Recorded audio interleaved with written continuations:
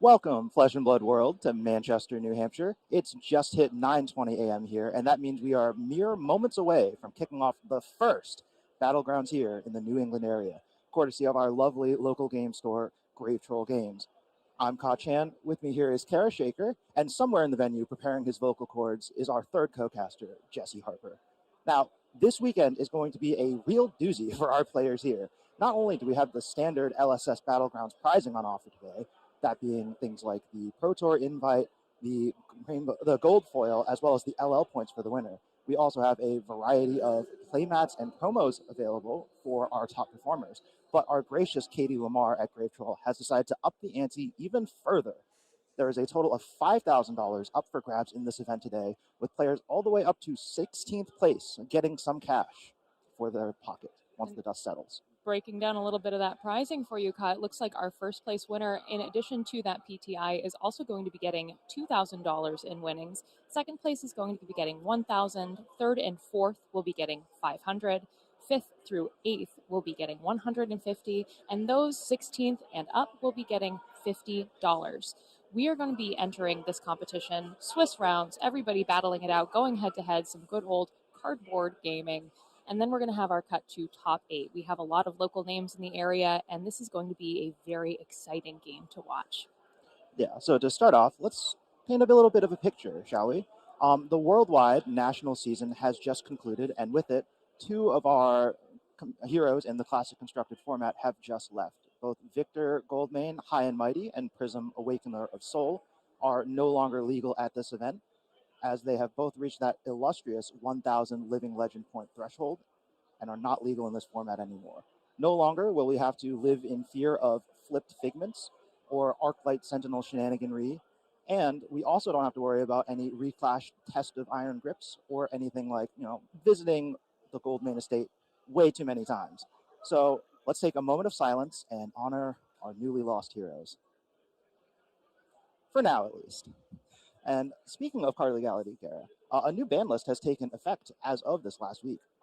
Some changes were made to offer more power to the new lightning heroes in Omens of the Third Age. We saw Blue Electromagnetic Somersault being unbanned, as well as Skyward Serenade, both of those probably meant for Ziggy and Aurora, respectively. How do you think that something like that is going to change what we might see today? I think it's really kind of taking the training wheels off of these heroes, especially since they are so new from our last release of Omens of the Third Age. We're going to see some very electrifying play, but I also am excited for what it's going to do for me as a Briar player in Silver Age. Yeah, so alongside that, we also saw Talk a Big Game, that card that was previously pre-banned before the release of Super Slam, unbanned as of this last ban list, and they're not willing to tell us what they were afraid of. Do you think that we might see somebody crack the puzzle? I believe in Shinjuku on stream just yesterday, we saw a Lyeth presenting a attack for 19. Do you think we might see some of that here today? I think our New England players, we have a very big habit of finding the things that they kind of don't want us to find. I remember it happening with the Zephyr Needle originally with Ira. I know my own husband, Jacob Shaker, has been really kind of going at the Betsy deck, trying to figure out, is there something they just don't want us to know? Unfortunately, wasn't able to crack that before today and is coming in as Marionette, which is a large part of our own meta, kind of mirroring what's happening in Shinjuku itself. Yeah, we'll see if any of those Guardians or Brutes in Wraith happen to do anything with that big game power. And last but certainly not least, a card that has been kind of the cornerstone of late game plans for heroes of all sorts since its release in Welcome to Wraith. Remembrance has finally taken the axe and is no longer playable in this format. What do you think that might do for some of these decks that we see? I know people have been talking about Jarl as a possible fatigue option. Do you think that Remembrance not being allowed will change that? I do. I think that removing Remembrance, it kind of causes the decks that you have fine-tuned thus far to lose a little bit more value in kind of your card choices because you're able to bring back those things that you've already played out. It's almost like, in my mind, taking what is it, the backup protocol from Dash so that she can't get her max fees back. It will have ripple effects kind of across a variety of heroes. But I am excited to see how everyone has kind of adjusted to the ban list and see exactly what they are planning on bringing for their A game today at this Battlegrounds. Yeah, unfortunately, we don't have the current hero breakdown at the Battlegrounds here. That might be within a round or two, but we do have the meta breakdown for the Calling Shinjuku, and it is an aggressive field out there. We're seeing the top performers being things like Syndra, Acilio, Arachne Marionette, Dash.io, all of these heroes that are known for lightning fast gameplay and just trying to race down their opponent as quick as possible. We'll see if that ends up being what the field today looks like, because I know that New England, as a location, generally enjoys its board state heroes, things like Prism, things like Gravy, Enigma, I think was another big one. So I wonder if we'll be seeing a lot of those kinds of heroes today, things like the Ziggy Starlights and the Jarl of Atreides, maybe even some Gravy Bones. I know that some of our notable local players, such as Will Perlman and Minoj, even like Tom Battaglia, I think made top 8 at nationals on gravy. So some of those players might be showing up on that today. Yeah, I'm excited to see. I know that we all kind of saw the rise to fame that Vincent has been having, especially kind of piloted the way that June Lexudis has been piloting her. It sounds like they might be getting ready to go, but I am very excited because it's either going to be, the board state that we're used to seeing, or it's going to be full aggro, not caring what the other person's doing, just punching, stabbing. It's flesh and blood, bloodshed everywhere. Blood will certainly be shed. I believe the announcers have just started the players' meeting. I'm not entirely sure. I heard somebody yelling very loudly. Yeah, we have. I will say something about this arena is it's a little bit echoey. So if you do hear a little bit of artifact, apologies for that. I am excited though because like I said, everybody in New England, we are lucky to be so close to each other. We are lucky to have so many tournaments where we see each other, we get to play against each other, and then culminating it all in a battlegrounds where today we actually have a lot of side events going on too. We have a Silver Age, we have a sealed Omens of the Third Age, we have another CC, followed by, I believe, another Silver Age event. And then tomorrow, if you are in the area, or if you would just like to tune back into another stream, we have an AGE event happening right here in Manchester, New Hampshire tomorrow on Sunday. Yeah, I believe that one is also starting bright and early at 9 a.m. or so. I will have to double check on that. Don't take my word for it. But there are, yeah, as Cara had said, there are a lot of side events being offered here at the DoubleTree by Hilton in Manchester, New Hampshire.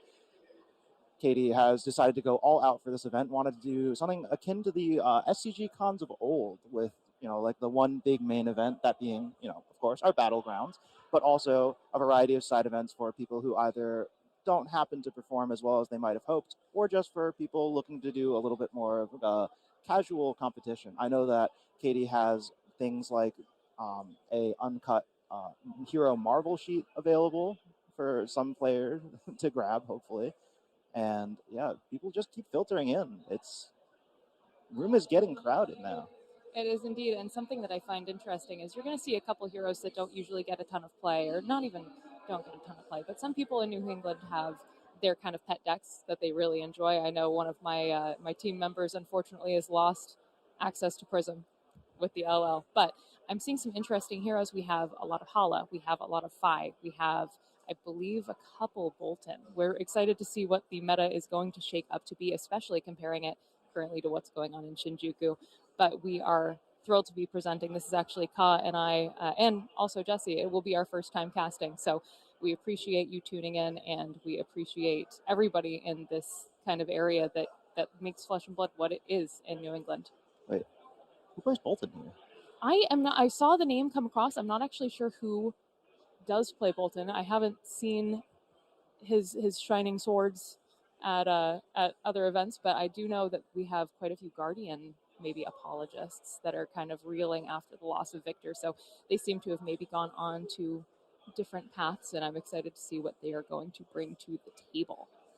Yeah, there are still quite a few Guardians available in the format. Things like Jarl Betrayed, the Ice Earth Elemental hero, Valda. I believe that there are some more announcements going on. I see people starting to take their places at tables. It is going to be a quick but also very long day. We have 100 players here, like I said, going into those Swiss rounds, and we're going to see who can hold on to that kind of beloved X and O. Yeah, well, looks like players are moving into their seats. So we are likely to be taking a short break here, but we will be back with round 1 of the Grave Troll Battlegrounds shortly.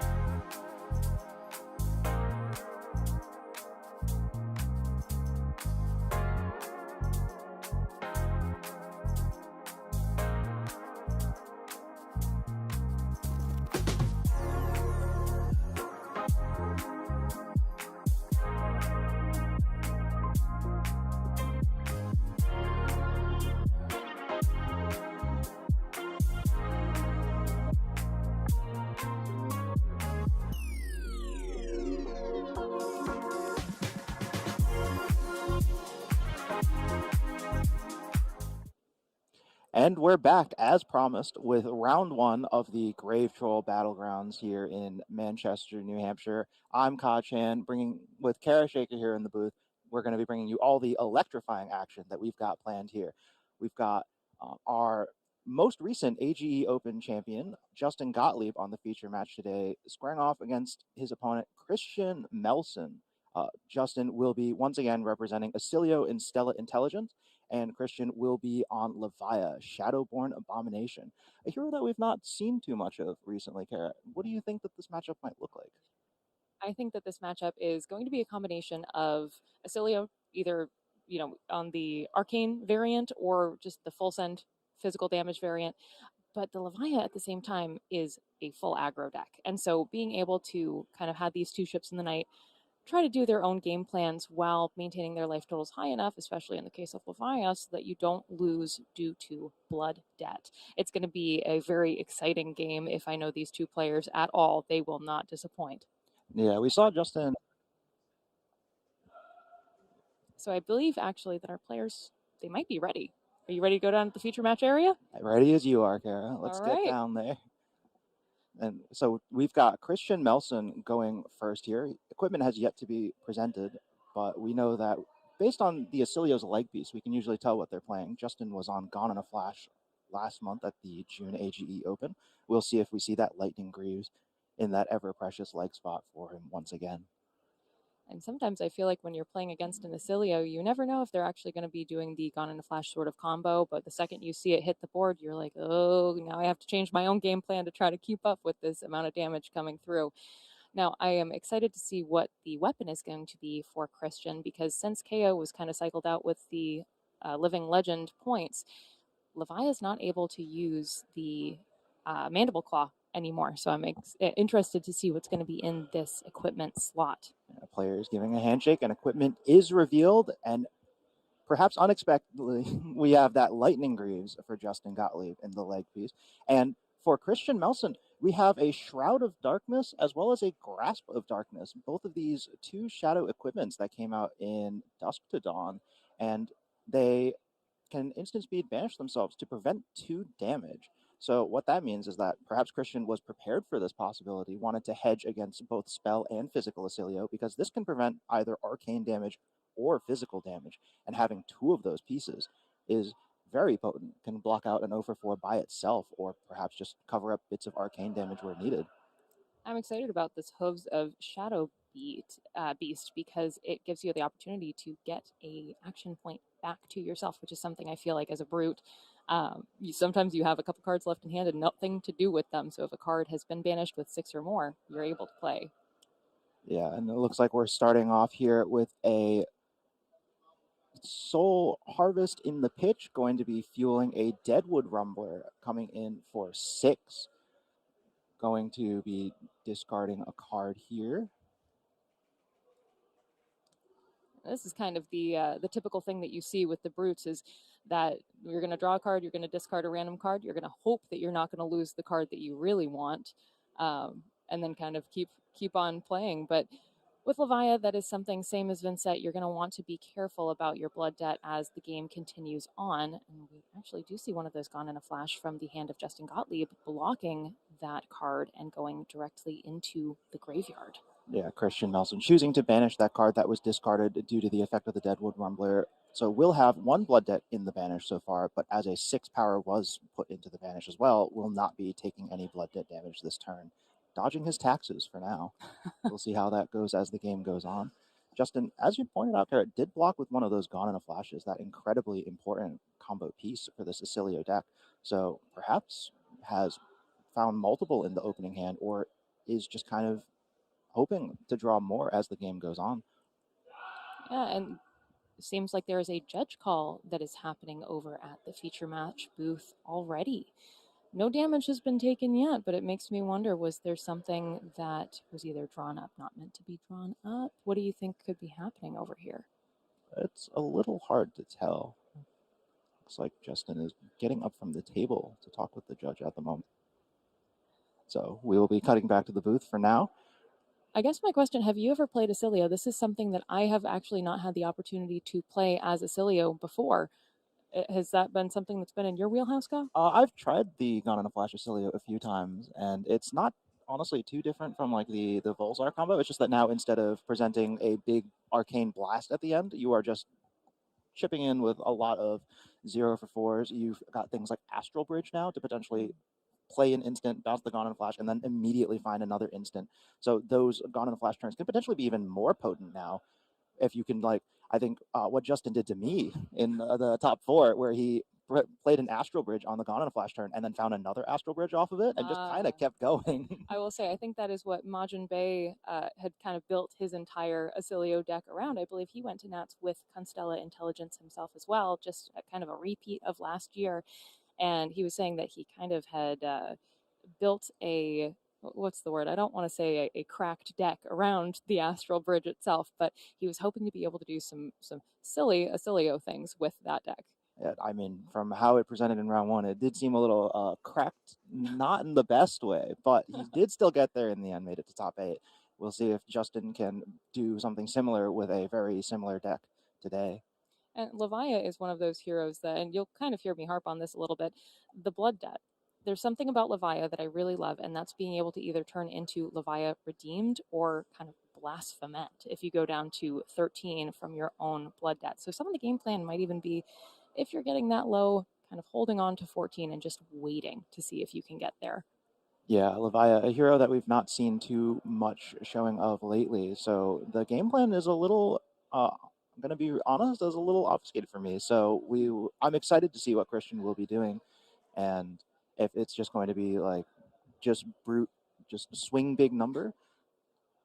And it does look like our judge call was settled, and we are returning back to the feature match area. Justin going to be leading off with another Gone in a Flash. So it seems like it did have 2 and no response from Christian, perhaps. This lightning press being played. I see. The lightning press was being played before the Gone in a Flash becomes an attack. That way Justin can get the +3, but not have to bounce the Gone in a Flash. So some astute timing windows from Justin Gottlieb here, really knowing his rules in order to make this attack for 7 come in. And it looks like Christian Nelson going to be putting that Hooves of the Shadow Beast, a Dread Screamer, as well as the chest piece in front. So going to be covering up 6 here, taking 1. Vols are going to be tapped, and a Constella Uplift is going to be played after damage is conferred. So going to bounce that Gone in a Flash back to the hand, and 2 arcane damage is going to be presented as the Volzar was tapped to amp 1. And I don't blame Christian here for sending out some of his equipment, because on these Gone in a Flash turns, you know that one of them's already in the graveyard. You're seeing the second one now. being able to maintain your life total on those turns when it very well could come in multiple times is exactly what you need to do to be able to stay in this sort of game. And maintaining it, he is currently at 37 against Justin 36. Acilio, a hero, starting at a bit of a life deficit just due to how powerful some of the cards that he has access to. Justin probably arsenaling that Gone in a Flash as we go over to Christian's turn. And now Christian already has one card in the banished zone with that blood debt. Looks like they are working on playing out their turn. Yeah, so that's going to be a Pound of Flesh resolve for Christian Melson right here. Each hero banishing a card from their hand, and each hero who didn't banish a card with 6 or more power this way loses 1 life. One of those new cards for Levia from Compendium of Wraith lets her turn off that blood debt effect by her hero ability for the turn, but also kind of a bit of disruption. And a hero like Acilio, where he doesn't have any, as far as I'm aware, any 6 power or greater attacks, is just going to lose a card from hand and take a damage. And we do see that second Endless Maw being put into the banished zone off of that, which would be if a card with 6 or more is banished this way, Endless Maw will gain 3 extra points of damage. So that's something that may be able to come to the table later, followed by a Wild Ride. Yeah, so Christian going to be drawing and discarding a random card, finds a Beast Within off the top. So what that means is that Christian is going to flip cards off the top of the deck until we hit a card with 6 or more power, and then that is going to be added to Christian's hand, but he is going to take some damage for it. Finds a Lead with Speed first, and then finds that 6 or greater attack, going down to 35 now, but is presenting 6 go again, and with 1 resource floating, might still have more in the tank after this one. Indeed, and we are seeing Justin is maybe considering whether or not to block at this point, because with life totals where they are, if he wants to kind of keep a hand to be able to send massive damage, and I believe, did he arsenal that Gone in a Flash? I would assume so. So likely waiting for his moment to be able to continue his turn and just send as much damage as possible. We know Acilio has a lot of those instants kind of in the, I want to say in his arsenal, but not quite, in his quiver, let's say. In his repertoire. Ready to be sent right back out. That 6 going to be taken, Justin. No blocks, down to 29 now, as we see a Graveling Growl being presented onto the combat chain. So it can only be played if a card with 6 or more power has been put into your banished zone this turn, which, due to both Pound of Flesh as well as Beast Within's effect, has occurred. So is going to be able to play this aggressively overrate card here. 1 cost, 6 power, just sending in big numbers at Justin. And a hero like Acilio, as you'd mentioned, with a lot of those instants, sometimes not very good at blocking. I've definitely drawn hands on Acilio where I block maybe 4 total. Mm-hmm. And when your opponent's presenting 12 total, can be a daunting proposition sometimes. Justin, once again, choosing no blocks here. And I will say on the side of Christian, because that Endless Maw entered the banished zone, Levi is not going to be taking any blood debt this turn. So maybe something that a lot of other heroes, when they're going against these brutes, just not being able to kind of count on the blood debt to kind of bring those life totals into a closer range. And Justin finding a yellow off of that Ravenous Rabble, so only going to be coming in for 3 go again, as opposed to the expected 4 if a red were to be found. And with that Flittering Charge having been banished from hand due to the Pound of Flesh, Justin's hand a little weaker perhaps than he might have hoped for. Does know about that Echo Flash on top now, so could perhaps look to discard an instant to draw it and make use of that.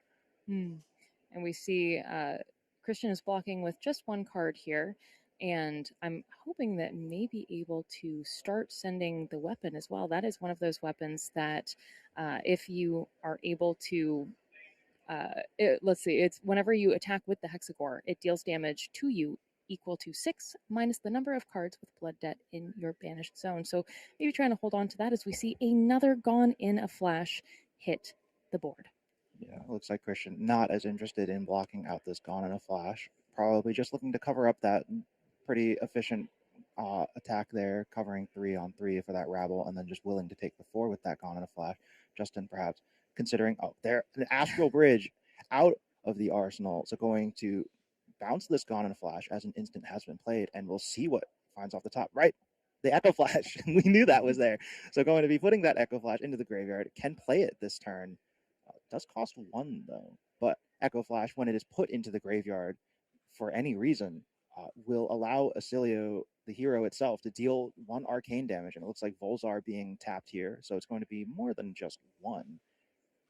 And even more than that, with Constella Uplift being played at instant speed as well, so going to be presenting 1 arcane damage off of that Starfall trigger, untapping that Volzar, and then the Echo Flash will be amped up, and Justin can still choose to tap that Volzar and amp it even further. And I will say, you were mentioning the one resource. Don't forget that Justin does have an old knockers waiting in the equipment zone, which, as an instant, you're able to destroy it and gain that resource, almost like a was it Heart and Cross Trap back in some other limited settings.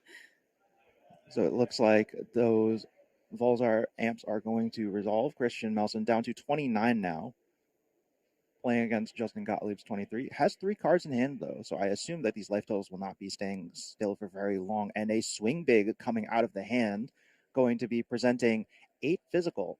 If it doesn't hit, the defending hero creates a quicken token when the combat chain closes, but for Acilio, is that necessary all the time, especially with all the instants that they're able to play. But 8 is a lot of damage to be coming down the board at Justin.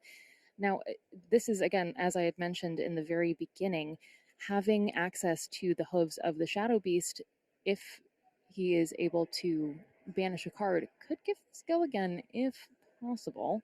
I believe that no cards have entered the Vanish Zone so far for Christian Melson, but we can see Acilio hero ability being activated, going to discard that Echo Flash from hand. So going to present 1 arcane damage yet again is Justin in response to this 8, perhaps hoping to find some blocking cards to put in front of this swing big. 8 is a pretty hefty amount of Justin's life total at this point, only at 23. That's more than just a little bit over a third of his remaining life. So might need to start thinking about putting some cards in front of these fearsome brute attacks.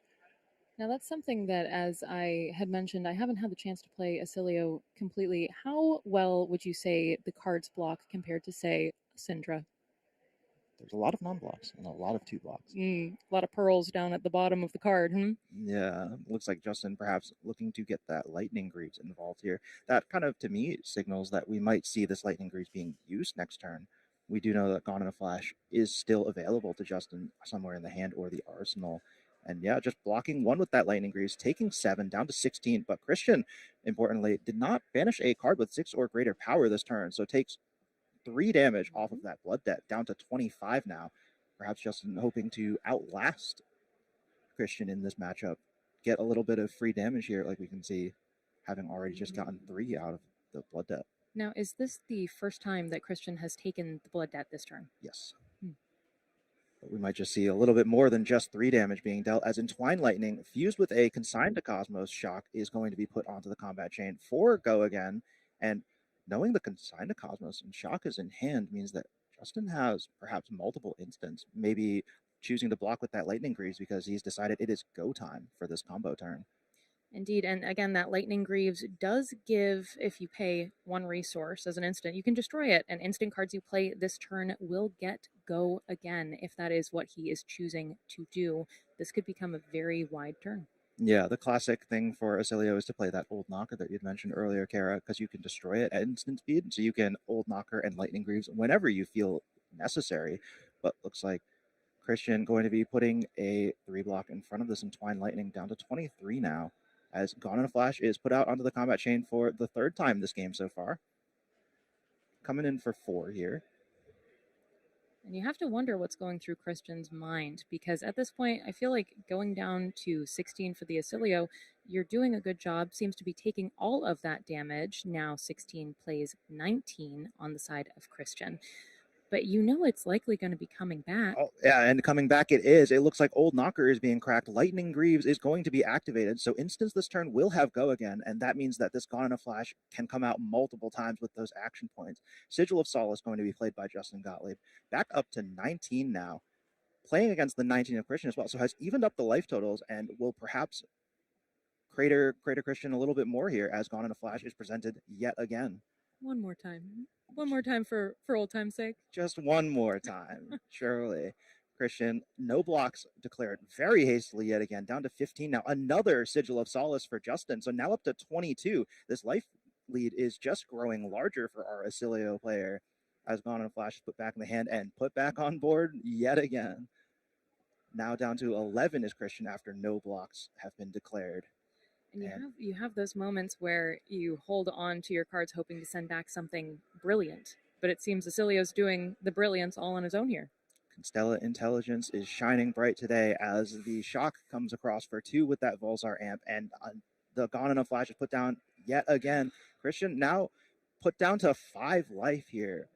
A very dangerous life total for multiple reasons. Not only does Christian have 3 blood debt in the banish, but also Acilio, a deck known for instant speed arcane damage. So we might just see this game end during Christian's own turn. I was going to say, all Justin really needs to do is kind of wait it out and see if he's going to be able to get no cards in hand for Christian and then send that arcane damage. I do feel like we're entering, if not the last, then the second to last possible turn. That was a 14 life total loss turn for the Acilio player, Justin Gottlieb. Yeah, we'll have to see Christian doing some big things here with that wild ride coming in for 6. Justin declaring no blocks almost immediately.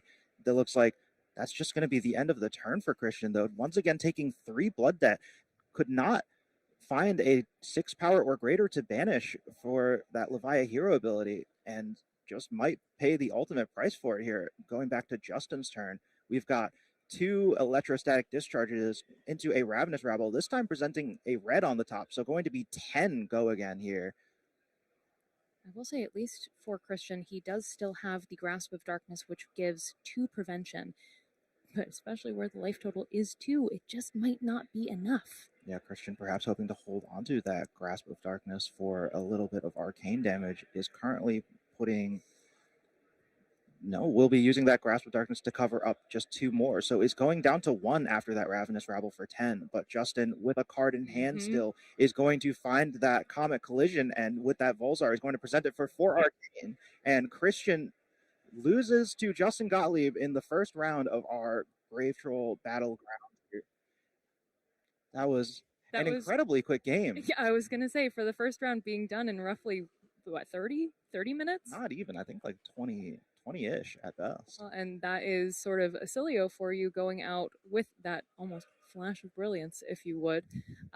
Very electrifying game to have watched, especially that Gone in a Flash turn. Being able to get that back so many times, put it in the arsenal, kind of reserve it for later. That is part of being a good Acilio player, is knowing when to hold them, knowing when to fold them. Yeah, right back out on that table again and again. The Sigil of Solaces did come in pretty handy for Justin, gaining 6 life, as well as presenting that Gone in a Flash just all the more often. Those Astral Bridges lining up with that Echo Flash was also quite fortunate for him. Just finding a lot of little bits of chip damage here and there. 4 physical, blocked by 3, still taking 1, and then like all those little chips of arcane damage alongside that blood debt. Just Christian not able to find those 6s to banish quick enough, unfortunately. And I feel like at the very end there, that going from 5 to 2 off of your own life debt really was the last nail in the coffin, being able to allow that. You saw Acilio and Volzar get tapped, and then the fist bump just came right across the table, because there's nothing more that you can do at that point. Yeah, without that Shroud of Darkness or the Grasp of Darkness, that arcane damage was almost effectively unblockable for our Leviah player there at the end. So it was not... We saw that fist bump ended pretty quickly afterward.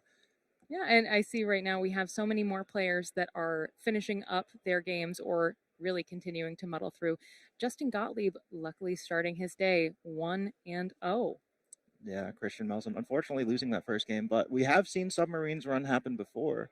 So we just might see that happen for our Leviah Shadowborn Abomination player. And yeah, like you mentioned, Cara, a lot of people already kind of mulling around a little bit. So maybe the field is quite aggressive today. Yeah, and that's one of my favorite things about the more aggressive games, especially when I was playing, let's say, Dash.io. Being able to send very big damage, especially just like Christian in that last turn, trying to hold on to the hand as best as you can, hoping maybe if I hold on, I don't have to block as much damage, I can send something big the next turn. That, especially into an Acilio, into a Dash, into more of these aggro decks, can be that kind of final straw that closes out the game for you within a turn or 2. Yeah, and we saw that happen pretty quickly.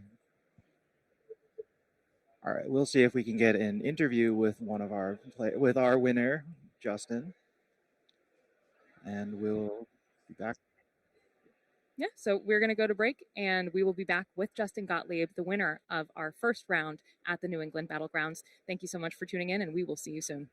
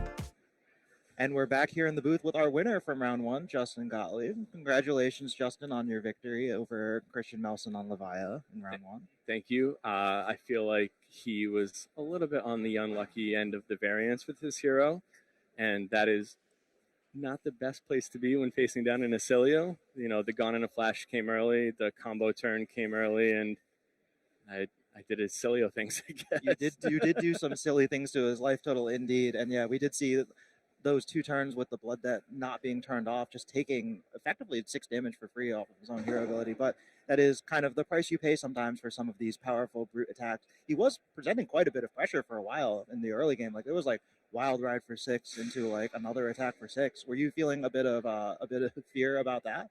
I was. When there was another attack that came off the Beast Within, I was like, okay, great. Like, just one attack. This turn's going to end. And then I'm like, oh, wait, I'm getting attacked again. Like, that's not good. Like, yeah, you know, things can go very quickly where, you know, they chain a couple turns together. And before I know it, my life total is at a threatened and precarious situation. I do think, you know, one of the big changes I've made since the AGE event was I changed my equipment suite. So I added the Stonewall gauntlets, and I think that would have been a situation where, you know, if I faced down a Blood Rush Bellows, I could have done some work with that, gotten 2 value out of it. You know, obviously Balance of Justice, very good in that matchup, and there's a lot of draw discard stuff going on. So, you know, I had some play to it. I did bring in my Fate for Scenes as well, cut the second strikes just in case. You know, that's a card that can very easily kind of brick a turn for you. So I wanted to give myself the best chance to just be able to do the thing consistently and have a little bit of defense if we came down to a racing situation. But I think all in all, that's about, you know, as good of a good of a start as I could have hoped for this tournament. You know, I walked in the door 6 minutes before the round paired. You know, it was a long drive over from New York, and, you know, I had to, you know, stop and go to the bathroom like always, because I can never make it very far on a road trip. So got myself on the verge of being late and walked in just in time to start the event and sat right down and got right to it. Yeah, going from long distance running to a bit of a sprint there, huh? Not what I'm known for. Not exactly known for being fast. I prefer to, go far rather than fast. But, here we are, 6 rounds to go still. You always want to win round one, right? Like that's always the hope in any event. Winning round one is the most important one. From there, you settle in, you just kind of do the thing and hope, your deck doesn't betray you at some point throughout the day and give yourself the best chance. Yeah, we saw your deck really get aligned with you there. That turn with the Astral Bridge. I had flashbacks of it to our top 4 game that we played at the AGE June Open, where you Astral Bridged into an Astral Bridge. But I guess Astral Bridge into Echo Flash is also pretty good, huh? It's pretty good. And then I got to do the trick that I just recently learned about, stacking all of the triggers with the Volsar and be able to actually get it to do 3 damage as well too. That was a new line I honestly just learned this week in testing. I knew that there was a lot of, Acilio is tough. There's so many tricky timing windows and stuff like that. You saw I had to call a judge on the first turn of the game.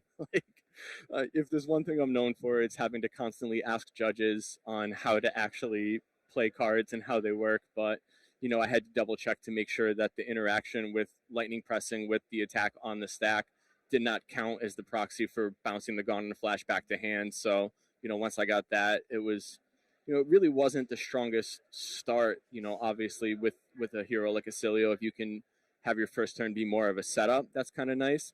I do feel like I kind of got bailed out getting to go second. My first hand was not particularly good, and getting to block with 2 cards was really nice and cycle those. So, obviously not a hero known for its blocking capabilities, but I happen to have 6 block worth of value in my hand, and I figured that what better time than then to use it. Yeah, you gotta really take those blocks when you can. Sometimes cards just don't quite line up. Yeah, that first judge call, we were we were wondering what could have happened. We were thinking like maybe players like messed up like something with the draws or something, but no. And then like you come back and then Gone in a Flash with the lightning press. I'm like, oh, we're just playing the lightning press before the Gone in a Flash is an attack, so it doesn't get bounced. Yeah, one of those tricky timing windows things, but complicated game. That's why we have judges. That's why they're here. I don't think we could run these events without the incredible judge staff that is available for all of them. So big shout out to them. Always having the answers when you need them, making sure the game is being played properly, and really respect the work they do. Yeah, we've got a lot of them walking around today in their pink judge staff shirts with that Grave Troll logo emblazoned on it. Yeah, looks good. It's easy to see too. The pink stands out amongst the crowd, so it's yeah, nice. it is quite nice. Not quite the Bumblebee vibes of like the official judge shirts, but we make do out here in New England. Absolutely, things are always a little different in the Northeast, right? Yeah. So Justin, as part of the entry for the tournament today, players received tournament packs. We did. Got one right here. I am known for always opening yellows in these, so do you think maybe we could try to break that curse here and see what we get? I believe. I don't know. Just make sure you show it to the camera as well. Oh, look at that. We actually broke the curse of the all yellows. We got a red T-bone. Oh, wow. I immediately have to go find Connor, because Connor is the dasher, so. Yeah, there's no end to the mech players in the room here who might be willing to snag that off of you. For sure. And that's a matchup, honestly, I haven't even truly had a chance to test it, but something tells me I need to dodge that one because they're fast. It is good old-fashioned classic Flesh and Blood, both heroes at 36 life, just the way it's supposed to be. But I don't know. Something tells me those boom grenades give them a little bit of an edge in that one. So we'll see what happens. Like I said, still 6 rounds to play here. Long day ahead of us, but good start. Happy to be here playing. Happy to, be amongst friends in beautiful New Hampshire, and, looking forward to the rest of the day for sure. Yeah, speaking of Dash.io, we did see a pretty good amount of Dash.io representation over in Shinjuku at the calling. Yeah. The field over there is looking pretty aggressive. Things like Syndra, Acilio at the top, with like Marionette and Dash.io trailing not too far behind. Do you think that the room today is going to be pretty representative of that? See, I don't know, because the Northeast is always kind of known for doing its own thing, right? Like, you never really know what you're going to get when you walk into a tournament in the Northeast. There's so many players, especially in this area, there's a lot of players who really have strong preferences for hero types and classes, and they really try to stay within those bounds. Not Present Company here is a pretty huge example of that, being known as a diehard assassin player.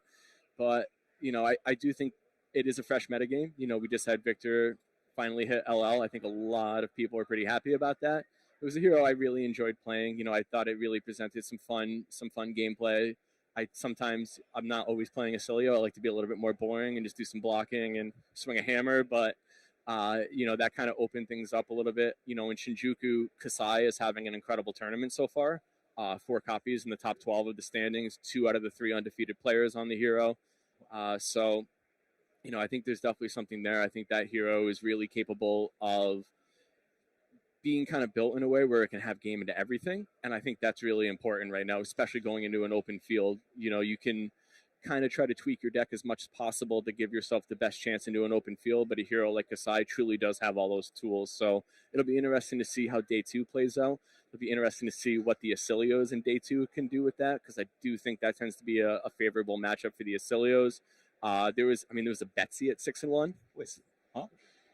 6-1 Betsy over in Shinjuku. So, a lot of crazy things over there. A couple of Jarls in the top 16. So it's a new metagame. Get out there and build some decks and try some things out. And, you never know what can happen here, especially in the first week. Pro Tour next week, I think it's going to be very interesting to see what a lot of the top players come up with and what they wind up doing next week.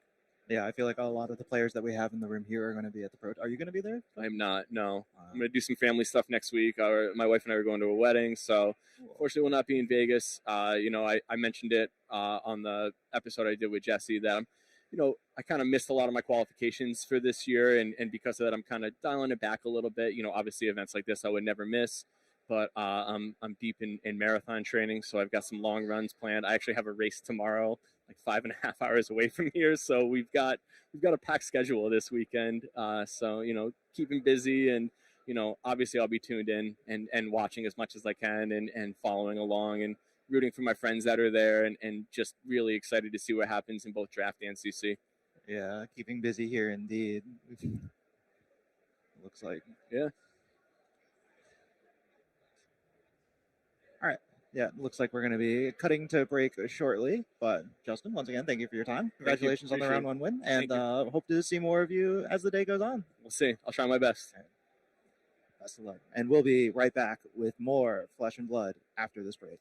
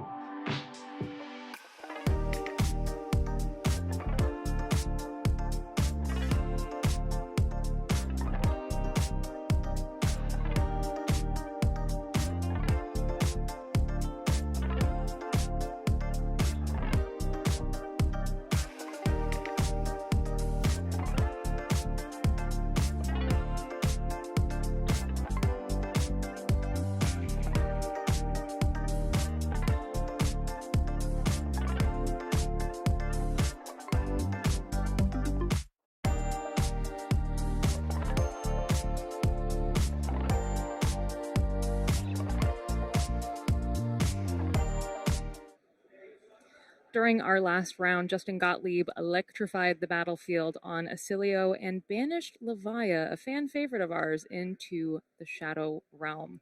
We come back to you now with Noah Bagelman bringing the ice with Jarl, and we have another one of our local players, Jesse Bowman, who will be presenting Kasai of the Golden Sands. Now, this is going to be an interesting matchup. What are you thinking the kind of aim of both of these heroes is going to be? I think it's kind of interesting because Kasai can bring it into a long game and can overwhelm Jarl's defenses. But there's also that aspect of the game where Jarl has so much dominate and on hit effects and disruption that we might not even get to that longer game state, that second cycle. So it really depends on how Noah has built the deck and if he's really leaning into those like high value, high power attacks, or if he's leaning into more of a defensive fatigue style Jarl build.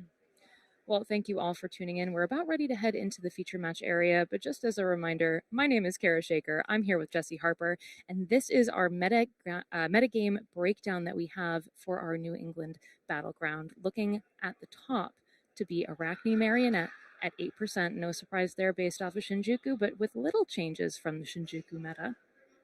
Yeah, I do want to draw attention to the fact that Marionette coming in the top of the standings, and in Shinjuku we saw Syndra. We saw a lot of these aggro decks kind of rise to the top, but here in New England we're really looking at Dio and Phi being the standout decks, and only 2 Syndra in the room, while the remainder of the top played heroes are Kasai, Gravy, and Jarl.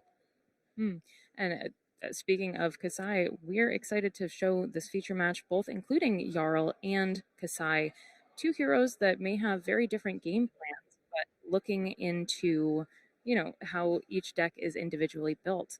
Now, I do believe that we are just about ready to move into this feature match area. I'm sure it's going to be a big one. We know Noah Bagelman is a very well-known name over here, and Jesse Bowman, I think you know him a little bit better than I do.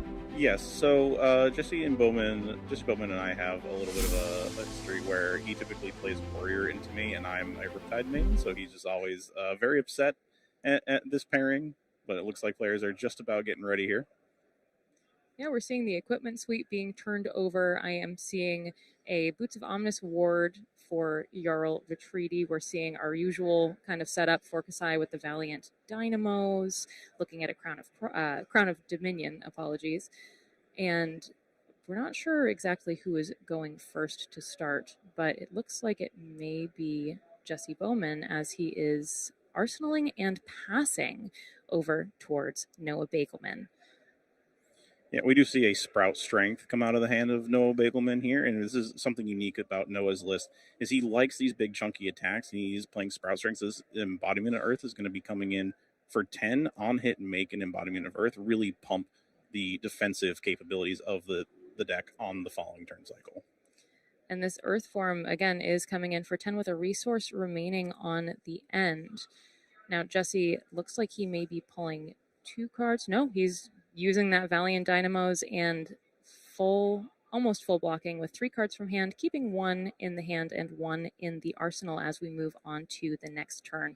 Now that will be something for Jesse. He's going to want to, as Kasai usually wants to do, swing both of those swords twice to be able to get that counter back off. Yeah, I think this is a really good block here from Jesse. He really wants to deny the Embodiment of Earth, really pressure the Jarl anytime he does get to swing both weapons. If the game does go long, each of these weapon swings is going to effectively create cards in deck for every card that Noah gives him. And we do see an Unsheathed hitting the table, followed by a Centauri Saber. That Unsheathed is going to give +3 to the next sword attack. And since it's almost greater than twice its base, unfortunately, no, it is going to give it go again. We do see a Shelter of the Storm come out from Noah, so indicating that he does have some number of defense reactions, so maybe it is a very value-oriented style, like we were alluding to earlier, and then followed up with the Hot Streak from Jesse Bowman. He's creating a gold ready to go and a vigor as well for the next turn that would give him that resource that he may need to get either one or the other sword swinging. Moving back to Noah Bagelman with life totals remaining exactly as they were. 40 plays 40. A second counter on his Fiendel's Spring Tunic. And looks like a little talk off of the side, but he will be sending in believe it's Imposing Visage. So he's going to tutor one of those high impact auras that are in the deck. So I'd be looking to get something on board, put a -1 counter on one of these important defensive pieces from Jesse, so that later in the game he can blow it up and open up that armor slot so he can start making use of the Jarl hero ability.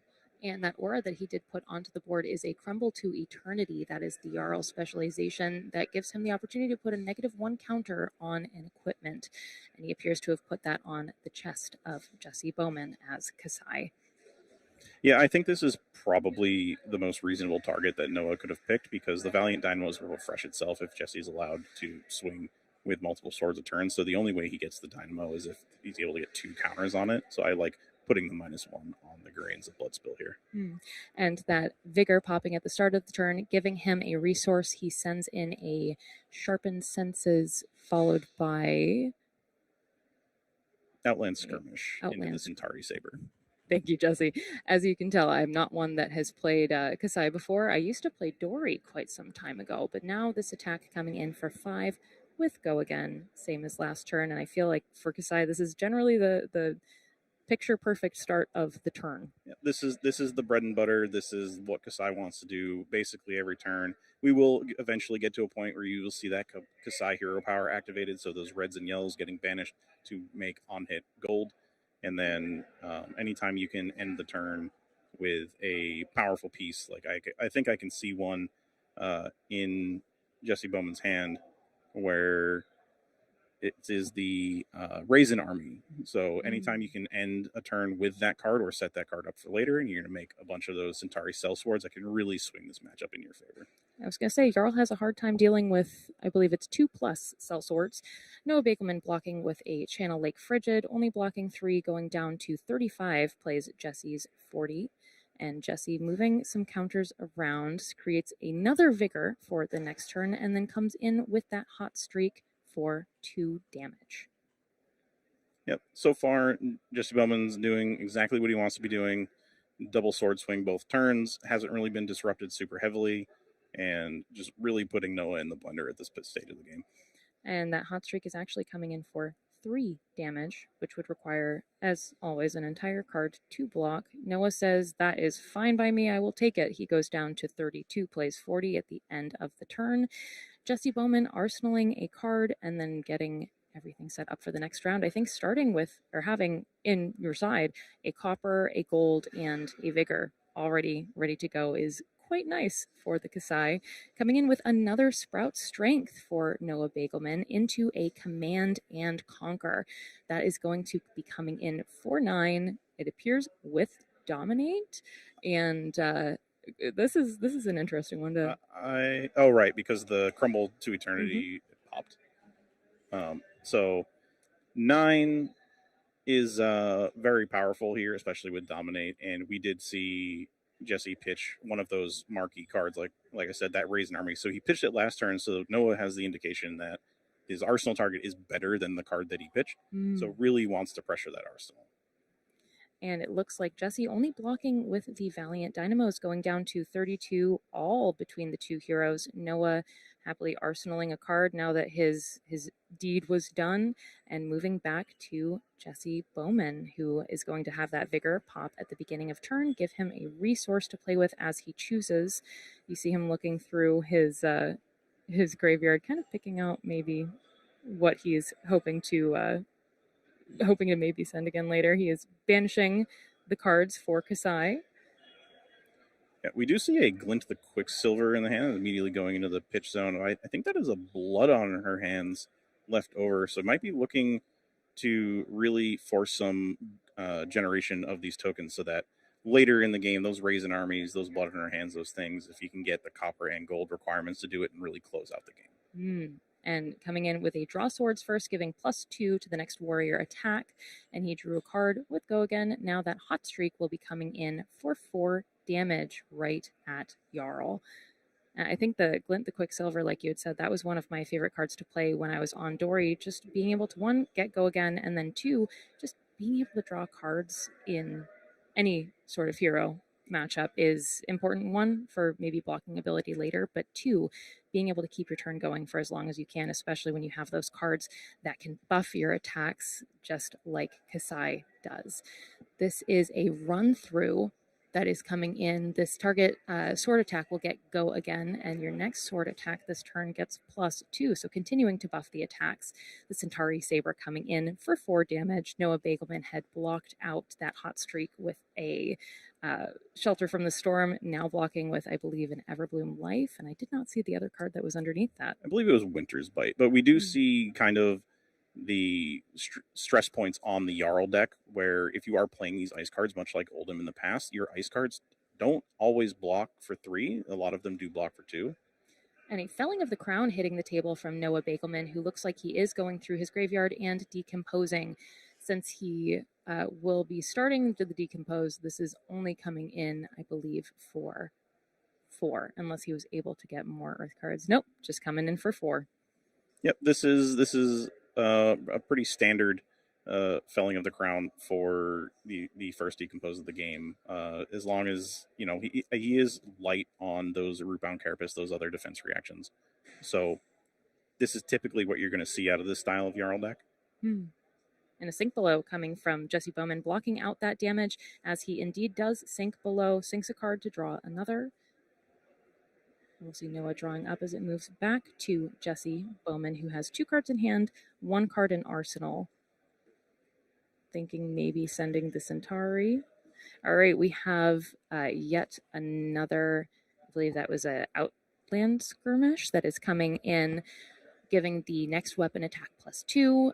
If this weapon attack does hit, it will create a copper. This is now coming in for 5 with the Centauri Saber. Yeah, this is a non-hit that Noah's very incentivized to block out. That copper generation is going to pay dividends for Jesse the later and later it gets, and the closer he gets to those Blood on Her Hands combo turns, these copper tokens are going to be very important. And if you can stop these, it's very important to stop these for the long game. Now, when it comes to Kasai, are you thinking that the earlier that she is able to get these Centauri Cell Swords onto the board, the better for her? Is that something that's saved more for the late game? The Cell Swords provide a lot of value pretty much whenever they come on the board, because if the Jarl player doesn't have go again, like E-Strikes, Rouse the Ancients, things like that, every time you decide to kill an ally, it is worth your action point, and that can be a lot of value and a lot of tempo swing across the game. And Noah Bagelman coming back with a Titan's Fist. This is going to be coming in for 4 damage. And let's see what he pitched for that. No, it seems like it will not get -1. So we're happy there. Jesse Bowman blocking that out with a Shelter from the Storm. Both heroes playing these D-reacts quite well and quite when they seem to need them. Yeah, both of these heroes are pretty much numbers decked at this point. So we do see the Slice and Dice and the Trot Along come out from the side of Jesse Bowman into the Centauri Saber pitching the blue hit. Yeah, this is something that I do love about the Warriors is being able to, one, kind of buff your card on the front end, and then if you're able to buff your card on the back end as well, or even buff your next sword. But right now, coming in for 3, giving that go again that Kasai so dearly craves. Noah seems to be blocking that out fully. Current life totals remaining 32, plays 32, so we haven't seen much movement in the last few turns. Jesse may be hoping to pressure that a little bit by sending in the Hot Streak, which is coming in for 5 damage. Yeah, another bread and butter turn for Kasai. Going to be able to set the Sink Below in the arsenal for Jesse Bowman, follow up any offensive output that Noah might have. I do kind of want to draw attention to the first card that Noah blocked with on the chain, which is the Terra Sunder. Those cards get infinitely better the longer the game goes, and the lower Jesse's life total goes, the more and more that Dominate is going to matter. Okay, and we see a Vigor being created for Jesse. As you had mentioned, arsenaling that Sink Below as Noah had sent out his own Sink Below, but now he sends out to the battlefield another Command and Conquer, this one just for a plain 6 damage, hoping to maybe threaten that arsenal one more time. And notably also representing Pummel, something that Guardian is known for. We do see the Tunic counter on 3 and the 1 resource floating. If this is Pummel, Jesse Bowman is going to lose that Sink Below that we saw set into the arsenal. But hand doesn't really look like it's going to be able to block 10 and still be able to swing those swords efficiently.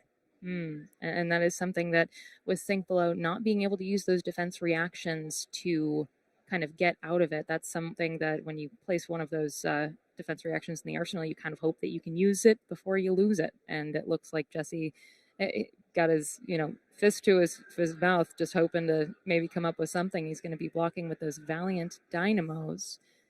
Maybe not. He's thinking about it, keeping his hand on the card. I think he's really considering the pummel option. He doesn't know if Noah has any pummels in the deck. And in this spot, a pummel could really blow you out. And if you're willing to keep your whole hand, and there it is, pummel. Indeed. That will be bringing that up to 10. And on hit, he is going to be discarding a card. Yep. So not only losing one from the arsenal, but also losing one from hand. Life totals changing quite a bit this turn. Now down to 23 goes Jesse Bowman. Staying comfortable at 31 is Noah Bagelman as we go back to Noah for... we go to Jesse for his turn. Yeah, this is one of the few things that Jarl can do to gain a tempo advantage in this matchup. Anytime you can pair CNC and pummel together, it's a very high priority combination. And a Spoils of War coming onto the table. This is one of those cards that will still buff from the front, giving +2 for the next weapon attack, as well as go again. And then whenever a weapon you attack with hits this turn, you're going to be creating 2 copper tokens, which is exactly what Kasai wants to be seeing. And this is a really important sequence for Jesse, leading with the hot streak. Wants to force Noah into blocking with an attack action to give his sword go again for free, now that he has put this copper on hit on it. And Noah, knowing how much those coppers matter when those blood on her hands come back up, he's very priced into blocking this, and he's going to maybe, if he can, try to put a non-attack action and maybe some armor in front of it, is what I would be looking to do in this situation. So that combination between the spoils and the slice and dice that he played afterwards, that's going to make sure that this first hot streak is going to come in and gain 1. But then the second time that you attack with a weapon, it's going to gain 2. And so he is kind of insulating himself against blocks from Noah, hoping to maybe chip down that life total just a little bit, chip through the ice if he can. Yep. We do see the follow-up with the Centauri Saber. Now, notably, this one, if blocked with an attack action, is going to get +1 to the end of turn. So seeing an attack action committed on the hot streak might just mean Noah's hand is just full of attacks. And then Noah also blocking with that Crown of Providence, allowing him to, put a card from his arsenal or from his hand on the bottom of his deck and draw, maybe just hoping to keep those life totals up right now. Do you think that was an appropriate time to use that, or is that something you would maybe reserve towards endgame? I think he has to keep the pacing of this game. So being able to consistently attack with these big high impact cards like Felling the Crown, going to be able to decompose and come in for 8, is going to threaten Jesse's hand. He's automatically going to lose 1 card here. And then the typical heuristic that most players have built over through playing Felling of the Crown through the Verdance and Florian meta is that when Felling comes out, you just block all the damage and you go next and you move on. So we'll see what Jesse decides to do with this, knowing that he's not going to be able to swing those swords and is really starting to bleed out over the course of this game. Indeed. And like you had said before, when he had put that Terra Sunder into a block, we see another Terra Sunder going into the pitch zone to pay for this Felling of the Crown, possibly hoping to, should this game go to a second cycle, have that ready for him. The Felling of the Crown now coming in for 8, blocking with Valiant Dynamos and a Shelter from the Storm is Jesse Bowman. Life totals dropping down to 20, plays 31. Like you said, Jesse, it really is leaking damage. It's not so much those big attacks that you are used to seeing someone drop maybe 8 points of life value in one turn. It's just little chips throughout this entire game. We have a hot streak now coming to the table for 2 damage with 1 card remaining in the hand of Jesse Bowman, as Noah kind of looks through his own graveyard, maybe hoping to figure out either how many other types of cards he has in his deck, what may be kind of approaching, or counting those earth cards, hoping to maybe decompose again. We're going to see a big punish here from Noah, as he has drawn 3 defense reactions. So he is going to be able to stop this Blood Follows Blade and prevent anything else that comes after. And the Blood Follows Blade is one of those Kasai specializations, giving this sword go again. And then when it hits, creating a Centauri Cell sword. And so kind of starting to, have more options is Jesse Bowman. Yes, I think Jesse is ultimately going to be rewarded on this turn cycle because Noah did draw all those defense reactions. He's going to maybe buy a little bit of space. Noah will probably pitch a blue, swing the hammer, but the hammer, while it does bring your life total down, and it's not something you necessarily want to be blocking all the time, it is going to start getting that chip damage in. But Jesse now will be able to find the room to maybe convert some of those bigger 4-card hands. And on Jesse's side, we did see a Kasai activation, hoping to get a gold, maybe building up and insulating for a further turn. But Noah now coming in with a Titan's Fist for just 4 clean damage. That's something I do like from the Guardians, is even when you don't have, the best hand, you're still able to kind of mitigate that by always being able to swing back with your weapon. Yes. We do see a Shelter from the Storm drawn up from Jesse. This is a nice clean block on the Titan's Fist, but we have seen players kind of take lines where I'm going to take the Titan's Fist now so I can set the Shelter later so I can maybe block some of those more large, more impactful Guardian on hits. Looks like Jesse Bowman considering maybe sending it, maybe not. He may follow in your name as well, Jesse, and keep that for a later turn. Noah looking very comfortable from the player cam, while Jesse is contemplative, I believe. Yeah, Noah likes to do this thing whenever we play. When he's in the zone, he just kind of looks down, looks at the board, is always recalculating, always looking at what's going on the table and saying, okay, did I make the thing? All right, this is what I expected. Now we're going to Arsenal and move on. And that Shelter from the Storm indeed coming to the table to block out that Titan's Fist. Moving back towards Jesse's turn, we see a pitch with the gold, maybe hoping to draw a card. Yes, 1 resource remaining in the pitch zone. Possibly sending in the Centauri Saber. No, maybe the Hot Streak. I believe Jesse just got hit with the Talishar bug where he popped a gold with the Blade Runner and then drew another copy of Blade Runner. Indeed, that is always fun when that happens. At least on Talishar, you can kind of, laugh among friends. But when it's actually in a stream match, you're like, I kind of hope for something a little bit better. But this Hot Streak coming in 4-2, and we're hoping that he does have a go again enabler after. Well, no, he has the Blade Runner, but hoping to maybe have something that'll chip it up a little bit higher. You see a Unforgiving come out from the hand of Noah. This is a unique card. A lot of Jarl players have been cutting this card. It is a 4-block, and it does allow you to tutor a Mangle if your opponent has a -1 counter on one of their equipment. But it is largely not seeing a ton of play in most of the Jarl decks, as they have leaned towards that more fatigue. But as we see from Noah, he does go and search that Mangle for the banish. So guaranteeing that he does have some action on his following turn. And being able to have that Mangle next turn, that is an 8 damage card. It's cost 4, so he's going to have to hold on to some of his cards. But we see that Blade Runner coming in. We see a Blade Flurry as well, which will give that Hot Streak +2, and then off of the Blade Runner and the Blade Flurry together, should he send the Centauri, that is going to give it a +5. Yeah, Noah recalculating once again. We do know that he has the defense reaction in the arsenal. He did draw 3 on his prior turn cycle. So just making sure, checking yard, making sure he has all the T's crossed and all the I's dotted for his following turn. Should that Centauri be coming in for 7 as opposed to 5 because of the Blade Flurry and the Blade Runner? It depends on the color of the Blade Runner. Oh, that is true. Anyways, coming in for 5. Yes. This is why I originally went to school for English and not mathematics. We have another Channel Lake Frigid coming out of the hand of Noah Bagelman to block this Centauri Sellsword, or Centauri Saber. Jesse wishes it was a Sellsword. But now life totals are 20, plays 29. Noah pitching, activating his arm piece, and sending out that Mangle, which is coming in for 10 now. Yes, this was important for Noah to hold cards because the activation of this card while pitching Earth is going to give +2. If he was able to pitch Ice, it would gain Dominate. But coming in for 10 and then threatening the on-hit on the grains is very, very important here. If Jesse's not able to full block this out, which it looks like he's going to, he could blow up at the chest. And now Jesse putting that counter on those Valiant Dynamos. 1 card remaining in hand as the turn is passed back to him. 1 card in arsenal.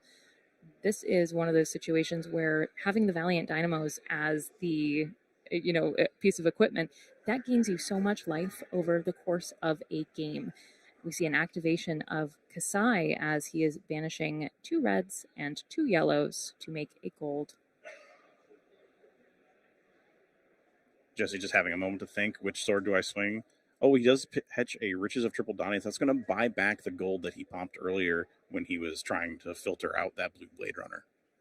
And that is one of those cards that, especially a little later in the game, if you have that in your kind of pitch stack ready to go, that can be very useful for your Centauri cell swords, just making sure that you have a little bit of wiggle room in an endgame state. Now the hot streak coming in for 2 at Noah, who is really considering that arsenal to send that as a defense. Interesting to see him full commit the Sink Below here on the 2-power, maybe just expecting a pump over the top, or just really wants to convert a card in the hand, not liking what he sees. If I'm not mistaken, I did see a Pummel and a Plow Under drawn up, so maybe just doesn't want to have that Sink Below stuck there for when he decomposes the Plow Under. And a Glint the Quicksilver. Unfortunately, because that card came from Arsenal for Noah, he is not going to be able to use the reprise effect of gaining a card, but he is able to give it Go Again, to which he uses his Centauri Saber to come in for another 2 damage. At least for Noah, knowing that this one is certainly just 2, as there are no more cards in hand for Jesse and no more cards in the arsenal. Absolutely. The only time I think this gets blocked out is if Noah just wants to convert cards, save the life, has a card that isn't playable with the turn sequence that he wants. So we do see that here, and then I would imagine that the Plow Under is going to come out, decompose, and then we'll see a Tunic into a Pummel. That is not anything that anybody wants to be going up against. You are correct. That is a Plow Under coming to the table. I believe Noah has the ability to decompose with all of the cards that he does have. This is coming in for 6 at Jesse, who is remaining at 20. And again, as I mentioned earlier, they're doing a good job once they hit 1 life total, kind of holding on to that with, all the strength that their hands can muster. 20 plays 29.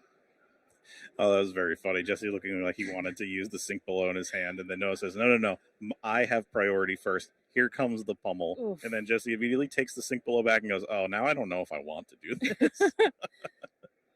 So luckily, at least for Jesse, well, not luckily, I guess, it is only half of his life total right now. He has the Valiant Dynamos. He has the Sink Below, possibly considering taking it back. Nope. On the board and ready to go. He is sinking a card, and hopefully he is drawing something that will make him happy. That the Plow Under coming in for 10, that is one of those cards that I think that Noah, with his deck thus far, has really been able to do a lot of damage with those pummels. Every attack that he's used them on, the Command and Conquer, and now this Plow Under has brought them right up to 10. Yeah, Noah pretty much in a commanding life total lead at this point. I think the plan is save life where I can, play whack-a-mole otherwise, and just try to beat down Kasai even through those Valiant Dynamos. And we have a Draw Swords played by Jesse, which is going right into that hot streak, bringing that up to 5 and allowing him to draw a card, which after, trying to block and trying to muddle through that last turn from Noah, which he did, I think, quite admirably. Life total is currently 15, plays 29, where previously it was 20. Getting that extra card is kind of the little extra oomph that he's going to need to maybe send back some damage, hopefully hoping to get those cards that will allow him to set up his Centauri Sellswords. Absolutely. I'm interested in the number of Draw Swords in this deck. Draw Swords has been one of those really contentious cards in Kasai, depending on who you talk to. I know our head judge for the event, Quinn, does not like this card, but we have other Kasai players in the room like Quinn Wonku, Joe Kaiser, members of the Wolfpack that are really enjoying this card in their Kasai builds. And Noah swinging old reliable, coming back with that Titan's Fist for 4 clean damage. Clean we expect. Yeah, and this is the part of the game where your life total is starting to get lower and lower, and this 4 damage proposition just becomes harder and harder and harder to just ignore and keep all of your cards, because eventually you will have to start blocking this the lower and lower you get. That is one of those propositions I feel like we kind of feel a little harder sometimes against ninjas, for example, with the, let's say, harmonized Kodachis. Anything coming in for one that you have to start wondering, do I have to send an entire card to try to block this out when I really need them all to start sending back any bit of damage? Absolutely. And instead of Kodachi Lock, I think Noah's trying to put him into Hammerlock. Hammerlock. Jesse now looking through his own graveyard, trying to maybe guesstimate how many. I don't know if it's the draw swords he may have left. I think we've seen 2 of them come to the table. Currently, we have a sharpened senses as well as an outland skirmish. So he is going to be working on just buffing up as best he can. That outland skirmish giving +2, as well as the text next time the weapon attack hits, create a copper, and sharpened senses giving +1 for the sword. Centauri Saber coming in now for 6 with Go Again. Yeah, I think Noah might be considering, with only 1 resource floating and having blocked with the draw swords on the previous turn, we might see the Stalagmite come in and really prevent the second sword swing and try to convert cards otherwise. Not knowing what the arsenal is, it could be an attack react. It could twofold not only stop the sword swing, but stop the attack reaction. And we are going to see that Stalagmite committed here. And he is creating a frostbite, which completely changes the idea of what Jesse might be able to do.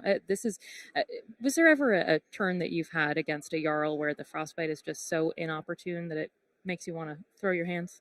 Oh, it happens all the time. Jarl is one of those heroes where the disruption can be super impactful, but it's really on the Jarl player to know when to commit the Stalagmite. And you look for these situations where your opponent has 1 card floating, 1 card in arsenal, or no cards in hand, and you can get maximum value out of this block. So saving Noah a ton of life here. Being able to shut down the rest of that turn is invaluable, even if Noah is quite high on his life total, 28 now, plays Jesse Bowman's 14. Noah does have a couple cards in hand that he is ready to send, counting up his Fiandel's Spring Tunic to 2 counters, meaning it will be live for our next turn, and sending in a Channel Lake Frigid. Notably getting that ice card and pitch as well, so this channel will stay around, and then we are just going to see another instance of Hammerlock go next. Get ready for the hammer. That Channel Lake Frigid, being able to keep that around for multiple turns is kind of the goal when you're able to play that. We've seen Noah block with it quite a few times, or twice, I actually believe. This is one of those cards that when you use it, activated abilities are costing the opposing heroes an additional resource. So it's like having almost a permanent frostbite on the board. Yes, and I think it comes at a really inopportune time for Jesse here, as we do see a Take It on the Chin and what I believe is a Gorganian Tome in the hand. So Noah asking Jesse to pay for this Take It on the Chin because Channel Lake Frigid has resolved, and Jesse did not respond to the casting of the Channel Lake Frigid with the Take It on the Chin. I feel like there's always moments where in Flesh and Blood you sit there and you're like, do I really have to do that? I can't remember who I was playing against. Maybe it was an Icelander in CC, but that same idea of I don't have enough money for this. That is something that Channel Lake Frigid is very good at doing, saying, please pay your taxes. If you cannot, you do not get to continue playing the game. Do not collect 100, do not pass go. Unfortunately for Jesse, this agility, he may not be able to afford it, so it will kind of, it's popping at the start of the turn, but having to pay to be able to send anything. Now we do see that Gorganian Tome coming onto the board. This will help mitigate it a little bit because now that he's drawn the extra card, the swords are going to be free. So he does have the 2 resources floating to swing with a weapon and kind of get through this Channel Lake a little bit. But any other attack reactions or any other pumps or anything are going to stress that resource cost through the Channel Lake. So this might just be send 2 swords, refresh my dynamos, and go from there. And we did see that card that he drew. I believe it was a Sharpened Senses. But now the Centauri Saber coming in for 2 with Go Again off of that agility. We see Noah blocking with a Tear Asunder, and then coming in with the Hot Streak follow-up for 2 clean damage. Yep, Noah saying you still have to pay for that. I know you think it's free, but Channel Lake Frigid is still in play. And then 2, notably Noah did block with that other Tear Asunder, as we had mentioned earlier. That's he is very priced into, I don't want this game to continue going long. I don't need the extra dominate. I'm just going to keep pressuring you down. And that second card that Noah blocked with was that Earth Form, one of those cards we saw very early game that came in for 7. Now we see him coming with a Colors of Aria for 7. Now, this is, I believe, since it's face up on the chain, does it technically count as Earth, Ice, and Lightning? When it's face up in any zone, that is correct. So there is a interesting interaction with Colors of Aria and Jarl's hero ability. When there is an open slot, the colors will make a Frostbite because it is face up in a zone and becomes Earth, Ice, and Lightning now that it is on the stack. We see Jesse utilizing those Valiant Dynamos yet again, and that is the importance of being able to swing your swords twice during your turn, is being able to get that 1 point of value back. He's currently at 12 after having blocked with 2 cards. That Channel Lake Frigid is finally off the board, so Jesse probably breathing a sigh of relief as he is now sending in that Centauri Saber. You could almost say a Kasai of relief. A Kasai of relief. Yeah. And I believe that he had a Unsheathed coming in initially, so that's giving +3 to the Centauri Saber, as well as Go Again. I think we're going to see Noah just continue to commit the plan. We're going to save as much life as we can, continue to pressure Jesse's life total down, and play that whack-a-mole game that he's been kind of executing since the start. Well, he's got the hammer for whack-a-mole. Correct. Seems to be working. Now we see Jesse is up a little late, but putting that counter on the Valiant Dynamos.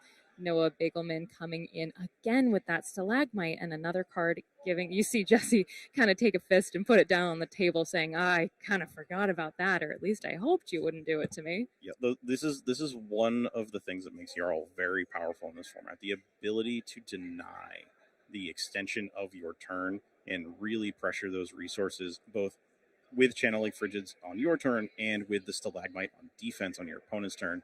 It really impacts how you can sequence, and if you don't play around it, you will get punished consistently every single time. And Noah looking at the cards in his hand, trying to figure out maybe what can I do to try to end this game. He's doing a very good job when blocking, still maintaining a good amount of cards in hand to send back a walloping turn. We see him pitching and sending a Oaken Old out of his arsenal. That is very tough right now, coming in for 9 with Dominate. Now, this is the card that, did he fuse it, Jesse? Yes, this is the one card fuse, because this is the Pulse of Eisenloth. Mm. So it is both Earth and Ice, and because of this, you are able to reveal it to both parts of the Oaken Old fuse, and this is one of the marquee cards of playing Ice Earth Guardian in the form of Jarl now, but prior it was Oldhim. We saw this card wreak havoc on previous metagames. And coming in for 9, kind of how we were talking, it seems like poor Jesse has just not been able to either keep cards in hand, or the cards that he does have he has to pay for. This Oaken Old, this is one of those cards that he has to put 2 random cards from his hand on the bottom of his deck should he take damage. We see the Braveforge Bracers coming in to block. That is the first time that they have been hitting the board, as well as considering the blocks in his hand. I believe the Braveforge Bracers are coming in as a 2 block. Yes.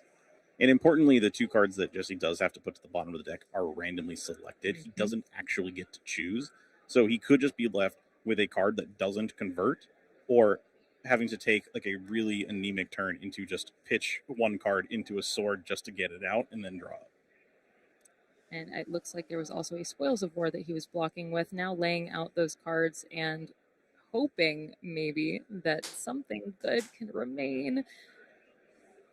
I believe it's a Blade Flurry and a Blood on Her Hands. So I guess puts So at this stage of the game, not the worst thing. The Blood on Her Hands doesn't really convert too much, but that Blade Flurry, you maybe would have liked to keep that. And we do see a Glint of the Quicksilver left in hand, so probably just going to convert into those sword swings. Oh, sorry, he's going to buy the gold, draw a card, make the swords free, and hopefully reset. That is not a bad place to be able to keep a blue. Another Spoils of War coming onto the table. That will be giving +2 to the weapon attack that comes next, as well as Go Again. And we see that Centauri Saber indeed coming in for 4 with Go Again.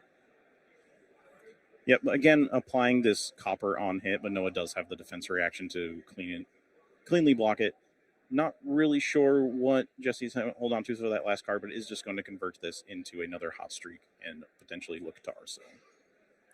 It makes me wonder if he's just trying to hold on to these things to be able to set up for the next turn in case he does get hit with another disruptive turn, as Noah has done to him for the last few turns. Yeah, that is the first fused Oakenold we've seen. So at this stage of the game, I would be very concerned about more Oakenolds coming out as the decks start to get thinner and that first cycle starts to dwindle as we approach the pitch.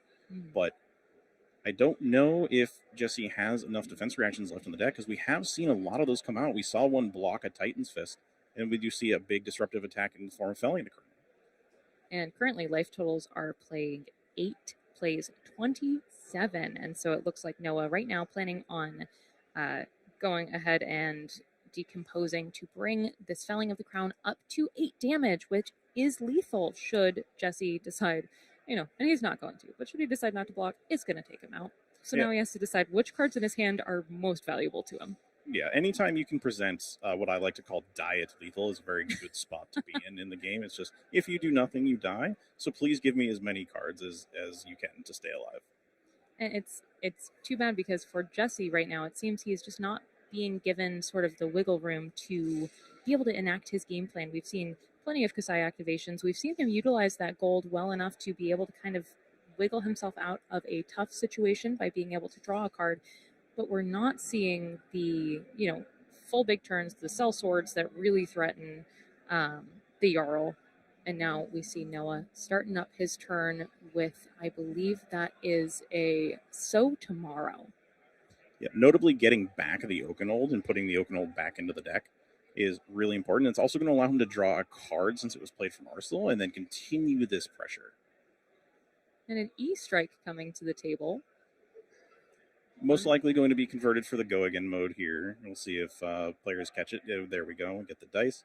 Now, this looks like to be a turn where Noah really wants to convert the hand, obviously indicated by the go again, but it's most likely going to send in another big attack. And we do see Jesse Bowman block with a Raisin Army. He does have another one in hand, so another hand from Jesse that doesn't really convert on offense. And now with that block, his life total goes down to 6, plays 27. Noah coming in with another Command and Conquer, which is coming in for 6 damage in its own right. That is also lethal. Yes, diet lethal on the stack, as presented by Noah Babelman. Jesse just really not happy with this situation. Going to have to put 2 more cards in front to protect this arsenal. Now, did we see what he did, Arsenal? I did not catch it, but I think he really wants to keep it because it's potentially one of his ways back into the game if he's deciding to put a Raisin Army and Blood on Our Hands in front of the CNC.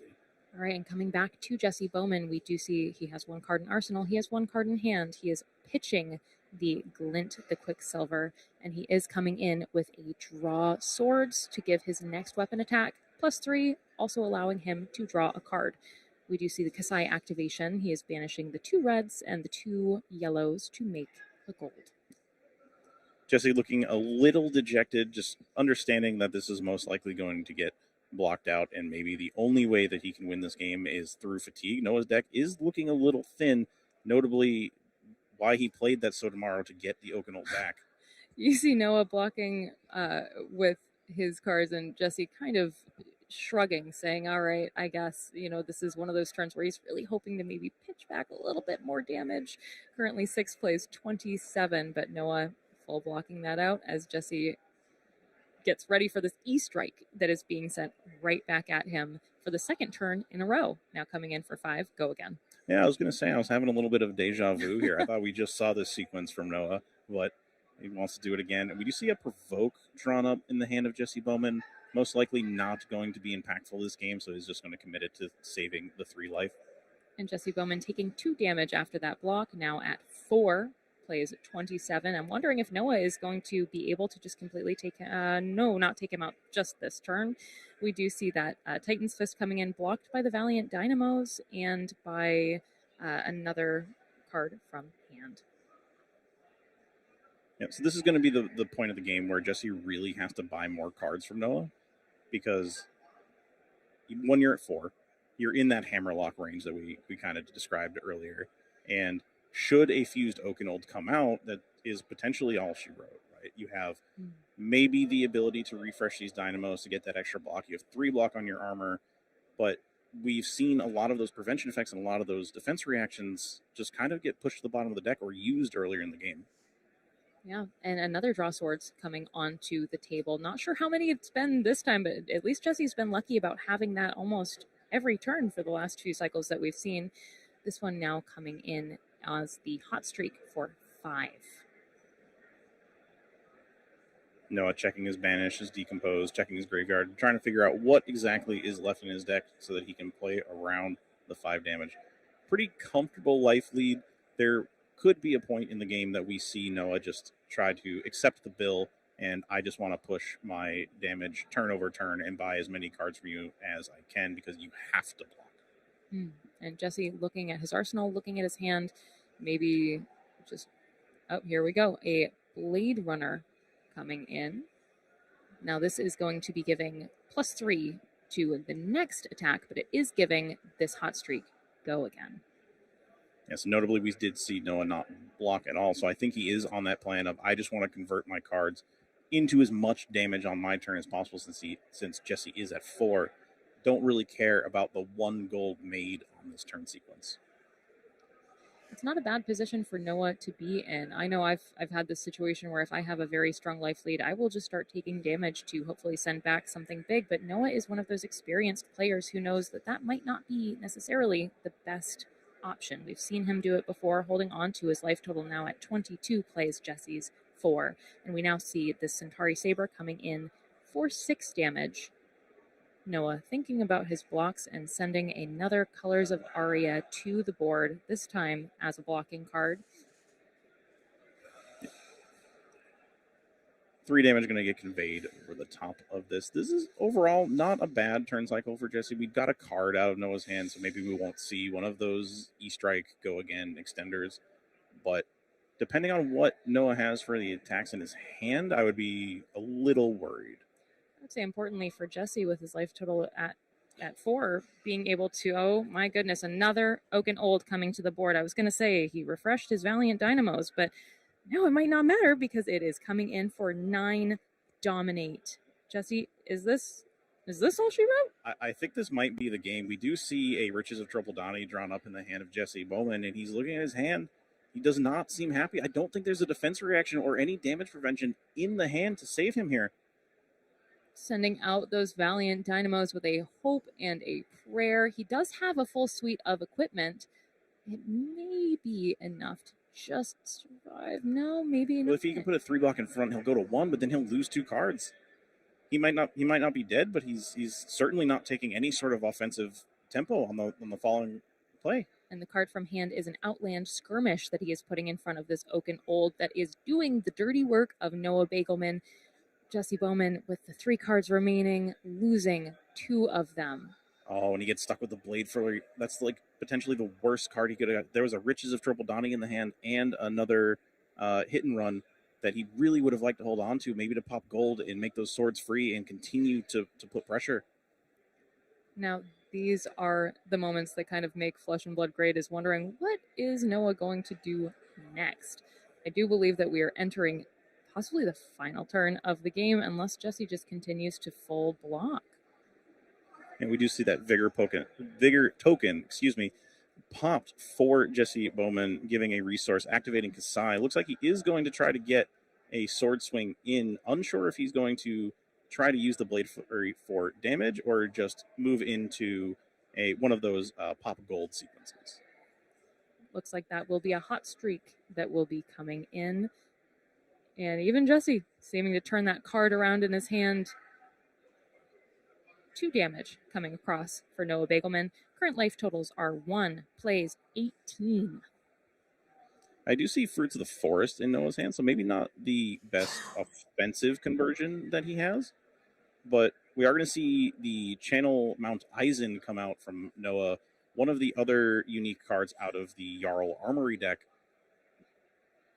and followed up by a Titan's Fist. Now Jesse is going to have to give 2 cards to be able to block this out fully.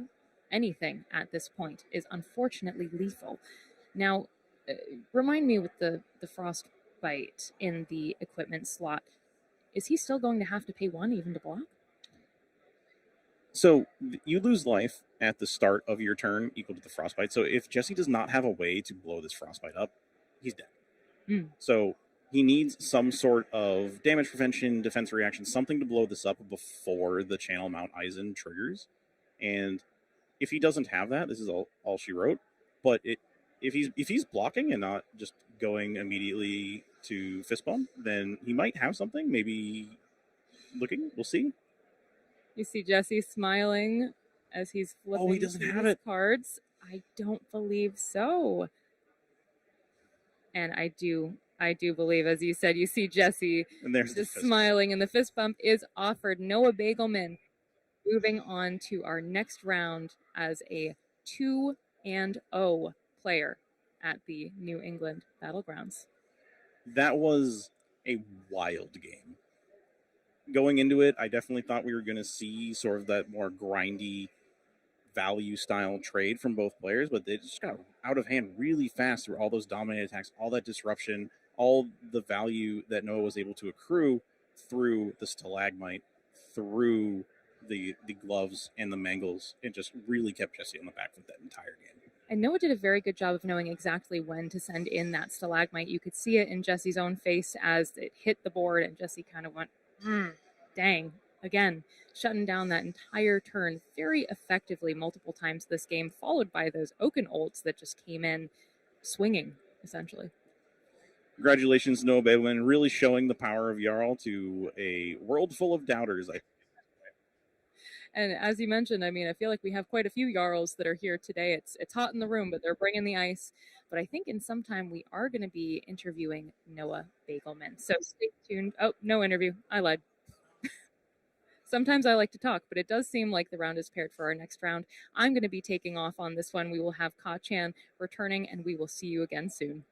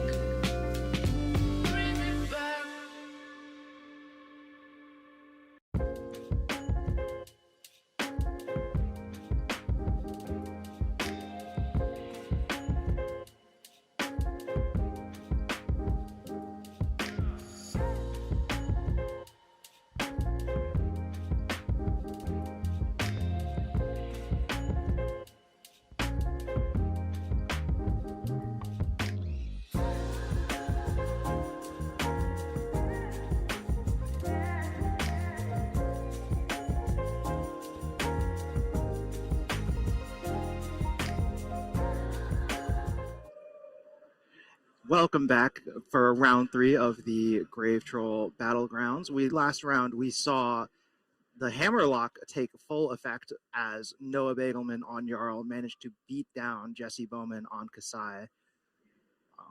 This next matchup is also looking to be quite electrifying as we have one of the only Aurora in the room facing off against Gravy Bones.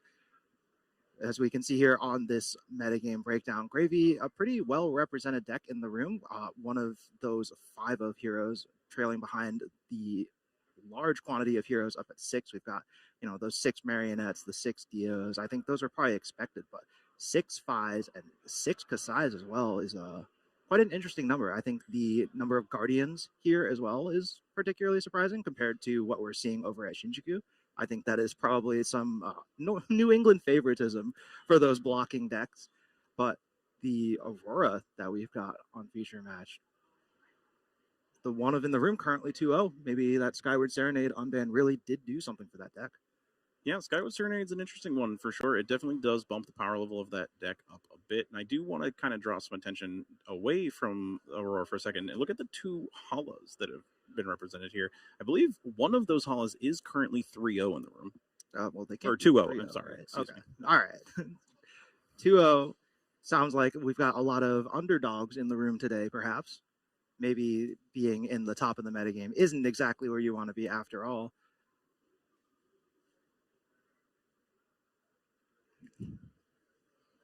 Yeah. So sometimes when you're at the top of the metagame, everybody has like those hate cards, those tech cards for you, and you really don't want to be the center of attention in Fab, right? We see this a lot with, back in KO. We saw this with Marionette with the Boots of Omnis Ward. We saw all these different sideboard tools come in, and even things like Amulet of Echoes are slowly working their way back into people's sideboards. Yeah, so perhaps we will see some interesting tech from the one of Aurora. All right. So it seems like players are ready down in our feature match area, so we are going to join them shortly here. We do see Robert Russo on Aurora versus Jacques No Blocks Carlson on Gravy Bones. And no blocks indeed. Gravy, a deck with a lot of non-blocks in those allies as they have literally no block value on the bottom right corner. So we might just be seeing some non-blocks come up. Could be important as Aurora has things like that burn up shock that deal damage on attack hit. Is there anything particularly interesting in the equipment that you're seeing here, Jesse? So the first thing that my eyes are immediately drawn to on the side of Roberto is the presence of this Aether Iron Weave. So that does indicate that we want to be playing non-attacks, we want to be playing attacks, that we are going to be popping this chest for extra resources. So that tells me that Roberto's on more of a aggressive package for this Aurora list. Yeah, I could see that Arc Lightning coming in pretty clutch with that Aether Iron Weave, just getting 1 extra arcane and resources. But as Roberto went first here, only went and generated that Rune Chant, pitching a yellow for an Arsenal passing. So hoping to line up a larger turn going next here. But Jacques looking at the top and just going to present a Conqueror of the High Seas, pitching 2 Fearless Confrontations, coming in for 8 go again, right off the rip, just sending in that big boat. Yeah, immediately Roberto reaches for that Crown of Providence. This is something that we're going to see over the course of the event, where Crown of Providence just always kind of gets in front of the first Arsenal Disruption thing. Roberto, being on that more aggressive plan, wants to be able to convert 5-card hands as many times as possible, especially into a deck like Gravy that doesn't have the block value to contend with some of the more offensive turns that Aurora is able to put together. Denying that gold as well, as Roberto falls to 35 here, does save the Arsenal, so Jacques not going to get that gold on the Conqueror of the High Seas on hit. Down to 35 now with a 5-card hand and the Rune Chant on board. Looks like we're starting off the turn with a Burn Up Shock, one of those key Aurora pieces of old, going to deal 1 arcane damage on the rip with that shock, and then also have that burn up effect lingering for the turn. So the next time an attack hits Jacques this turn, it is going to deal 4 arcane damage, which could be a problem if Jacques no blocks Carlson cannot put cards in front of these attacks. Well, I think Jacques is not going to live up to his namesake on this turn. His hand does block fairly well, does take the 1 arcane, but I don't see any allies in the hand for Jacques, as the Ravenous Rabble from Roberto is committed to the table. Yeah, Ravenous Rabble flipping over a red. You can see Skizik on top of the deck, so does have those targets for the Skyward Serenade search. Rune Chant going to deal the 1 arcane. Jacques falling down to 38 now, as this Rabble on the board for 4 with that ever looming burn up on hit as well. Do you think we'll see a lot of equipment used this turn? So I think Jacques is in a spot where he has to play around the presence of Lightning Press. And I think I saw a Lightning Press in Roberto's hand. So if he doesn't commit another card in addition to the Sync Below that's in his hand, he could just get blown out by this Lightning Press. Yeah, that Lightning Press is going to give +3 if it's played, would be able to get over any blocks that Jacques put down in reactions potentially. So we'll have to make use of this Sync Below very carefully. But no, we can see in reactions, Jacques going to put that Sync Below down, covering that floor up very cleanly. But little does he know, there's a bit of lightning coming down on this one. Yeah, we do just see that Sync Below being resolved here as Jacques draws up into another copy of Prismatic Leyline. Not exactly the card he was hoping to draw into. But we will not be resolving the press on this chain like it looks like. Skyward Serenade going to close the combat chain after this Rabble is fully blocked out. Unsure on modes chosen, but I'm going to assume it's going to be searching for the Skizik that was on top and creating the embodiment of lightning as Roberto flips over that lightning flow token to find that embodiment. So we'll be presenting another 4 Go Again. Does still have 2 cards in hand as well, I believe. Yeah, and it's very important for Aurora to present these 4 power breakpoints into any deck, but into Gravy Bones specifically because you do have that high density of non-blocks. Your 3 blocks come at a premium. Most of your 3 blocks are cards you're actually looking to play out and not be consigned to just being on defense. Oh, and I think that's a NIMBY is the last card in hand for Roberto, so could potentially be trying to find a red Nimbalism. Could make use of that Snapdragon scalers here. Yeah, I think that is the line we are going to see as the NIMBY does get committed to the combat chain and Roberto reaches into his deck once again. Unsure what colors of Nimbalism he's running, but I have to imagine it would be red here, right? Yeah, usually some decks would like to play the blues just for resources being searchable, but in this case where a lot of this deck seems to be 0 cost, why not just include a little bit more damage? NIMBY going to search up that red Nimbalism, and with Go Again is still going to be able to continue the turn as Jacques looks to the camera, perhaps a bit of fear in his eyes. We do see one of those Prismatic Ley Lines committed on defense here for Jacques. So not really living up to his no blocks nickname. Yeah, putting that Prismatic Leyline, though, that is one of those power cards for the Gravy Bones deck, and without things like Remembrance to recycle them as easily anymore, could prove problematic in closing out this game for Jacques. And as we can see, Nimbalism going to follow up this NIMBY for +3, and then the Skizik coming out afterward is going to be coming in for 6. And Jacques thinking about blocks yet again. We do see armor usage here, but we do know that the last card in Roberto's hand is a Lightning Press, so is probably going to be able to push this burn up over the top. All right. Oh, Roberto going for the Trixie play here, going to use that Snapdragon scalers and attack reactions, and Skizik, while it has Go Again, does have +1. So it is going to be bumped up to 7. That Go Again die was there for a reason, I suppose. So it will be 7 Go Again now, getting over that 6 block that Jacques put down. So that burn up shock is going to connect, and then Scorpio at the end of the turn is going to be covered up by that Fiddler's Green.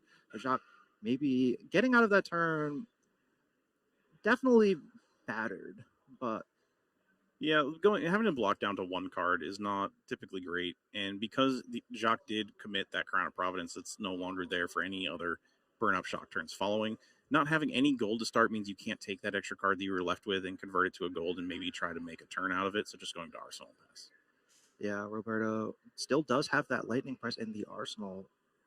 Looks like we're going to be starting off this turn with a yellow quick succession.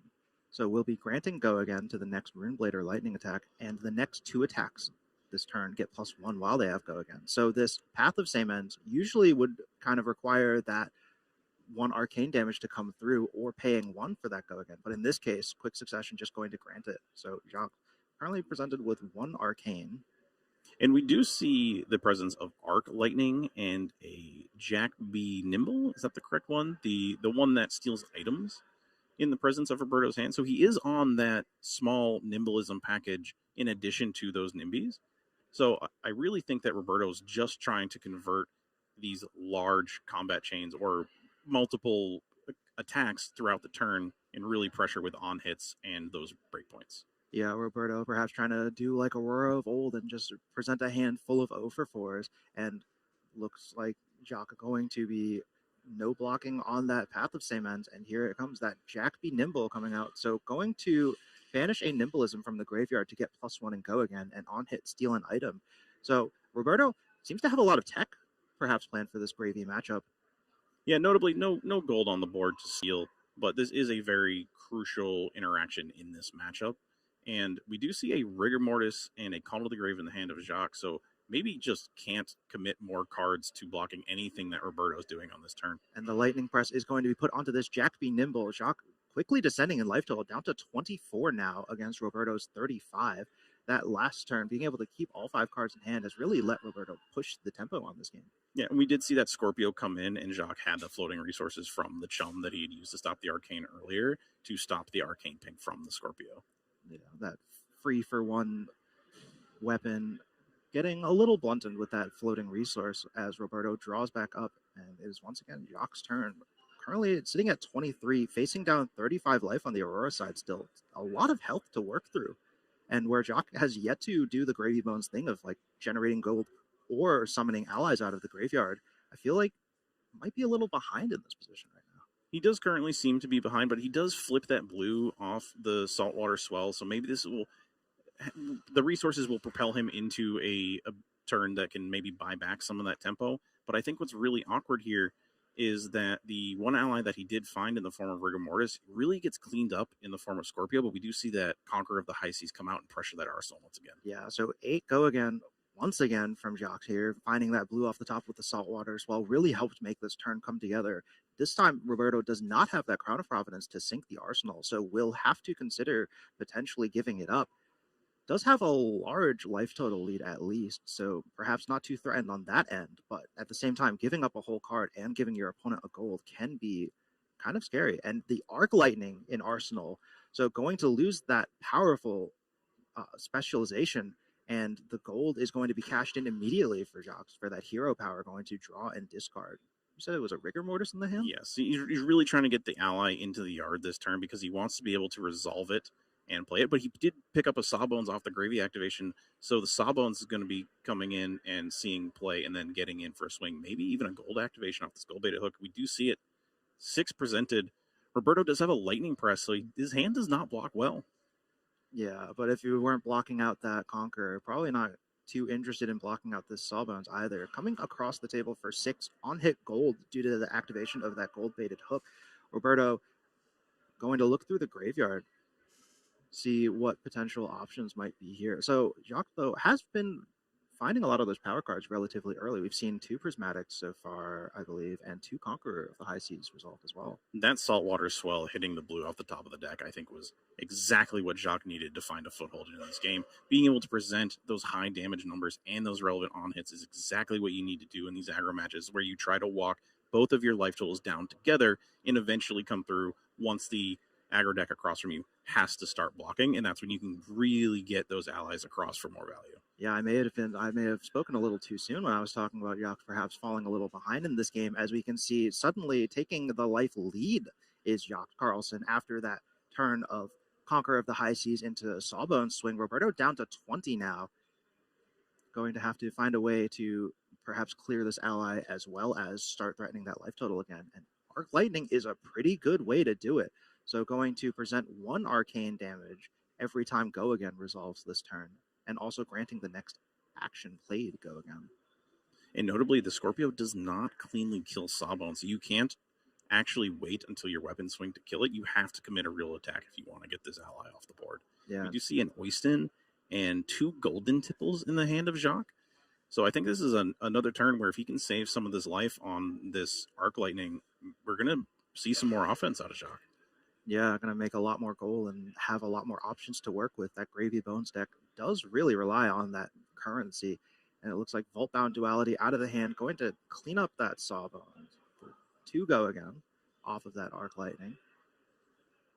Jacques hesitantly putting it in the graveyard. I think he was expecting this first attack to go at face and not at Sawbones, and maybe being able to convert some of these other cards into defense. I think the 2 cards seen was, Oyston was one of those that you had mentioned. Going to be pitched to prevent the arcane damage. Combat chain going to be closed for a Skyward Serenade. Number 2, going to create that embodiment of lightning and look through the deck for another Skizzic. So we'll be able to present 4 Go Again off of this. And with that Arc Lightning having been played previously, we'll still present 1 more arcane damage off of the Skyward Serenade as well. Yeah, this is looking to be a very good turn for Roberto. He does have that lightning press again, which I want to draw attention to, and there's no defense reactions in Jacques' hand. So potentially being able to convert this into 7 and then into a followed up swing with the Scorpio Comet Tail. Yeah, Jacques no longer has any battle-worn armor that he would like to block with. That Dead Threads is Blade Break 1, so would be destroyed after it blocks. So probably doesn't want to put that in front of anything until he absolutely has to. That extra resource every turn can be really impactful. Looks like the Skizzic is going to get lightning pressed here. Roberto really wanting to put the hurt on Jacques' life total here. Down to 16 now goes our Pirate Necromancer. We might be in for a lightning fast matchup, as it were, if Roberto keeps drawing these types of hands. This Aurora deck looking very clean, very consistent so far. Yeah, that Skyward Serenade really helping a lot, being able to tie the turns together with that embodiment of lightning. Not just going on the Skizzic, we saw the first one being that embodiment being used for the Nimby, just to get that nimblism and continue the chain and push more damage. Does look like Jacques is just going to take the 7 damage, and then we did say that the Scorpio Comet Tail was going to be the follow-up, so here comes that. Interesting to see if Jacques cares enough about this, but I think if you're going to just say no blocks on the first thing, you're probably just going to take the 2 here. Well, to be fair, I don't know how much you really want to be putting 2 golden tipples in front of an attack for 4, right? But an attack for 1 could get a little bit more value out of those 2 block cards. Jacques going to put down one of those tipples, so we'll be covering up that Scorpio Comet Tail. I think that was a pretty good turn for Roberto. That was a very solid turnaround for Roberto after taking all that damage from the Conqueror of the High Seas on the previous turn and losing the Arc Lightning. That was a very powerful response. Yeah, you can see in the hand has drawn up a Quick Succession, a Flowing Storm Strike, Tempestuous Kiss, but Golden Tipple going to be the move from Jacques here. Going to present 1 physical damage, discarding an ally to make that gold and draw another card. But we'll have to find something in order to claw back this life lead yet again. Roberto up to 20 against Jacques' 15 right now. Yeah, this hand being a little limited on the go again could just mean that we're going to play this Quick Succession into the Tempestuous Kiss and swing the Scorpio Comet Tail. Probably not too incentivized to block any of this. I would be a little concerned, though, if this Sawbones ends up hitting the table. We do see Jacques reach for it and immediately put that ally on board. The Doctor is back in town. Sawbones, Dockhand, coming out of the graveyard yet again, thanks to the pitch of that blue, and going to be attacking for 6. So still putting a lot of pressure on Roberto's life total. 6 is almost a third of what he has remaining, now down to 19 after taking the 1 from that tipple. And will be able to prevent one of those arcane pings as well that Rune Blades are generally known for with that Sawbones ability. And I think Sawbones is one of those premium allies that you kind of need to kill as soon as possible. Just all that damage prevention can really add up over the course of a game. Agree. That Sawbones just like kind of has this like red car alarm on top of it every time it hits the board. It's one of those things you can't let stay around. It is one of Gravy's best defenses into Tempestuous Kiss.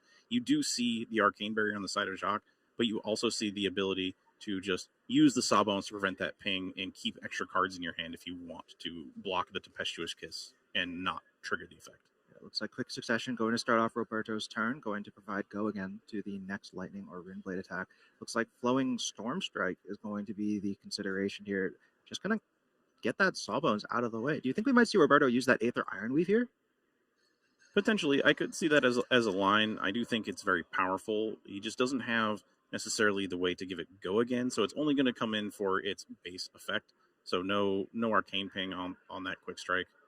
Yeah, but presenting 5 go again is indeed going to do that after destroying that Aether Ironweave. Has played a non-attack and an attack action this turn. So doesn't have the quick strike effect online, so it's not going to get the +1 or deal the arcane damage. But 5 and on-hit discard is still quite the powerful tool to contend with. And Roberto is going to be able to develop that Lightning Surge into the arsenal and guarantee that first attack with go again. for the next turn.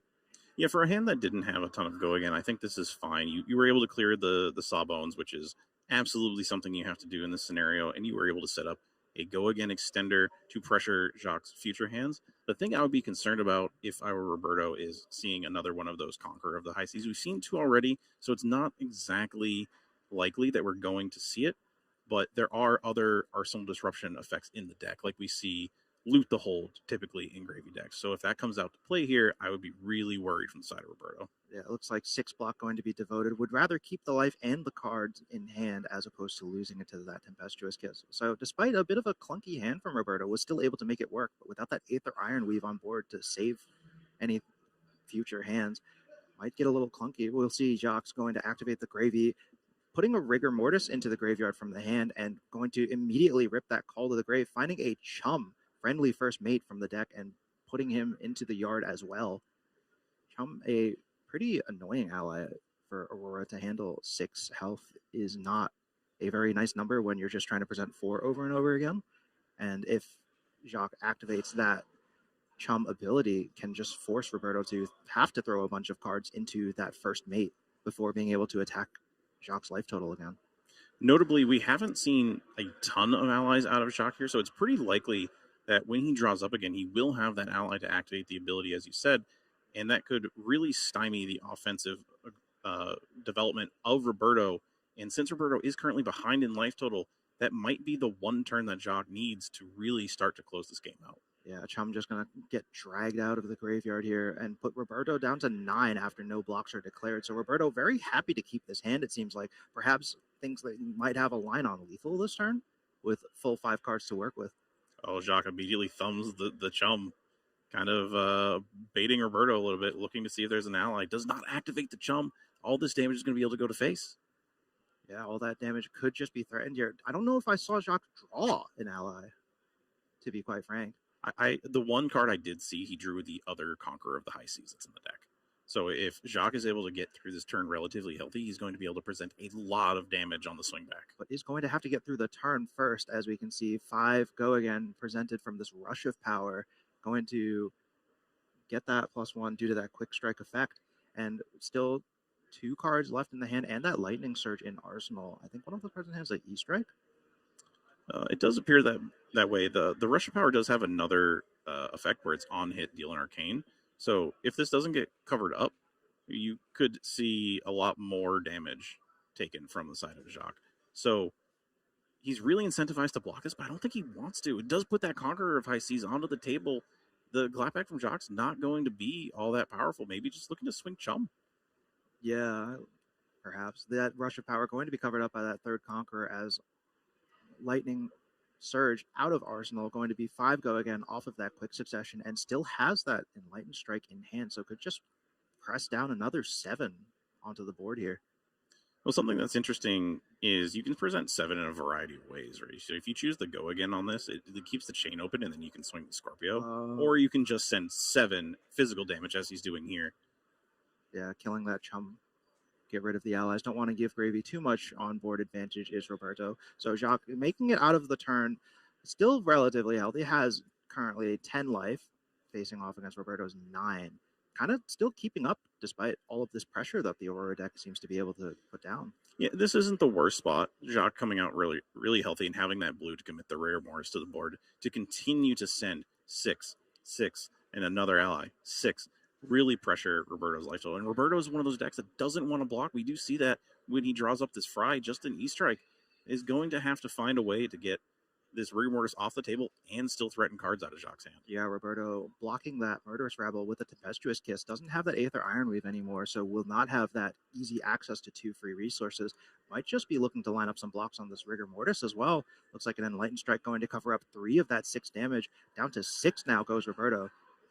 Something I want to draw attention to here, I haven't seen the Grasp of the Arcanite get involved at all for blocking this game. Roberto's life total is getting lower, and he still has that Grasp of the Arcanite fully healthy, able to block to save him an extra 3 life over the rest of the game. Yeah, assuming he gets both uses of the Battle Worn block. Looks like we're going to start off with a Fry here. Can't quite tell if it's going at Rigor or if it's going at Jacques' face. I would assume the 3 will be presented at the hero, and then the Scorpio would just clean up the Rigor Mortis. That's what I would expect, as well as trying to get the extra card into Arsenal. You have to find a spot where you can send multiple cards while clearing these allies, and Jacques so far has not shown you a lot of full ally hands. He's actually had a lot of cards that block over the course of the game. We've only seen a handful of allies total hit the graveyard and resolve into play. Yeah, so Fry going to get another 3 block out of Jacques, as that Scorpio Cometail going to put Rigor Mortis back into the dirt where he belongs. 3 cards in hand to work with and at least 1 gold. I don't see any allies in the hand for Jacques, but does still have that trusty dog in Scuba in the graveyard. I think we're going to see this portside exchange come out after the gold activation. Just try to get as deep into the deck as you can. Oh, he's just cracking all the gold. He said the time is now. I'm going to buy as many cards, as many things. Here comes the portside exchange, getting rid of that Oyston.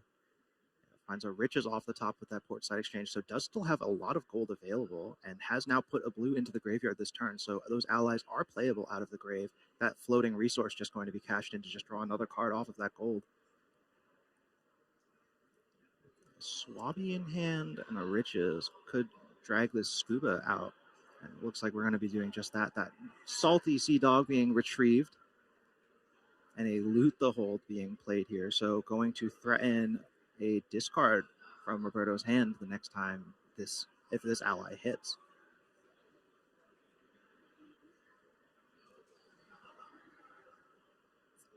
We do see that the Riches of Trouble Donnie pitched as well to generate another gold. So all things considered, that Swabby that Jacques drew, maybe not the best Arsenal target, but I think this turn fine. You're presenting disruption, you're presenting damage. It's really what you want in this spot.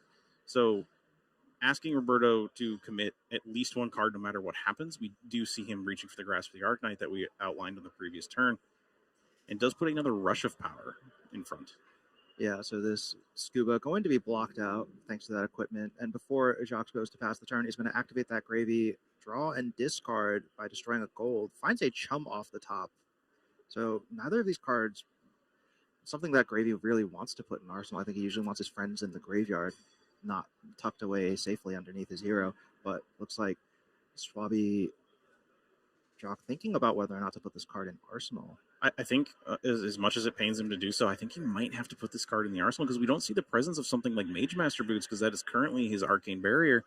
And if that hits the Arsenal, it's just going to take his whole action point. I think you have to realize that we are at the point of the game where my Arsenal card doesn't necessarily matter, and I have to be able to present lethal damage. Yeah, Jacques might just need to be forced to draw a hand of blocking cards, but it looks like that Swabby is going to stay in the hand here as Roberto's turn is now going to start off with a quick succession from Arsenal. Currently at 6, playing against Jacques' 10. Jacques' life total hasn't moved in a hot minute now, has been able to block out a lot of attacks as well as force Roberto to commit a lot of damage onto those allies instead. But this quick succession and this rush of power might just change things. Currently 5 go again, on hit, 1 arcane. So something that's interesting here is Roberto does have a Fry and a second strike. So if Jacques is able to suss out that he has a second strike in hand, then he could potentially save an extra point of life by blocking out this rush of power and the Fry on the follow-up. I feel like that would be a pretty powerful soul read to be able to see something like a second strike. Some Millennium Eye things you got playing there. So Jacques has tested with Noah Bagelin for a long time, and the one thing about Noah in particular is his ability to just say, "You're not a gamer this turn. I don't think you have it," and that kind of bled over into that testing group of Jacques Carlson, Joshua Tavares, and William Perlman. All right, well, we'll see if that experience comes in handy here for Jacques. Still debating blocks here. Both of our players 2-0, 26 minutes left in the round. Yeah, we are going to see the game kind of start to slow down as every single point of life matters. Every decision you make in this spot can determine whether you win or lose the game. We do see that Gravy activation getting rid of that Swabby. So going to find another blocking card, but only putting 3 in front of this rush of power. Going to use that Dead Threads in conjunction with the Gravy Hero ability. Having put an ally into the grave this turn means that you can make 1 resource and prevent that 1 arcane off of the rush of power on hit. So Jacques really making use of every resource available to him here. Try to cover up as much damage as possible. Yeah, we are going to see that second strike come in with the 4 because he was not able to stop all the damage, and that quick succession buffing it up to 5. I'm sorry. Oh yeah, the quick succession buff going to allow even more hurt to be put onto this attack. Jock putting 3 in front of it yet again. 6 all now is our life total, as this game kind of slowing down a little bit. Roberto was able to rush down Jock's life total really early on, but as Jock found those allies and was able to force Roberto to start getting rid of that board state, has been able to kind of claw his way back in, but with all 3 Conquerors having been attacked or blocked with, might get a little more dicey from here. Fry going to be presented for 3 go again after that second strike connects. With 2 cards in hand, Jock could block this. I think it's interesting because this doesn't threaten actual lethal, and even with the Scorpio Tail follow-up, we could just see the dead threads get involved as we do and save that life. So Jock staying at 3 life and keeping an ally on board, potentially a very good position for him. And we could see that, we do have to see the prismatic ley line, so we could see this ley line come out and convert into a lot of damage. Yeah, Jock able to keep that dog with him, gonna present that prismatic ley line, and we can see Roberto, hand goes to the head as Murderous Rabble is going to be presented for 6 go again, finding that Fearless Confrontation on top. So is presenting lethal here technically as Jock, but Roberto with that 1 block on the grass with the Arcanite still could potentially look to fall down to 1 here. I don't think Jock really has access to many other plays. That Scuba does cost 3 to attack with. Notably, you still have that 1 block on the grass for the Arcanite, so you are able to fall down on 1 like you said, and I think that's exactly what Aurora kind of wants to do. You do have this Arc Lightning. Jock's at 3, and you would buy at least a blue to stop all of the arcane pings, and you have to draw 3 blocks in order to stop and stay alive. Yeah, I think that's an Arc Lightning as well as a Current Funnel in hand, so would be able to give that Current Funnel go again, and then Current Funnel itself would be able to convey go again onto the next action played as well. So we might just be seeing a potentially lethal dose of arcane damage being presented from Roberto this next turn, if we can find a way around this Murderous Rabble. We kind of see him shaking his head, though, a little bit. It almost seems like he's not super happy with this hand and being attacked for 6. Doesn't want to fall down to that 1 life point threshold. Maybe there's a tech card in the deck that he's really hoping to be able to convert, or was checking for the presence of another Nimbleism and is just going to use this Jackby to block the Murderous Rabble. Yeah, I think to be fair, none of us really want to fall down to 1 life in a game of Flesh and Blood, right? At that point. But he does it. He takes it. He puts that Grasp of the Arcanite in front. Going to go down to 1 is Roberto. So really do or die, I think, on this next turn. And we do see that Oyston come in, and it's going to be another 6. I forgot the Oyston doesn't cost anything to play or swing. So going to threaten 5 off of that Prismatic Ley line. Going to give Oyston +2. Heart of Gold coming across here. Roberto at 1 does have to put 5 block in front of this or will just die. So cannot pull off the crazy Arc Lightning turn like we were talking about with that Current Funnel. Is instead going to have to dedicate those cards to blocking. Yeah, Roberto's stuck between a gold and a hard place in this one. Really doesn't want to block, wants to keep this hand, wants to pressure Jock. Now going to have 2 allies to contend with, and Scorpio cannot swing by itself if you don't have a lightning attack on the chain. Yeah, I think Roberto pointing at that Jack B. Nimble going into the graveyard, probably being like, if only I had that Nimbleism. Oh, wait, that's the Jack B. Quick. That's the one that steals allies. Oh, stealing allies might have been big here for Roberto if he was able to steal that Oyston and attack with it, but unfortunately forced to block and therefore will not be able to make use of that incredibly spicy technology. I think, like you were saying earlier, being at the top of the metagame does not necessarily bode well when heroes can tech for you, and it looks like you can see right here, Aurora, one of in the room, but does have a lot of preparation put into this deck list. Yeah, Roberto probably looking to convert this Arc Lightning into this Lightning Surge, into this Scorpio Tail, is probably going to have to clean up this Oyston, but at the same time, Jacques is at 3. There's potentially a line where Jacques isn't able to stop everything, and you could just kill him off the back of this breakpoint and this weapon. Yeah, we'll see if Roberto goes for that line. It looks like it's going to be an Eye of Ophidia pitched to prevent the arcane damage off of that Arc Lightning. So Jacques going to be able to opt to sculpt the top 2 cards of his deck, perhaps put them on the bottom if he doesn't like what he sees. I think I see a Sink Below in the hand, though, for Jacques. There's a Sink Below, and there's going to be a Fearless Confrontation. This is a catastrophic hand to see on the side of Roberto. The Fearless Confrontation is just going to be able to stop the Scorpio cold. You're going to get to keep your allies. Even if you send 4 at face or Scuba, it's going to get covered. Yeah, I think the Fearless, Roberto is aware of it from that Murderous Rabble revealing it off the top. So will at least be able to play around it, not going to get it randomly dropped. But this Lightning Surge for 4 go again is going to have to be answered first. Looking at the top of the deck, really thinking about this one. It's a very tense situation to be in for sure. Players both in the single digits, time slowly ticking down as no blocks are declared. Sink Below is going to be put from hand in front of this Lightning Surge for 4, that Arc Lightning. Ping going to be sent to Oyston instead. So going to be able to clean up some of these allies. Jock perhaps a bit baited into pitching that Eye of Ophidia just to cover the arcane damage, as Scorpio Comet Tail going to come across for 1 on hit 1. If Jacques can find a way to get this Swabby on board in the next turn, it's going to be really hard to do that with Dead Threads, as typically the math of the deck doesn't really work that way. But if he can find a way to put Swabby on board and buy multiple cards from Roberto now that the Grasp of the Arcanine has been used up, I think he'd be in a really good position. But I imagine we're just going to get this Scorpio converted, or I'm sorry, the Scorpio blocked out by one of these extra blues in hand, and then just swing the dog, present that breakpoint. Please give me 2 cards. And these 2-card hands from Aurora do seem to be functional, something that a lot of players weren't exactly excited about with this new Lightning Runeblade hero. Yeah, Roberto been able to play hands of all sizes here. It looks like Jacques going to be taking the 1 physical from the Scorpio and then just going to use that 2 floating to cover up that 1 arcane from that sword on hit. Down to 2 now. Both these players really living life on the edge here. And what is the draw for Roberto? We do see a burn-up shock. If 2 burn-up. We could see double shock. Double shock on Jacques. If Jacques not careful, he will get double shocked. Yeah, he has to keep at least 1 resource floating here. Otherwise, will not be able to pay into that arcane barrier to prevent the damage. Roberto might just be able to squeak out of this game with 2 instant speed effects. Jacques going to play this Call to the Grave. I think Roberto really just praying that Jacques goes down to 0 resources available. Going to find that Rigor Mortis, put him back in the bin.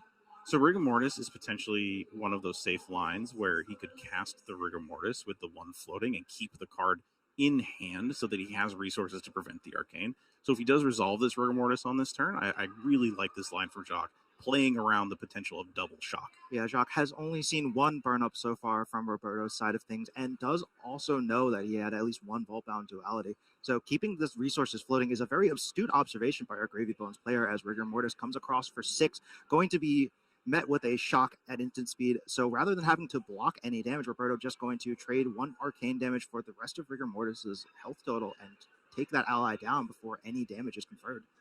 Yeah, Roberto getting to keep the extra burn-up shock, and we did see that other Skyward Serenade. So, oh no, that's the Fable and another ally in hand. I think Jacques might be dead just because he can't block everything. Yeah, Jacques only 2 blocking cards in the hand right now, as Enlightened Strike going to come onto the combat chain. Unsure of chosen mode just yet. Going to need players to put those dice down. It looks like just 7 going to be sent. Only 2 blocking cards in hand. Currently can only cover 6, so Jacques will potentially fall to 1.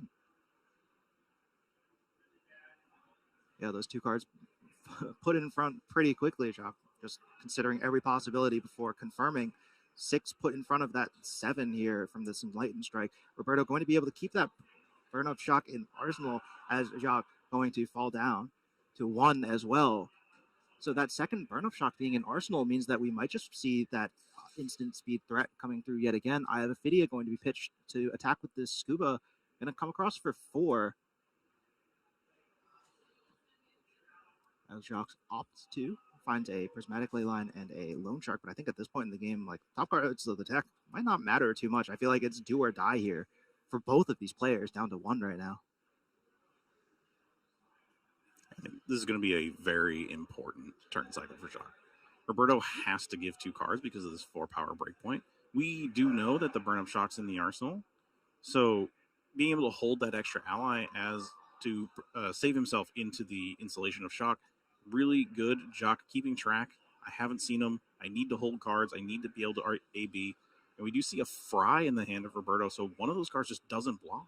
Yeah, and the other 2 cards I believe block too. I think it was a Nimby and a Second Strike. So, I mean, I guess blocking 4 is the same as blocking 6 on an attack for 4. But we'll still have to give up 2 cards regardless of how those are laid out, and that Fry just cannot be put onto the combat chain as a block. Well, it can, but it blocks for 0, so you may as well not bother. Another point of tension in the hand for Roberto is that Quick Succession does not give NIMBY Go Again. It specifically says Lightning or Runeblade attacks.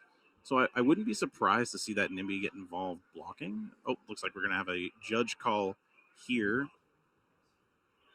Yeah, Roberto probably just wanted to make sure of some rules interactions before going through with the last few turns of what might be a very, very interesting game, all things considered. Like, there's been a lot of back and forth. We've seen those Conquerors being thrown around.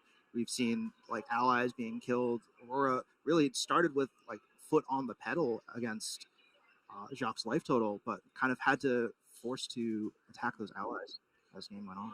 Yeah, the game started incredibly fast. Aurora was looking super consistent. Jacques was able to meet that damage and walk those life totals down. And we've reached a point where everything seems to be trading back and forth, and the tension just continues to grow. And every single time Jacques goes to do anything, he has to be cognizant that he's at a life total where Shock will kill him. And at the same time, Roberto has to make sure that he's able to block all these attacks. And I would imagine that this judge call is probably about some sort of priority window, trying to figure out what's going on and when he's able to respond to these certain things. Because Scuba does have a trigger on attack. Back down to the floor now as the judge call has been resolved. Roberto sitting in his seat once more, still staring down for the third round of this battleground. Going 3-0 is a very good start to the day in a 7-round Swiss event. So definitely important for both players here as they fight out for that last remaining life point on either side. It does look like Roberto's lining up the NIMBY and the second strike to block with on this Scuba swing. Yeah, also going to keep that quick succession and that Fry in hand. So we'll be able to present a breakpoint of his own and still have that Shock just waiting in arsenal for Jacques to go entirely shields down. But Jacques has been very careful about that, has been sure to keep at least one card in hand. Probably very well aware of getting randomly burnt out by instant speed, 1 arcane damage.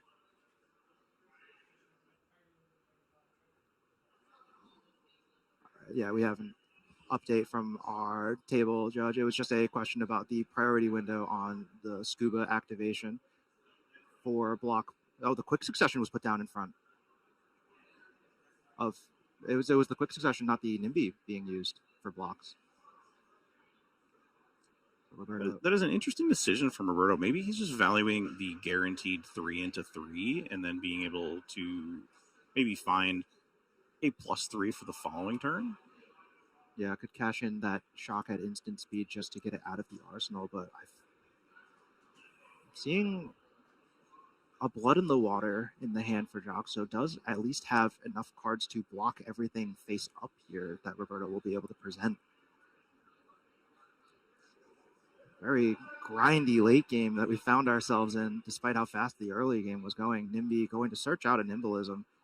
I don't know how much it's really going to do. Did you see how thin Roberto's deck was? If this game doesn't end with somebody dying, we could be looking at a situation where Roberto's just going to lose out on fatigue, even if that burn-up Shock stays in Arsenal.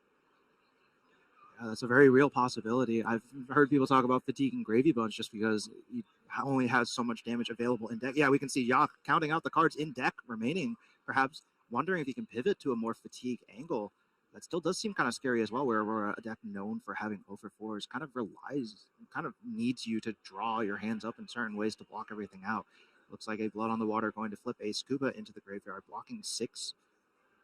And this is very important because being able to flip off the top of the deck means you get to keep the chump for your turn to continue to insulate yourself around that burn-up Shock and really pressure this fatigue endgame that it looks like Jacques trying to use. Yeah, the Nimbalism staying in hand as Roberto draws back up. That gold going to be activated for the Gravy Bones hero ability. Finds a Murderous Rabble off the top. And what was the rest of the hand? All I saw was a chum. That double Murderous? I can't quite make that out, but it does seem that Jacques' turn is going to be pretty offensively slanted, and he's still going to be able to keep that a card for the resources if he wants to. Yeah, looking through the graveyard, probably just counting up yet again. Do I have to be wary of these instant speed arcane effects? And yes, you definitely do. Oh, it's a back alley break line, so it does have 2 blues in the hand alongside that chum. But I don't think any of those allies in the graveyard are nearly as resource efficient as that Rigor Mortis was. Looks like Chum going to be discarded to pay the cost of that Gravy Hero after drawing a card. So left with 2 blues in hand. Could just look to perhaps swing the dog for 4 and just force another 2 cards out of Roberto again, but I don't know if that's really a winning line here. And you can see Roberto just kind of dancing in his seat a little bit, really waiting for Jacques to make a decision. He just primed and ready for the moment Jacques goes shields down with his burn-up shock, because we don't see any real go again in the hand other than the Nimblism and the Jack B. Yeah, I mean, being able to play out that Nimblism and then immediately follow up with the Jack for the go again. It seems like we might have another judge call here as our table judge Nico stands up and seems to be answering a question from Jacques at the moment. Yeah, perhaps something related to that Chum. Looks like judge has been called. 11 minutes left on the round as the timer is paused.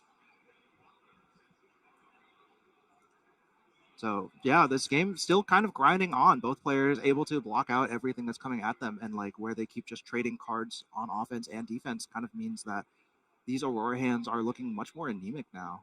Yeah, and it's very interesting too, because I think the judge call had to do with the fact that he put Chum in the graveyard, and maybe he wants to undo that and take Chum back and give it another think. Not really sure why he wants to take it back. Maybe he's found a line where he can convert the Rabble and another card would not go shields down to that burn-up shot. Maybe, but there were not many allies left in the graveyard. I remember a Scuba and a Swabby. I think there was one more buried underneath all of them, but I did not catch a good enough glimpse of it. Does still have the Scuba on board, so can at least convert one of those blues into just 4 damage and force 2 cards away. So far, this game has been incredible. This might be one of my favorite games of Flesh and Blood that I've watched in a while. Yeah, no, our players here have been putting on a very good show for round 3, and it's only round 3, Jesse. There's still 4 rounds left to go.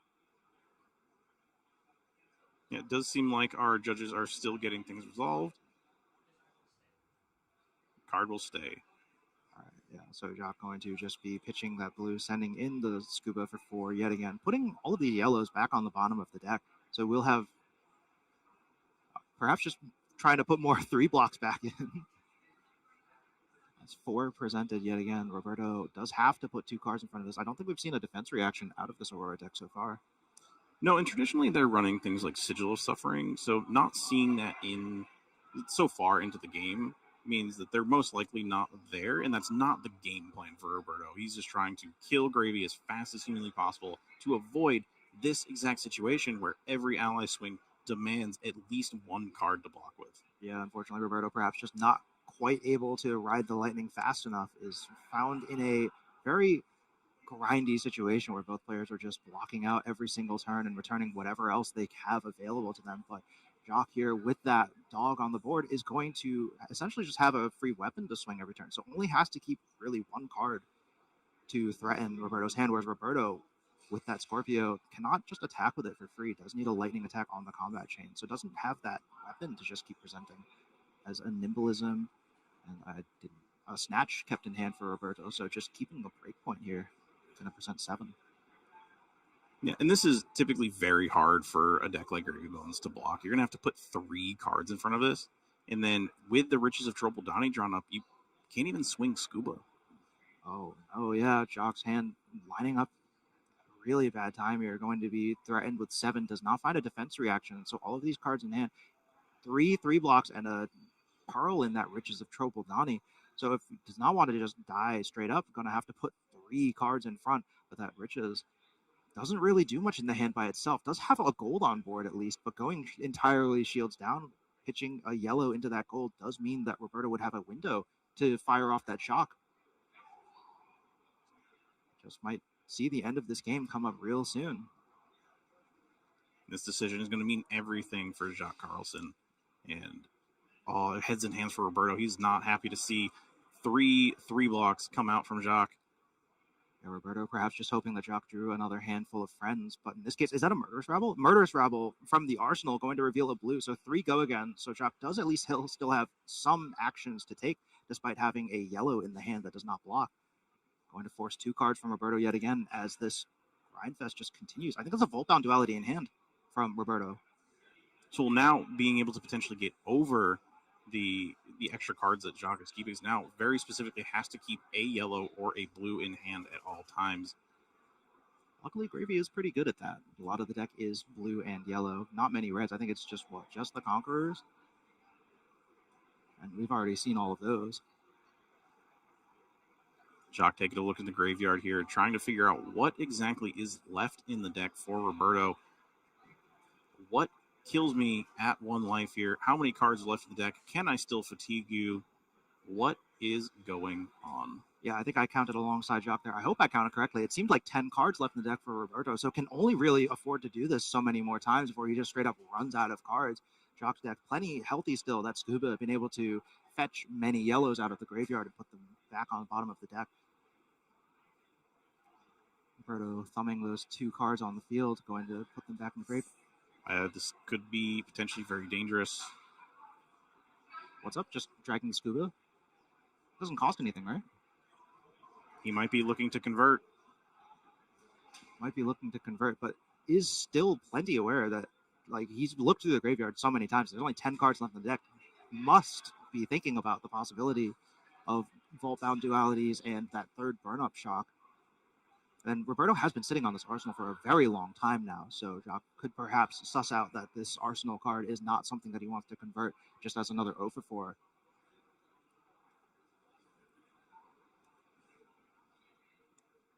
Two dogs on the board. 6.5 minutes left in the round as both players seem to agree for a water break here. But with that riches in hand, converting the rest of this might be difficult. He could be considering trying to break the gold with the riches, but if he does that and he gets shocked, he's going to be not a happy camper. Unhappy Jacques when shocked. Looks like it's Roberto thinking about this Vault-bound duality. But like if Roberto goes for it here, Jacques does have that yellow. Did Jacques not draw up? That was past the turn, wasn't it? I think Roberto is thinking on end of turn. Okay. Yeah, there we go. All right. Going to draw back up now. Finds more 3 block. Yep. Another handful of blue and yellow 3 blocks, and that riches still persisting. Roberto only left with a quick succession and a Vault-bound duality. Has to find a way through this wall. So that was a very big tell from Jacques that Roberto is looking to kill him through the arcane damage. Watching Roberto move to pitch something, the only cards in the deck that really do anything at instant speed are those Vault-bound dualities that cost 1. Yeah, Roberto lining up this quick succession, so wanting to convert this Vault-bound duality on offense instead. I can't tell if that's a red. It looks like it is a blue, so going to be coming in for 3 off of that quick succession. Going to be pulling one of those 3 blocks from Jacques' hand. I wouldn't be surprised to see the loan shark that Jacques drew here get involved on blocking duty. Seems to be like the lowest priority card in the hand. We do still see that riches, and we see 2 other blues to accompany it. So not exactly in a terrible spot. Players having a laugh, going back and forth. It is a tense moment as the timer runs down. 4 minutes and 40 seconds on the clock for round 3. Yeah, and it would be quite impressive to see this Aurora ascend to 3-0, but with how things are going right now, with only 10 cards left in the deck, we might not see that happen. It looks like Loan Shark going to cover up this Vault-bound duality, so Roberto's still going to have to find another way around these blocking cards that Jacques just keeps finding. I don't know why you call them Jacques no blocks, Carls, and he's putting plenty of cards down on defense. That was his nickname. He was given that nickname at AGE by one Bryce Platts. Well, we're going to have to talk to Bryce about this one. As Scorpio Comet still coming across for 1, but Jacques with 2-3 blocks in hand still can put cards in front of it, and now can convert this riches with an extra card in hand to keep the shields up into this gold. So going to be able to perhaps find a second card to work with. It does still have to put something in front of this sword first. 1-1. The game does not get much closer here as we do see a 3 block put in front of this Scorpio Comet tail. Yeah, Loot the Hold coming out of the hand, trying to hold on to that one last life. Both players here really in the trenches as Roberto draws back up. A Lightning Press was drawn. That's a non-block and an attack reaction that could get over any blocks that Jacques has. We do also see a Ravenous Rabble drawn up, and that is a 2-block. See another Path of the Same Ends. It's also a 2-block. And a NIMBY as well. So the hand blocks 6 in total, but Jacques has only been sending 4 every turn with these Scubas. So I don't know if the number in the bottom right necessarily matters at this point, so long as there is a number. I feel like Roberto might be okay if Jacques is not able to convert more than just 1 attack here. If Jacques' turn is just pop gold, swing Scuba for 4, and the 2 blocks go in front, do you think Jacques will have the foresight to know that Lightning Press is the card he's playing around in this scenario? I think that's a call that's tough for any player to make. Yeah, that would be a really that would be one of those another crazy soul read, but with only 6 cards left in the deck and fanning out that graveyard, we can see Jacques has been looking through the deck and looking through the graveyard a lot. Would be aware that there have only been at most 2 Lightning Presses resolved so far, but I feel like playing around that card is really difficult because Roberto can just choose to not deploy it and just arsenal it. Would require him to put that shock out though. So Rich is going to be pitched to pay for a gold, going to draw a card. Second gold going to be cracked for this blue.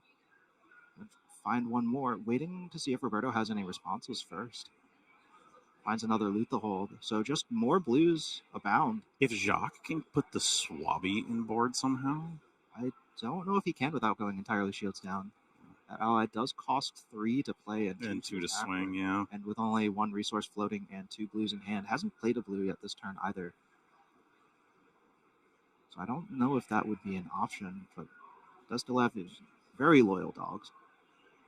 One of them coming across for 4. Gonna put this Lone Shark back on bottom. I don't really think the cards that Jacques putting on bottom really matter at this point. I don't think we'll be getting to that point in the game. Just 1 more gold made and 2 more cards bought from Roberto on blocks. Did get to keep an arsenal this time, though. So if Roberto is not able to make something happen, Jacques will be able to present a larger hand. Does find a Blood on the Water, so does have that defense reaction for this Lightning Press that might just come down. And notably, Roberto did keep the only attack in the, one of the only attacks in the hand that converted for 3 instead of 4. If he had kept the Rabble and taken the gamble, he could have pushed 7 and gone over the top of this Blood in the Water anyway. Jacques going to activate the Gravy Hero ability, wants to see if there's anything better than this ally to pitch. No, Sawbones will be going into the graveyard, and Call to the Grave will be pitched to prevent that 1 arcane damage. Is going to put 3 in front, so Roberto has this Lightning Press in hand, thinking about deploying it. I think he might just have to, right? I feel like you kind of have to swing for the fences here. Does know that Jacques has played some defense reactions, but doesn't know that 1 is lying in wait. Going to pitch the Lightning Press for the go again. Jacques, we can see, kind of was ready to slam down that Blood on the Water. But the Lightning Press going to give go again to this Path of Same Ends. Roberto just trying to find any angle, put that Lightning Press back in the deck.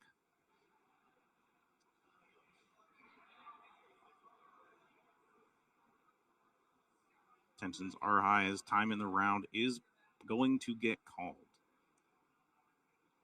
Yeah, looks like players are going to continue playing it out here. Counting cards in deck. Yeah, there's our table judge going to declare time in the round, let both players know about end of game procedure. Wow, that's such an anticlimactic ending for a game like this one. I feel like I really don't know how this game would have ended otherwise. It's really interesting because the end of game procedure, if any player decides not to concede and then takes a game action, you can no longer concede.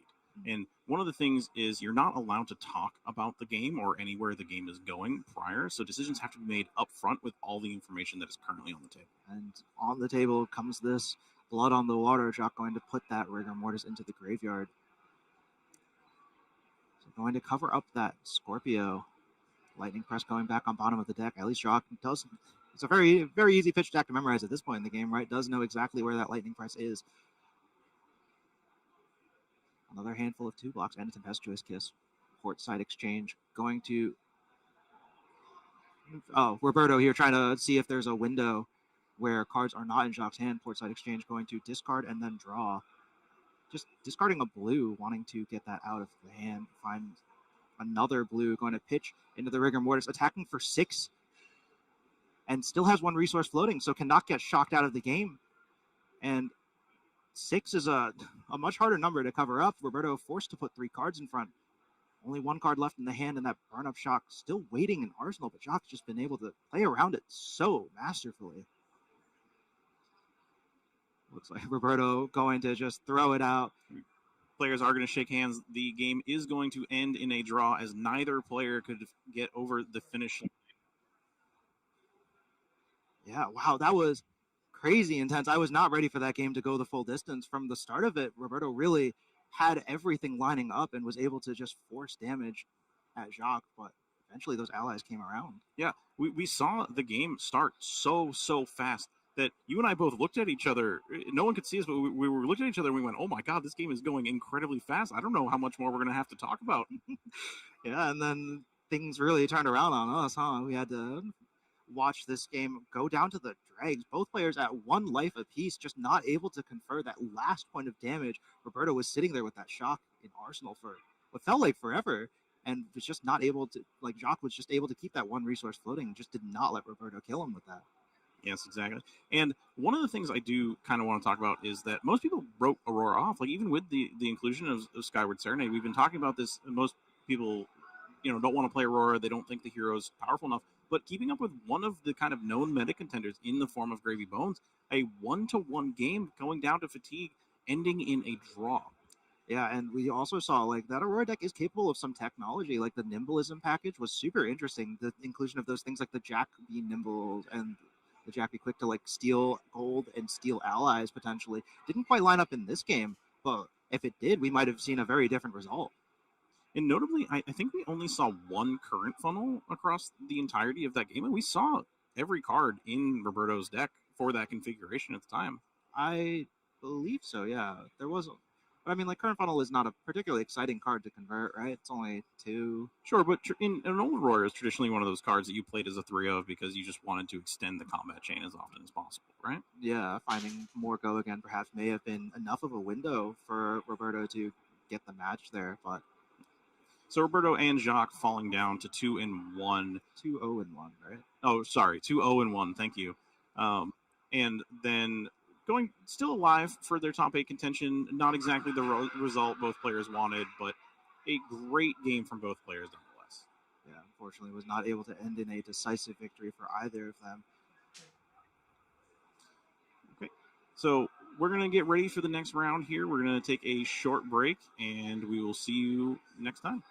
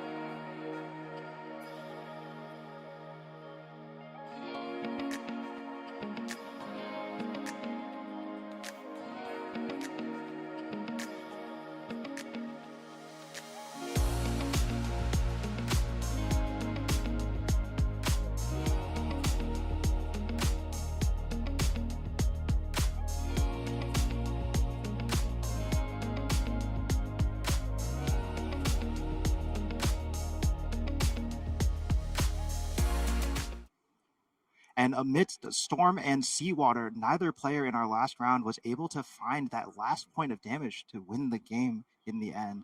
So we're going to be coming back for round 4 here. I'm Ka Chan. This is Cara Shaker. And for our next round, we've got another Fun of Runeblade in the room on the feature match area. We've got Nick Reuter, known AGE Open competitor, on Vincent Iron Maiden, the only one in the room, squaring off against Quinn Wong Q, another well-renowned player in the New England area, playing his beloved Kasai of the Golden Sands. And I will say that Nick Reuter, at least on Vincent, from what I've seen, especially at Grave Troll, really does well kind of taking the win on these games. It's going to be an interesting one because Kasai is able to kind of block out most of what Vincent is doing, at least physically. And so seeing whether she's going to be able to manage the, money to sell those swords, it's going to be a hopefully faster paced game maybe than the last one, but definitely something to tune into. Yeah, I expect to see a lot of grindiness going back and forth here. Vincent able to probably line up some of those big turns that she's kind of known for. Nick, very, very proficient at that. All right, and I do believe that our players are ready for us to go. So we will be going down to the feature match area where you are going to see a match you are not going to want to miss. Quinn Wong Q on Kasai of the Golden Sand versus Nick Reuter on Vincent Iron Maiden as our table judge looks on. I do think this is something where in the beginning of this game, the Kasai might want to really try to push as much damage as possible while Vincent is trying to get set up with those pre and post attack arcane generators, essentially. Speaking of setup, it looks like Nick going to be going first here. Has that Vincent Iron Maiden hero ability trigger to resolve. Looks like a Shadow Puppetry going to enter the banish. So Nick perhaps not finding any Runegate attacks for this first turn of the game.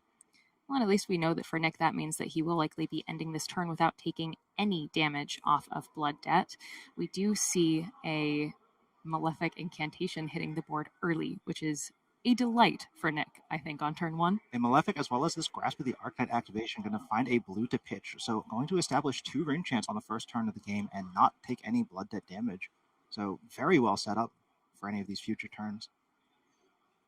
Quinn going to start off with a yellow draw swords here. So going to pitch a blue, finding a Outland Skirmish on the top of the deck.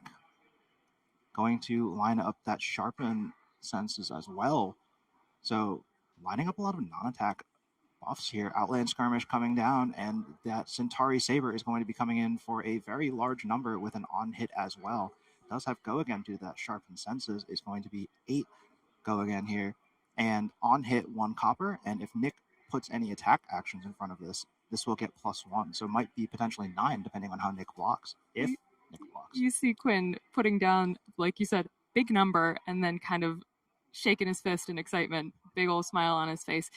This is something where the Vincent, I think, has the ability to really get these turns going off of just 1 or 2 cards in hand, but may not always have the blocking ability to be able to handle an attack like this.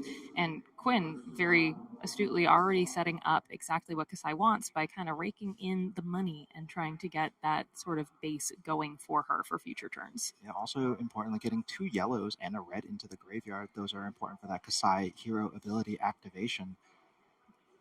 I will say, looking at Nick Reuter's hand, it does seem like he at least has some targets to put into the banished zone to be able to rune gate those out, as he will be starting the next turn with, I believe, 3 rune chants ready to go, and currently has the 2 counters on the Malefic Incantation. So that's going to be rounding out to make 1 more at the end. Oh, and the Face Purgatory looks like might be lined up here from Nick, really wanting to cover up this first attack. Going to put a lot of equipment, a non-attack, and an attack action as well. So going to bump this Saber up to 9, going to force Quinn Wong Q to discard that last card in hand and block out this on-hit copper. So this next Centauri Saber is just kind of coming in for 2.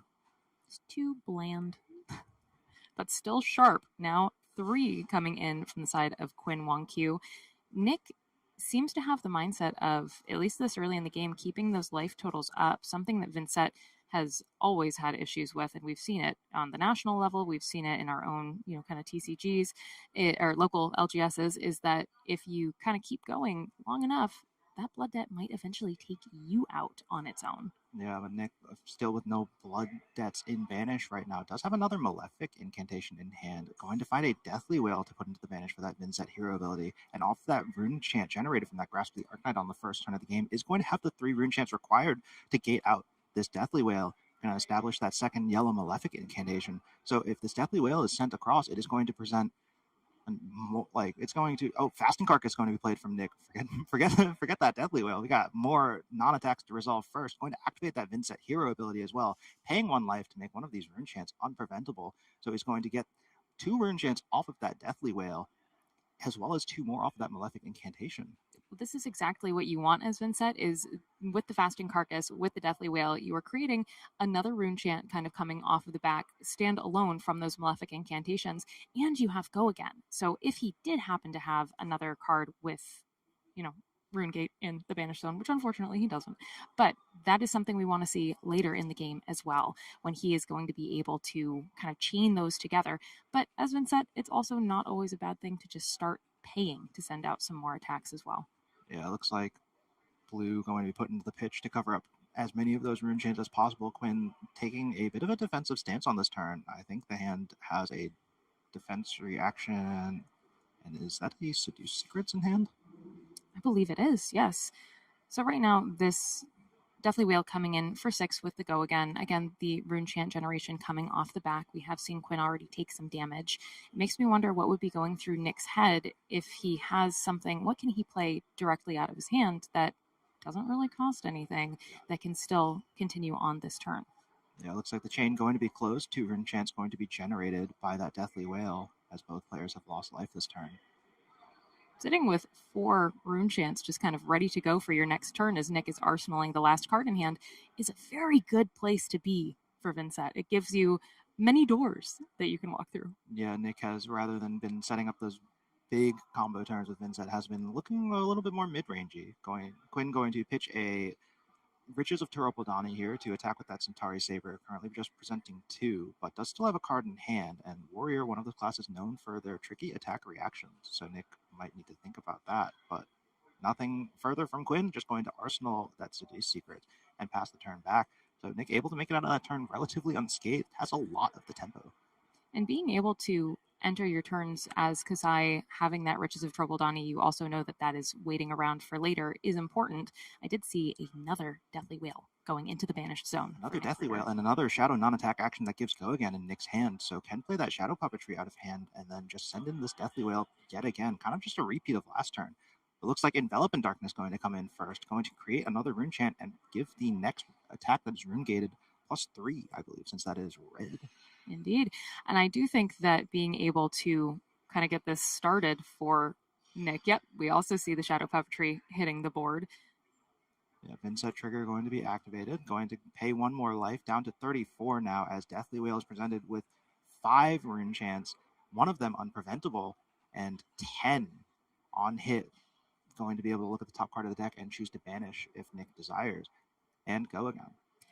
I will say Envelop in Darkness is one of those cards that giving +3 to the next card that you rune gate, it feels good. It's not something that you often get to do because of only having a certain amount in the deck, but having that damage coming through when Quinn has been blocking pretty well so far is a good way to kind of swing tempo in your favor. Yeah, that Envelop in Darkness notably does cost 1, but in this case did line up very well with Nick Ruder's Tunic, taking up to 3, so was able to play it off of that chest piece, not having to devote a single card in hand. Means that Nick can present this aggressively overrate turn. Currently, we're looking at a 3-card 15, and there's still those Malefics on the board. Quinn opting to take the rest of that rune chant damage and still has to stare down 10 physical.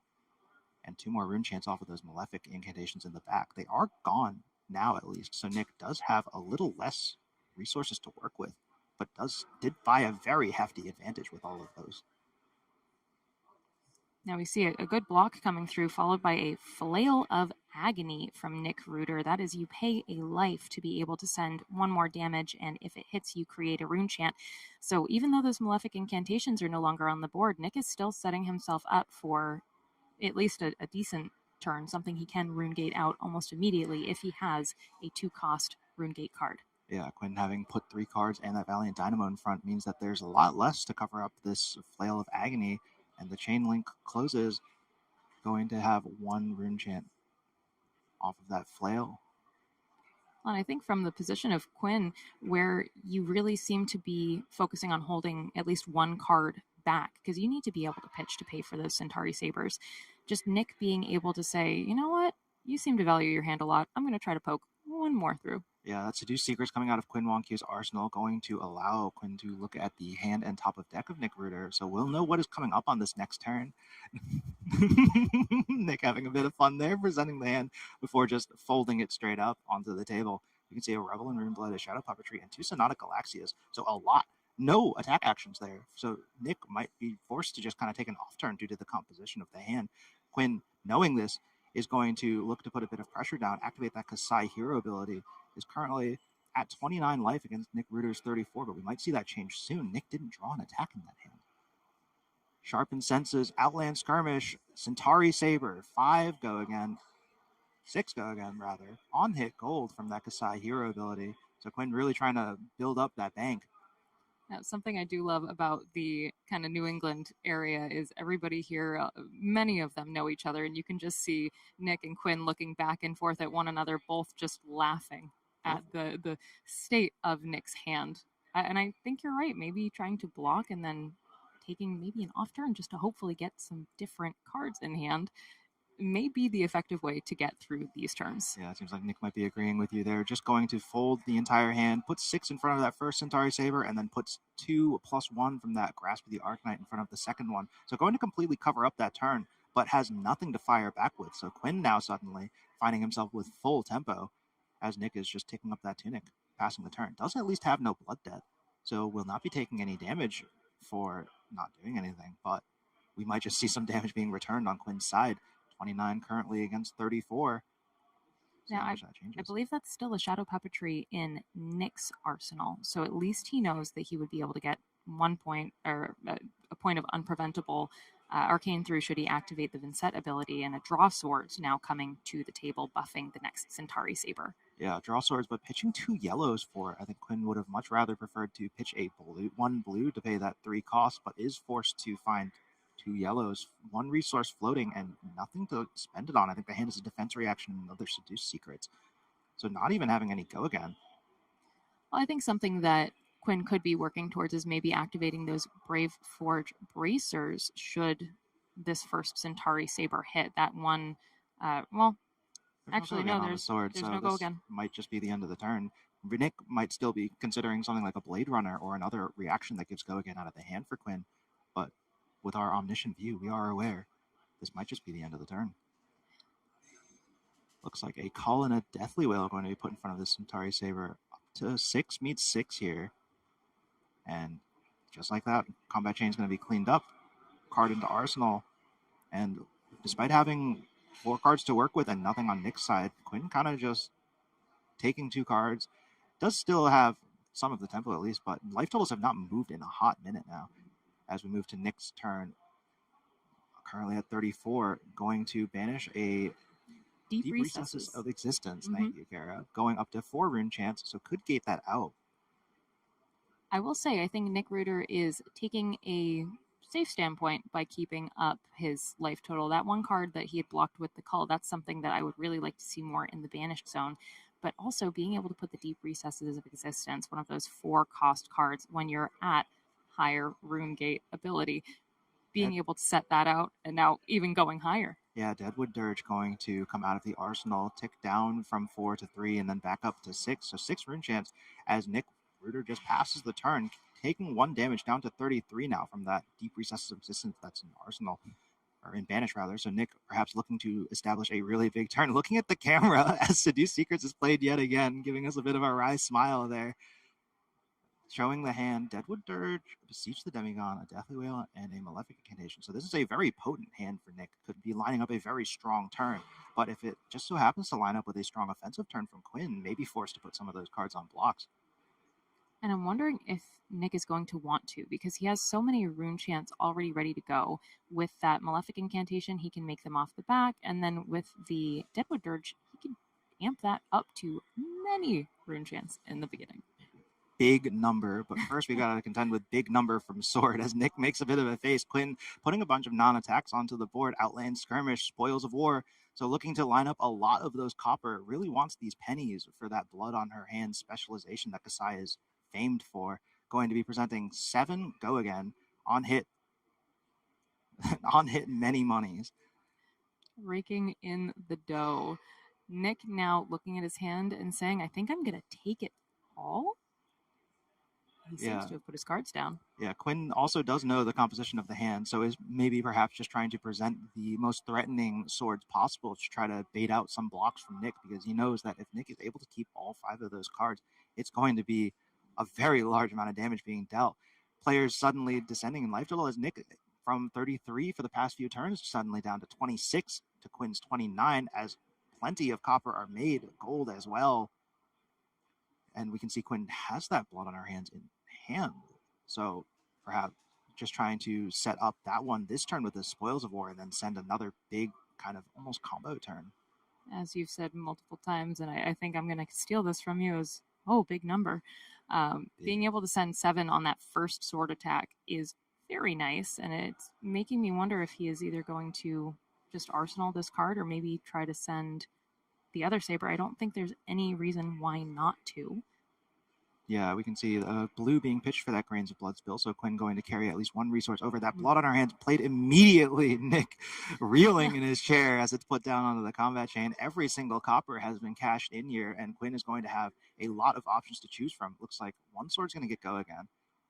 And I'm not sure if that's attack a second time or +1.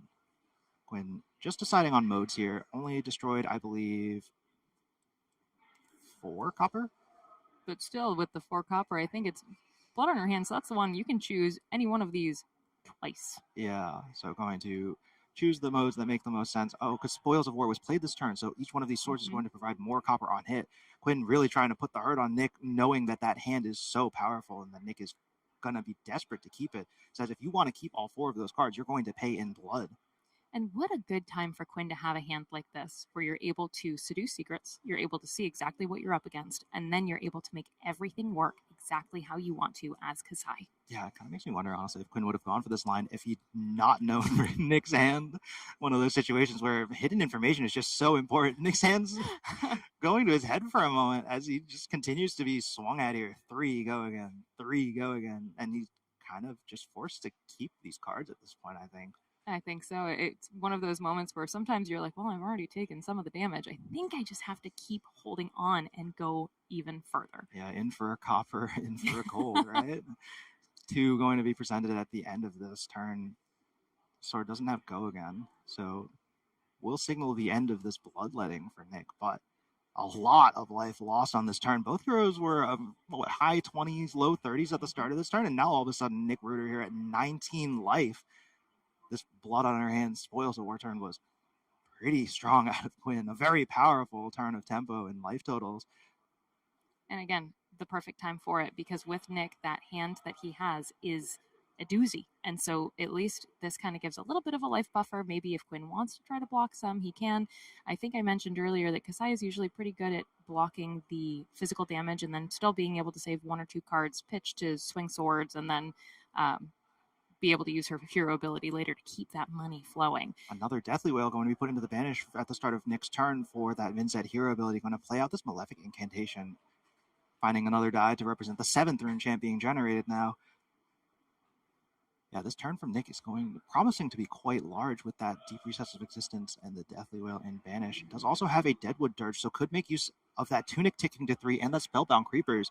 So Nick did take a lot of damage on this last turn from Quinn, but might just be sending all of it back as Beseech the Demigod is going to be played. Vincent hero ability activated, paying the 1 life down to 16 now. All right, Cara, we've done this before with Vincent's. 16 plays 29 right now. We'll see where those numbers end.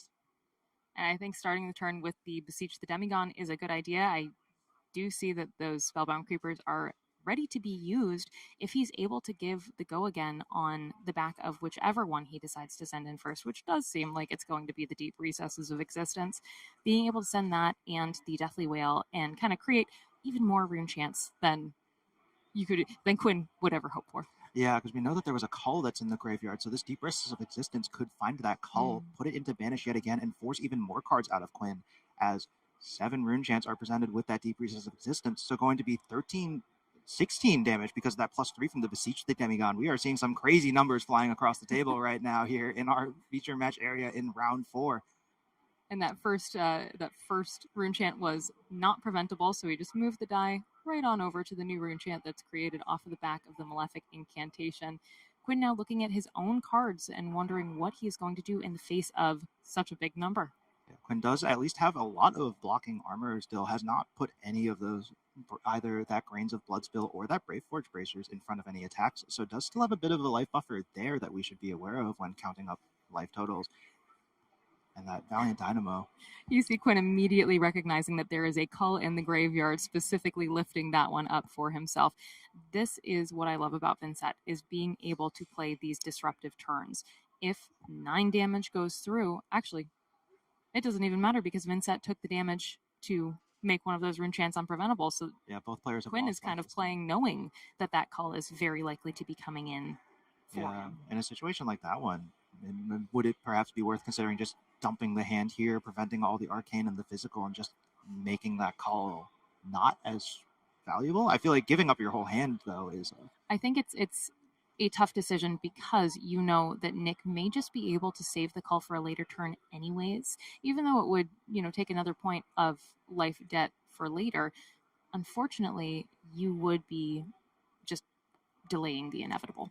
Yeah, it looks like Quinn going to pay those 2 blues for those 6 rune chants and going to cover 6 on this Deep Recesses of Existence, taking 3 down to 25 now. Has given up the entire hand already on this turn, though, so Nick kind of free to run wild with it. Tunic going to be activated, generating that resource, counter put on the Spellbound Creepers, and we're going to see that Deadwood Dirge coming out of the hand, going to destroy a rune chant, presumably, and generate 3 more of them. Going to float an action point as well, since this Deadwood Dirge has go again and was played at instant speed. So 2 action points now, going to, with those 3 rune chants, present this Deathly Wail immediately. He still hasn't closed the combat chain yet, so we'll be creating 2 rune chants when the combat chain closes from this Deathly Wail and also still has that Deep Recess of Existence lined up. Have we seen a 2-cost Rune Gate from Nick put into the grave so far? Not that I am aware of. But it does make me wonder what exactly he has in the arsenal. I do seem to have forgotten it. It may be something that he can just start playing out and... Oh, here we go. He's looking for something. Yeah, finding another Deathly Wail from the graveyard, going to put that back into the banish, and then taking a card out of Quinn's graveyard as well. Going to take that blood in our hands, probably looking to keep some of those yellows and reds away. Mm-hmm. And if you're going to take a card, why not take the specialization that really did you dirty on that last turn? Yep, and you see Quinn reading through the deep recesses of existence again, maybe just seeing exactly if it does anything else. Nick looking at the board state after he has kind of closed those chains and getting ready to draw up and pass. Yeah, so Nick taking 1 blood debt there, keeping that Deathly Wail in banish, going down to 15, but did chunk Quinn for 11 health despite blocking with all 4 cards in hand. So Quinn just forced to use those 2 vigor. Did have 2 vigors from the last turn, so it's going to be able to use those 2 resources generated to pitch into a gold and draw a card. So it does still perhaps have some affirmative actions to take on this turn.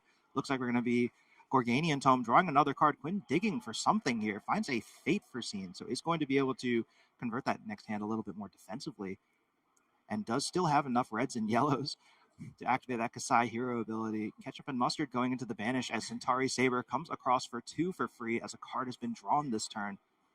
So despite blocking with all 4 cards, still had a very reasonable turn, able to threaten damage as well as more on hits.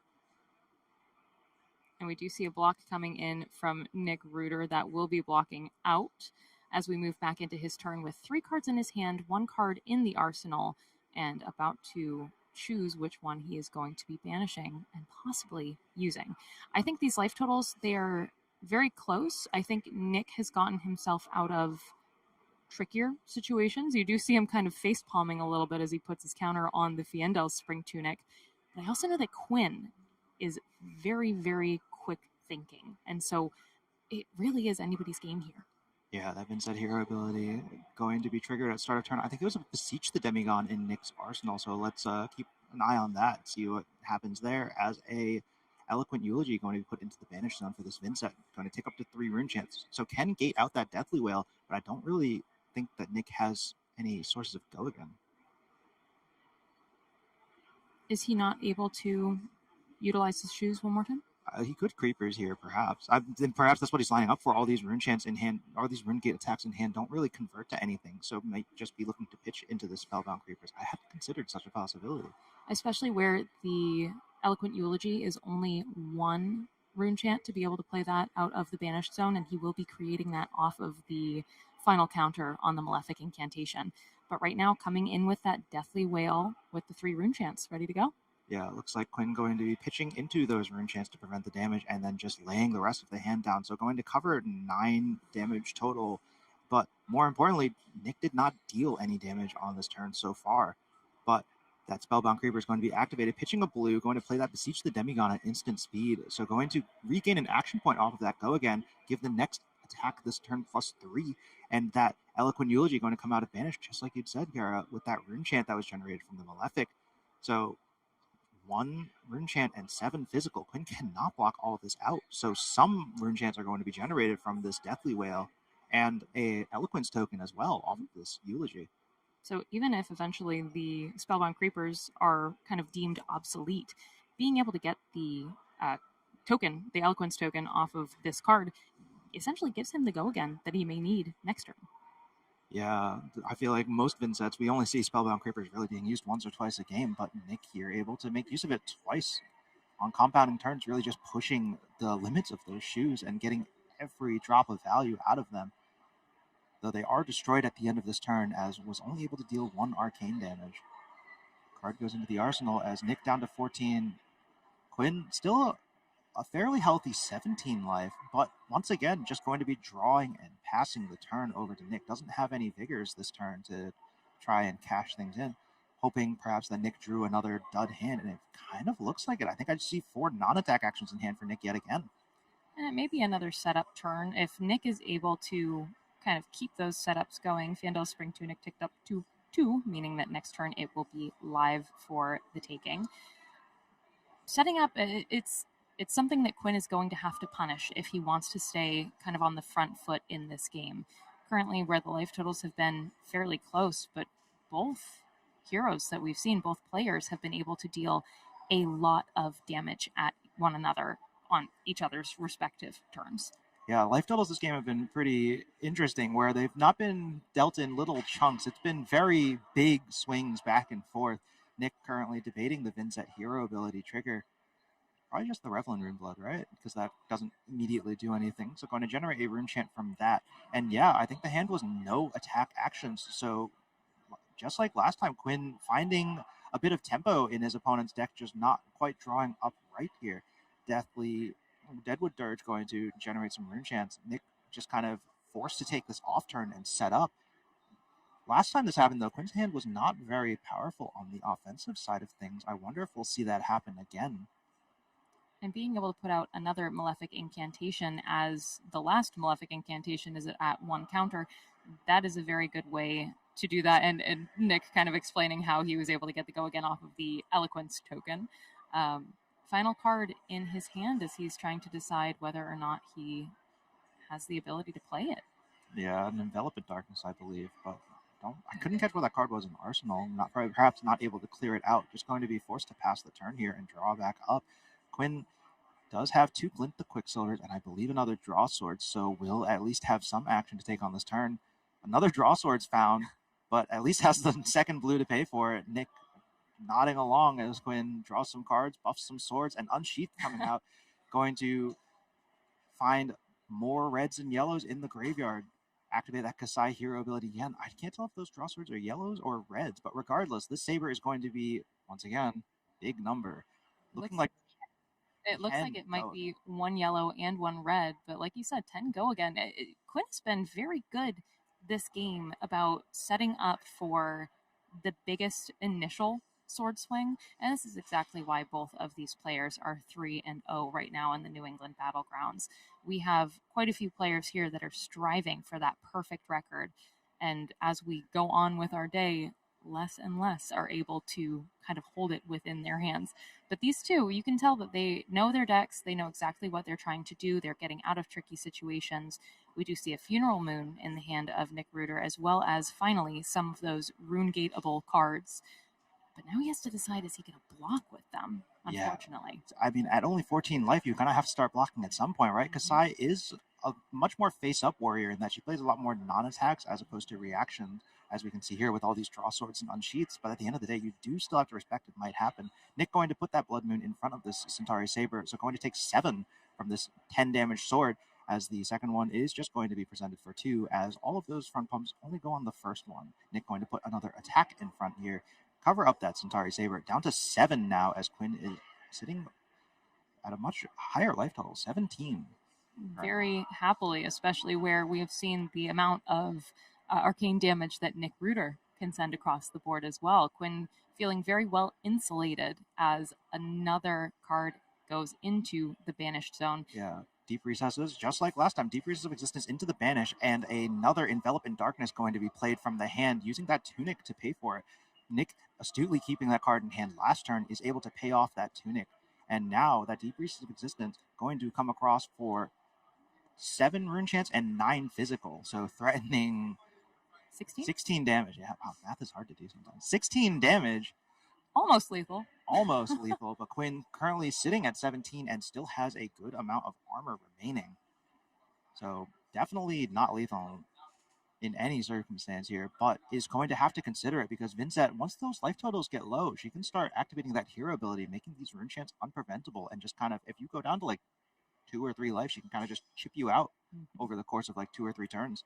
Well, and you also have to remember how low Nick is at this point. I think he is acutely aware that though he can have setup turns, he really needs to be careful about which ones he's going to be putting into the banished zone on that Vincent ability to create the rune chance, but also to make sure that he is not going to take himself out. Looks like Quinn going to put all that armor in front of this Deep Recesses of Existence, and a Sink Below from the hand as well. So going to be covering 8 total, taking 1 damage from that hefty 9 that was presented. Going down to 9 total now is Quinn. And at 6 right now is Nick Reuter. believe that he is a little bit disappointed. You can see it on his face that big turn he was hoping maybe just a little bit more damage, bring it a little bit closer, but still not a bad turn when we've had so much where he's had to kind of set up and kind of fight back.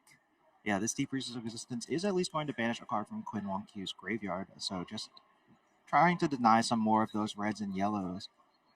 Quinn was able to keep a full 4-card hand here, and with Nick only at 6, we might see some attack reactions finish the job. See, he did not take the call earlier, and this is where I would be considering taking a call just to kind of disrupt that hand even just a little bit. I don't know if... Has Nick dealt any damage to himself this turn? Not to himself. Well, did he? He was at 7, I believe, at the start of the turn. There is a Deathly Delight going to be put into the banish, so that answers our question as Nick falls down to 5 for that blood debt. 5 is a very dangerous life total to be up against a Kasai with. Quinn going to start the turn off by pitching a yellow to activate a gold, going to trade in that card essentially. But having drawn a card now, these Centauri Sabers are free for the rest of the turn thanks to that hero ability, so it has a lot to work with here. Going to be an unsheathed first, so going to be sending in 5 go again. And we do know that Quinn has a Blade Flurry in hand.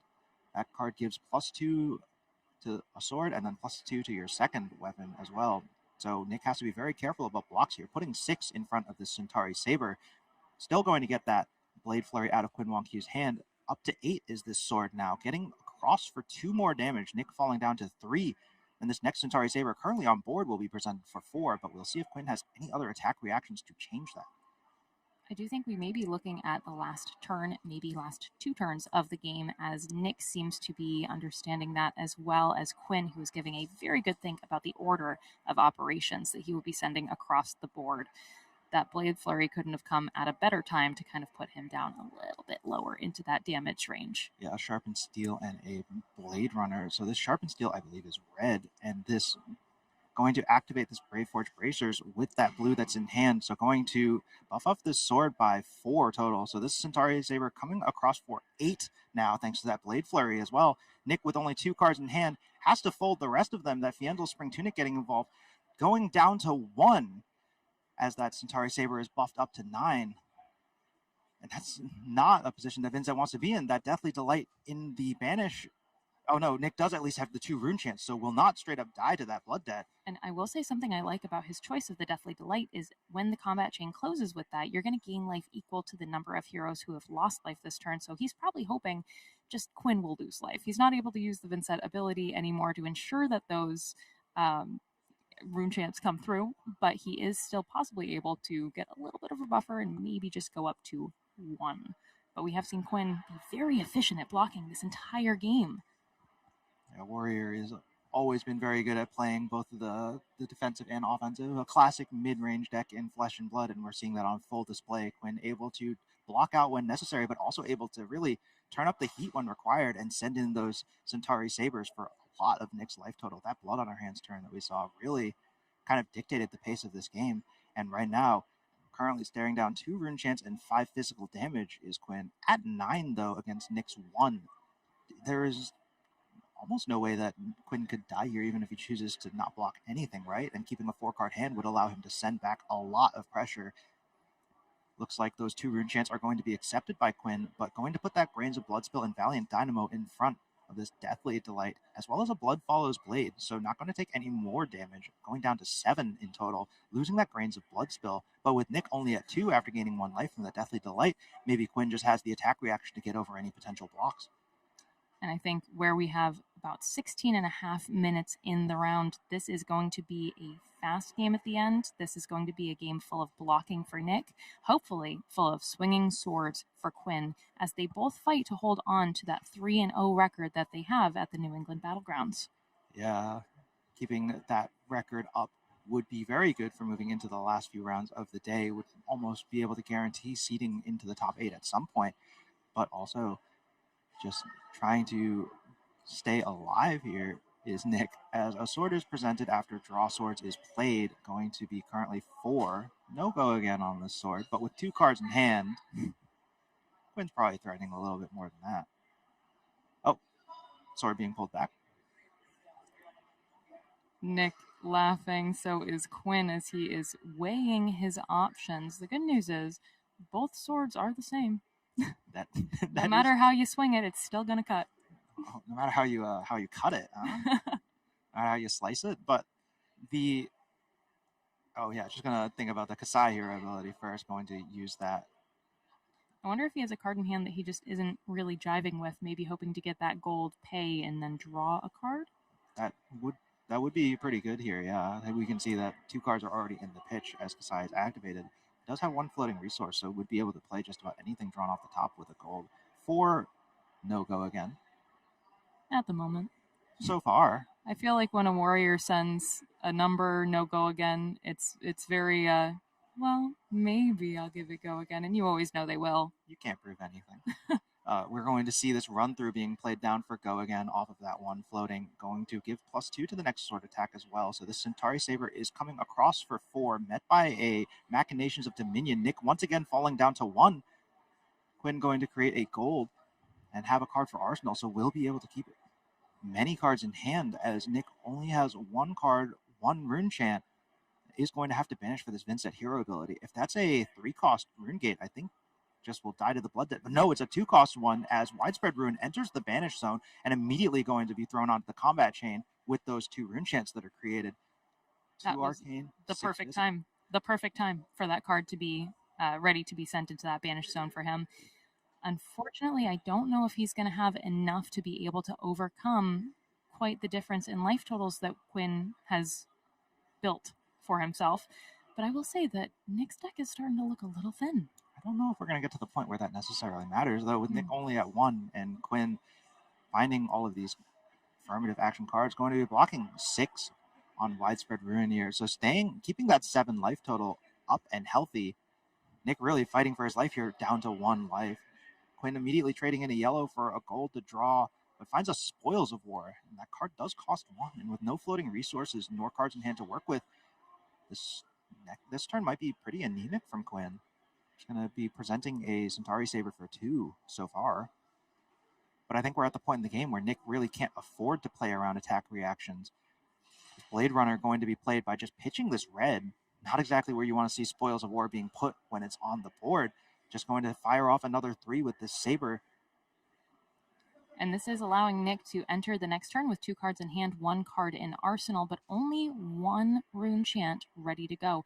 I don't know if he has that second. Oh, another 2-cost rune gate. So Deathly Delight going to be just like its predecessor in Widespread Ruin, put into the banish and immediately sent out 2 arcane and 5 physical. Yet again, Nick is really finding the right cards to stay in this game. Sometimes the luck of the draw is with you, but sometimes it's just because you know the shortfalls of your deck and you are willing to build around it. Now, I wonder if Quinn is going to give him the opportunity to gain 1 more life like he did last time that he played this card, because last time he was able to go up to 2. Yeah, we can see this Iowa video being pitched to prevent the arcane damage. That card does not block, so pretty astute of Quinn to put that card into some amount of defensive value and also be able to sculpt the top 2 cards of the deck, opting to. You see Nick kind of leaning back a little bit while he's waiting, and this must feel tense. I know, especially, I've only been in a feature match once, but it was like everyone was kind of dissecting our every move. Yeah. It is definitely scary sometimes for sure, but Nick is no stranger to the feature match area, has been featured plenty of times on the AGE Open, so is relatively used to the camera and the lights. Same thing with Quinn. Those are rune chants going to be blocked out. Now just 5 physical left to contend with. And I do believe that Nick is kind of thinking to himself, if I can just get 1 life, maybe I would be able to try something later like swinging the Flail of Agony, or at least in the next turn being able to use that Vincent ability to guarantee some on hits.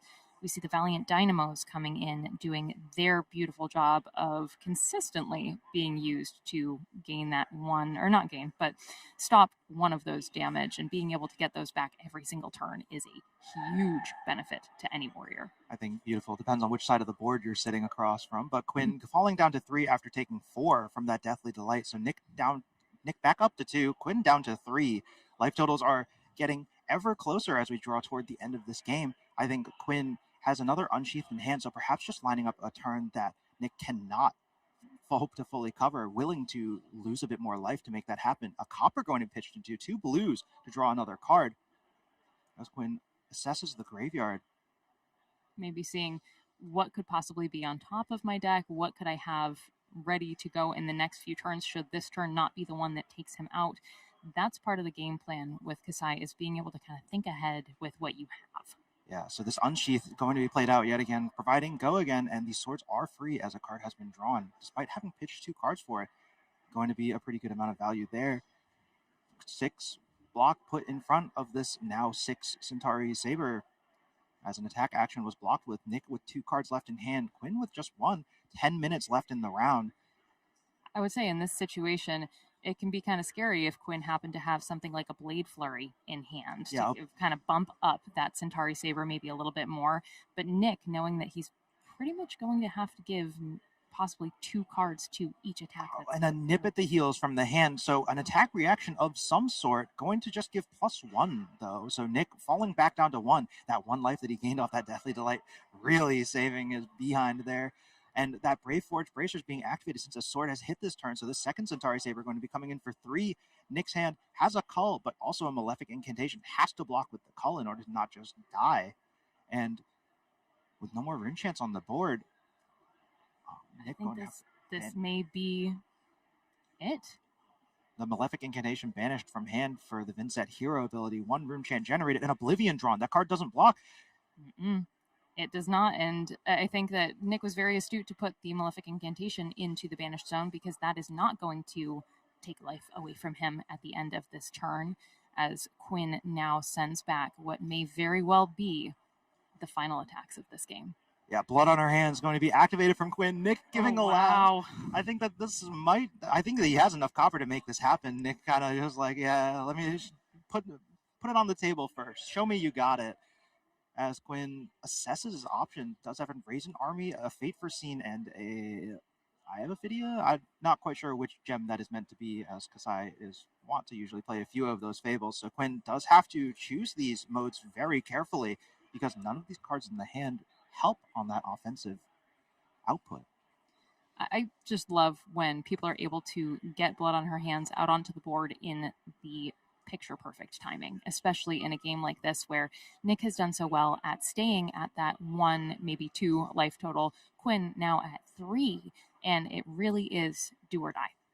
Yeah, all of those copper cashed in just to buff up this sword. Quinn perhaps thinking about any further trade-ins of currency, debating if he needs that. Looks like go again onto the second Centauri Saber was the decision. Is going to be able to attack with one of these sabers twice, and the third one as well.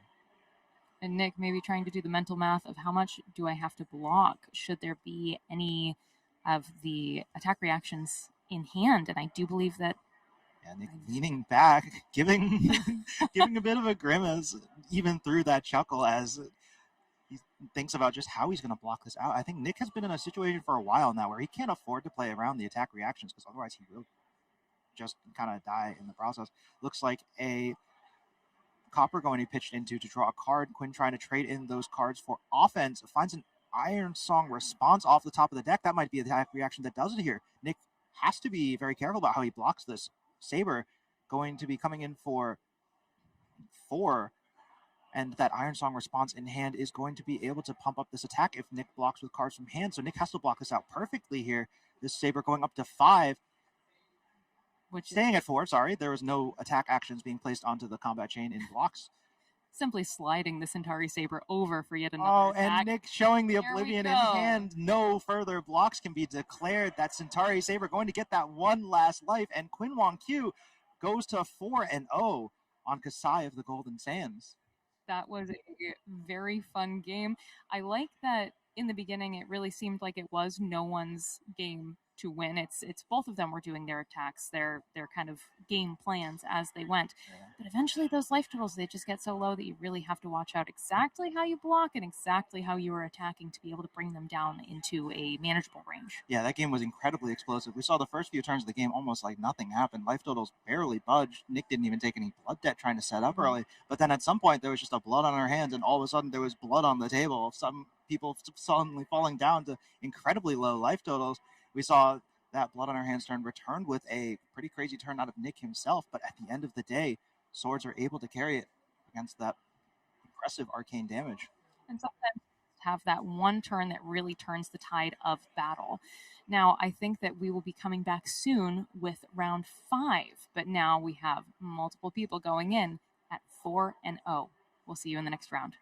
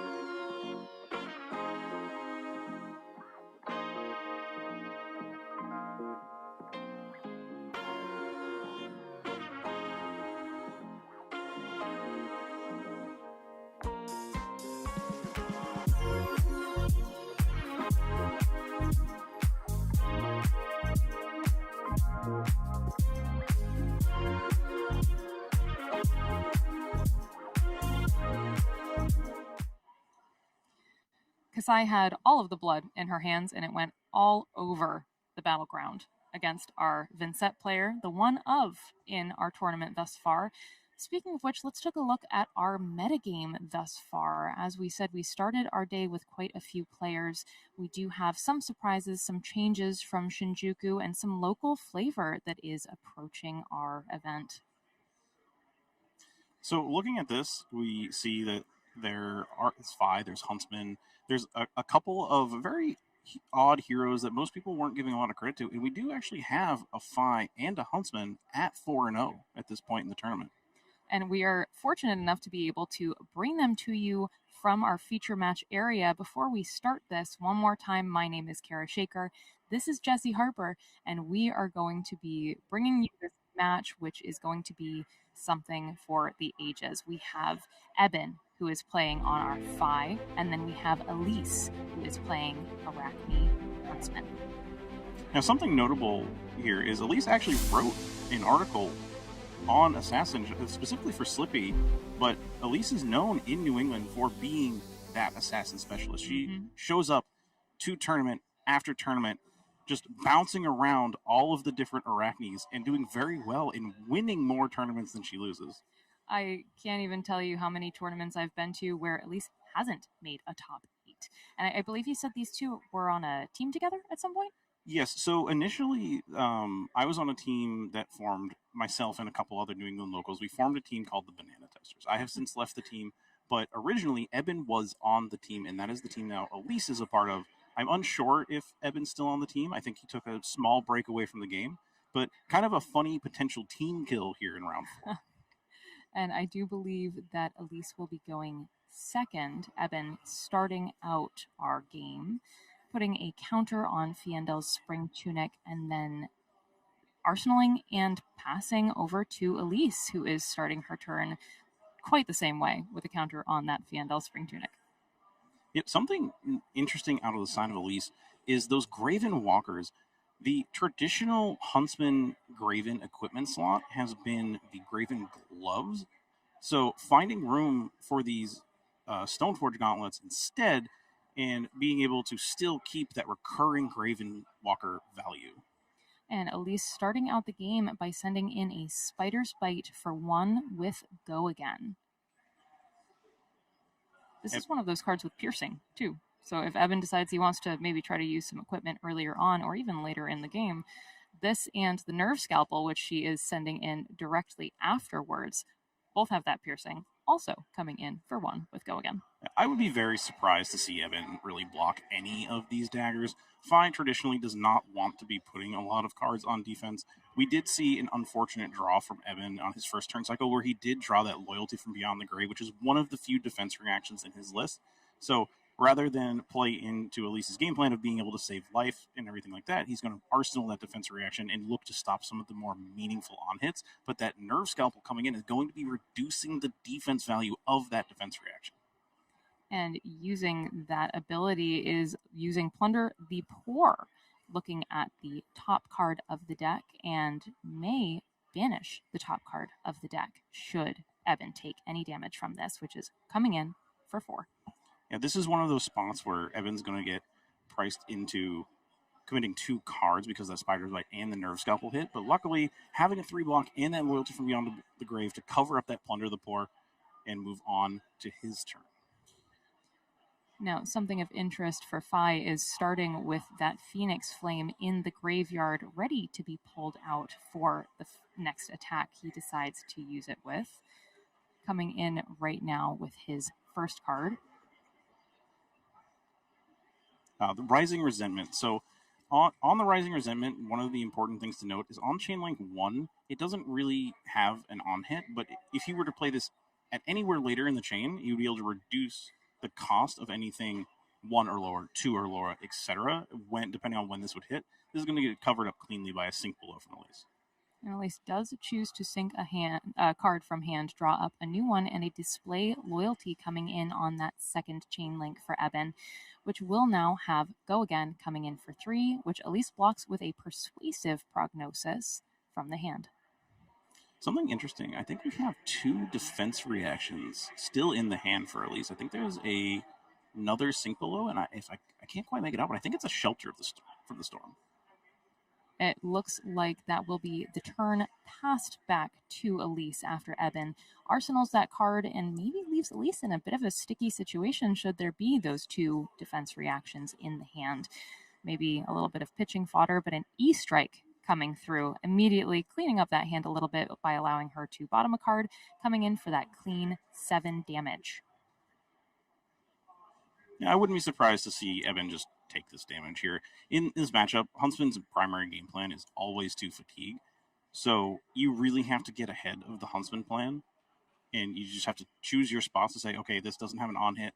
This isn't going to buy a bunch of cards for me. I have to start being more aggressive in setting up those very strong 5-card hands to push over the defenses of Arachne Huntsman. And that being said, you are completely right. Eben going down now. Life totals at 31 for Phi Rising Rebellion, remaining at 40 for Arachne Huntsman. We do see a fire that burns within hit the combat chain for Eben here, using that tunic resource to discard the Phoenix Flame and draw an extra card.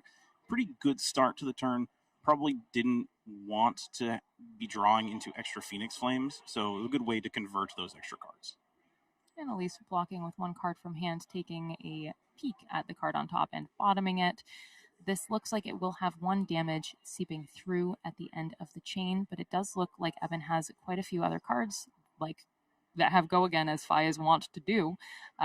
Whoa, big chain links coming through hopefully later in the game, and a Searing Emberblade coming onto the board now for 3 with go again. Yeah, and it's immediately blocked out by one of those really nice looking tournament back cut to the chases. And a Ripple Away being placed in front of this Ronin Renegade that was coming in for 3 with go again. I've been debating, I think, whether or not to send this card, maybe to, activation of the Phi ability, getting a Phoenix Flame out of the graveyard for himself. And that will be coming in for 2 with go again. Yeah, we're probably going to be looking at a chain ender here, unsure of what the number is, but if I had to guess, this Hunt from the Ends of Wraith going to be coming in for 4 marking, notably not doing anything for 5, like the mark doesn't matter, but with this 1 resource floating, there are a lot of cards that Eben can play with this floating resource if he's on more of that like breakpoint rupture style as opposed to any of the full combo Art of the Phoenix War 5 decks that we've traditionally been known to see. All right, and have you played Elise? Do you know why the new is now hiding underneath the Balance of Justice? Oh, it's the mark token. All right. And then finally coming in at the end of this chain with a Compounding Anger for 5. Yeah, this card's been picking up in popularity from a lot of the 5 decks. I personally am not a fan of this card, but I think this is just a concession to having more chain enders overall, just up the median portions of the deck when you don't have those big combo turns. And Eben ending this turn with a fealty and current life totals of 31, plays 36. And though that was quite a lot of chains coming at Elise, she only went down 4 life points.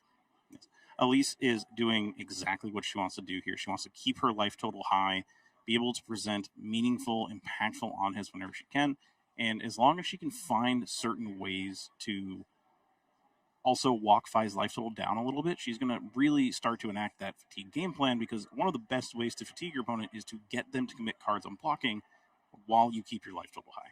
And Eben starting the chain with a Phoenix Bannerman Head, one of those legendary cards that allows him to seek his deck for a Phoenix Flame, reveal it, put it into his hand, and then shuffle, while also creating a Ponder token and having go again. A lot of high value out of this Phoenix Bannerman, because that Ponder token is going to continue to chain those 5-card hands into your opponent, and that's really what you want to be doing as Phi. Whenever you can get those 5-card hand setups and push that big damage over the top of the defenses. We saw it with Phi into the Oldhim meta. We've seen it with the smatterings of Phi that show up. We saw it at US Nationals with 2 Phi in the top 8. Indeed, and it looks like the first card coming in is going to be a Ronin Renegade that will be coming in for 3 with go again. Going to be cleanly blocked by this very fancy Command and Conquer. I'm a little jealous.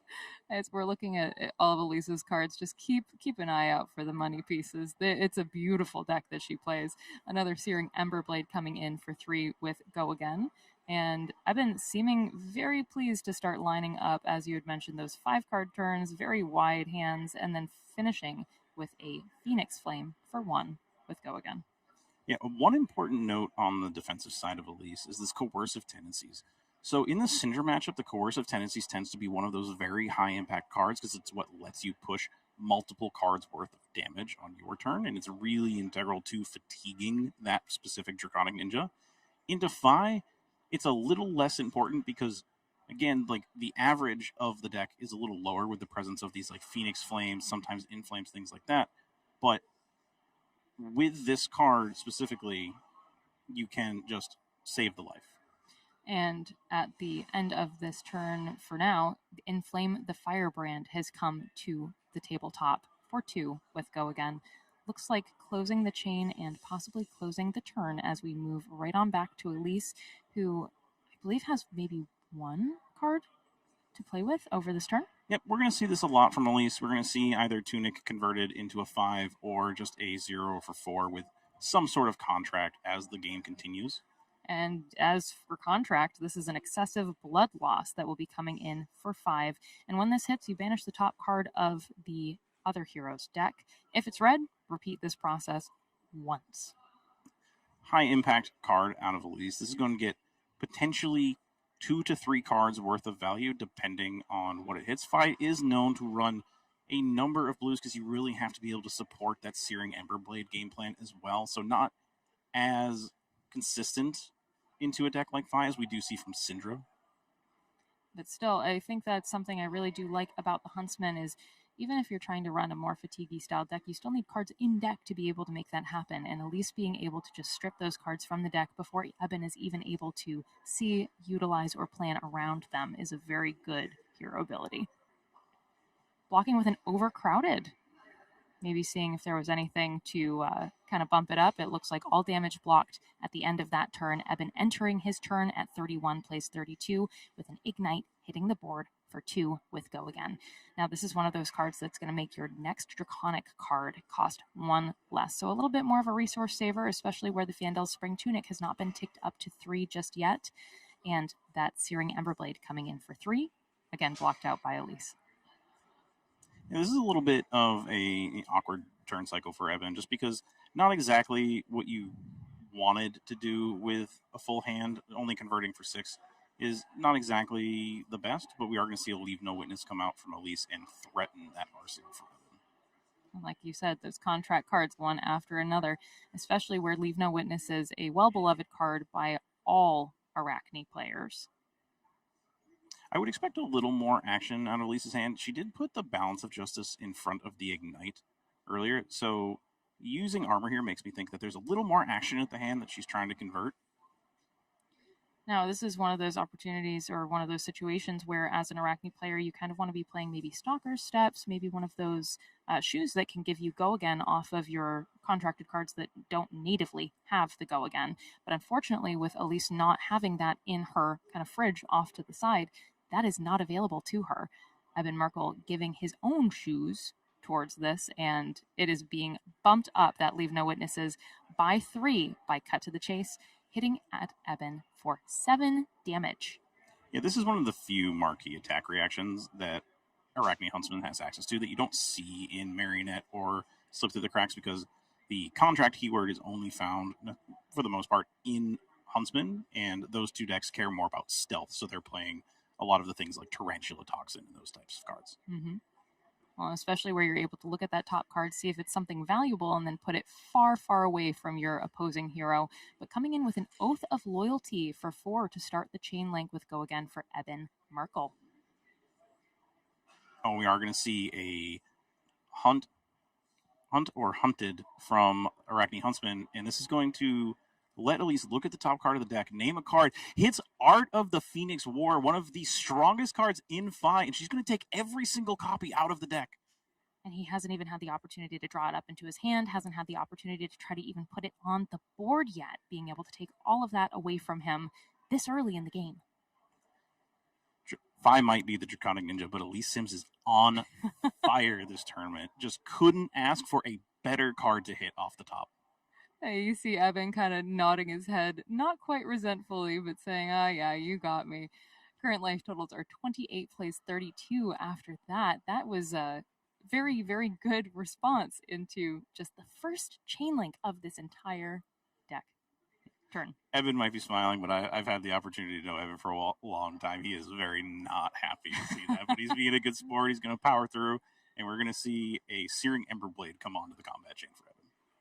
And that's going to be coming in again for 3 with Go Again.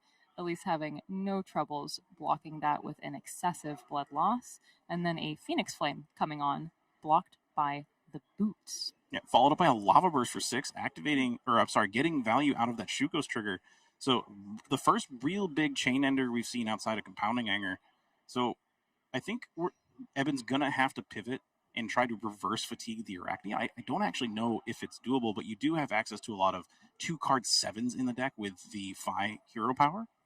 So maybe trying to enact a Guardian-esque style of if I just send a Sledge of Anvilheim every turn, eventually the Arachne player will run out of cards.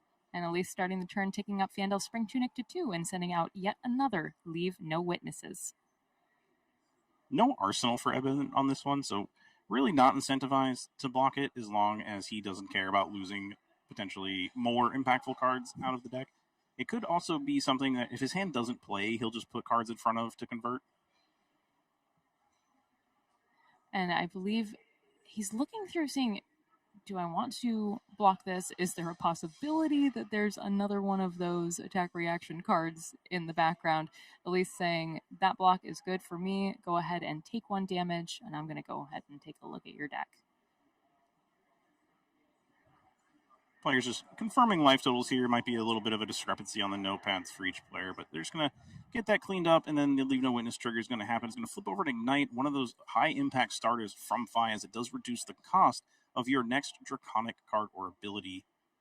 And that does put the silvers for Elise up to 4.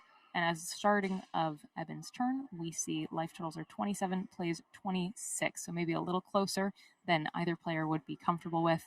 We have a Hunt to the Ends of Wraith coming to the board for 2. This, again, another marking tactic, as you had mentioned, actually coming in for 4 because Elise is marked with Go Again.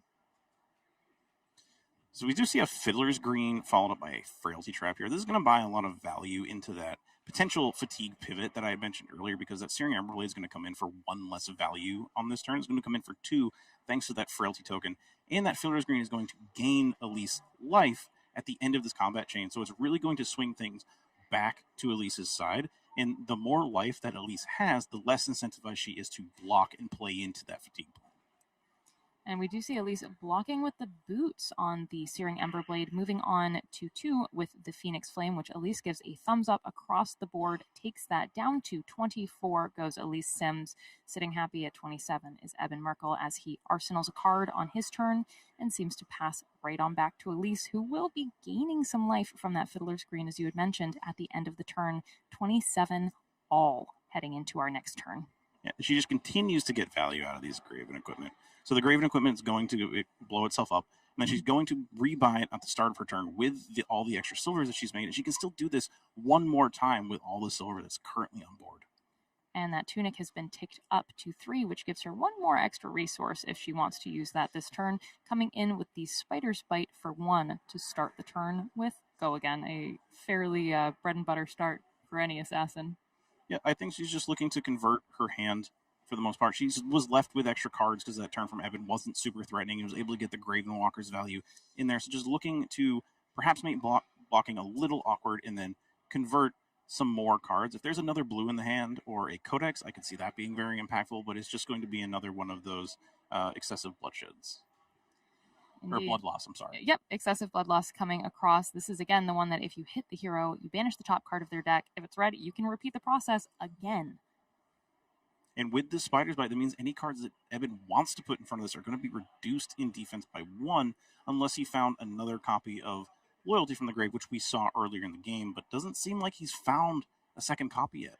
And I know that Phi and Syndra, while both being Draconic Ninjas, they share a lot of the same cards. I know Syndra's deck does not necessarily always block well. Does that kind of go the same for Fi?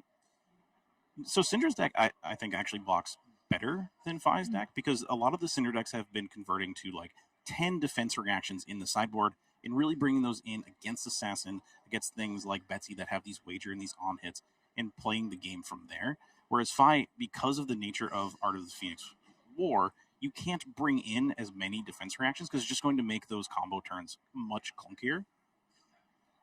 And we see at the end of that turn, Eben took all of that damage and now is coming in for 3 go again with a Rising Resentment from Arsenal.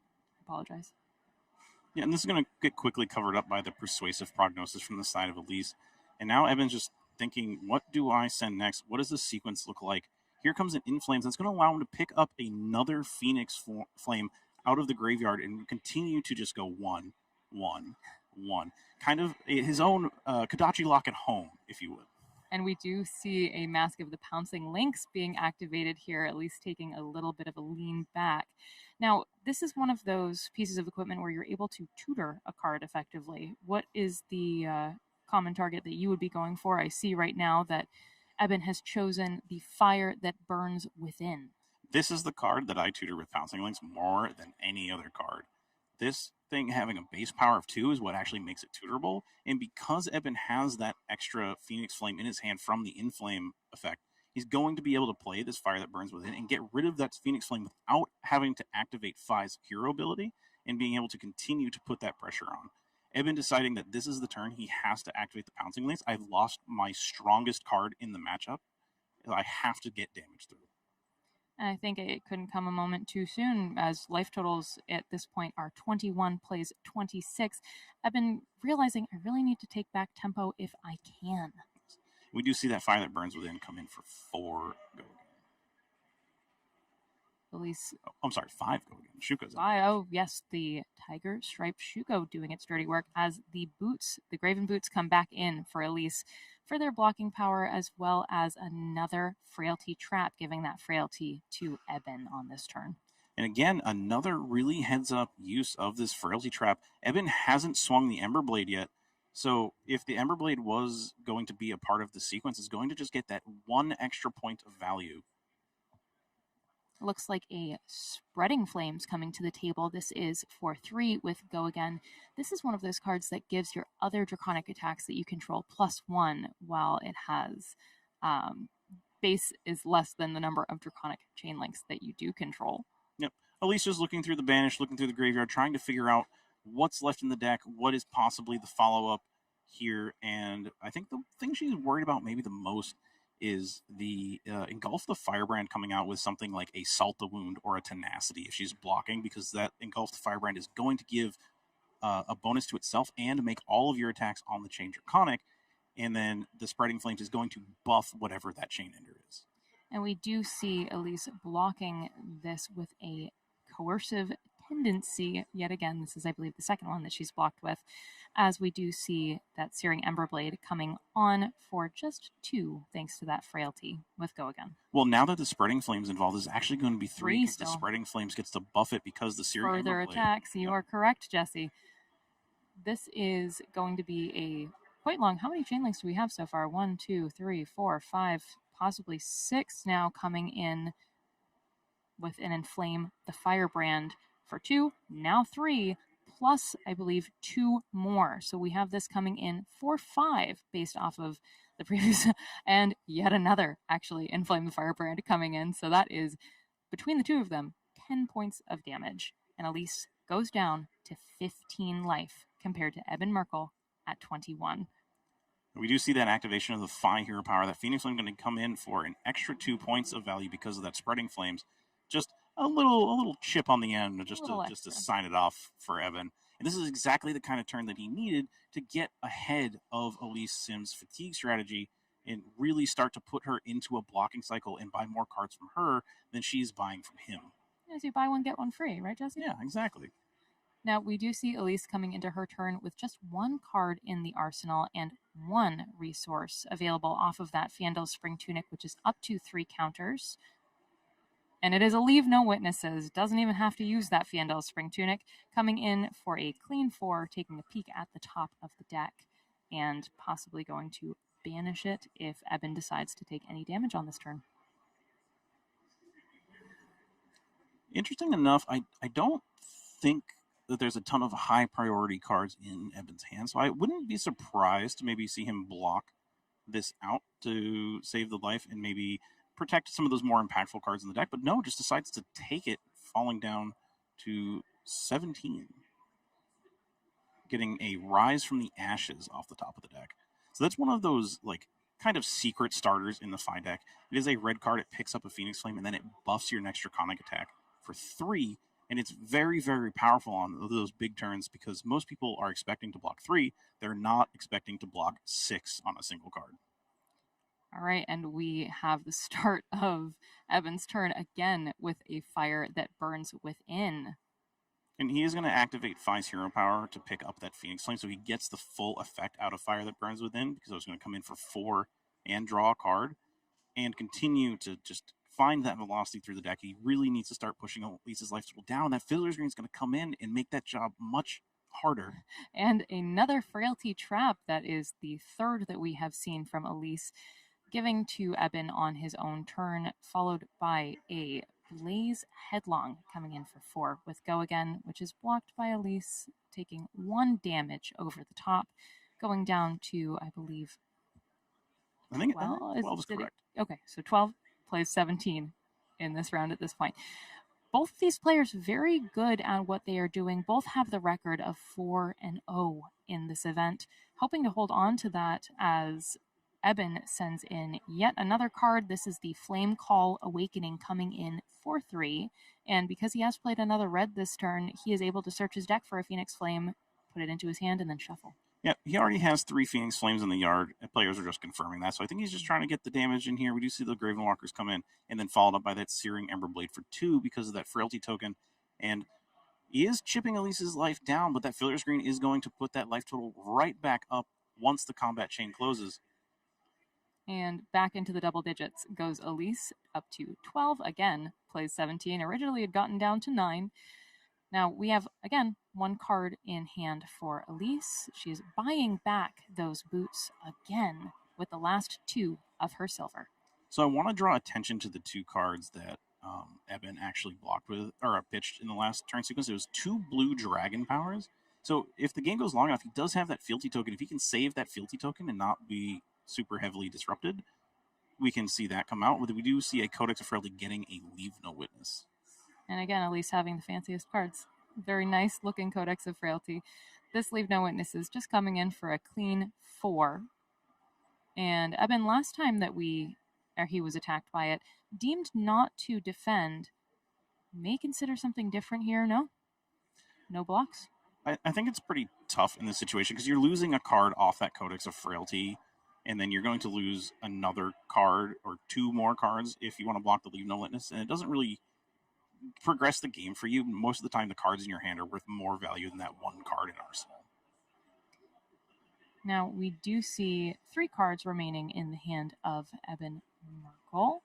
Looks like he is going to be pulling back one of those Phoenix Flames from the graveyard, getting his turn started by sending that out, though he does have a Frailty from that Leave No Witnesses, followed by a Display Loyalty, which will be coming in for 3. Yeah, his follow-up is a Blaze Headlong. He's probably just going to convert this for 4. It's probably the best turn he could ask for, given that he does have the Frailty, and he needed the starter in the form of Phoenix Flame for this turn to even.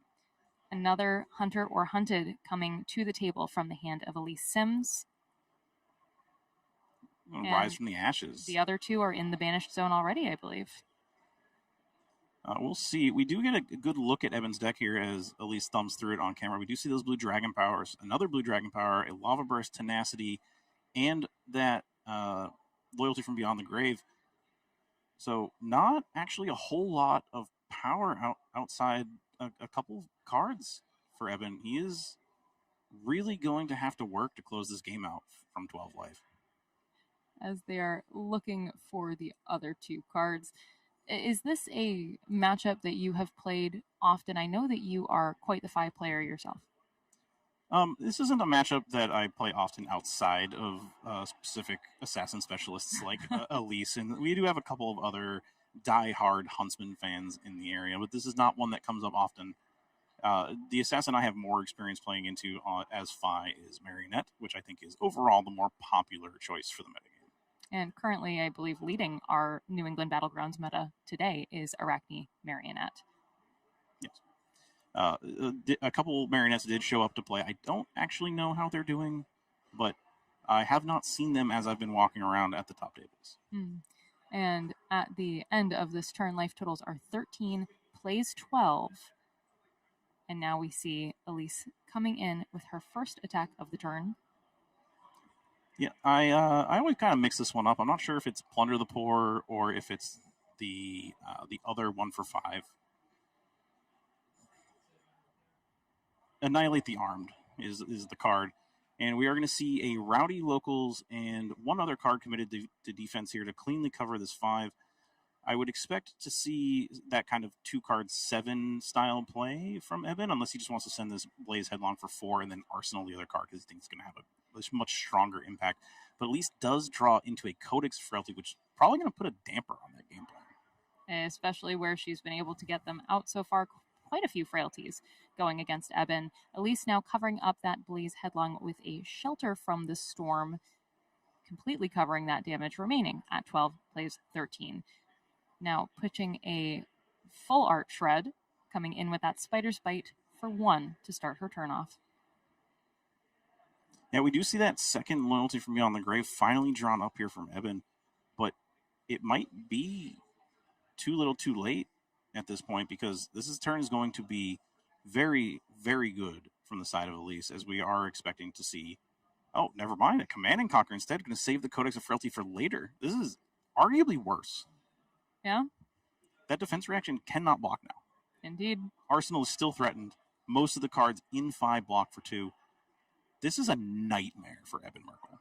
And then being able to, for Elise, kind of sit that Codex of Frailty pretty in the arsenal for the next turn, just continuous disruption. And you can see that on the face of Eben Merkel as he's kind of holding his neck and his head in his hands as he's thinking, what am I going to do? Should I let my arsenal go? Should I let go of most of my hand?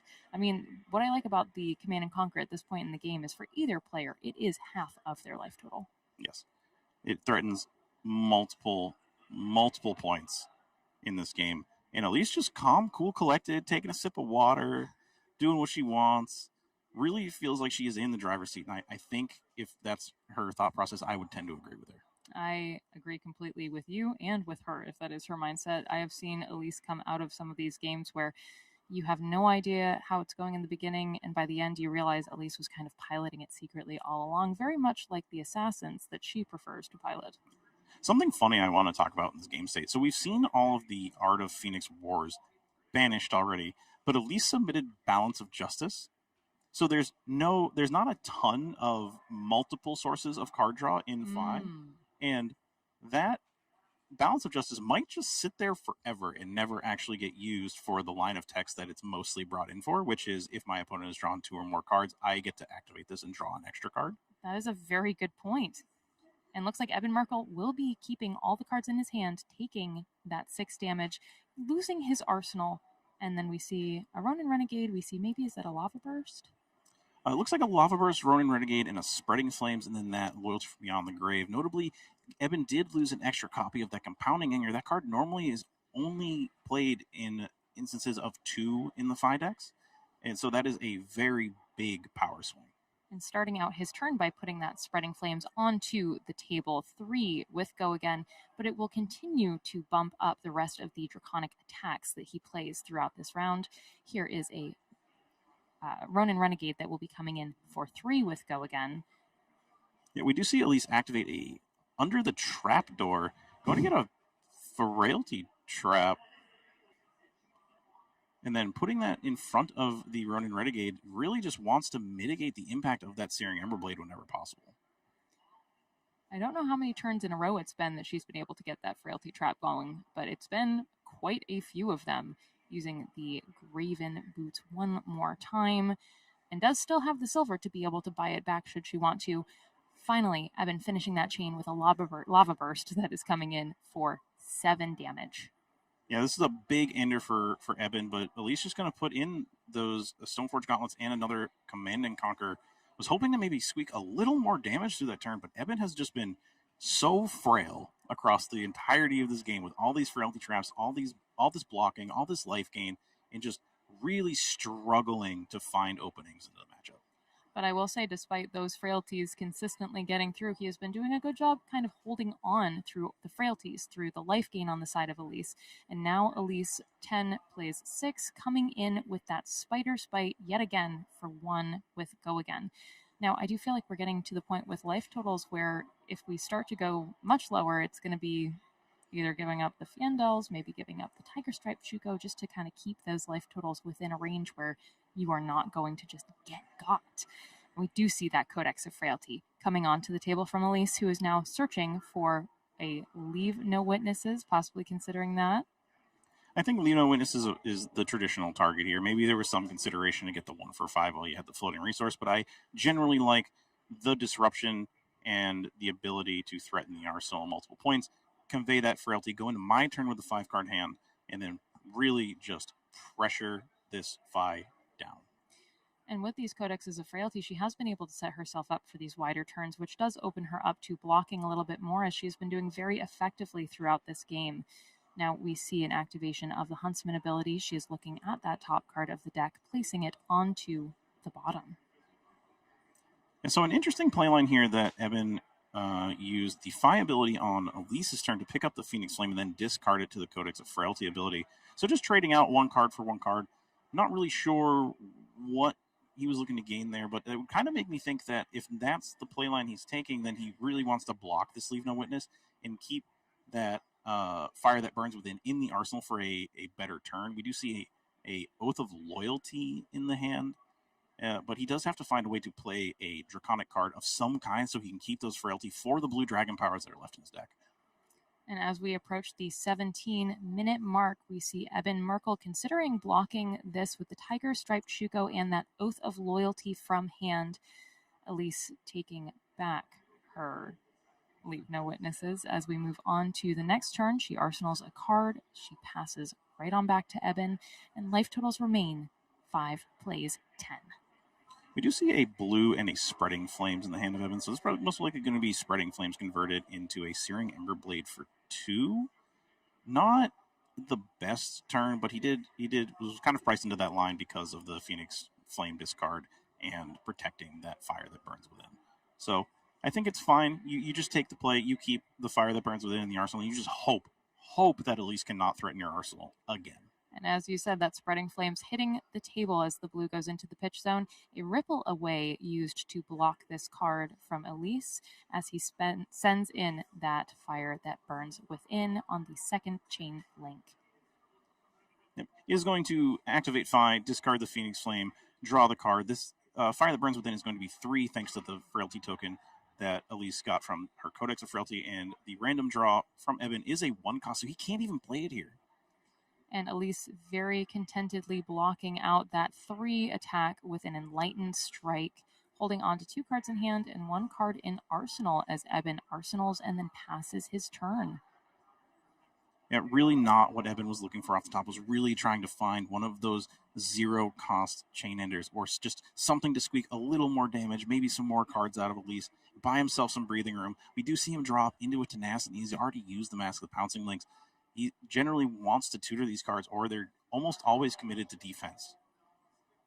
And we see defense may be needed as we take the Tunic counter off of Fiendel's Spring Tunic for Elise, pitching also a Shelter from the Storm as she sends in the Nerve Scalpel. Now, we've seen Eben's deck at this point. The Nerve Scalpel doesn't have a whole lot of text left over because those defense reactions have already been used. And then we are going to see, I believe this is Fleece the Frail. I believe you were right, Jesse. Fleece the Frail now coming in for 4. Now, this is another one of those contract cards that our Arachne Huntsman is so wont to play. When this hits a hero, you banish the top card of their deck. So at least for Eben, it's not one of those cards that banishes from hand or from arsenal. Yeah, buying 2 cards from Eben, that's going to scale this hand down even less. And we do see, I think it's a blue Cinderskin Devotion and that Tenacity has to find a way to convert this hand to something meaningful. We do see that Flame Call Awakening come out from Eben, so he's going to fulfill the fealty requirement of playing something Draconic. And we see Elise again blocking with those beautiful boots that have saved her so much life this turn, coming in with another Fiddler's Green. Now, I believe this is the third one that she's played, so she will be gaining life once that starts to hit the graveyard at the end of this chain. Yeah, you do see kind of a wry smile as he starts to break down and start laughing. I think he knows that the jig is kind of up, but he's being a good sport about it. He's going to send in that Emerald Blade for 3, and it's going to be met by a Fate Foreseen from the side of Elise.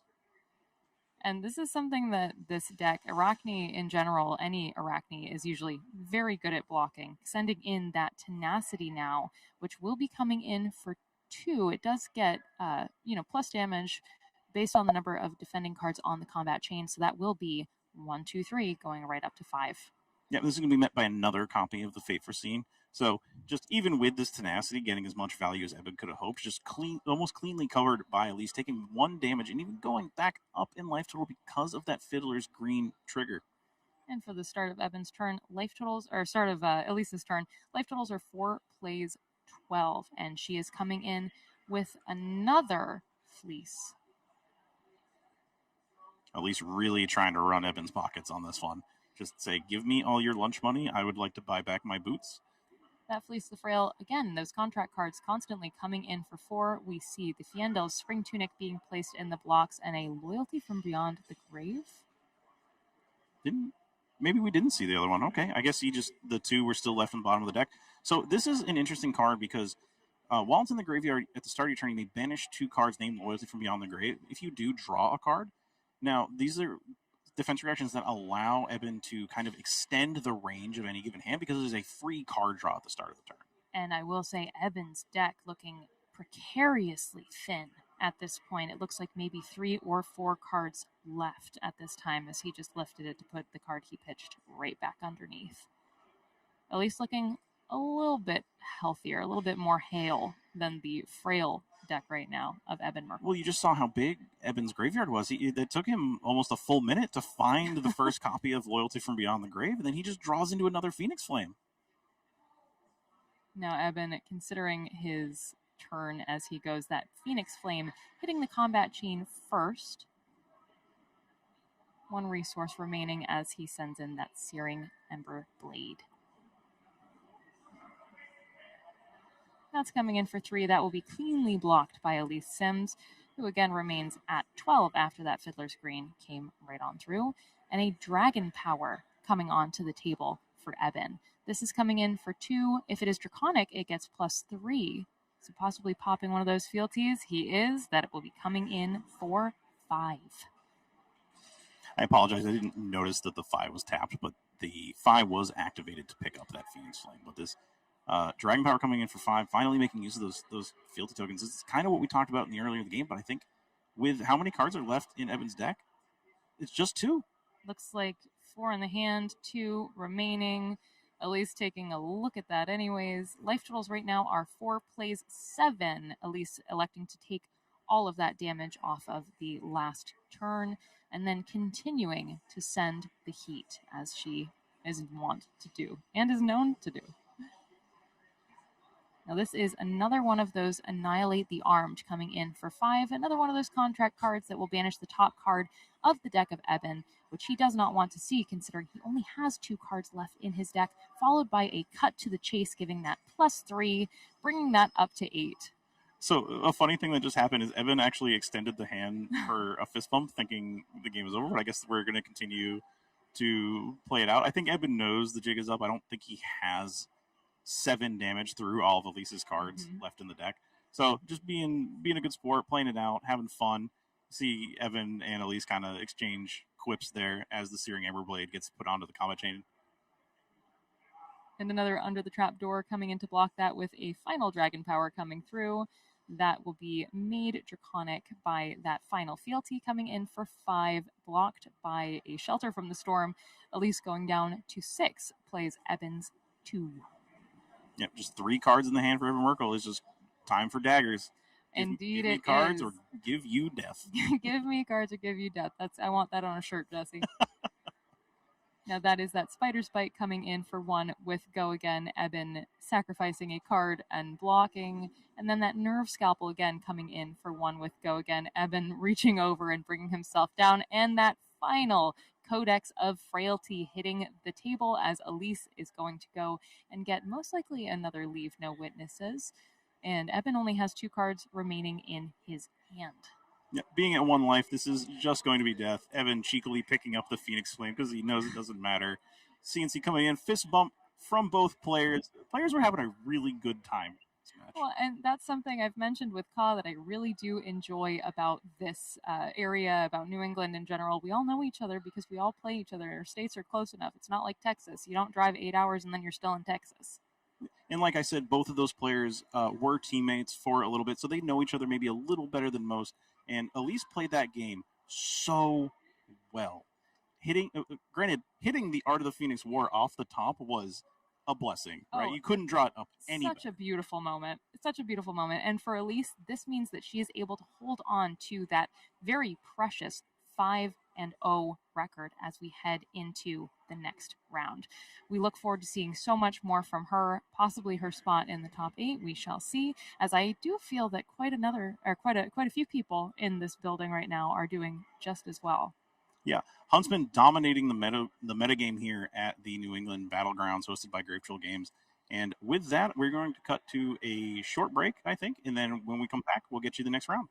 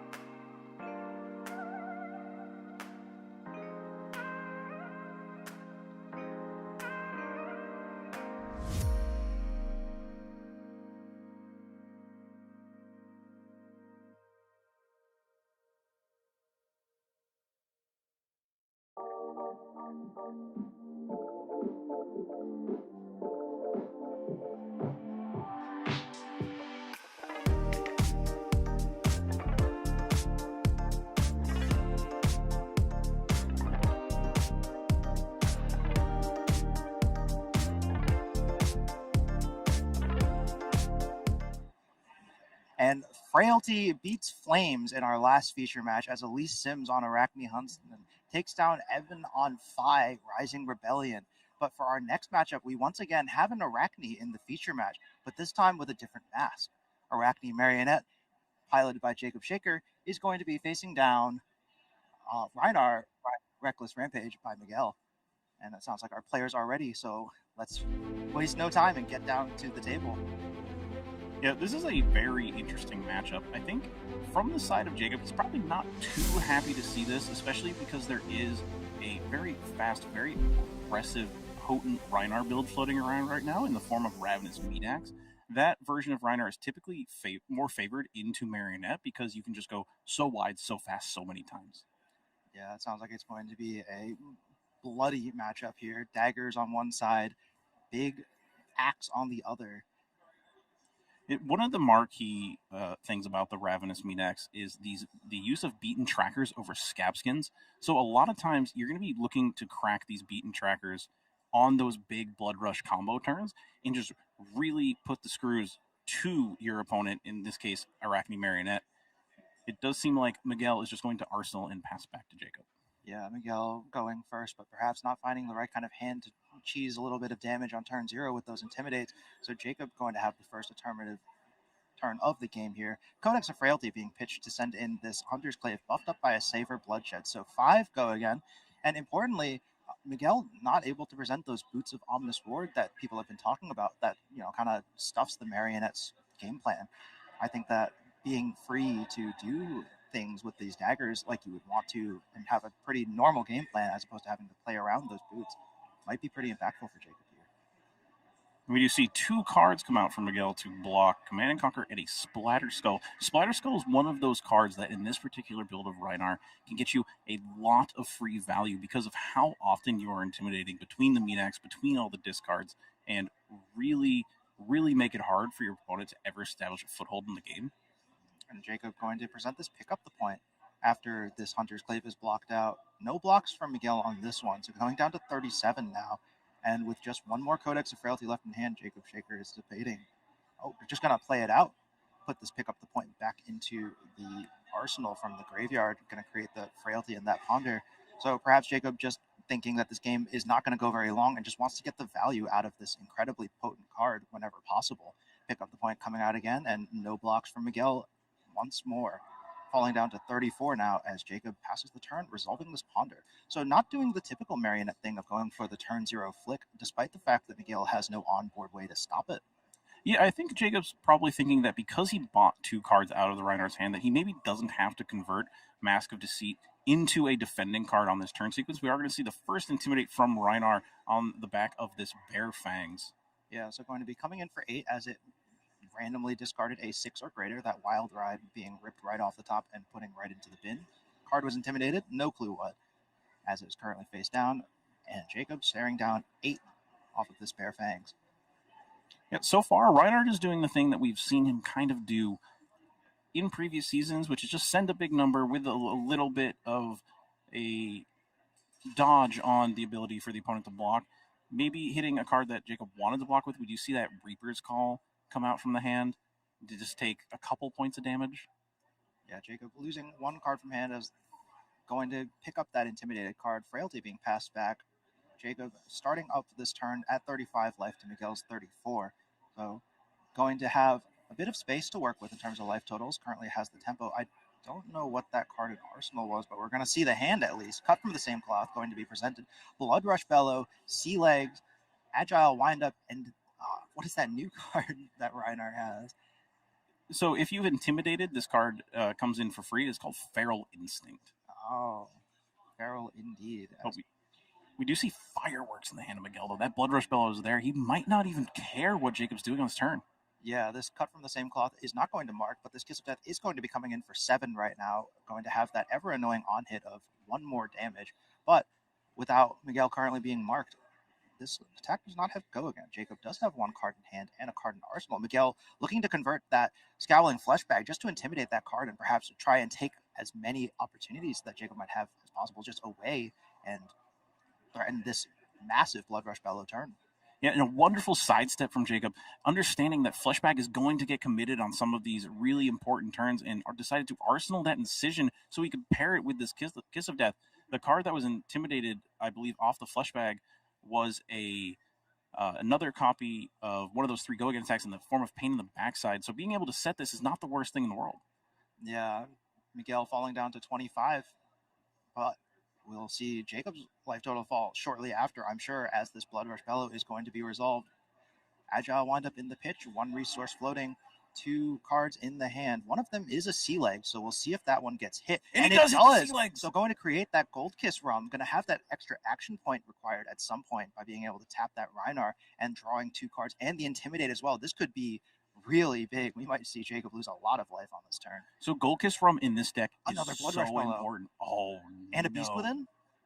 Oh, it's going to be big. Assuming Miguel goes for it, of course. There could be some fireworks down at our feature match area this turn. If he goes for the double Blood Rush Bellow, he has to get meaningful damage through. If he loses 2 Blood Rush Bellows and somehow isn't able to convert afterwards, it could be a nightmare scenario for Miguel. But we are just going to see the aggressive pounce come out. So this card says whenever you have intimidated this turn, you get go again on this card. Yeah, so this card going to be coming in for 8 go again off of that Blood Rush Bellow. Perhaps Miguel just looking to arsenal this Blood Rush and have another really powerful turn. Maybe trying to get Jacob to block out in fear of his life total descending too low. And we're going to see that Gauntlets of Tyrannical Rex activated and Feral Instinct out of the hand for free as an Intimidate has occurred this turn. So going to be coming in for 9. Jacob deciding not to put any cards in front of it, immediately down to 18. This game is going by fast, Jesse. It's not even 8 minutes in, and one of our players is already literally perfect draw for Miguel. He got to play an attack that didn't require an extra discard and still resolve the Feral Instinct for free, putting that Blood Rush Bellow into the arsenal, getting ready to do it all again as Jacob just accepts all the damage. Savor Bloodshed, though, from Jacob first. That Tunic going to be traded in for 1 resource alongside a red in the pitch. So going to be sending in this clave for 5 go again. I think Jacob really needs to make something happen on this turn. He's unaware about the second Blood Rush Bellow.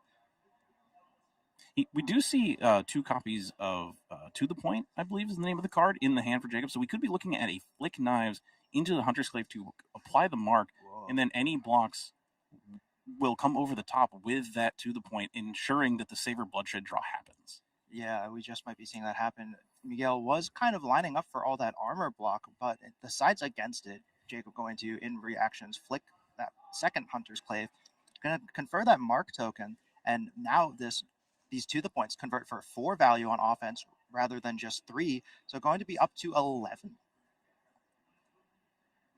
That says 13. It does. Am I just doing my math wrong? It was 5 into 2 4s. Oh, I did just do my math wrong. Understood. All right, 13 damage. Miguel down to 11, is still marked. Pain in the backside coming across. 3 on hit, 1 more dagger is going to hit, but that's going to get put the equipment, that Savage Sash and those Beaten Trackers coming across and blocking 3. Jacob going to go for the roll with the Marionette Hero ability and finds Funnel Web, the Arsenal Arsonist, as I like to call them. It's a shame he wasn't Funnel Web on the prior turn sequence where he really could have threatened the Blood Rush that's lurking in the Arsenal. We do see that Blood Rush come out, and it is off to the races. We thought that Aurora Gravy game was going fast. Well, we thought it was going fast at first. An aggressive pounce being discarded, so not going to lose that Beast Within is Miguel, but is going to have a resource floating and 2 more cards, and this Intimidate might be big. Can't quite tell what was banished, but we find a Sand Sketch plan in the hand. Miguel thinking about what he can do with this. I think the rest of the cards in the hand were 6s, right? So the Sand Sketch plan. So there is a weird line where if you go and play the Sand Sketch plan and go get your last copy of Beast Within and turn the Beast Within discard into favorable odds for you because it's gonna be a 50-50, and you hit the Beast Within, get the 2 action points, and then get another card on top of it, could really threaten Jacob's entire life total from this spot. Yeah, Sand Sketch plan going to be resolved here. Card added from the deck to the hand. I couldn't see what it was. Miguel grabbed it really quickly, just immediately threw it out from the bottom of the deck into the hand. You see Jacob head in hands. He's talking a little bit, and you see some laughter from the side of Miguel. Jacob probably not too happy to see multiple discard effects on this Blood Rush turn. Yeah, going to be a lot of cards lost from the hand, a lot less blocking potential. Dice are rolled, a 1 is found, and the Sea Legs discarded again. So we're going to have a second Gold Kiss from, but that card does, if you are not a pirate, keep you tapped for an extra turn. And I don't know if we're going to see enough of those go by before that Rhino Hero is untapped. So it looks like he got a Feral Instinct, right? Yes. So he does have the Buckwild and the Beast Within, so he can convert this into a fairly wide turn overall, but just decides to go with the Feral Instinct. Yeah, perhaps just seeing if he can bait out any blocks from Jacob. Does currently have that Master Deceit up, and Miguel is marked, so could go for that transform into the Trapdoor and block an extra 3 with that headpiece.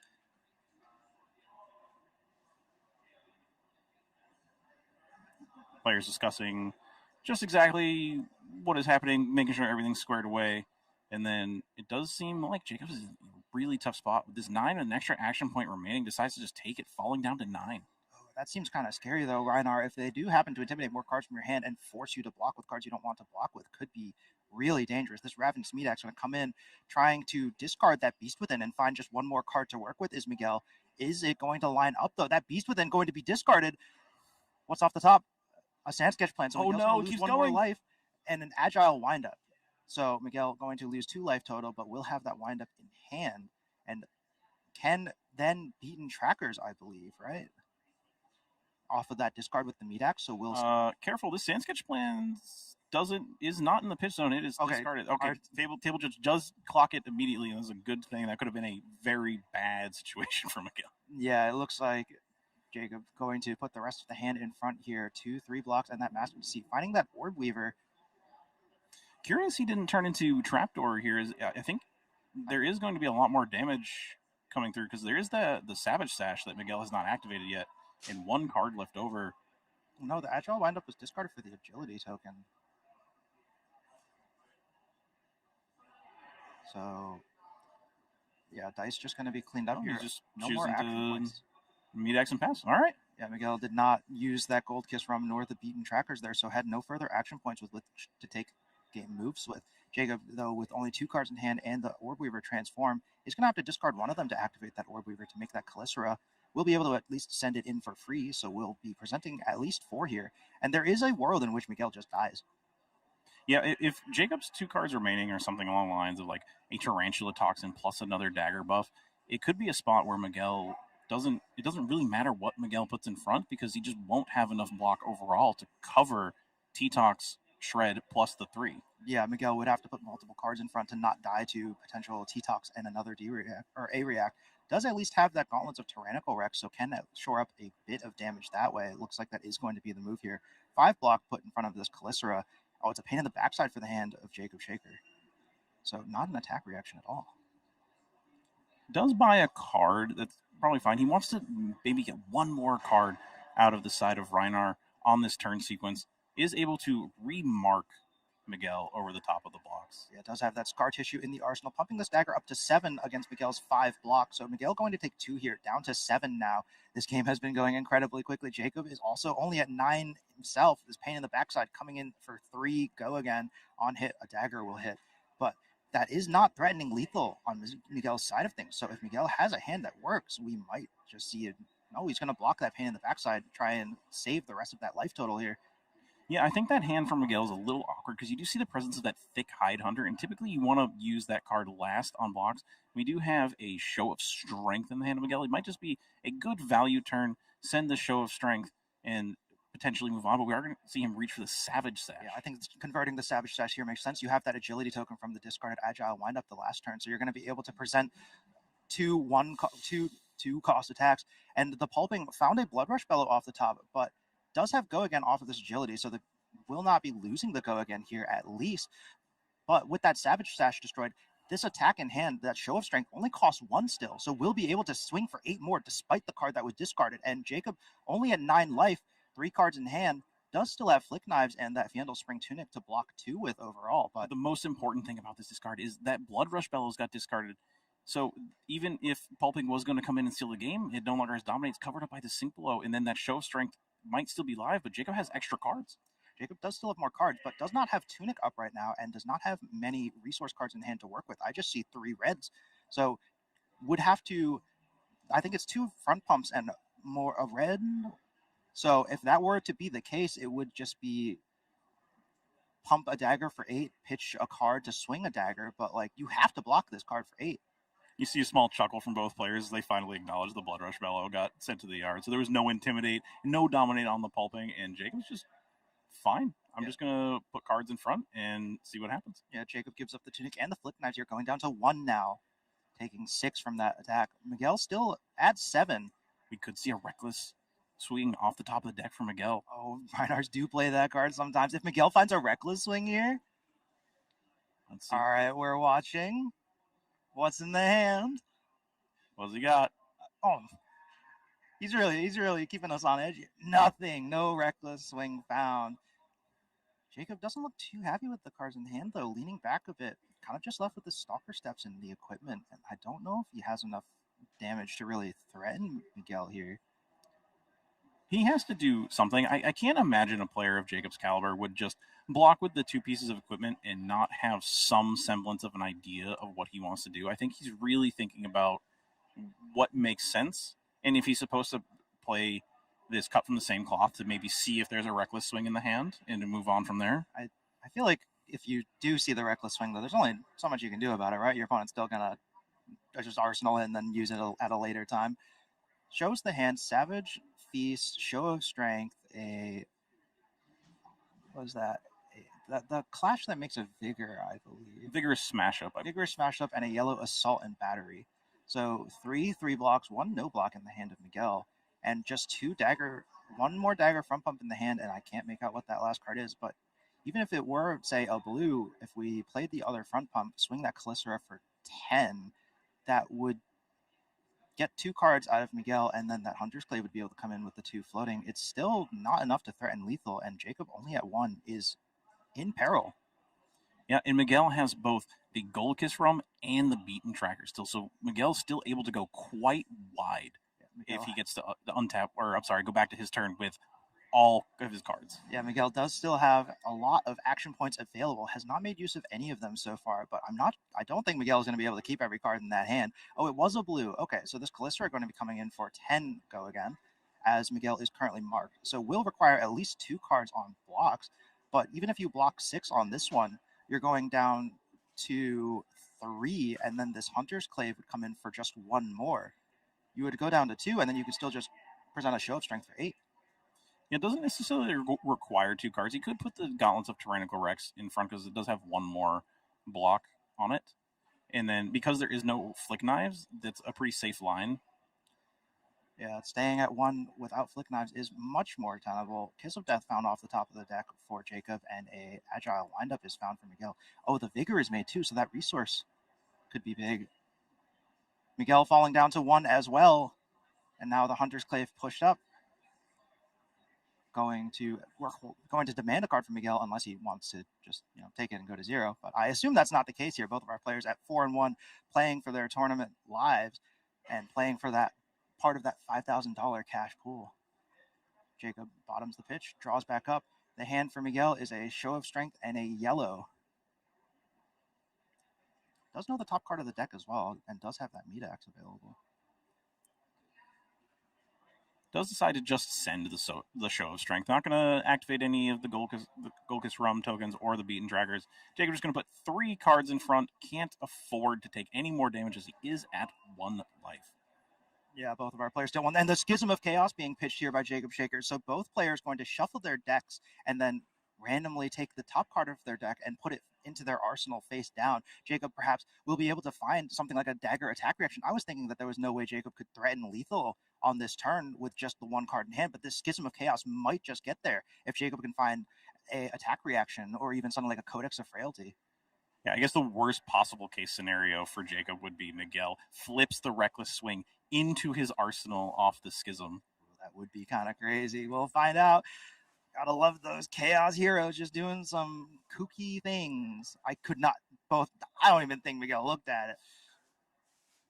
I still don't see a Reckless Swing. Nope, I don't see it. I didn't even see what Jacob put down there. But Miguel has to be really careful at this point. Only at 1.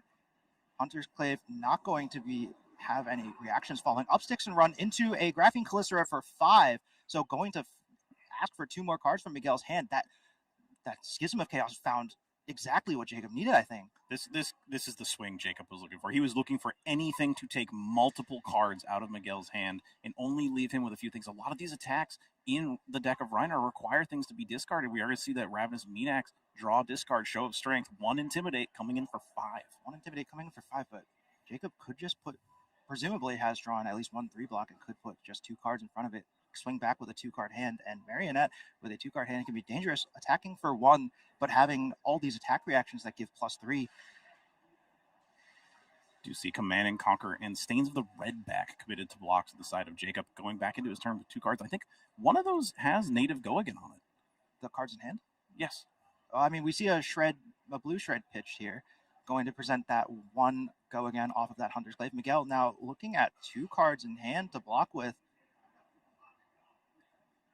Going to cover 6 here, very much respecting those attack reactions. Codex of Frailty found off the top with that clash, meeting a Reckless Romp? Wrecker Romp. It is the blue 6 that requires you to discard an additional card. Close. All right, Miguel facing down the same question yet again. 1 damage, you're at 1. I've got 1 card in hand. Is it an attack reaction? Miguel really contemplating this one. It was very quick to put 2 cards in front of that Hunter's Clave, but is kind of hesitating about this Callisto. I think he's more afraid of giving Jacob, 1, his last life point, but 2, was always expecting to block with something, and he gave 2 cards in front expecting the last card in hand to be an attack reaction, but just converting into this Graphene Callisto and then still presenting the same question is a spot where Miguel really doesn't want to be. We'll see what happens. There it is. The attack reaction. There's fist bump. Jacob Shaker wins. Jacob gets over the top by 1 and gets that last life point from Miguel. Really managing to find that Schism of Chaos was huge. Yeah, the Schism was so much value. Anytime you can pitch a blue and then turn that into 5 damage on the following attack is insane. Yeah, even just like an attack reaction off the top there would have been enough to get over that 3 block that Miguel had put down. I'd kind of doubted Schism of Chaos in this matchup in particular because I was like, oh, it's a non-block. We can't really afford those sometimes. But Jacob Shaker proving me wrong there, getting the win against Rhinar Reckless Rampage, going to 5-1. Oh, we're going to go to an interview with Jacob Shaker, it sounds like. So we'll be right back in a moment, and we'll have that for you shortly.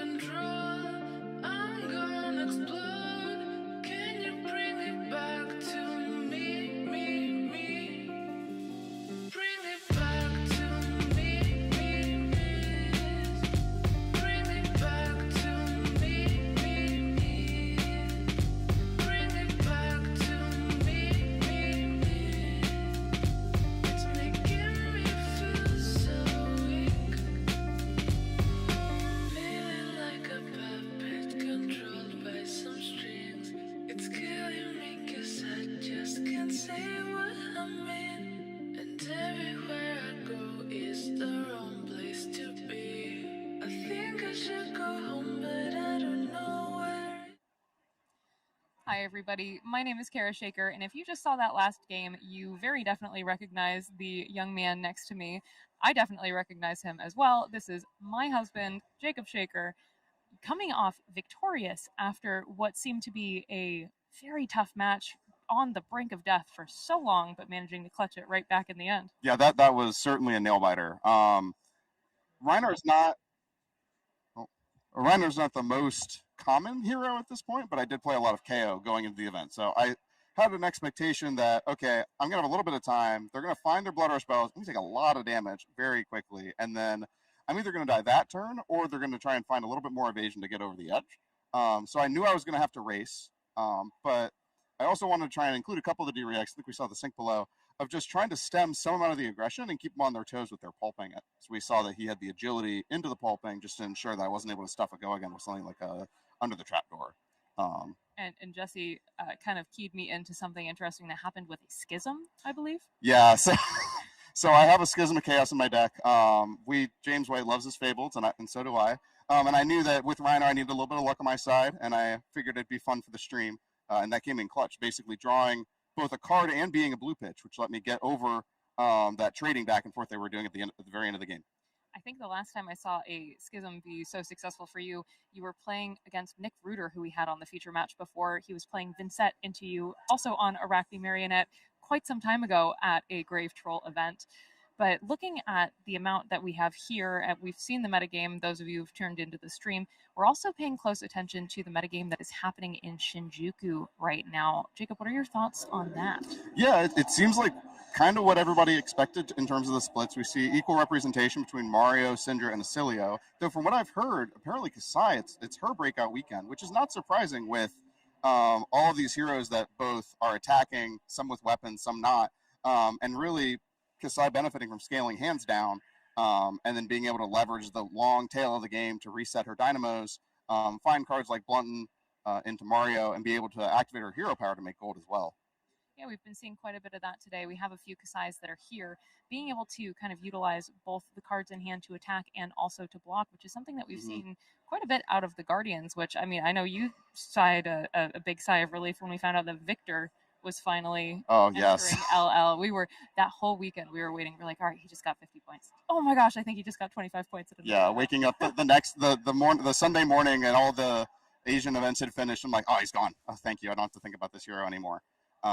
It's Kasai's breakout weekend, it seems, and I'm certainly feeling it here. I've already played against, 4 warriors today, 2 Kasais, a Hala, and a Dory, but I'm doing pretty well into them so far. I think so. What is your record thus far? Are you now 5-1? So this was round 6. This is round 6. So I lost to Gottlieb on Acilio, so I'm X1 currently, so I'm 5-1. Okay. All right. Well, it looks like you were doing very well here, and as we had kind of mentioned, the entire group that we have here, New England, we are close, as I mentioned with Jesse during a previous stream. We're lucky that, for you and I, I'm very lucky because he drives me everywhere. And then I get to grill him about the cards on the way to events. But being able to drive an hour 15, maybe 2 hours max to get to all of these events, it's very good because you get to know everybody. We have a very, very good social group, I think, among all of these players.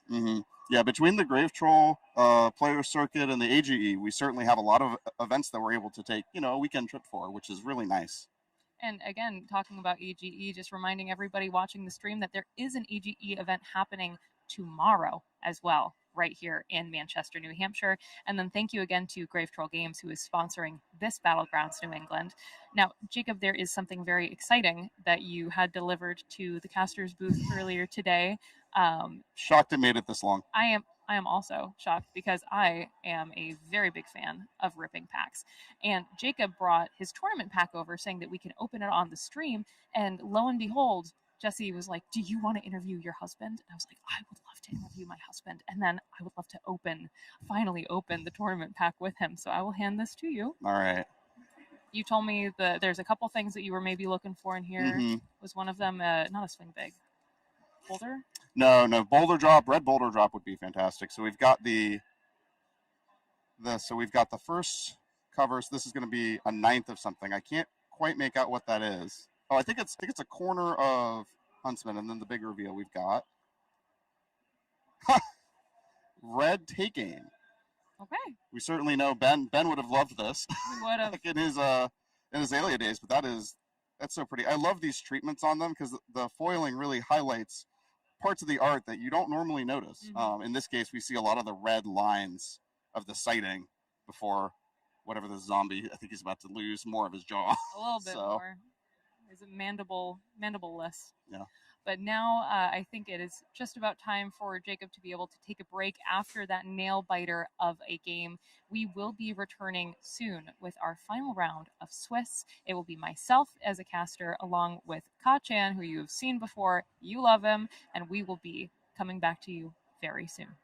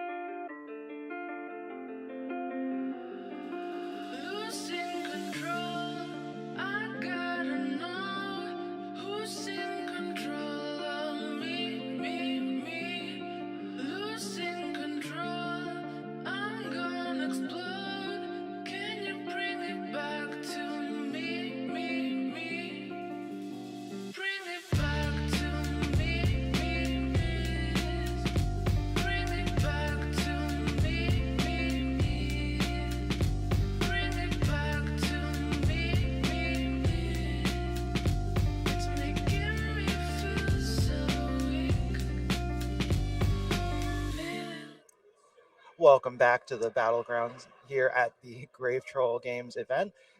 As we saw in our last round, chaos beats random, and love trumps all, Cara, doesn't it? I'm Ka-chan back on the desk again, joined by Cara Shaker, and we've got another interesting matchup on the docket for you guys today. So our top 8 has already been locked. We currently have 8 X1 or better players, and the table right beneath them at table 5 are X and 2. So right now, we are not going to be watching a really tense win-in. We are instead going to be watching 2 players battling it out for seeding, both of whom we've already seen on the stream today. It's going to be Justin Gottlieb on Acilio Constella Intelligence versus Quinn Wong Q on Kasai of the Golden Sand yet again. And I will say, seeing both of these heroes, both of these players, having gone through the day and maintaining such a good record, they know what they're doing, they know what they have to do, and I think especially going into this meta where Kasai is really starting to take off, Acilio is kind of like a natural predator for her. Yeah, we'll see if Justin can show that to us here, as Quinn going first, going to play a draw sword and then unsheath. So we're going to be starting off pretty big here. Looks like sword for 8 go again. Justin immediately going to activate that hero ability, perhaps trying to filter an instant out of the hand and find a blocking card to put on the combat chain. I remember talking to him just recently, and he was telling me how he paired against a Phi who did 12 damage to him on turn 0 because he did not have any blocking cards in his hand. We'll see if that comes true this time. And that will be a lightning press going into the graveyard for Justin Gottlieb. Not a bad start to the turn to be able to just use that ability, filter your hand, and then now blocking with an Entwine Lightning, bringing that down to 6. Now that sword's going to be pumped up to 9 because Entwine Lightning is an attack, but Justin does at least have this Fate Foreseen. I thought it was just going to be putting 2 in front of 9 and just taking a boatload of damage on this first turn, but does have the defense reaction at least. Only taking 3 after all is said and done. But the sword does have go again, and Quinn does still have cards in hand to work with. I was reading them dice upside down again, wasn't I, Ka? I think you might have been. It's been a long day so far, Cara. And a long day yet to come as these heroes battle it out for the top 8, now coming in with that second Centauri Saber. Yeah, Quinn was trying to find that too, but Justin said, I'll save you the time and just take it instead. Already down to 31. After this turn of the game, going to be playing out this Constella Contemplation, presenting 2 arcane damage, and will be creating that Ponder token. So might have a bit more free reign to go a little crazy on this next turn, knowing that he will be drawing off that Ponder to refill the arsenal, no matter what happens. And I will say that for Quinn, I think that he also realizes playing against an Acilio Constella Intelligence, you really have to swing big and really start to attack them first before they get to that big pop off turn. Previously in the day, our first feature match that we've had, Justin Gottlieb had quite a turn with that gone in a flash. Yeah, we'll see if he can line that up yet again. He's probably going to have to in order to get over the defense of Kasai. We saw Quinn earlier as well playing against Nick Reuter on Vincent, able to block out so many attacks and so easily. But we're going to start off with this Electrostatic Discharge into Ravenous Rabble, finding another Fate Foreseen on top of the deck. So going to be presenting 7 go again. And it does look like the Valiant Dynamos are coming into play as they did so efficiently for Quinn during our previous game.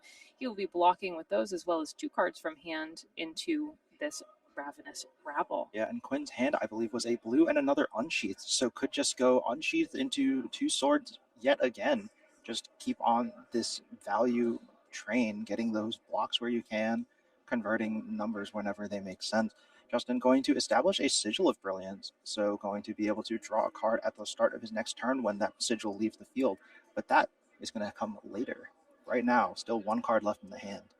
I will say, though, both Acilios do it differently. Being able to draw cards as often as they do can be one of those things that completely shakes up the rest of the game. With Constella Intelligence on his cards and his hero ability with the lightning flows for Forked Continuum, it's one of those things that kind of, especially if you have an empty hand, you're able to kind of start that with a la extra card in the arsenal area. Speaking of extra cards in hand, Justin was not able to convert that last card in hand, so that Ponder was not as effective as he might have perhaps hoped it would have been. Quinn going to start the turn off with a Gorganian Tome from Arsenal, so drawing a card, won't even have to pitch this blue in order to fuel these swords now. That Kasai hero ability going to allow these swords to swing for free. Unsheath coming in yet again, 5 go again on the Centauri Saber, threatening that 31 life that Justin is still holding on to. And I think that the card that he drew up was a Fate Foreseen, possibly allowing him to insulate himself against a further turn from Justin when it turns back into his control. Yeah, just finding those numbers wherever they make sense. The Fate Foreseen, speaking of, going to be coming out of the arsenal for Justin Gottlieb, covering 4 on 5 currently. Quinn does have a Glint the Quicksilver in hand. Perhaps might just be looking to convert that into Grains and Brave Forge here, as these swords are already free, and he does not really have any use to draw a card with that Fate Foreseen that's destined for the arsenal. I was going to say it would be fun if it was just you draw a card, I draw a card. One for you, one for me. We're all drawing cards here. Unfortunately, Quinn is going to be converting this Glint into Grains and Brave Forge, so not drawing any cards, but is going to be attacking for 3.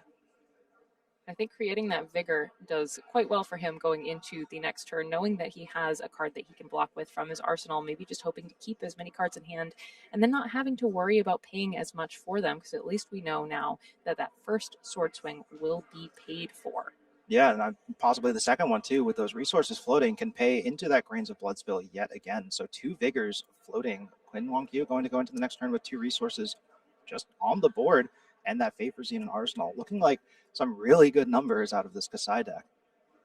I think that's exactly what we were looking for from Kasai, is being able to just swing swords fairly continuously. As long as you kind of hold on to a blue and something that can either bump them up, you're going to force the Acilio to block unless they decide not to, chunk a bunch of damage. That's such real brilliance, drawing another card into the hand of Justin Gottlieb for what is bound to be an explosive turn. Yeah, I think probably not going to see that Lightning Greaves used this turn. I feel like if Justin were to want to deploy that ever crucial leg piece, would have gotten that 1 battle worn value out of it first. We're going to see Astral Bridge discarded by Acilio's hero ability.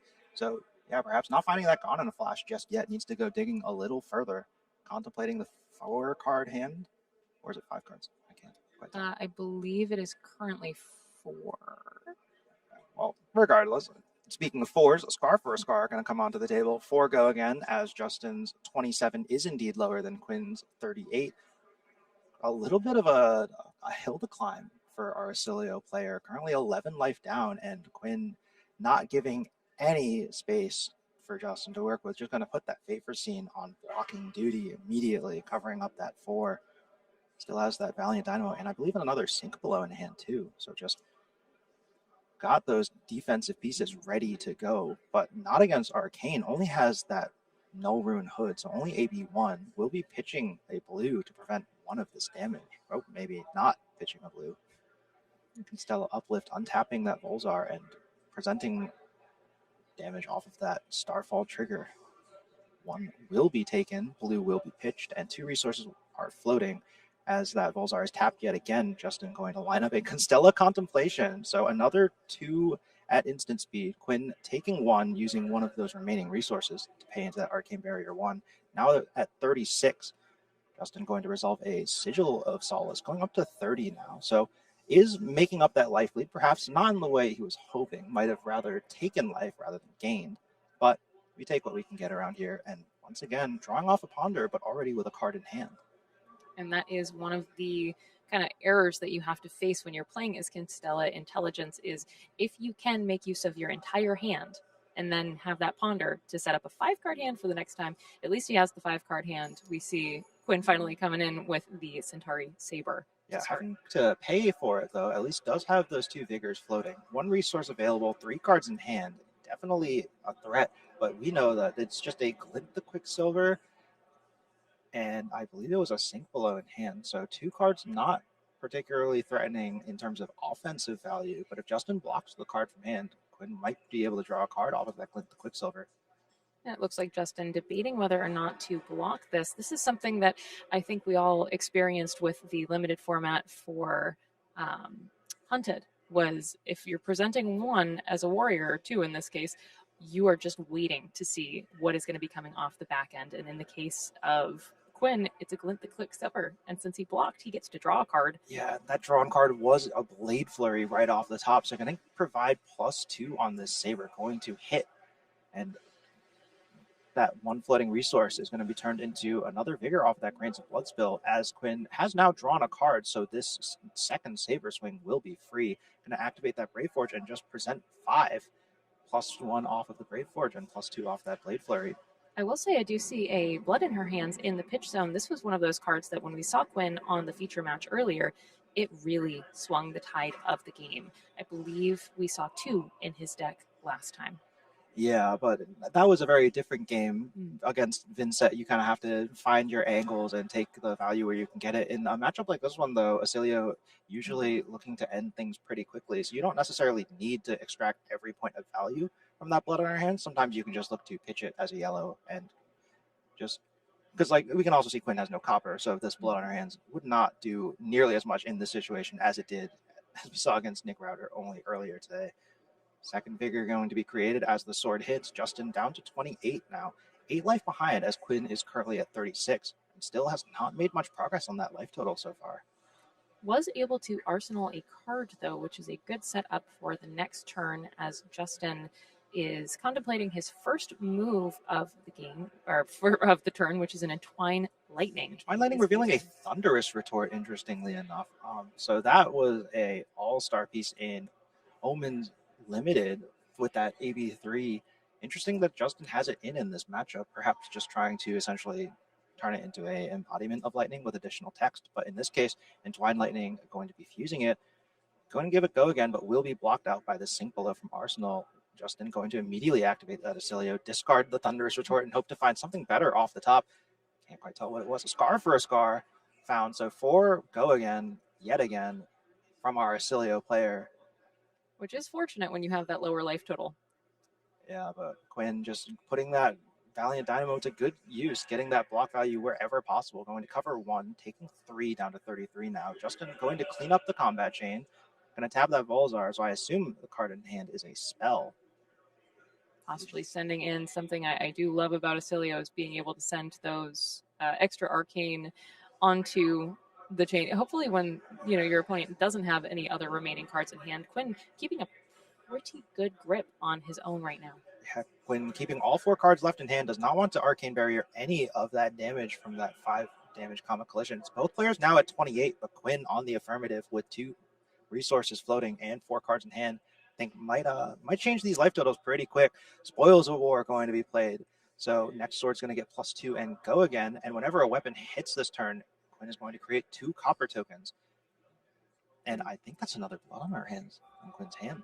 That would be nice if Quinn would be able to kind of rake in the money and then take Kasai right to the bank. Yeah, just cash out as soon as you can. I could have been seeing it wrong, quite frankly, but I suppose we'll find out as 4 go again, put onto the combat chain. On hit 2 copper. And like we had mentioned, the top 8 has already been decided. They are currently fighting out for what seed they will be in for the top 8. And I believe that right now, holding on to, choice is very important going into a top 8 with as many fantastic players as we have. Yeah, I believe that no matter the result of this game, I think Quinn is currently our only undefeated, so we'll likely end up in first no matter how this one shakes out. But Justin could be winning this game, could be the difference between deciding to go second in the aggro matchup or being able to go first against a deck that is going to send big numbers. So really wants to get this win, even if top 8 is already locked up and confirmed. Justin really thinking about this block. And I will say for Quinn, having 3 cards in hand, unclear how many of those to Justin, unclear. How many are going to buff up this Centauri Saber? How many are going to be like a Blade Flurry, maybe buffing up this one and the next one? That is always a gamble when you're going into a warrior, especially now, like Kasai, as she is having the time of her life today in the New England Battlegrounds. Yeah, Quinn, I feel like has been playing this deck almost exclusively ever since she came out, so has been reaping the rewards of that mastery, as we can see. Going to hit with this Saber and going to pitch this Eye of Ophidia in order to fuel that Grains of Blood spill, going to create a vigor. Being able to carry those resources over turn has been really useful for Quinn, being able to convert hands on defense and then still be able to use those vigors just to pay for more sabers and still keep some amount of pressure on Justin's life total. Outland Skirmish going to be played. Oh, Judge just reminding Quinn to create his copper. Get your bag, King. Don't forget the money. You made so much money. And we're probably going to make more of it as an Outland skirmish is played before the second Centauri Saber swing. So next time a weapon hits this turn, create a copper, but that on-hit 2 copper from Spoils of War is still there on the table. So this one is currently threatening 3 copper on hit. And with that blood on our hands that I believe was there, Quinn might be setting up for another blowout turn if this card can make it and stay in Arsenal. And being able to, for Justin, kind of keeping the life totals exactly where they were, now going right on back down, 18 to 28. This has been pretty quick so far. Yeah, Quinn has been able to find a lot of strong offensive pieces, and Justin not quite able to line up anything particularly exciting. I think kind of needs to find Gone in a Flash soon, or the rest of his life total might disappear in a flash. And it's difficult because you see these types of turns where someone does tank a ton of damage just to be able to hold on to that hand that they have. Yeah, we'll see what Justin's hand can do here. Currently 18, playing against the 28 of Quinn Wong Q. E-strike for 5, draw a card, I believe was the mode chosen, but still has a lot of cards in hand. What do you think that implies, Cara?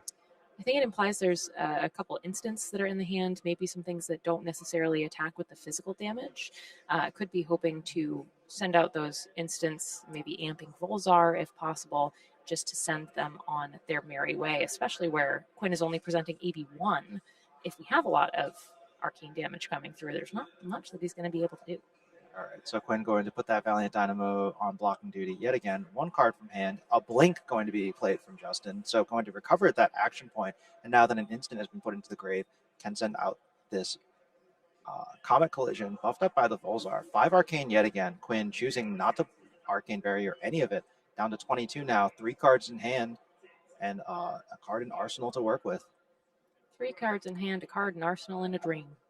As we've seen, both of these players are very efficient at being able to turn the tide in their favor. Draw sword is going to be the first move here. Using that, I believe that is a riches in the pitch. Yes, gold being created.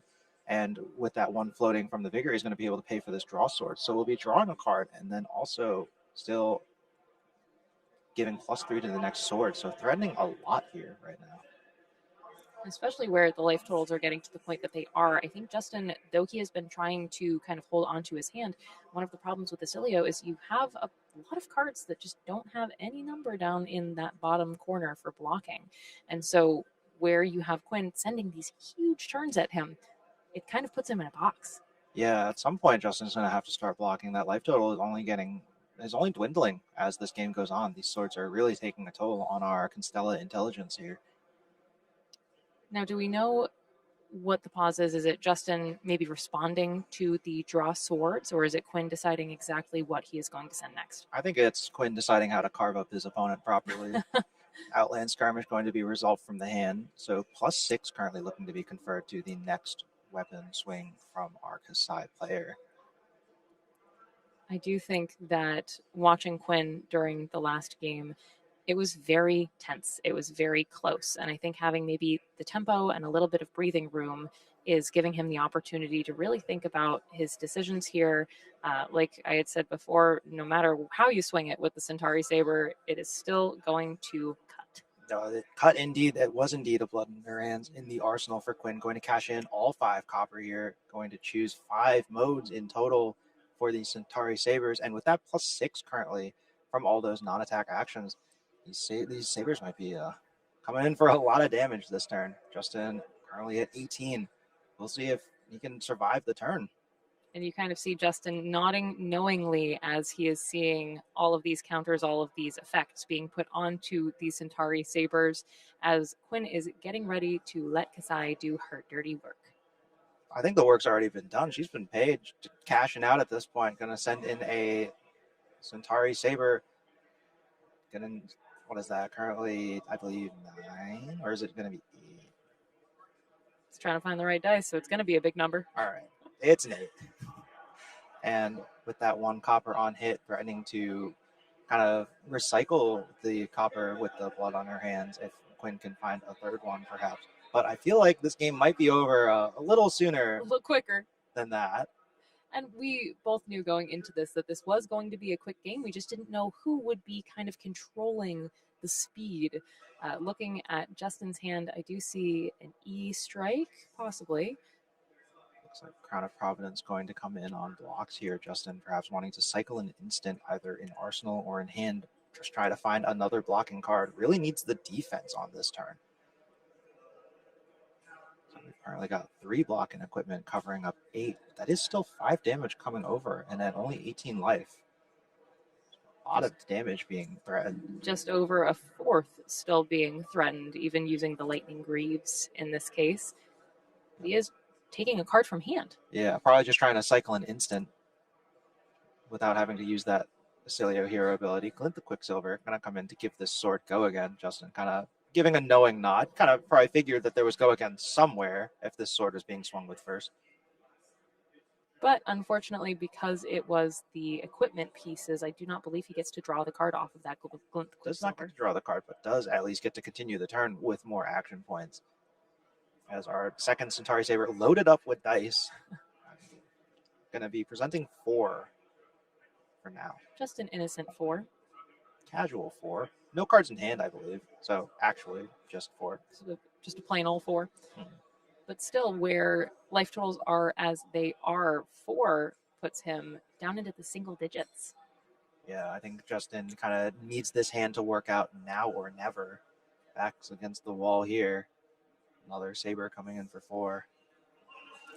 It does make me wonder the makeup of Justin's hand and if he is going to be able, he's holding onto it so tightly, he seems like he would be able to convert it this next turn and maybe send just as big of a number right back at Quinn. He best be able to convert it. It looks like down to 5 now after all of these Centauri Sabers are counted up.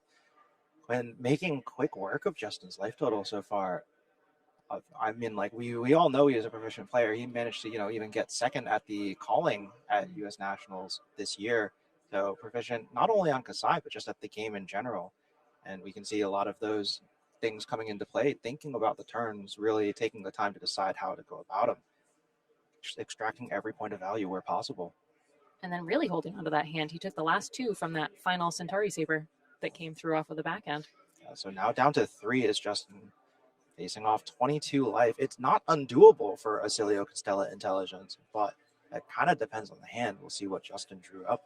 It's currently just going to be a Ravenous Rabble, revealing Entwined Lightning. So 4 go again on the combat chain so far. Quinn immediately making use of that equipment, recognizes the end is near and just wants to get the value wherever possible.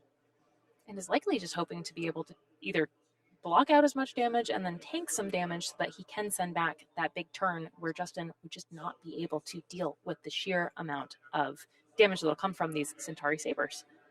Yeah, still has the Valiant Dynamo on block as well, and a full grip with 4 cards. Only at 3, Justin kind of only has so much space to work with. Quinn doesn't have to keep too many cards to make something happen, especially with those 2 gold on the board as well. If he just has a blue, can draw a card and make those swords free.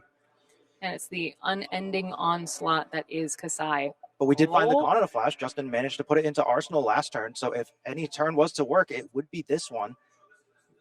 And now we see why he was maybe holding so diligently onto his hands, hoping to have enough instants to pull this back, send it out, pull it back, send it out.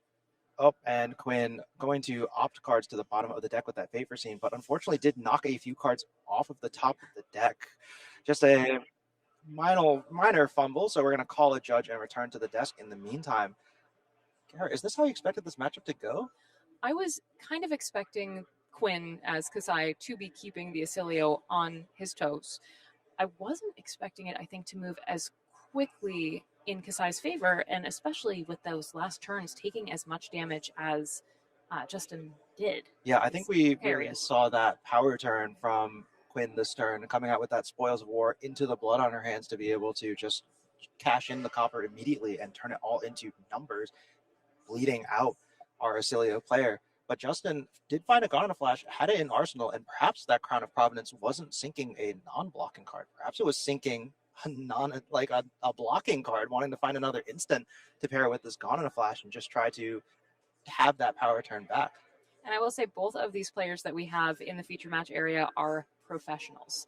They know their decks, they know what they can do, and maybe by just doing exactly what you said, looking for something that can send that Gone in a Flash out, bring it back, that is exactly how we saw Justin win his first game with just an onslaught. And from what he told me after the game, that is not even nearly as many sending out and bringing back as he has done before with the Gone in a Flash. Yeah, Astral Bridge can do some pretty crazy things sometimes when it finds another instant off the top. We'll see if Justin can manage to work the magic yet again, find more instants to play that Gone in a Flash as many times as possible. Quinn did have 22 health, but has blocked with the armor and can only afford to go so low with only AB1. Those instant speed arcane damage effects might prove a little problematic if Quinn falls to a low enough life total. Especially with this turn going the way that it is, seeing that Gone in a Flash finally coming onto the board. You know that something is about to happen. You don't know how many times, so you don't know how many cards you can afford to keep, how much damage you can afford to leak. With Kasai, before we kind of saw this as a battle of sending your swords, letting them do their work, blocking what you can, but always trying to keep 2 cards in hand so that you can send one, buff it, maybe give it go again, and then send your other sword, get that counter back on or off of the Valiant Dynamos. And I'm wondering if he's going to be able to do that this turn. Yeah, I mean, I don't know that that's necessarily the worry in this case. I think in our previous matchup against Vincent, it was a much grindier game that we saw. Players had to block a lot more, but in this one, we've just been swinging for the fences. Not too many cards have been blocked on either side of the board.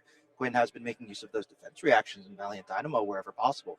But this is the first turn that we see that Grains of Blood Spill and that Graveforge Bracers getting involved on the combat chain at all. So I think, as you had said, it's Quinn's moment of realizing it's kind of now or never. If you're not going to use the equipment, you need to be able to use it as blocks and stay alive as long as you can. And we are happily returning back to our feature match area, right back to that Gone in a Flash. Yeah, Quinn taking large sips of water. A reminder for those at home to stay hydrated as well, as this Fate Foreseen going to cover up this Gone in a Flash. Old Knocker going to tap Acilio, generate that resource. We've seen this song and dance before. Lightning Greaves being cracked. So this is going to be the turn. Must be the turn for Justin. Finding a Sigil of Solace. So going to gain 3 life up to 6. Bounce that Gone in a Flash. Still 2 cards in hand. And it makes me wonder what the other cards that he has in his hand are. Obviously, more instants, so that he would be able to send it and pull it back yet again. I do see maybe a Burn-Up Shock? I think that was a consigned to Cosmos Shock. Burn-Up Shock is the Lightning Runeblade card, but still 1 damage at instant speed as Gone in a Flash. Round 2. Electric Boogaloo Gone in a Flash Part 2. Oh, Electric. Oh, my goodness. There we go. Draw Swords and Valiant Dynamo going to be covering up the second Gone in a Flash as consigned to Cosmos Shock is going to be amped up by this Volzar, bouncing this Gone in a Flash again. 2 arcane damage coming across, but with only 1 card left in the hand, this Gone in a Flash turn can only be so potent at this point. And it makes me wonder if it may be wise to send out the Gone in a Flash one more time, and then I actually don't believe he would be able to pick it back up afterwards. I was hoping maybe, as we saw in the previous game, he seemed to send it out, finally bring it back, and then arsenal it yet again. Yeah, Justin is going to be arsenaling it again as we can see this flow state embodiment coming out. So that last card in hand, we do know it is Gone in a Flash. Any observant members of the audience or players watching would be aware as Quinn falls down to 16. So not the craziest combo turn, but I think Quinn might have forgotten to put the equipment back in its proper zones, but I'm sure our players will catch that soon enough as a gold is cracked, card is drawn, so swords will be free this turn. Can't quite make out the 2 cards in hand. Looks like an Outland Skirmish. And Quinn knows with that Gone in a Flash in the arsenal of Justin Gottlieb, he really needs to try to end this now. Yeah, that Gone in a Flash will just keep coming back. Yeah, there you go. Speaking of, Quinn finding those equipment from the graveyard, putting the proper -1 counters. They ain't dead just yet. We can still get some more block value out of them. But for now, activation of Astilio is going to discard this Echo Flash, presenting 2 arcane after the Volzar ramps it.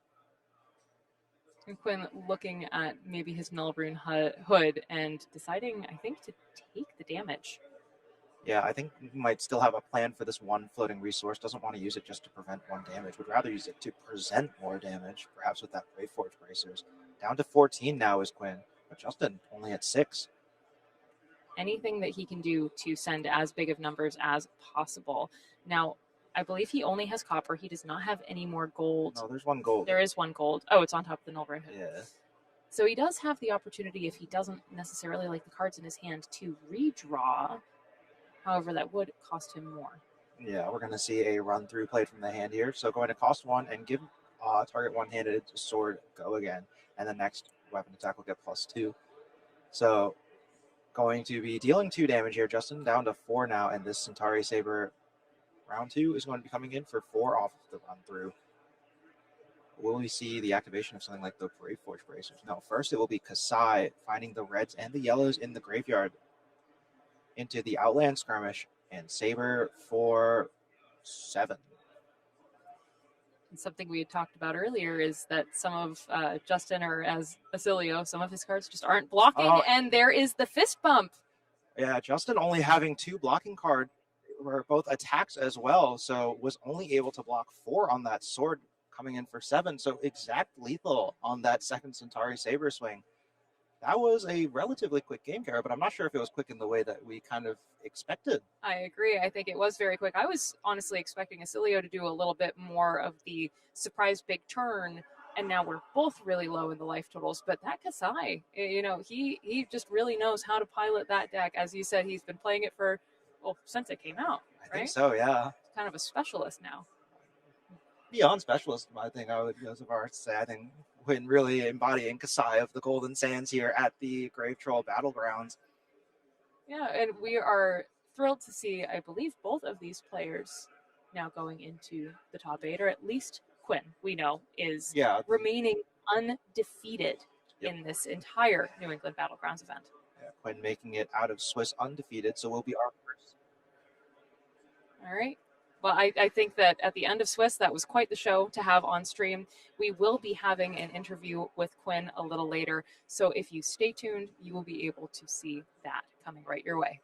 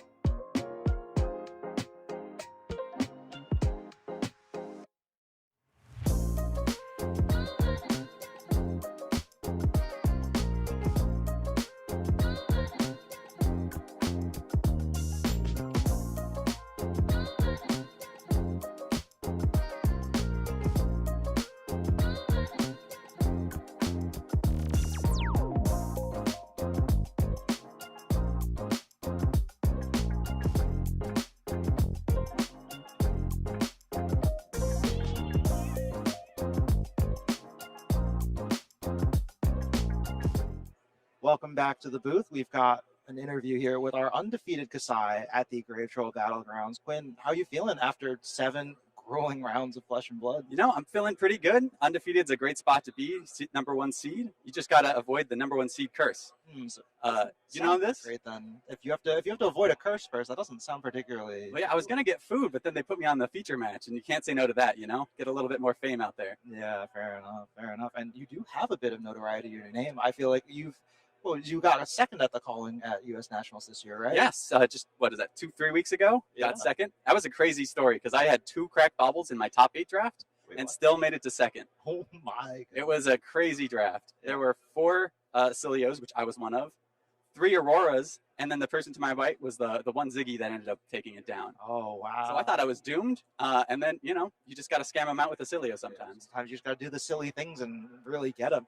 Yeah, and I feel like before that too. Like I'm thinking back, last time I saw you at a big event was what was it? Calling Philly.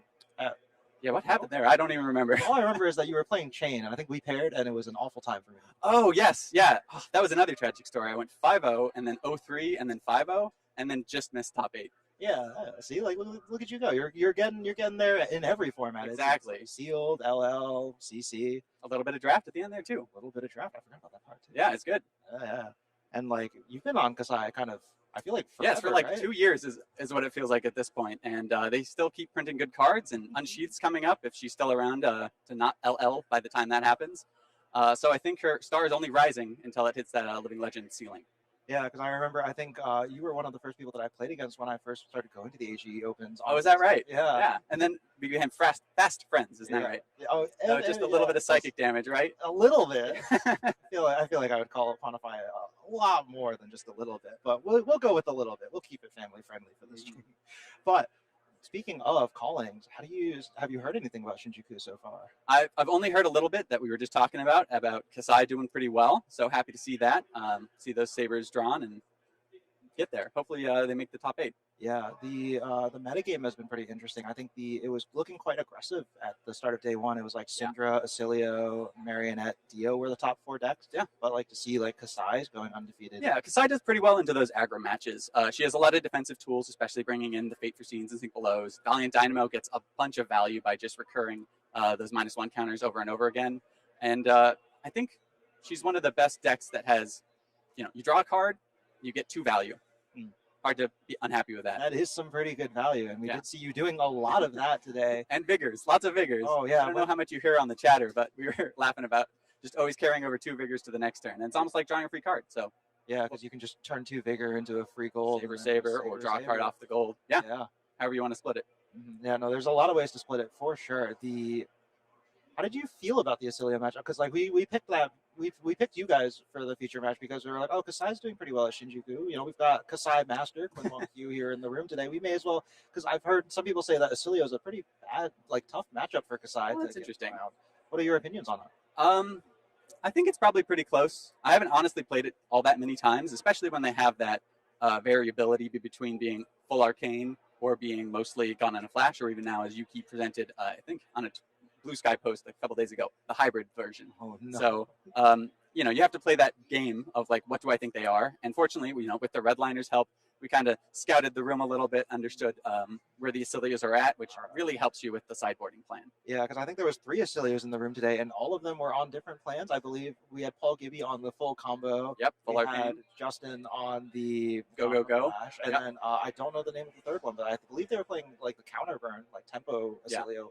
I think my plan was to just put AB2 against anybody but Justin. So that worked out. Yeah. So but if you didn't know what Justin was on, you would have been presenting AB2 as well, or is it just that you knew he was on Gone on a Flash, so you felt comfortable with I think if I don't know, going in blind, I'm going to do AB2, and I think fortunately not having to do that because I got a fair bit of use out of the gauntlets that game. Yeah, you got a lot of use out of all of those equipment, putting them on blocks. Didn't even need the second battle worn block on either of those. Yeah.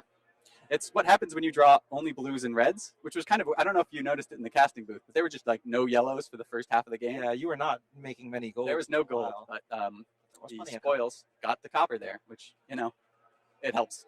Yeah, it sure does, especially like the spoils into the blood on your hands. Yeah, well, they drew them in the same hand, and like, there's a big question when you do that. It's like, do you want to go really hard this turn, or do you want to arsenal that blood in the hands for another turn to try and go even larger? Yeah. And I ultimately decided to arsenal it because I knew, I think off of the I have a video opt, that I was going to get a draw swords.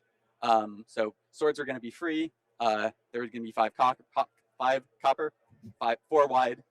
Yeah, just be able to send the largest turn with the most amount of Centauri Sabers possible. Yeah, exactly. The dream is with Sharpened Senses, though, then it goes crazy. Oh, yeah, like what you did against Nick?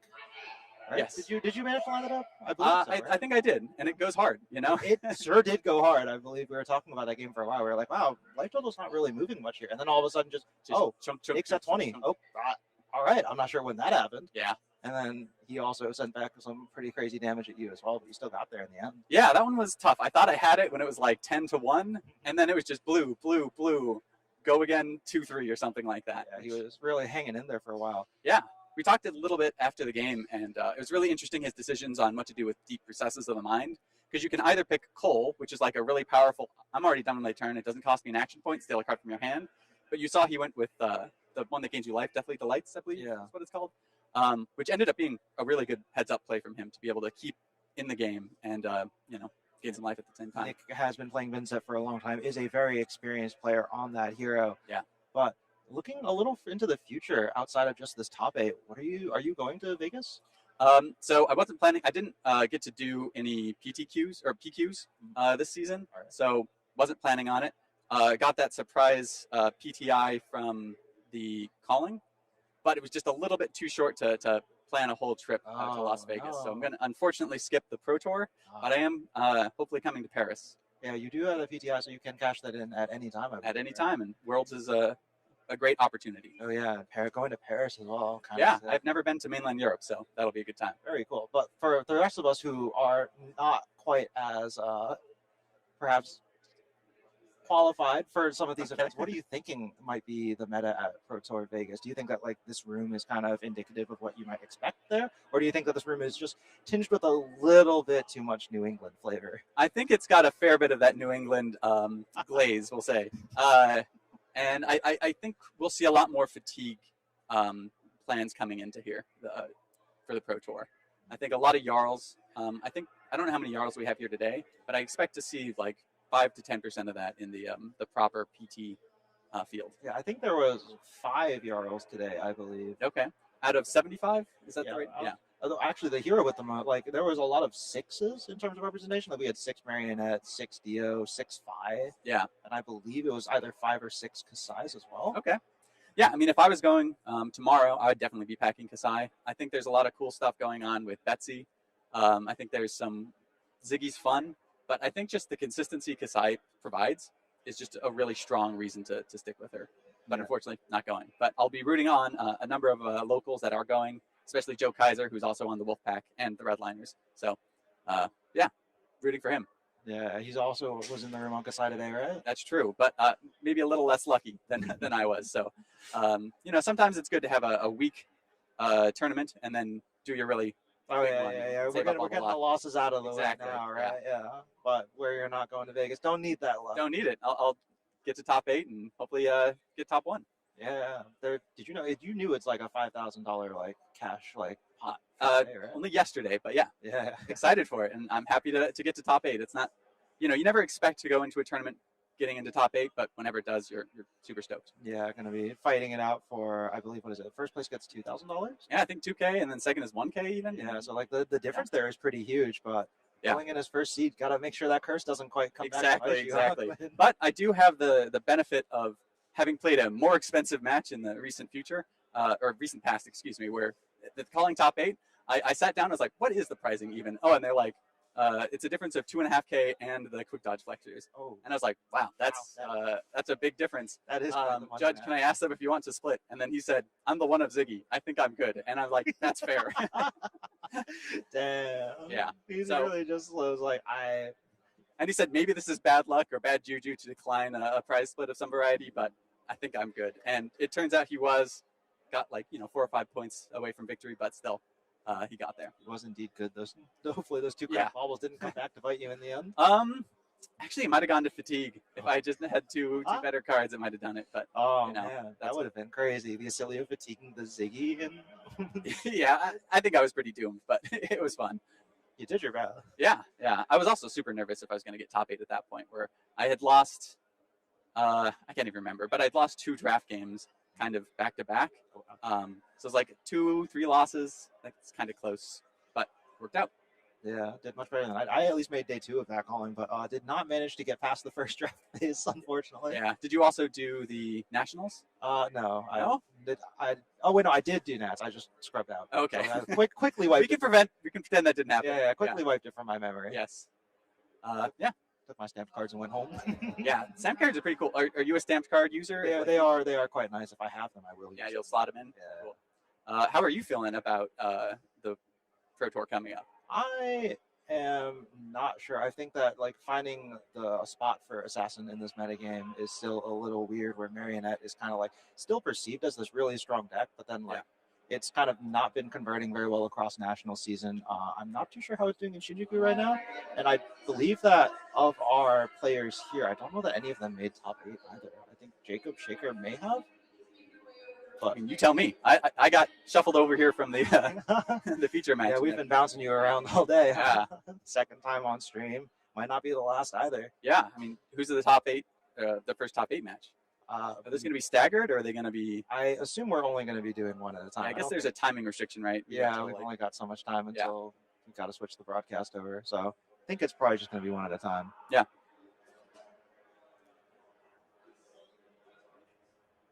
Great. All right, we will be heading to break as top 8 is decided and all of those procedures are handled, but we'll be right back with more Flesh and Blood after these messages.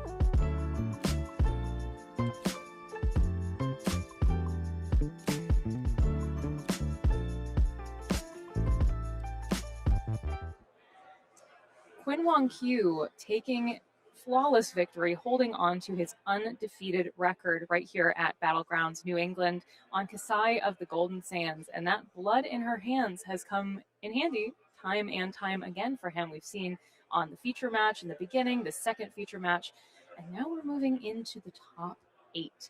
Again, my name is Cara Shaker. This is Jesse Harper, my co-caster.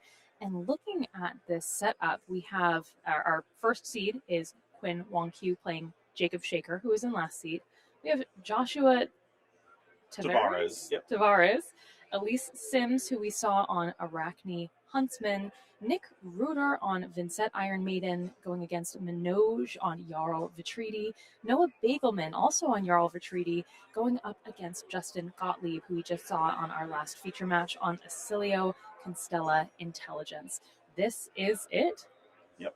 In looking at this bracket, I think it panned out really well for both the Assassin half of the bracket and then the Jarl half of the bracket. Both Jarls are kind of playing matches that they really want to see to the top 8, and then both of the Marionettes are playing games, right? Marionette is typically considered favored in Kasai, but then the Marionette versus Huntsman game can kind of go either way. And I think we are almost ready down at the feature match area where we will be watching Quinn Wong Q, as well as my husband, Jacob Shaker. Quinn is playing Kasai, as always, doing very, very well today. And then Jacob is on Arachne Marionette. Now, most of our top 8 we have seen in the feature match area today, which is very good. Very, very good plays from everybody. Very professional players. Yeah. Drawing attention to the specific caliber of player that we have here, we had Jacob Shaker back-to-back top 8 Nats, and then 35th, and then Quinn in the second place at the column.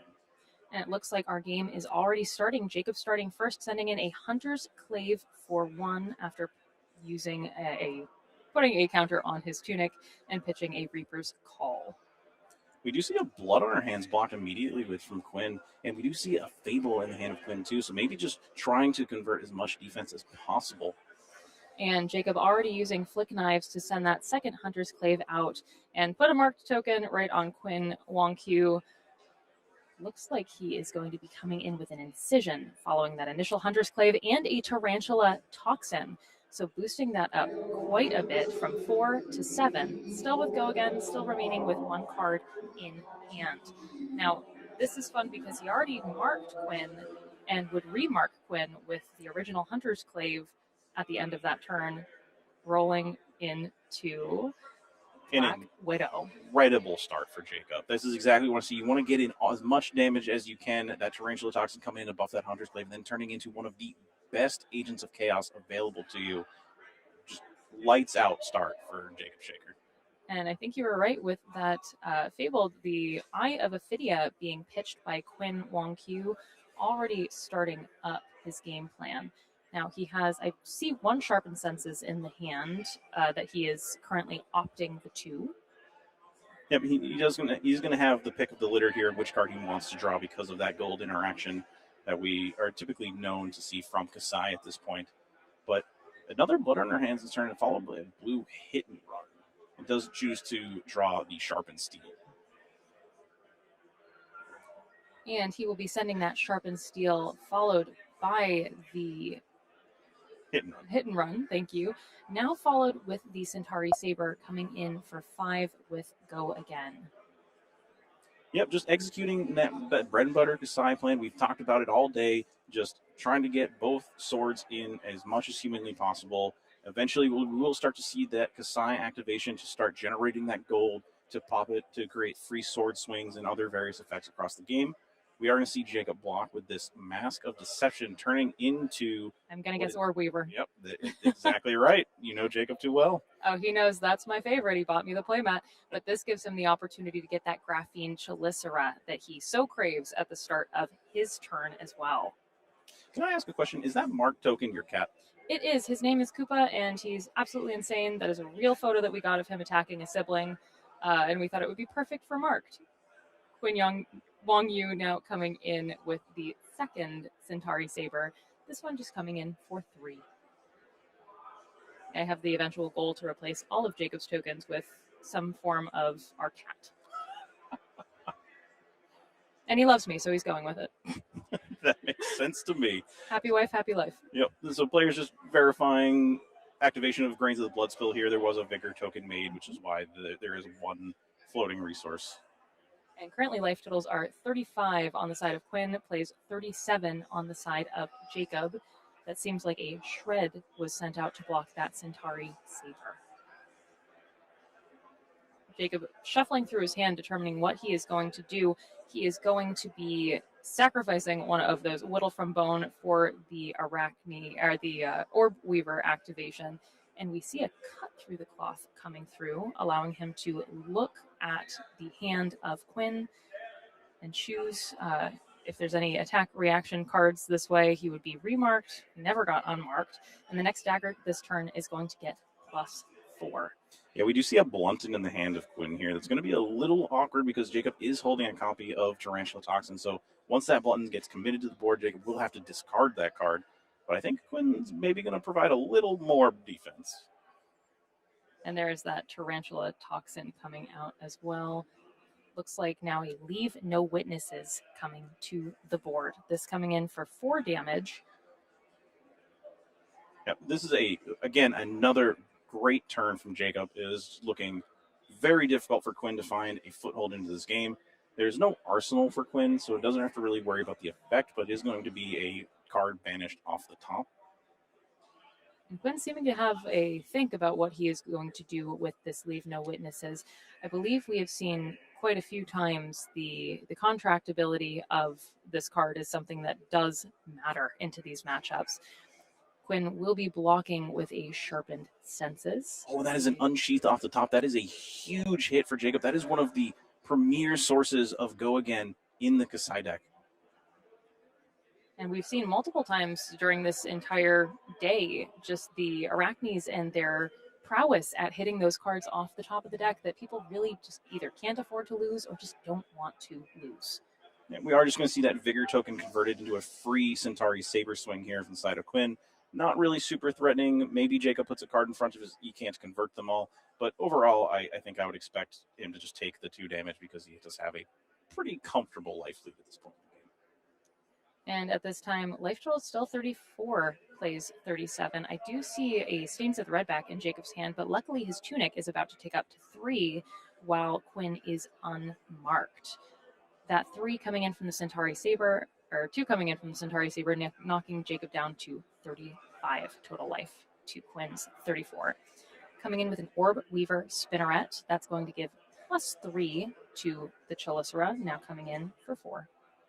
Yeah, we do know that he has a copy of Stains of the Redback and a Scar Tissue in hand, followed by a Leave No Witness. So shaping up to be a pretty solid offensive salvo from Jacob.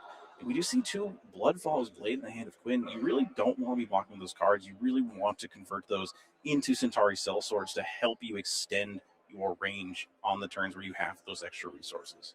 Quinn seeming to ask, where did the money come from for the Chelicera? And that was indeed from the counter that was taken off of Fiendel's Spring Tunic, giving him that free resource to swing that sword at him. Is that another Leave No Witnesses in the hand of Jacob? Yes, it is. Beautiful. And it is going to come in and pressure the top of the deck, just like we saw on the last turn. Potentially, we do see an activation of the Stalker's Step to try to convey Go Again into that Scar Tissue.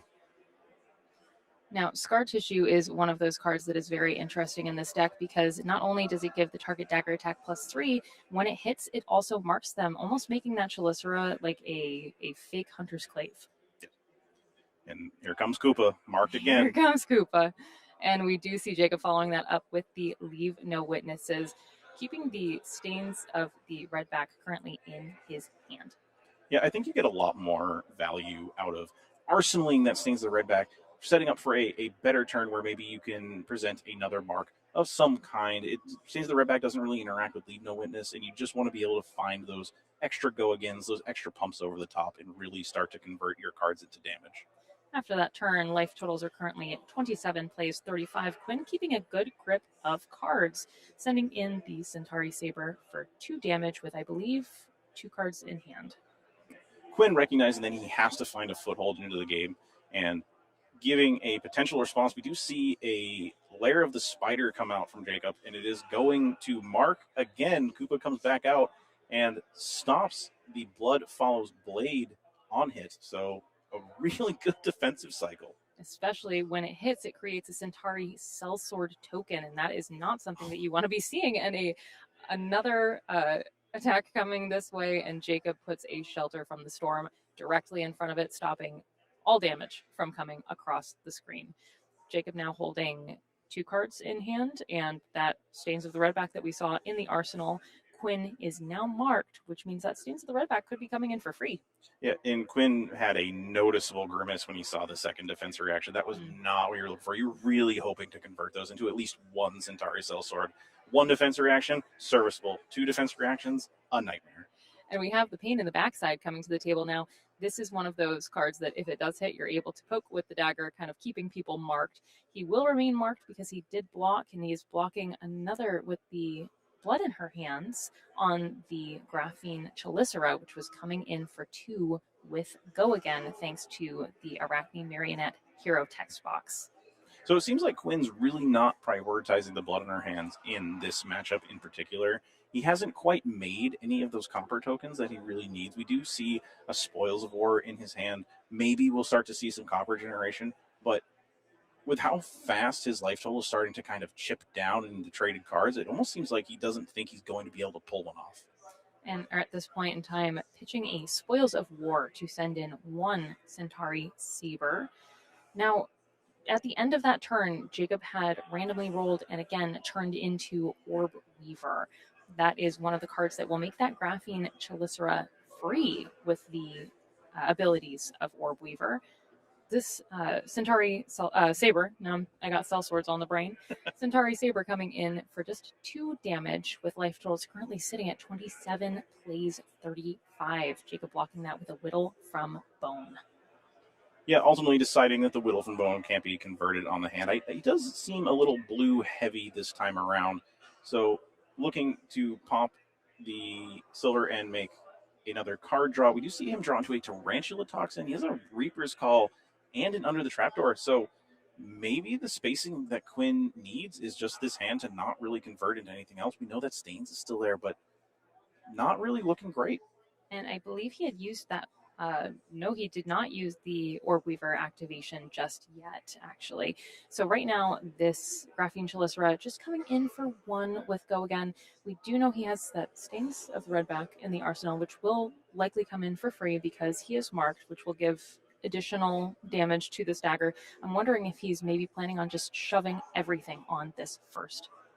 We do see a Blunton come out from Quinn. Notably, is going to make Jacob discard a card, and he does have the Tarantula Toxin.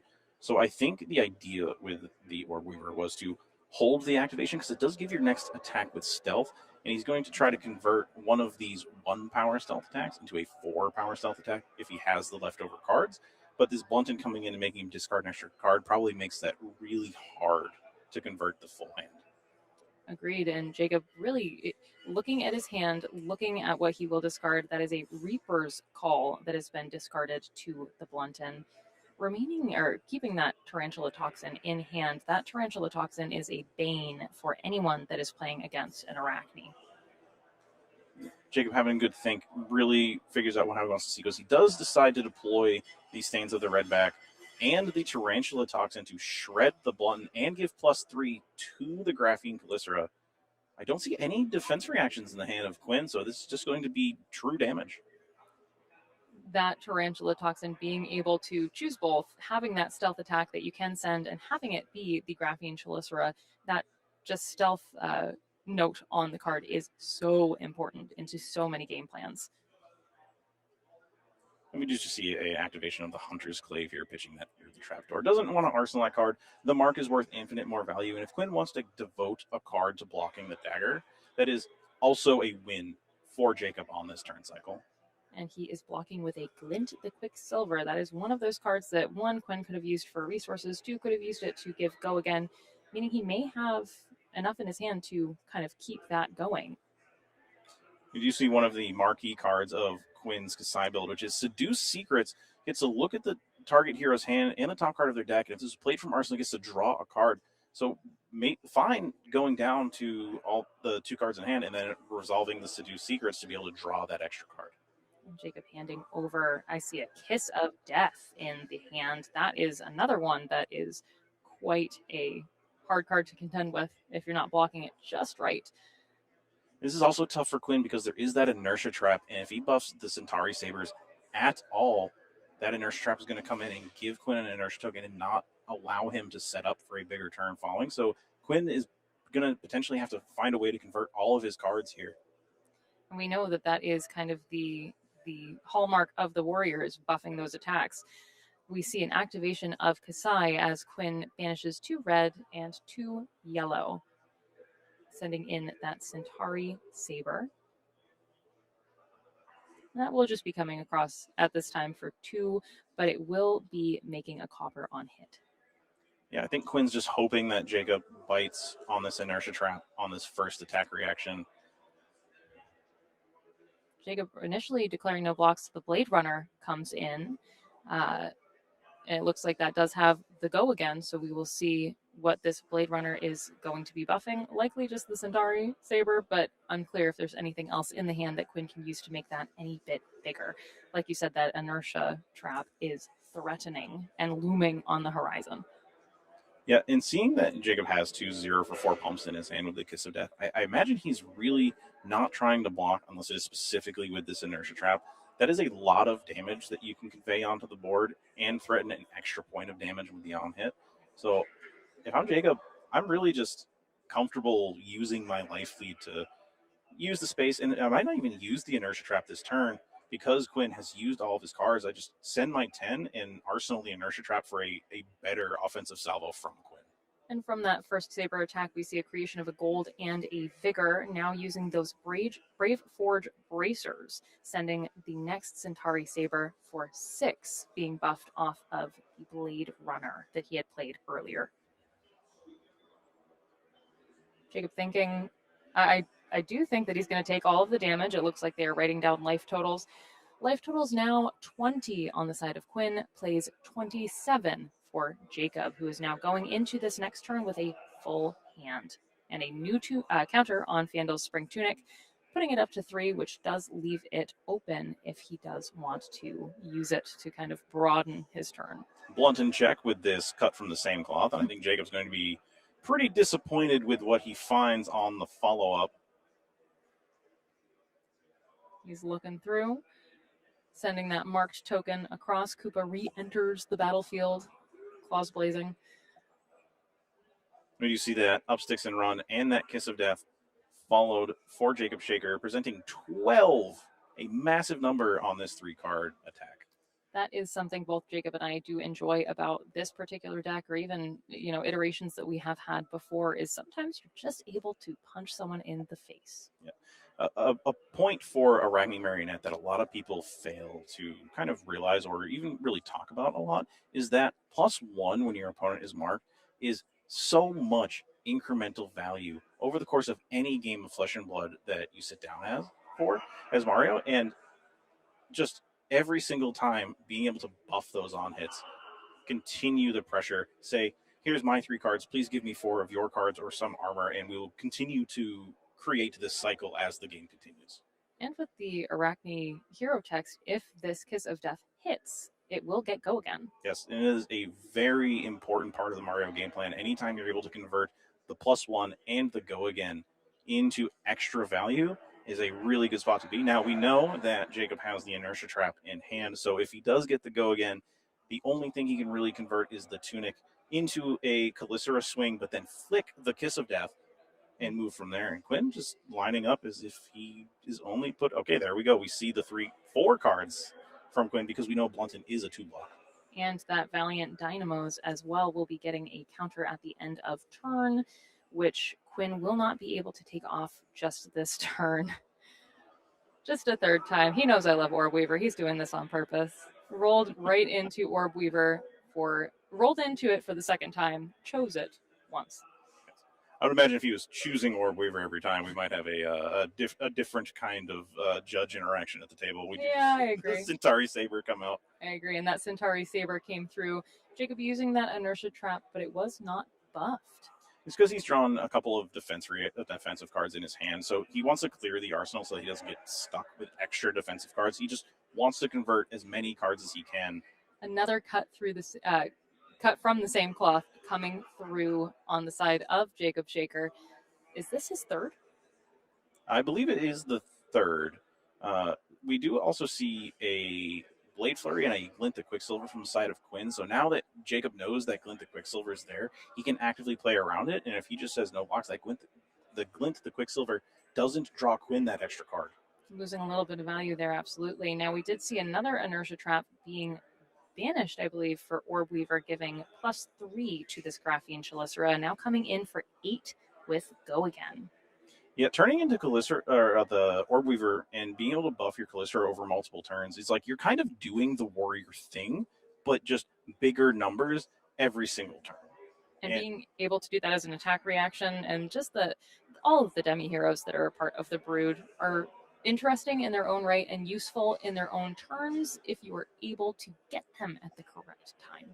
And notably, Inertia Trap and the other trap cards available to Arachne Marionette, they all say Assassin at the bottom. So any of the Brood members, specifically except for Trapdoor, which would just tutor the trap for you anyway, can convert those defensive cards into offensive value.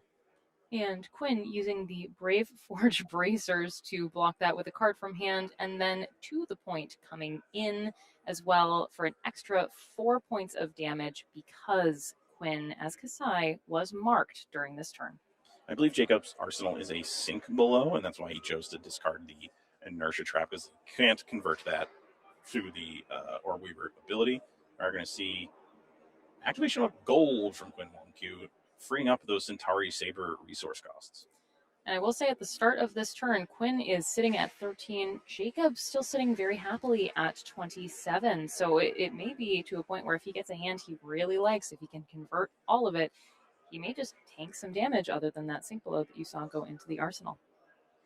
Now coming in after a Kasai activation with a Centauri Saber for 2 and a Blade Flurry, which is giving that +2, as well as +2 to the next Saber that Quinn sends onto the board. We do see a Shelter from the Storm drawn up in the hand of Jacob Shaker, another defensive tool, just really going to punish any sort of offense that Quinn gets here. The defensive capability of the Marionette deck being shown on full display. And now another Centauri Saber coming across for 5 as the Blade Runner came in at the end of that chain. Now that Shelter from the Storm coming in exactly as you said, Jesse, only taking 1 damage over the top, bringing our life totals from 13 plays 26. Yeah, Quinn does get the on-hit gold because he did activate Kasai at the start of the turn. So even though he didn't convey a bunch of damage, he did get the gold, and that is one of the important parts of the Kasai game plan. And we see another Kiss of Death coming out of the hand for Jacob. This one coming in for 3. But if it hits a hero, they do lose 1 life, which is also relevant when he uses that Flick Knives, if he's able to send this as a first attack into a second chain link. Yeah, I don't think we're going to see a Flick Knives on this turn. I think Jacob actually has 2 dagger attack reactions in his hand and is going to be pumping up this Kiss of Death to 9 in the reaction step. That would be pretty nice, especially considering the life totals right now. 13 for Quinn on Kasai, 26 for Jacob. Taking 9 surprise damage, as we've seen with, and I'm sure Quinn kind of is expecting the range as a warrior himself, knowing how much he can add after or before, and knowing assassins are so good at presenting damage and then going a little bit more over the top once you get comfortable. Now we see the Valiant Dynamos with an Outland Skirmish committed, and there comes the 2 attack reactions we mentioned. It is a Scar Tissue and an Incision. It's going to pump this Kiss of Death up to 9 and then remark Quinn. As you said, being marked is a very good thing at the end of a turn. Quinn going down to 7, getting that marked token placed on him yet again. That's my cat. Jacob Orb Weaver rolls into randomly again. This is the 3rd time that has happened randomly. And I guess maybe she just likes my husband too. Yeah. Again, Orb Weaver, not the worst thing to see. It's going to be able to free up Flick Knives activations and certain other things, and just continue to push damage as much as humanly possible on that Callisto. Every time that Callisto is free and you don't have to pay into it, it's like creating an imaginary card in your deck's worth of value, right? If every time you don't have to pitch, you don't have to lose a card, and just continue to punch Kasai. And at the start of this turn, we see a Kasai activation from Quinn, now sending 2 Slice and Dices. Slice and Dices, indeed. Followed by that Centauri Saber, now coming in for 4. Jacob has to know that there's Go Again coming in. He's just giving it a think, see his head and hands, really, really pondering what's going to come out. We do see the glint of the Quicksilver come out onto the combat chain as Jacob has declared no blocks for Go Again, but no card draw for Quinn. And that Slice and Dice, that also boosts up the second Centauri Saber that comes in by quite a bit more than it does on the first weapon attack. I believe it's by +3 on this, and now he has 2. So this should be coming in for 8. Yeah, this is a big sword swing. And I still think Jacob's not really going to want to block much on this. I see a Codex. I see an attack action with Go Again. Things that insulate you into the blunt and text, and your Callister is going to be free. Your opponent's marked is going to have Go Again. I really think you're just going to continue to use the life buffer that you have built over the course of this game and just continue the onslaught. The world is his oyster right now. I know I did see a pain in the backside, which gives him the opportunity to swing some damage, and then if it hits, mark a little bit more on the backside. And I'm wondering if Quinn may, after this turn, try to take a little bit more of a backseat just to maintain what life he has left. Yeah, it's tough because Quinn has to find a foothold in the game. And I think this is a good start to finding that foothold, but you're really going to need Jacob to stumble just a little bit more to give you that space, that breathing room where you can really convert your cards to offense, not defense, because we've reached a point where you have to turn the risk dial up if you are in Quinn Wonku's seat and really start to play to win, not just play to lose. And we do see Jacob taking that damage just cleanly. Life total's now 7, plays 14 as we move back to Jacob Shaker's turn. Quinn is still marked, but he does have a card in the arsenal to prep for a 5-card hand next time. He managed to get the counter off of those Valiant Dynamos, so they will be ready for use next with these blocks. Starting out now with a Graphene Chelicera coming in for 1 with Go Again and 3 counters on that Fandel's Spring Tunic. Yeah, Quinn is in a really tough spot. I don't see any defense reactions drawn up so far in the matchup. Quinn, head in hands, thinking, really debating about if he can even block this dagger. Now, we have seen consistently from Marionette that sometimes this dagger for 1 Go Again is not 1. And Jacob does this consistently to me during testing, where he always does this and he turns it into a 17-power dagger. I agree with you completely. I have many of my days consist of I come home from work, we have dinner, I get absolutely murdered by Arachne Marionette, piloted by Jacob.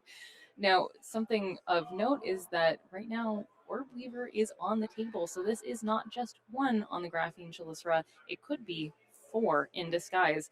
That being said, if Quinn decides not to block, it could become 4. If he does decide to block, Jacob could just save that extra 3 for a later turn. Or later chain link. Yes. It's really going to depend on the texture of Jacob's hand. We do know that there's a pain in the backside, so that's not going to necessarily interact well with the Arachne Orb Weaver because that card specifically does not have stealth.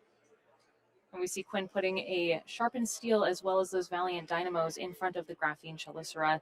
That pain in the backside coming in and taking a Spoils of War out of the hand as a block from Quinn.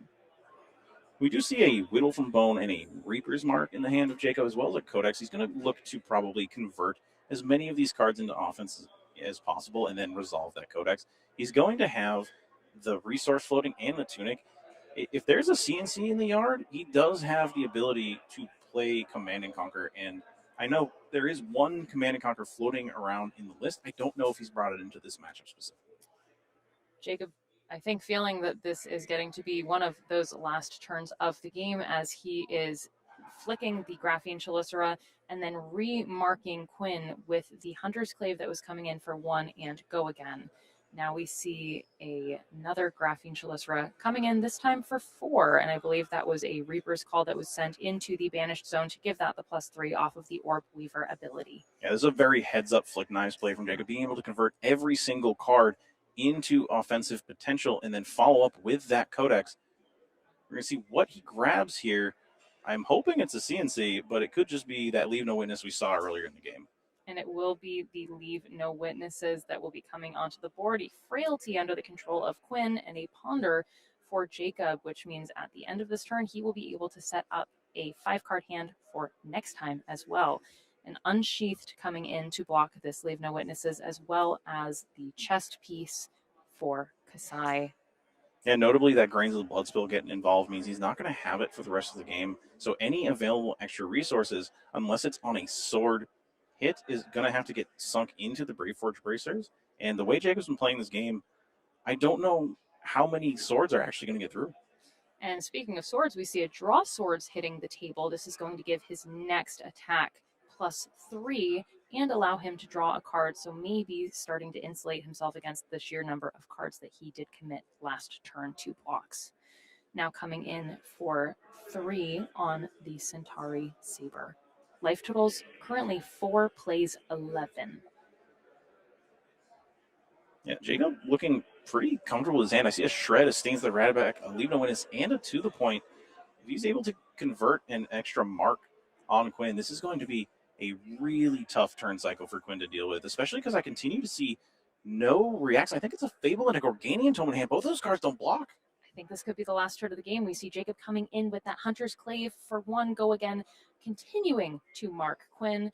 Now he is going to continue to pressure with these knives. We have a Kiss of Death coming in for 4. We see a Sharpened Steel blocking that, as well as trying to block more. Jacob cannot believe it. It seems like this is the match. Fist bump extended across the table. I know he's very happy about that. He said to me earlier that he has been playing Warriors all day. Unbeknownst to him, this was going to be his matchup in the top 8. Yeah, I think Jacob's very, very happy and very fortunate to see that he got paired into Kasai on this one. And unfortunately for Quinn Wonku, the first place curse continues as the first place seed does not make it out of the quarterfinals of the top 8. And now we will continue to see more of our players in our semifinals and then finally culminating in our finals to find out who gets to take that beautiful PTI onto Las Vegas with their Pro Tour Invitational. A gold foil card is also up for grabs, as well as the prize money that Grave Troll Games has so graciously given to our top 16. So Jacob Shaker moving on to the semifinals. I don't think we have any other confirmed games yet, but as soon as those come in, we will do our best to update this graphic. I think that's ultimately going to do it for us as we move to our first break.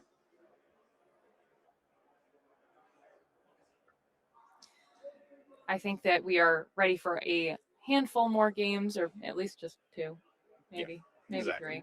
But coming in for these games and seeing our wonderful, wonderful professional players, tune back in soon after our break and see exactly who is going on to our finals.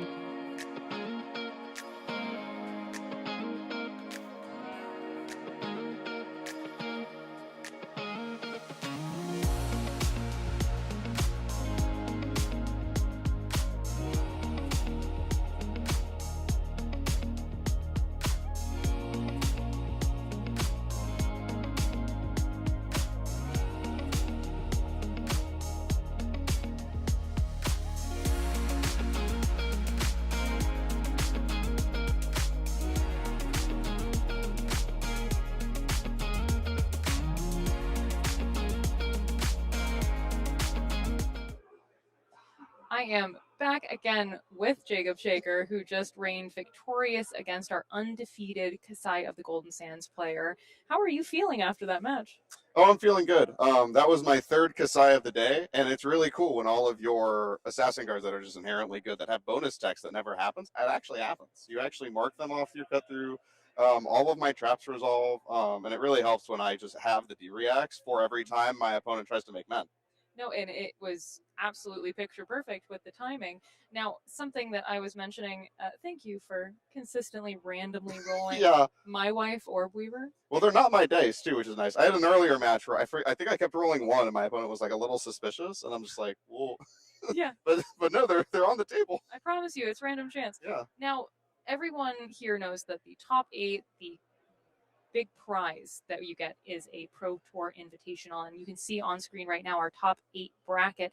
Some more games have resolved. It looks like we are still waiting on the Arachne Mirror between Arachne Marionette Mirror and Arachne Marionette. We have you, Jacob Shaker, coming through. Huntsman. Oh, Huntsman. It is Elise. It is an Arachne Mirror, but they are, yes. I can't read. And then finally we have Manoj, who's playing Jarl, coming victorious on that. So he is going to be your next matchup. And then Justin Gottlieb coming through with Acilio Constella Intelligence. Now, Justin Gottlieb is one of the other players that we've been seeing on our feature match. But like I said, that PTI is up for grabs. Yeah. Except I know that you are already going to Vegas. I am, yes. So what is planning looking like for you? Well, it's playing things that are bad, and then my lovely wife plays Mario into me, and I'm like, wait a sec, that's what I want to be doing. It's like, I love how you just get to play the game. Yeah. You know, Jesse and I were talking during your game about how testing really seems to consist of you sitting on the couch on Kalashar, and then just absolutely murking Jesse and I. Yeah. Well, sometimes I get murked. I was workshopping a Betsy deck that I thought would be good into Syndra, which I expected to see more play now that Victor Goldman's gone. But my lovely wife then disabused me of that notion. And that was a good choice because there weren't any Syndras. And we are seeing our top 8 bracket. The top 4 is rounded out by Elise Sims on Arachne Huntsman. So we do get to kind of see another Arachne mirror, this time between you, Jacob Shaker, on Marionette, and Elise on Huntsman. Now, you've played against Elise before. I have, but not on the Grind Fest Huntsman, and I don't like it because she's 1-0 in the top 8. So I feel like she just might do what she did to Joss to me. Yeah. I think that it's going to be either way a very interesting matchup. But before you get to go there, we are going to take a little bit of a break for you. Maybe you get to go to the bathroom in between these. We don't know who the judge is going to be yet, but before we do that, I did rustle this up for us. Jacob came over and showed me he has yet another tournament pack that we get to open. So there we go. Behold. That's if it's another red the middle of Marlin, and that's cool. Red barraging beatdown. That would have been pretty good into the Reinar that you were playing. You'll have to see if he's still around. Maybe make a trade. All right. Well, if you want to see any more interesting Flesh and Blood, you just stay tuned. We will be back real soon.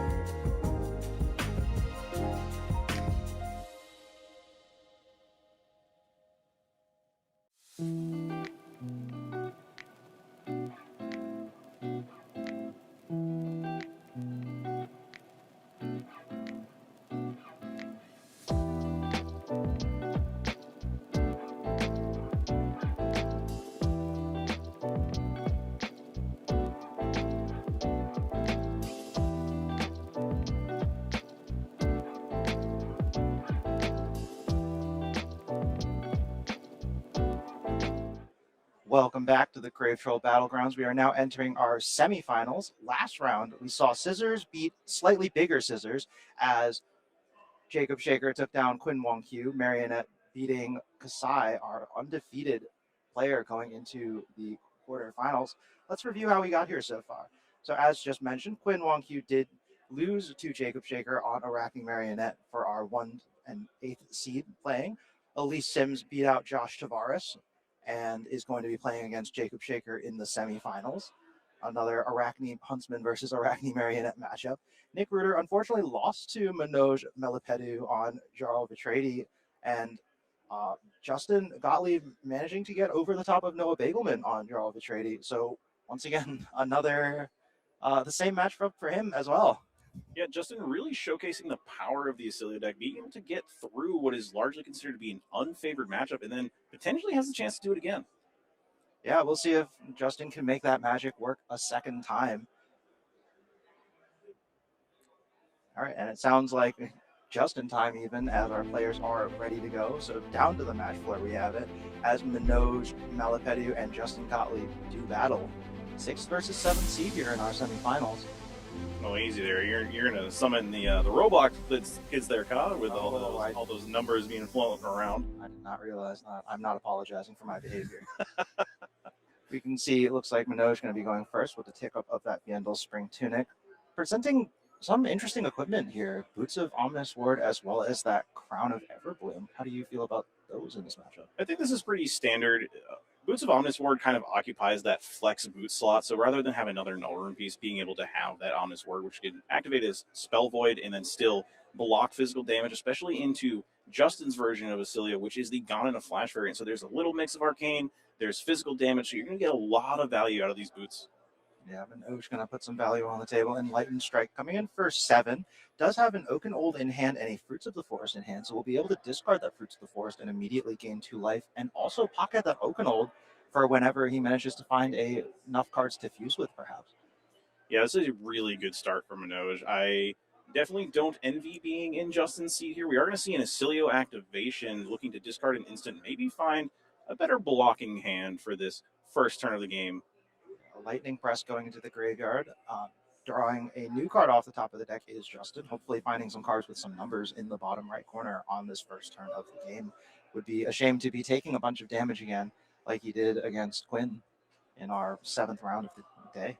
Yeah, Justin really having to think about how he wants to sequence his cards and if there's any defense to even commit to this 7 damage. So something interesting that I just noticed, Justin this time is presenting Fiendel's Spring Tunic instead of the old Knocker. Do you think that's just because it's a longer matchup and wants that extra resources over the course of the game, or? Yeah, I think Jarl is commonly expected to be going to fatigue, so you're just going to get incrementally more value over the final Spring Tunic versus a deck like Kasai, where primarily it feels kind of like a race in that matchup, where Acilio just wants to go when they have the cards to do so. Yeah, so Justin perhaps imagining that he might have the space in this matchup to make multiple uses of that Tunic rather than just needing that old Knocker ready at a moment's notice. Manoj going to discard that Fruits of the Forest after his E-Strike for 7 is blocked out. 3 blocking cards going into the graveyard for Justin, and Oaken Old going into the arsenal for Manoj. I believe I see Crumble to Eternity in the hand. Yeah, Manoj maybe looking to not have this game go quite as long with that Oaken Old fuse on the horizon. Justin, going up to a fresh set of cards, is looking to maybe commit a strong offensive salvo so that Manoj has to give cards and maybe can't keep all the cards and pay for the Oaken Old and fuse it. But having discarded that Fruits of the Forest immediately does mean that Manoj has a bit of a buffer to work with at currently at 41 after taking 1 damage. Entwined Lightning, going to be fusing that Consigned to Cosmos Shock to come in for 4 go again, meeting that Crumble to Eternity on the combat chain. And a second card being lined up here. It looks like that Shock going to be presented just 1 Arcane. Yeah, it's interesting to see this card, I think, in this matchup overall. It is another shock, another instance of that arcane damage, but given the context of what Justin's shown us so far, this kind of makes sense. Just want to convert this to an extra arcane ping, resolve the Sigil of Brilliance, Arsenal card, set up for a bigger turn, and just ask Minoj politely not to disrupt him. Well, we'll see if that's going to be the case. Looks like Oak and Old going to be fusing the second Crumble to Eternity in hand. Makes sense now that Minoj would block with one of them. So we're going to be seeing 9 dominate on the combat chain. And when this hits, Justin will be bottoming 2 random cards from the hand. And, at 9 dominate, pretty likely to hit, I feel like, especially against a deck like Acilio. And Justin's shaking his head as he is on the back foot from the get-go and can't really stop this Oak and Old, even if he were to commit most of his equipment and any cards he has in his hand. 9 is a very lofty number for Acilio to attempt to block. Yeah, we can see Justin just kind of accepting his licks on this one, not even trying to block it out, just putting the hand on the table, letting Minoj take those 2 random cards, and down to 27 all of a sudden is Arcilio, losing one of the Gonada flashes. I think I just saw him shuffling those up. That is a huge hit from this Oak and Old. That is going to delay Justin another turn and leave him with only Arcane, which Minoj has Arcane Barrier. He's going to be able to prevent most of this when it comes to Justin's turn. Yeah, these numbers are not converting very well on Justin's side. Looks like Sigil of Brilliance is going to be destroyed at the start of the turn. Currently at 27, Minoj still at a very healthy 40 after that Fruits of the Forest on turn 0 just bought so much space. Yeah, Justin looking very dejected to this point in the game, and frankly, I don't blame him. This is going to be a tough mountain to climb in the form of Yar. We do see this Lightning Press pitch to an Arcane spell. I believe that is the Meteoric Impact. So going to be coming in for 5 with the Starfall trigger since the Sigil of Brilliance has hit the graveyard, and +1 from that Volzar being amped.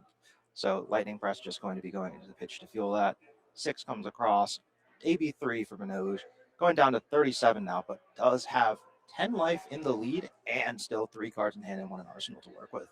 And importantly, he did resolve that Sigil of Lightning, so he's going to create that embodiment on the following turn, which is important for the context of cards like Snatch, things like that. We are going to see a Colors of Aria committed to the combat chain from the side of Minoj. Yeah, looks like we're pitching a Rootbound Carapace and that Crumble to Eternity that was in hand earlier. Coming across. Minoj fumbling the dice a little bit, but it looks like a respectable 7 onto the combat chain here. Yeah, and notably that interaction that we've seen kind of time and time again with Yarrow and the Colors of Aria. There are no open equipment slots for Justin at the moment, so no Frostbite is going to be made. But 7's still a big number, and the way this game is going, I don't think we're actually going to get to fatigue. Justin already falling down to 20. Yeah, Justin has been taking a beating so far, has not wanted to put any cards on defense, hasn't wanted to put any of that equipment down either with that Yarrow heal ability, kind of wanting you to have no equipment to give you frostbites and try to clunk up your hands, but Justin just holding onto the equipment instead says, I don't need my life total, I need my cards to do damage. And damage they might just do. Snatch coming onto the combat chain with an embodiment of lightning behind it. So 4 go again on hit draw, but I would imagine that Minoj has plans. This could be potentially a very strong defensive sequence for Minoj. We're going to see this Rootbound Carapace come out and decompose, and he has drawn into a copy of Felling of the Crown. So if he's able to get 2 decomposes out of his graveyard, this is going to be block your Snatch, play Felling of the Crown, take another card from you, present 8 damage. Yeah, we do have that Rootbound Carapace going to be going to the graveyard, and that Crumble to Eternity is already in the grave as well. So that means that there are 2 Earths. A blue shown off the top for this Ravenous Rabble is quite disastrous for Justin. Not how you want things to line up. Only going to be coming in for 2 rather than the usual 4 go again on this Ravenous Rabble. Minoj, I can't tell if he just took it. Yeah, he just took it. Oh, okay. They were having a little bit of a chuckle at the table. It was just like, yeah, I'll take it. And then Justin is like, finally, he bleeds. Just a little bit, but Minoj, despite bleeding, is still at 35 to Justin's much worse off 20 at the moment. And Twine Lightning not fused here. So just going to be 4 no go again, and 1 card still in hand and 1 card still in arsenal for Justin. Yeah, respectable offensive sequence, I think, for Justin. Taking that damage, you are still converting for 10 on these 3 cards. You would have liked to have converted for 12, but unfortunately did find that blue on the Ravenous Rabble reveal and still left with 2 cards. So more offensive potential still left on the side of Justin. Maybe going to be forcing more defensive options from Minoj. But Minoj does have that Felling of the Crown in the hand and has the blue, and I believe the Earth's in the graveyard to fuel that decompose as well. So I don't know how defensive Minoj really has to be this turn.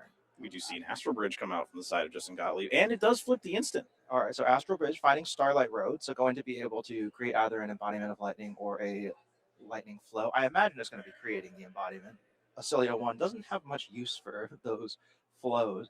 Astral Bridge going to deal 1 damage. Minoj down to 29 after declaring no blocks on that Entwine Lightning. So keeping all 4 cards in hand. Yeah, I think Justin's very well aware that Minoj did not block nearly as much as he could have. And this Channel Lake Fridge is going to get resolved. It's going to be even worse into this Felling the Crown. Yeah, with the Tunic up as well, going to be able to pitch that Rootbound Carapace with that 1 floating into the Channel Lake Frigid and just present that Felling of the Crown for 8. And also still taxing the ever-loving heck out of Justin's hand. Going to require every card played or activated to cost an additional 1. That includes things like Acilio's hero ability. Yeah, Minoj certainly bringing Justin to the Arctic Circle in this game, as it were, and still has not committed that Stalagmite to any blocks either. Has the potential to really throw a wrench in any strong offensive turn that Justin decides to show. Yeah, Minoj fanning out the grave, showing exactly 2 Earths and 1 action to vanish for this Decompose. Coming in for 8, lining it up almost perfectly. Couldn't ask for a much better way to go about it. Justin going to be forced to put a card from hand onto the bottom of the deck, and then after that, still has to contend with 8 physical, coming at his 20 life. Yeah, this is an absolute nightmare scenario for Justin. He has, I think, still a little room to come back, but this Channel Lake Frigid has to get off the board. He has to live long enough to see this channel go away so that his resources are no longer taxed and he can activate this Lightning Greaves at a discount and continue to push damage, maybe find that Gone in a Flash and take a commanding position into this game. Yeah, usually the age-old adage against something like Channel Lake Frigid for aggro decks is just fold your hand because you won't be able to convert it anyway. But Acilio, kind of different from the other ones in that the cards don't even block sometimes. I think we saw Constella Contemplation in Justin's hand, and that card does not block. And we do see Justin just take the 8 damage. He cannot commit any more cards to this if he wants to continue. Again, we see an instance where that risk dial is getting turned up for a player who's on the back foot, and he has to play in such a way that allows him to win the game, not just play to not lose. Yeah, at least trying is Justin. Going to be putting that Constella Contemplation into the pitch zone to pay the tax that this Channel Lake Frigid is imposing, presumably. Looks like a Scar for a Scar. Go again by itself, but also go again off this embodiment of lightning. So we're go again again. Yeah, unfortunately, he did double up on the go again, as you just mentioned. But I think Scar for Scar, probably one of the better attacks in Acilio, because Acilio does start naturally lower than most of the heroes. So even if Justin wasn't at 12, it's very likely this would have had go again anyway. Yeah, but I mean, like in a situation like this one, just gotta keep your options open, try to present damage wherever possible. Looks like a Sink Below going to meet this Scar for Scar. Minoj choosing to sink a Sigil of Solace. Yeah, I think he's just looking for more defensive potential, because while Sigil is good into those long fatigue matches, Justin's at a life total where Minoj is most likely not interested in fatiguing anymore. He probably just wants to put Acilio down. Yeah, I kind of imagined that was going to be the plan, like probably just like E-Strike go again into Hammer, but it looks like we're just going to be keeping an E-Strike and 1 other card in hand for Minoj, down to 28 now. Still has to work through 12 of life points on Justin's side. Another Gone in a Flash drawn in the hand, and this time Minoj does not have any ice cards in the pitch, so this Channel Lake Frigid will be melting. Yeah, and this could be the go turn for Justin Gottlieb. It really depends on how many instants he drew to pair with that Gone in a Flash. That Tunic is on 3, so the resource is primed and ready to activate those Lightning Greaves and really start to push that damage. We do see the Braces of Belief as well. If there is an Astral Bridge, we see the Braces of Belief pop and look for an instant on the top to really draw 2 cards essentially off the Astral Bridge, in the sense of getting the free instant and picking up the Gone in a Flash. Yeah, he kind of would need something like that at this point. I feel like Justin looking really far behind and just taking the 7 damage from this Enlightened Strike, not even opting to put the Lightning Greaves in front of it. Falling down to 5 is Justin Gottlieb. Oh no, we do see Minoj draw into an Oaken Old and a defense reaction. There's a Channel Lake Frigid. I don't think he can it's an fuse Autumn's it. Touch. Yeah, so he would not be able to fuse this Oaken Hold. So Justin at least has that much going for him. Not that he's aware, of course, but does still have to start working down this life total that Minoj has kind of commanded in this game. You see the tension getting to Justin a little bit as he does start the turn with a Lightning Surge from his arsenal for go again. Yeah, this Stalagmite still sitting on Minoj's side of the board, though, can grant multiple Frostbites over the course of the next few turns. And I feel like the Gone in a Flash turn is incredibly hampered this moment you have to pitch a card to pay for much of anything.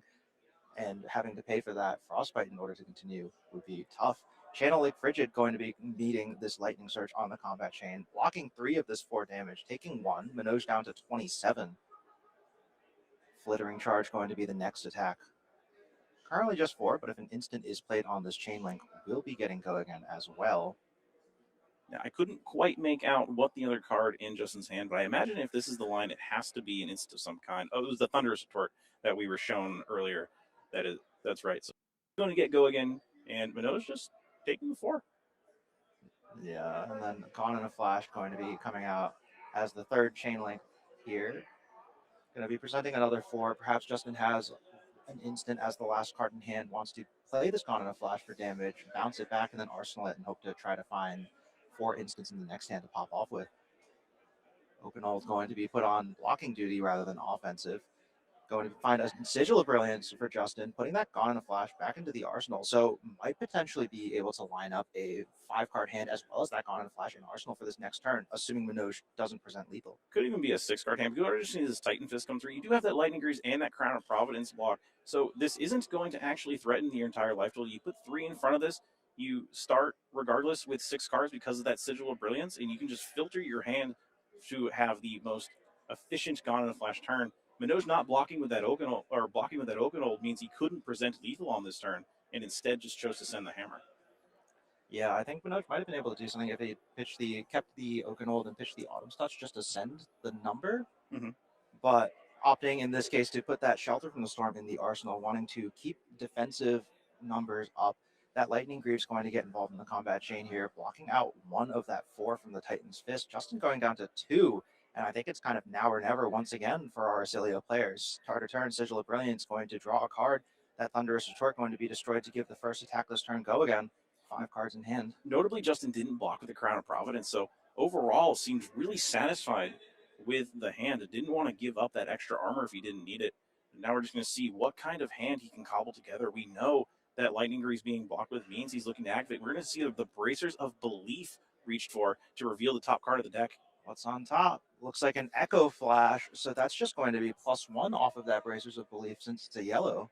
If he has an Astral Bridge, that is going to be huge for this turn.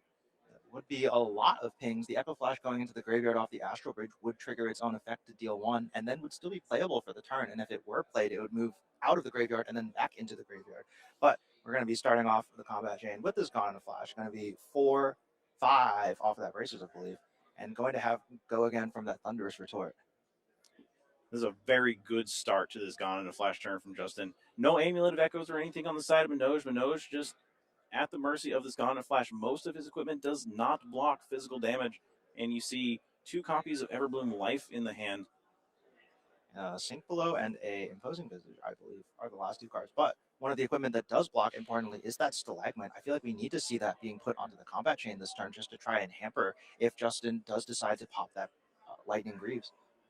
Not putting the Stalagmite on the combat chain yet, saying, I want to see more cards, because if Justin does have the blue, that Stalagmite's not going to get value, and it's just going to get tied up on the combat chain. Yeah, more cards indeed. Justin finally going for it, going to use that Fiendel Spring Tunic counter to activate the ability of that Lightning Greaves.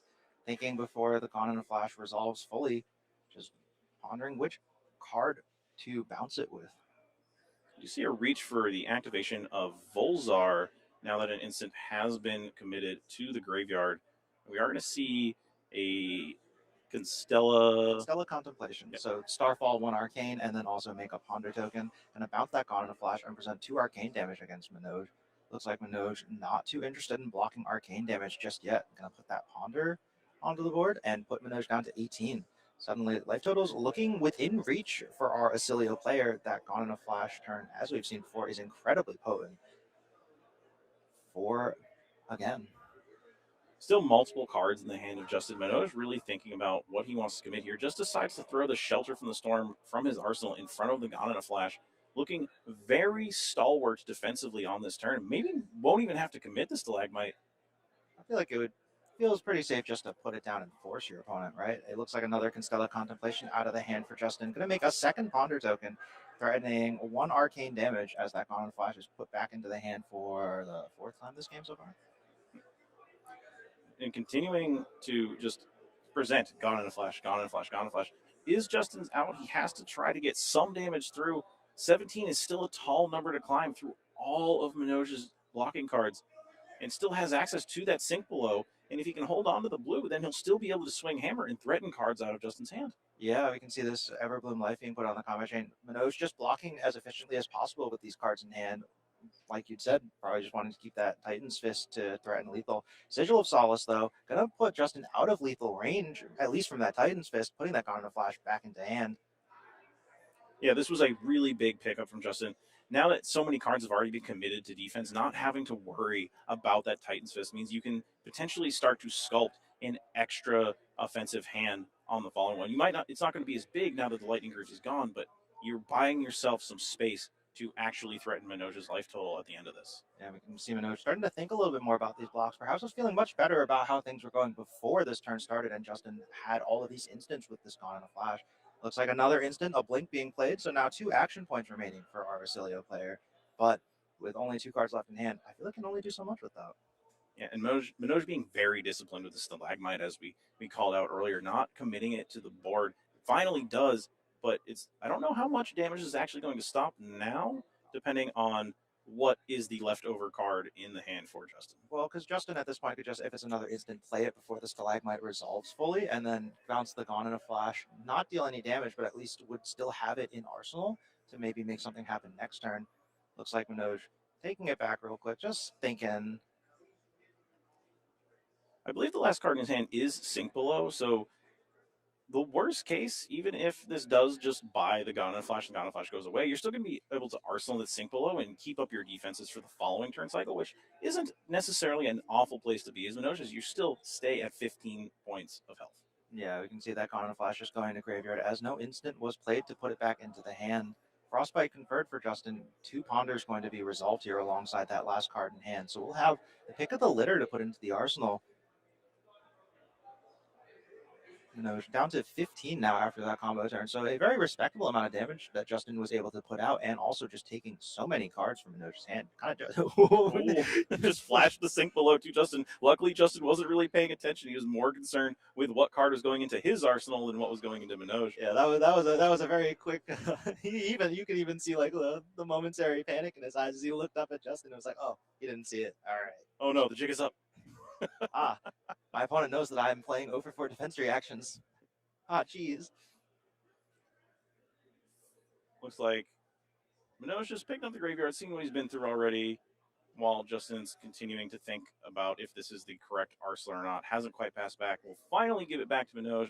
Manoj just going to arsenal and pass back to Justin. Yeah, I think I see another Felling of the Crown in hand for Manoj. It's going to be really good if he can keep all these cards. He doesn't have to keep all of them, right? Just needs to keep 2 of them, just the Felling and the blue.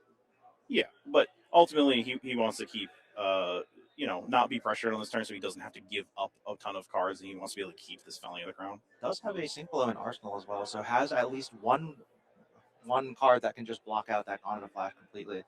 Justin going to activate that Vasilio at start of turn. Looks like found that Echo Flash off the top from earlier, going to be threatening 1 arcane damage so far. I don't know if Manoj really cares enough to put Arcane Barrier on this. Maybe that Tunic counter might get put to use here. Yeah. So important interaction that's going on here. Vasilio doesn't actually draw the card until the full effect from Echo Flash resolves, so the arcane damage has to be dealt with first before Vasilio will draw the extra card. And we are going to see Constella Uplift come out of the hand of Justin after that Volzar activation. Yes, I'm going to be untapping that staff again. Justin holding priority, thinking about how to stack all of these triggers. Looks like that Volzar going to be untapped and then retapped before that Echo Flash resolves. So going to be threatening 3 arcane now. Just doing a few tricks to try to make this arcane barrier decision a little bit more difficult for Manoj. Looks like a blue committed in total. No damage. Finally going to see that card drawn off the Vasilio hero power. Buying 1 card from Manoj already. If he can cobble together a couple of go and get attacks, we might see a few more cards put onto the combat chain as defensive tools. We do see that Manoj still has that Stalagmite. It does only block for 1 at this point, but that... Oh, all right, 2 electrostatic discharges going to be put onto the field here. Scar for a Scar, coming in for 10 go again. Justin with still 1 card in hand, but that Stalagmite... Do you think Manoj might commit that just to try to keep that last card from being played? I think he has to at this point. If the plan is to cast the Felling of the Crown and really threaten Justin's life total, you have to get the Stalagmite involved so that you don't have to commit more cards. With only one card left in hand, it's a pretty reasonable block. And even if Justin has something like a Lightning Press in response to the Stalagmite, you're still so healthy that it's not going to kill you. Yeah, the Sink Below going to come up from Arsenal as well, just to try to tide over as much damage as possible. Only taking 2 damage after all is said and done is Minoj, as Justin just going to Arsenal that last card in hand and pass the turnover. Minoj at 13 now, so Justin has been doing a very good job of whittling down that life total. But Minoj going to present this Felling of the Crown. Justin holding priority before that Decompose trigger. Don't think a Cecilio deck has any way of banishing cards out of the graveyard, right? I don't think so, and I would also be very impressed if there was any way for Justin to kill Minoj with arcane damage at this point. If it was the other version of Vasilia where we saw the Storm Striders, I think that would be a little more reasonable now that Minoj is given all the cards. But the way Justin's deck is constructed, I think he's just really on the back foot and going to have to give this one a really good think before the Decompose comes out. Yeah, because that card's going to force Justin to put at least 1 card on the bottom of the deck, and then we'll only be left with 3 cards to block out 8. Would have to put at least one, more than just 1 3 block, as Acilio going to be activated. Echo Flash discarded yet again, presenting 1 Arcane. Minoj doesn't have much option but to take it, I believe. Doesn't have any resources floating nor cards in hand. We are going to see a card drawn off the top from that Acilio Hero Power. Justin going back into the tank a little bit just to see what he can do with this hand with the new information that he's presented. Yeah, I mean, at the end of the day, you do still have to put at least 2 cards in front of this Felling of the Crown just to not straight up die to it. Justin only at 5, so 8 is a pretty hefty number to be considering. Notably, he does still have that Crown of Providence, so you could potentially put 1 3 block and the Crown here and stay alive. And then if that Arsenal card is not maybe his favorite, or there's other cards of the hand that don't play, you can kind of filter a little bit to sculpt a more efficient hand.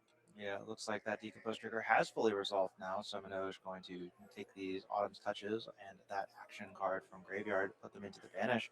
Justin thinking about what card to put on the bottom. With Minoj at 12, though, and that Stalagmite finally out of the way, is there a chance that a 3 or 4 card hand from Justin might be able to just get over the finish line? Now that Stalagmite's gone, it is absolutely a possibility that Justin could come back into this game. It really depends on the sequence of cards he has and what is left in the deck. That graveyard on the side of Justin is starting to get quite large, and if he isn't able to find multiple turns to threaten cards out of Minoj's hand, we could just see Minoj close something out with like an Oak and Old Dominate or any of the other typical suspects we find from these Guardian decks. Yeah, perhaps that third Felling of the Crown, even just putting Justin into this position yet again. You can see it head in hands, contemplating the hand here. We do see this Crown of Providence reach for it. It is going to be committed to the comp. Oh, maybe not. Thinking about it. Yeah, is he going to do it? I think Justin has to spend a bit of time thinking about this. You know, the price difference between third, fourth, and then even second and first are quite different for that cash split, and also the battleground, like the official battlegrounds support. So, does want to try to get out of this game alive, however possible. Does have a Fate Foreseen, so going to be covering 6 after that defense reaction resolves. Will only be taking 2 damage off of this Felling of the Crown. Yeah, I think this is a really important defense reaction because what it means is you only have to commit 1 card into the Titan's Fist if you're able to pressure enough where Minoj can only keep 1 blue. Oh. And that's really important because the more cards you get to keep, the more your hand scales offensively. And that's really, really important at this stage of the game. Justin has to try to put as few cards on defense as possible for the rest of the game. Yeah, it looks like Consigned Cosmos Shock going to be discarded for Vacilio's hero ability. Card drawn off the top of the deck. 3 cards in hand for Justin and 3 life. Staring down 12 on the side of Minoj. I think I saw a Macho Grande in Minoj's hand. I believe so too. We are going to see the Scar for Scar come in with 4 go again. This is a good start to the turn. This is one of those cards that Justin's really looking for. We want 4 go again. Anything you can use to pressure the fact that Minoj no longer has that Stalagmite and doesn't have a ton of blocking equipment. Say as many cards as I can buy as the Celia player is good for me, and move on into a more favorable game state, even though you are currently behind. Yeah, forcing Minoj to block here. Kind of. If Justin's hand is just 3 4 power go agains, Minoj's life total is under threat, so we'll have to give some amount of cards. But doesn't have to give them necessarily on this first chain link. Looks like Minoj is thinking about it though. That Macho Grande in hand being turned sideways. As now we can see head and hands on the other side of the table. Justin has been putting up a very admirable fight in this one. Has definitely found a go back into this game, I think. Yeah, Justin's not out yet. There's still some game to be played, and if this Macho Grande does get sent to the combat chain, Manoj is not on Tunic, so he can't send the other one that I believe in his hand on the 2 blues. Yeah, maybe this would be the right time to get that Tunic just on blocking duty. Potentially, but I think he wants to see more cards out of the hand of Justin. He's probably hoping that the game goes long enough he can get another Tunic activation. We are going to see the Ravenous Rebel revealing Electrostatic Discharge off the top for 4 go again. Yeah, Channel Mount Ison going to be meeting it on blocks. 1 more damage getting across. Manoj now at 10. 1 card left in hand for Justin. Going to be activating that Volzar and just sending in a Comet Collision for 4 Arcane, 5 Arcane.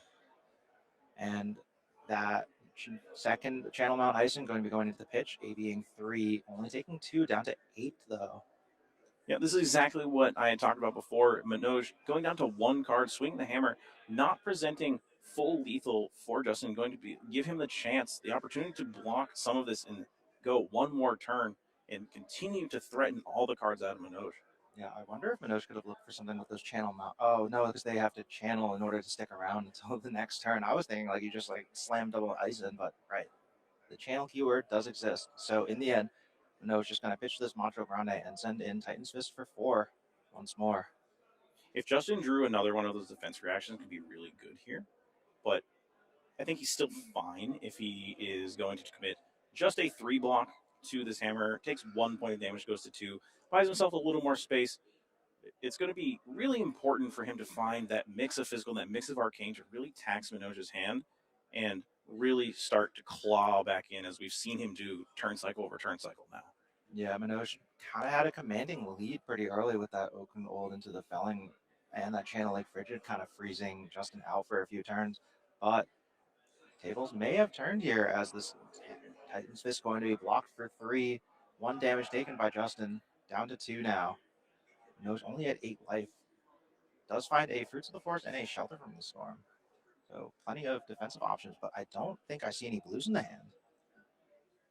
No, and this is something that Justin also needed to happen. He needed the Jarl to stumble on resources. That means if he's going to present Arcane, the way he really gets through is by having a bunch of reds. Now, one of those reds is going to be Shelter from the Storm, so multiple pings of 1 probably aren't going to get through. But it looks like just this meteoric impact is going to come in for 6 Arcane. Yeah, why ping when we can just drop a rock on their face instead? 6 Arcane coming across. Manoj thinking about using that blue in hand, that Fruits of the Forest, to prevent 3 of it.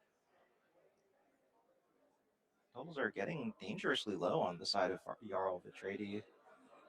Boots of Omnis Ward going to be destroyed and tapping Jarl to prevent 1 damage. So Manoj really valuing these last few points of life, taking 2 damage total after Arcane Barrier 3.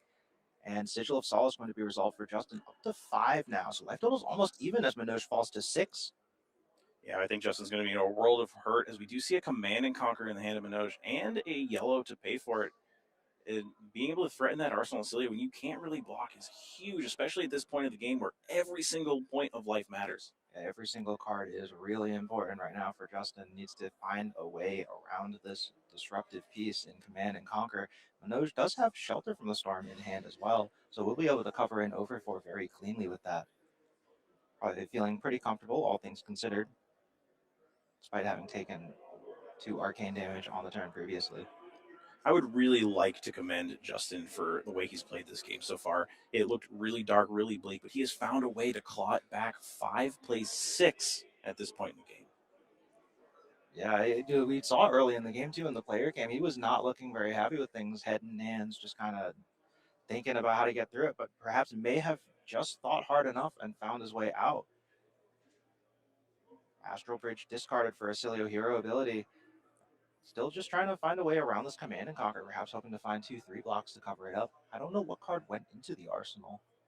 I'm not sure, but seeing that he values the Astral Bridge the least out of all the cards in his hand for the Cecilio activation means, 1, he's probably trying to find more blocking cards. 2, he probably knows the contents of his deck well enough that the Astral Bridge is not likely to hit at this stage of the game. Yeah, Astral Bridge also much worse without those Lightning Greaves to make use of that Gone in a Flash multiple times.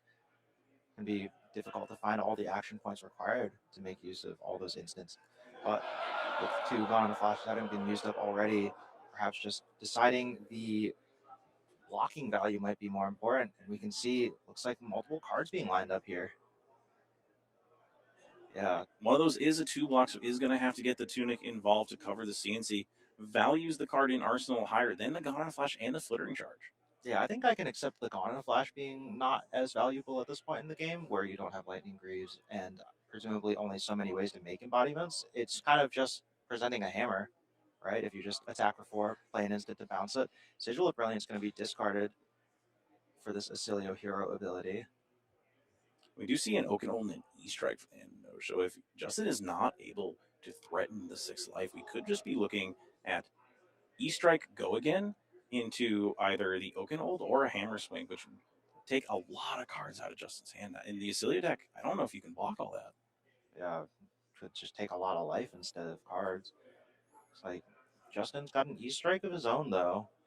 Unsure if it's go again or +2. We'll see what happens once the dice are laid out. 5, go again. So that Arsenal, probably another 0 for 4. Just trying to threaten as many cards as possible from Minosh's hand. Could be an 0 for 4, or could be a arcane spell of some kind and really try to diversify the types of threats he's presenting to Minoj, really pressure those decisions. Now, the Tunic is on 3 counters for Minoj, so if this is just an arcane spell, for 1, he's going to amp to the Volzar. That Tunic could just save life for Minoj, and then he could just convert the E-Strike into the extra damage. Yeah, we do know that the Minosh also has that shelter in Arsenal, so could perhaps just put it here, try and preserve as much life as possible up front, rather than assuming that the card in Arsenal is an 0 for 4. Because if it was a spell, it would be pretty catastrophic to take 5 and then be forced to deal with the arcane damage afterward. But instead, it's 2 cards from hand, and Lightning Strike and Oakenhold going to be put on blocks, and Comet Collision out of the Arsenal for 5 against Minosh's 6 life. I'm actually a little surprised that Minosh didn't opt to deploy that defense reaction. Yeah, but I think he's potentially playing around that big arcane spell coming out of the Arsenal. Knows that if he can run Justin out of arcane, there's no way that Justin can actually kill him. And as Justin's deck gets lower and lower, that becomes less and less of a actual game state that can occur. But giving up the cards in hand seems a little riskier, and it looks like going to be pitching into that arcane barrier, taking 2 down to 4 now. So Justin with a life lead for the first time this game. Minoj 1 card in hand, 1 card in Arsenal. Tunic at 3, but I don't know how much can be done with this current board state. We do see a Fate Foreseen and then 2 of the Constella instants drawn up for Justin Knight. Is that another E-Strike? I can't quite make that one out. I think it was. So it does have a lot of instances of 1 arcane damage. Minoj really having to think about this one, because if he commits this to a Hammer Swing, the only resources he has for Arcane Barrier is that Tunic. And if he's not careful, Justin could just kill him. Oh, did draw a Sigil of Solace, though, so we'll be putting life total just a little bit further out of reach of those arcane spells. How many meteoric impacts have we seen so far, Jesse? I want to say we have 3, but, with how many cards have been moving around and drawing and everything else, that could be wrong, but I want to say we've seen 3 of them already. I wouldn't be surprised to see more of those Comet Collisions. Yeah, because I know we've seen 2 Comet Collisions so far, because they've both been resolved for their 6 or 5 damage. Looks like Constella Uplift going to be discarded for that Acilio hero ability, and Lightning Strike going to be bottoming a card. 5, go again once more, is going to be put into Minoj's face for consideration. Yeah, we are going to see Minoj ultimately rewarded for that Shelter of the Storm play. It means he gets more physical defensive tools on this turn cycle, with also being able to keep up cards for that Arcane Barrier. Yeah, Minoj going down to 2 now. Does have that Sigil of Solace in hand, but it might get a little risky if cards are played, because Acilio could go to try to kill you in response to your own Sigil of Solace gaining life. Looks like Tunic going to be floating a resource in response to that Constella Uplift. Minoj A being 2, Constella Uplift going to be untapping that Volzar, and Comet Collision coming across for 5 once more. Sigil of Solace going to put Minoj back up to 5, and 1 card left in hand, going to have to pitch it for AB3, going to take 2 back down to 3. We find our Acilio on the offensive. Just going to be drawing up one of 2, I believe, are going to be his last hands. We do see a Sigil and a Flittering Charge, so he's going to be able to get some of that physical damage, but we do know Minoj has that shelter. He's just sitting on it. That 4 is just going to get covered. Yeah, he's just been waiting for an opportune moment, but with no cards in hand right now, Justin going to be presenting this Consigned Cosmos Shock. If he drew another damage, instant, the Astral Bridge from the hand, going to buy the activation of the Crown of Everbloom from Minoj, going to bottom that arsenal, drawing a card. Is there another instant in the hand of Justin Gottlieb? I don't think so. It's just the Sigil and the Flittering Charge. So Minoj going to be going down to 1. Incredibly dangerous place to be when all of a sudden you've only got AB1. Yeah, both players reaching to the final turns of the game. Justin looking worse for wear here as he only has 1, maybe 2 playable hands left in the deck. Yeah, I wonder if Minoj has managed to outlast the storm here. Going to see a Flittering Charge coming across for 4. We know it's a Sigil of Solace in hand. Minoj will have to put multiple cards in front of this, though. Currently at 1, cannot afford to take just 1 more damage. I believe we saw a Lightning Press pitch earlier in the game as well from Justin's side of things, so that is something that Minoj is going to have to be aware of. Yeah, we do see the final Spring Tunic committed to cover that breakpoint to keep those extra cards. And because of the arsenal, there's a chance this Plow Hunter comes out. No, he's just going to send the Command and Conquer. Doesn't really care. Is going to threaten that arsenal. This was Lightning Press you were talking about, Kyle, but it is met with an Echo Flash. None of these cards block. Oh, yeah, we found the Lightning Presses, but they came at possibly the worst time possible. This Command and Conquer coming across for 6, and Justin doesn't have any blocking cards in hand right now. Does have that Echo Flash, so can try to look to just come in for 2 Arcane when Minoj is at 1 and only has AB1 available. Yeah, there is only 1 AB. As you said, going to Acilio discard one of those Lightning Presses. That Echo Flash could present lethal if Minoj does not have any other sort of damage prevention. Yeah, I mean, we've seen Sigils out of the deck. Maybe drew a Shelter to prevent more. But these cards are staying face down. Minoj does not want to accidentally reveal something. I think Justin has to go for it. I think this is his line. If he doesn't go for it, I think he's dead anyway. Yeah, I think Command and Conquer coming across for 6 when Justin's only at 5, it would very much indeed mean he dies. So I think does have to go for it. Could maybe even look for playing the Echo Flash. Oh, he has another instant. Oh yeah, he's got the Constella Contemplation, so going to be creating a Ponder. Unsure if he's going to be amping though, going to force Minoj to AB1 on that Contemplation. 1 card left in hand, and we know Justin has 1 card and that Echo Flash. Going to pitch that Lightning Press to play out the Echo Flash. Minoj giving a bit of a smile, going to AB1 yet again, and then this Volzar is going to be amping. This is going to be the fist bump. Justin takes it. Justin manages to get through all of the ice that Jarl was bringing. All of that disruption just did not matter. Justin was able to fight through all of that. That was incredibly impressive. That was a perfect demonstration of how to come back from a bad situation. Justin's perseverance shined through that game, and his mental fortitude is what got him that win. Yeah, I know that you and Justin recently did an episode of your podcast, Jesse, where you guys were talking about keeping up a positive mental attitude, and I think that was we really saw that on display there. Justin probably feeling a little bad after the first few turns of that game, but just really hung in there and just played to every possible out that he had and was able to get there in the end. Yeah, Justin is a competitive tournament grinder, and he has been for over a decade. He knows all the tips and tricks that he needs to have tournament success and to keep himself in that positive mind state, and we saw that here today. Yeah, Justin going to be advancing to the finals over Minoj. I'm not sure how the other game is won. Have we had an update on that one yet? I don't think we've quite the update on that one yet. I would imagine that game's still probably going, but I believe we are going to cut to a break for a little bit, and we will update in that semifinals match as soon as we have it.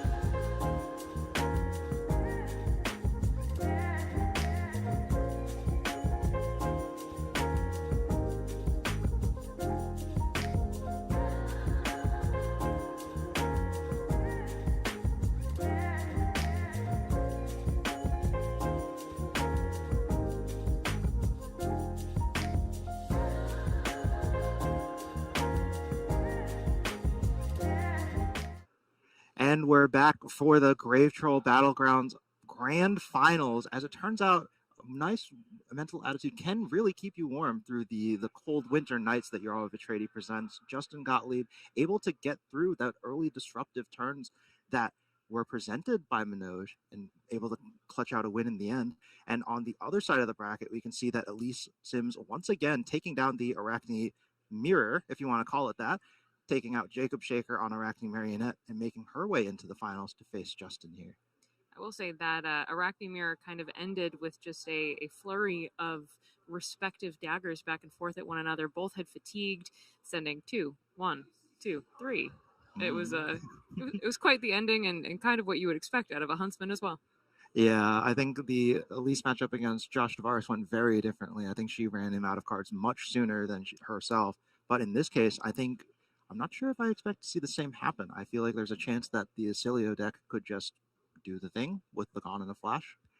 But the important card for Arachne Huntsman, Hunter or Hunted, is very easy for Acilio Constellar Intelligence to foil. They can look at the top card, and then in response, before a card is named, Acilio can just discard a card to the hero ability and draw that card. So can potentially mess up the plans, the carefully laid plans of our spider on the other side of the table. And I will say this is the type of matchup where Elise has been playing these games kind of long and slow. It's been at her pace, that contract attacks coming onto the chain, not for really big damage, but enough to chip away eventually. If Acilio gets the chance to really send this damage, especially how you mentioned with that Gone in a Flash turn that we've seen so many times from Gottlieb, it looks like maybe it's time for us to join them in the feature match area, and I am really excited to see how this shakes up. Yeah, both heroes. Well, I think actually Acilio probably expected to do pretty well, generally speaking, but Arachne Huntsman always kind of lingering in the shadows, never truly a meta threat, but always something that you have to be careful of, especially when piloted by somebody who is a assassin lover like Elise. Looks like. And Elise, maybe starting this game, I see a counter on the tunic already. Yeah, it looks like they're going to start off with an E-Strike for 5, go again. So doing the usual thing into Acilio, taking first and trying to just present as much damage as possible, hoping to get some chip in. Elise does have access to the Arcane Barrier 3 with this setup, that Widow Veil Respirator, as well as the Widow Claw Tarsus, going to provide Arcane Barrier in both the head and arm slot, but also, importantly, Spell Void 1. So it does have a lot of ways to prevent any potential arcane damage coming through. And I will also note trading in that Nerve Scalpel for the Arcane Lantern in the other weapons slot after playing with the Spider's Bite and Nerve Scalpel all day long. Yeah, just wanting to find as many ways to shore up damage as possible. Knows that Justin is on that Gone in a Flash version, but is aware of these things like these Comet Collisions that can still present so much arcane damage. Plunder the Poor going to come in, card going to be looked at and immediately put on the bottom. But where Justin only blocked with 1 card on this Enlightened Strike, might not have enough cards to cover up this Plunder the Poor either. And I will say, at least for the side of Elise, in the way that you were talking about, maybe being able to kind of get around the banishing cards off of the top using Hunter or Hunted, at least Elise may be able to look at the top card of the deck and then send it right back down to the bottom if it's something good. Yeah, it was a Gone in a Flash being found off of the top by that Plunder the Poor. Blind Hit going to take away one of those key combo pieces for this Acilio deck. Only 2 left now to work with, as Justin puts out a Thunderous Retort at the end of the turn as Elise Arsenal and passes. So a very successful turn 1, finding that incredibly important combo piece and starting to roll that silver economy. On already taking out one of the biggest threats that Justin has shown he can use over and over again with that Gone in a Flash. Now moving outwards with, I believe, more of Justin's turn. Yeah, so this Thunderous Retort going to be destroyed at the start of the turn. Constellar Uplift going to be starting things off after Volzar is tapped. So 2 Arcane going to untap that staff. And that Thunderous Retort means that the first attack sent this turn is going to have go again. Might be something to keep an eye on as Elise pitches for AB2. And we've seen Elisa's cards that are very good at blocking. Now, does she have the cards that are very good at pitching, trying to get around the AB that can be sent by Justin Gottlieb? Most Huntsman decks are presenting at least 20-some blues now just to facilitate that hunter or hunted. And we can see blues and yellows aplenty in Elisa's hand, pitching that Codex of Frailty in order to prevent the other 2 damage by this Consign to Cosmos and Shock. Sigil of Brilliance going to round out the turn for Justin, just trying to set up a little bit. Looks like that Thunderous Retort was not able to accomplish much. Didn't give go again to anything. At least still with 2 cards in hand to work with. But at least for Justin, kind of setting himself up for drawing a card at the very beginning of his next turn. Plunder the Poor, going to allow Elise to look at the top card of the deck, did find a flow state embodiment and decided to keep it on top, maybe trying to kind of bait Justin into thinking that it might be another incredibly important card. Regardless, I think everything in the deck will make silver off of Plunder the Poor. Coercive Tendency coming out of the arsenal here, an attack reaction that looks at the top 3 cards of the defending hero's deck, puts them in any order, and then banishes the top card. If it completes a contract, all assassin attacks this combat chain have go again. So Elise looking to go a little wide this turn. Does still have 1 card in hand, so might be able to present another contract after this Plunder to the Poor and just kind of start rolling in silver. I was, eagling a little bit over the game between Elise and Jacob, and it is that same reaction card that caused quite a stir then as well. Yeah, it looks like that Coercive Tendency going to rip a Lightning Press off the top, so Elise prioritizing some of those attack reaction kind of effects, doesn't want to be punked out by any surprise physical damage, would much rather see that off the top of the deck than say another 0 for 4 as a Fleece the Frail comes in after. 4 go again. Gonna look at the top card again. Still that flow state embodiment. So will not fulfill the Fleece the Frail contract, but Plunder the Poor is still active as it's on the chain link. So will create 1 silver if the card banished is a 0 or 1 cost. Justin's hand currently looks like a Lightning Press. And is that an Astral Bridge? It does look like it. Now, Elise kind of running this contract killer. We have a lot of those opportunities for her to be making silver, which we have seen her time and time again use just to buy back those Graven Walkers, especially. Yeah, having access to the block potential from that Graven Walker and able to keep Arcane Barrier pretty high with those other Widow pieces means that Elise has a potential, not quite a fridge, but something akin to Valiant Dynamo where you can just keep blocking with them over and over and then just continue to buy them back. Looks like 2 more silver going to be made as an Entwined Lightning is banished, fulfilling both of the contracts that were on the combat chain. Up to 4 silver now, and already wearing away at Justin's deck. Acilio, a deck that kind of runs through its draws really fast, able to draw up to 2 cards per turn cycle with that hero ability, but Arachne Huntsman kind of exerts a lot more pressure with those contracts just going to be banishing cards. Looks like a Flittering Charge going to be the first move from Justin, presenting 4, as we currently have Arcilio at 28, having already taken a pretty decent amount of damage, at least still very comfortably at 40. Constella Uplift, or not Uplift, Contemplation going to be played out. Starfall Trigger and the Volzar means that we're going to be presenting 2 Arcane as well as creating a Ponder, and this Flittering Charge will have go again. Codex of Frailty being put into the pitch just to cover up that damage yet again, and a Shelter from the Storm in hand cover up this Flittering Charge pretty cleanly. Now, I will say, at least knowing that you have that Ponder kind of waiting at the end of the turn, if Justin is able to fully utilize this hand, then he would be able to get that value of the extra arsenal and then go into the next turn with a 5-card hand, which is something that he wants if he wants to be able to come through.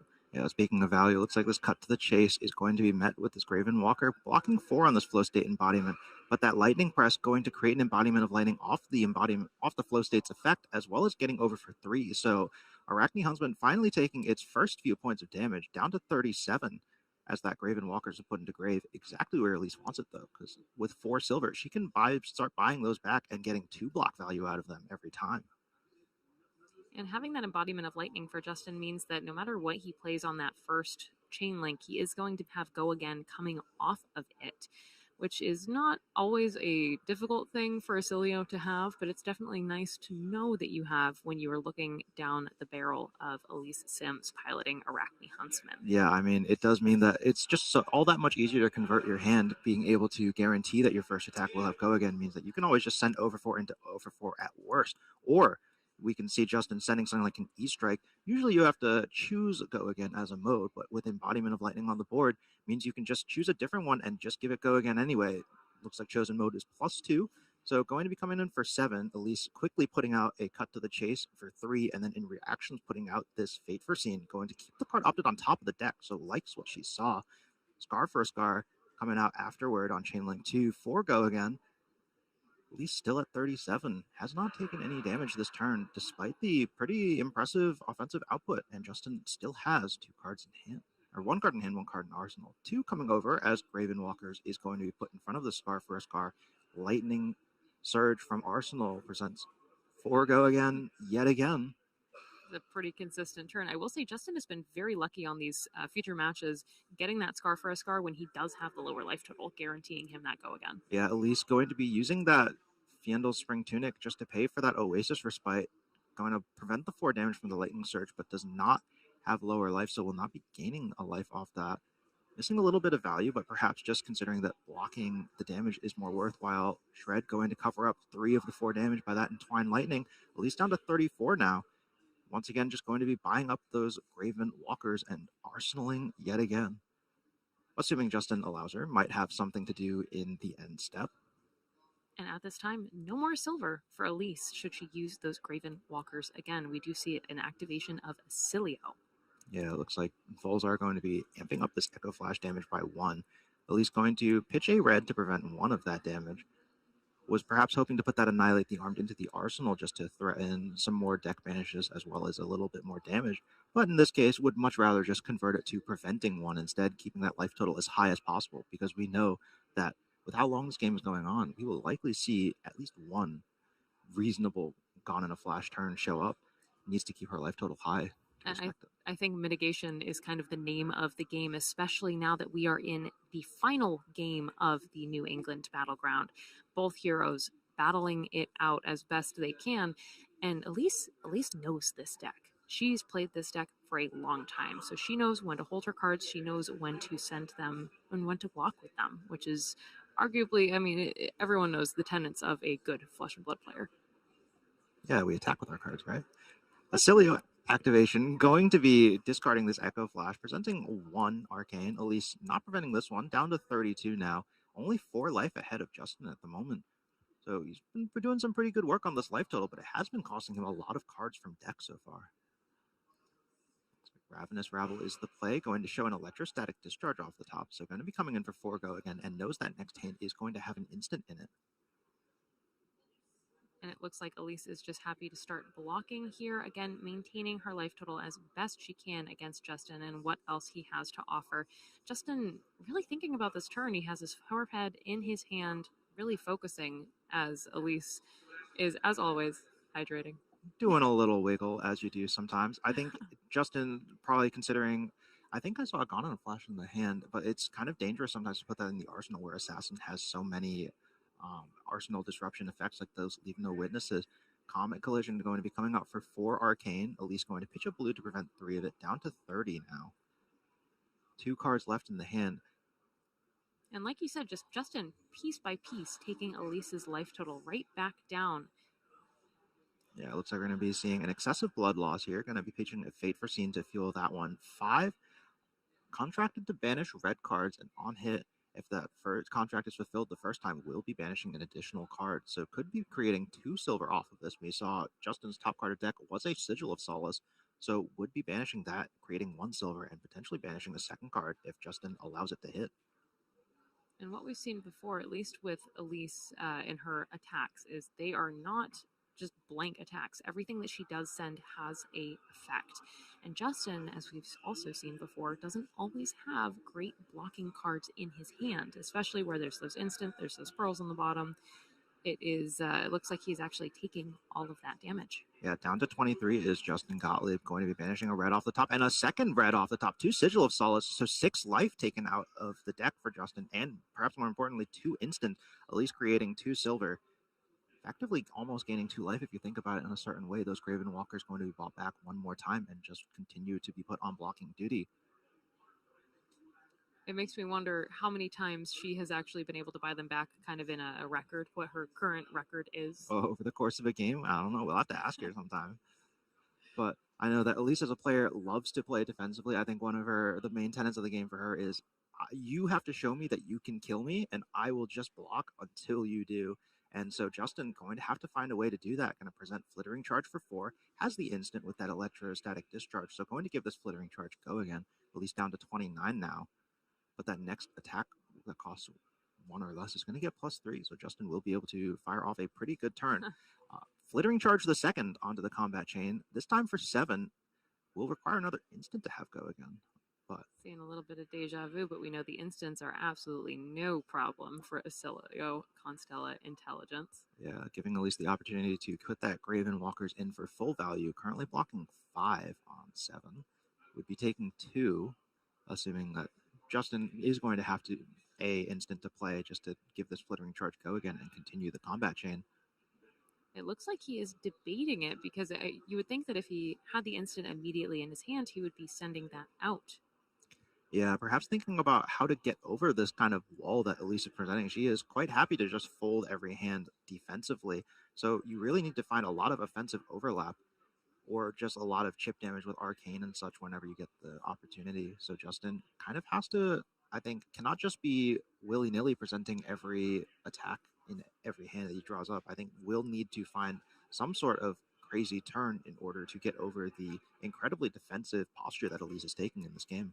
I was initially going to say it looks like Elise is not buying back the Graven Walkers. They were residing in her graveyard, but as soon as it got onto her turn, she did, in fact, bring them right on back to where they belong. Onto the combat chain blocking. Now, into the leg equipment is where those Graven Walkers are going to go. Enlightened Strike for 5, draw a card. Going to be presented to Justin. Currently at 23 to Elise's 27. So not that big of a life disparity, but I haven't been keeping track of the deck count necessarily. But I think that might start running a little low for Justin. Looks like Elise going to pay that Tunic counter to AB 1 of this 2 damage from this discarded Echo Flash. Those are going to be tapped, though, means that some of this arcane damage might not be as impressive going into Justin's next turn.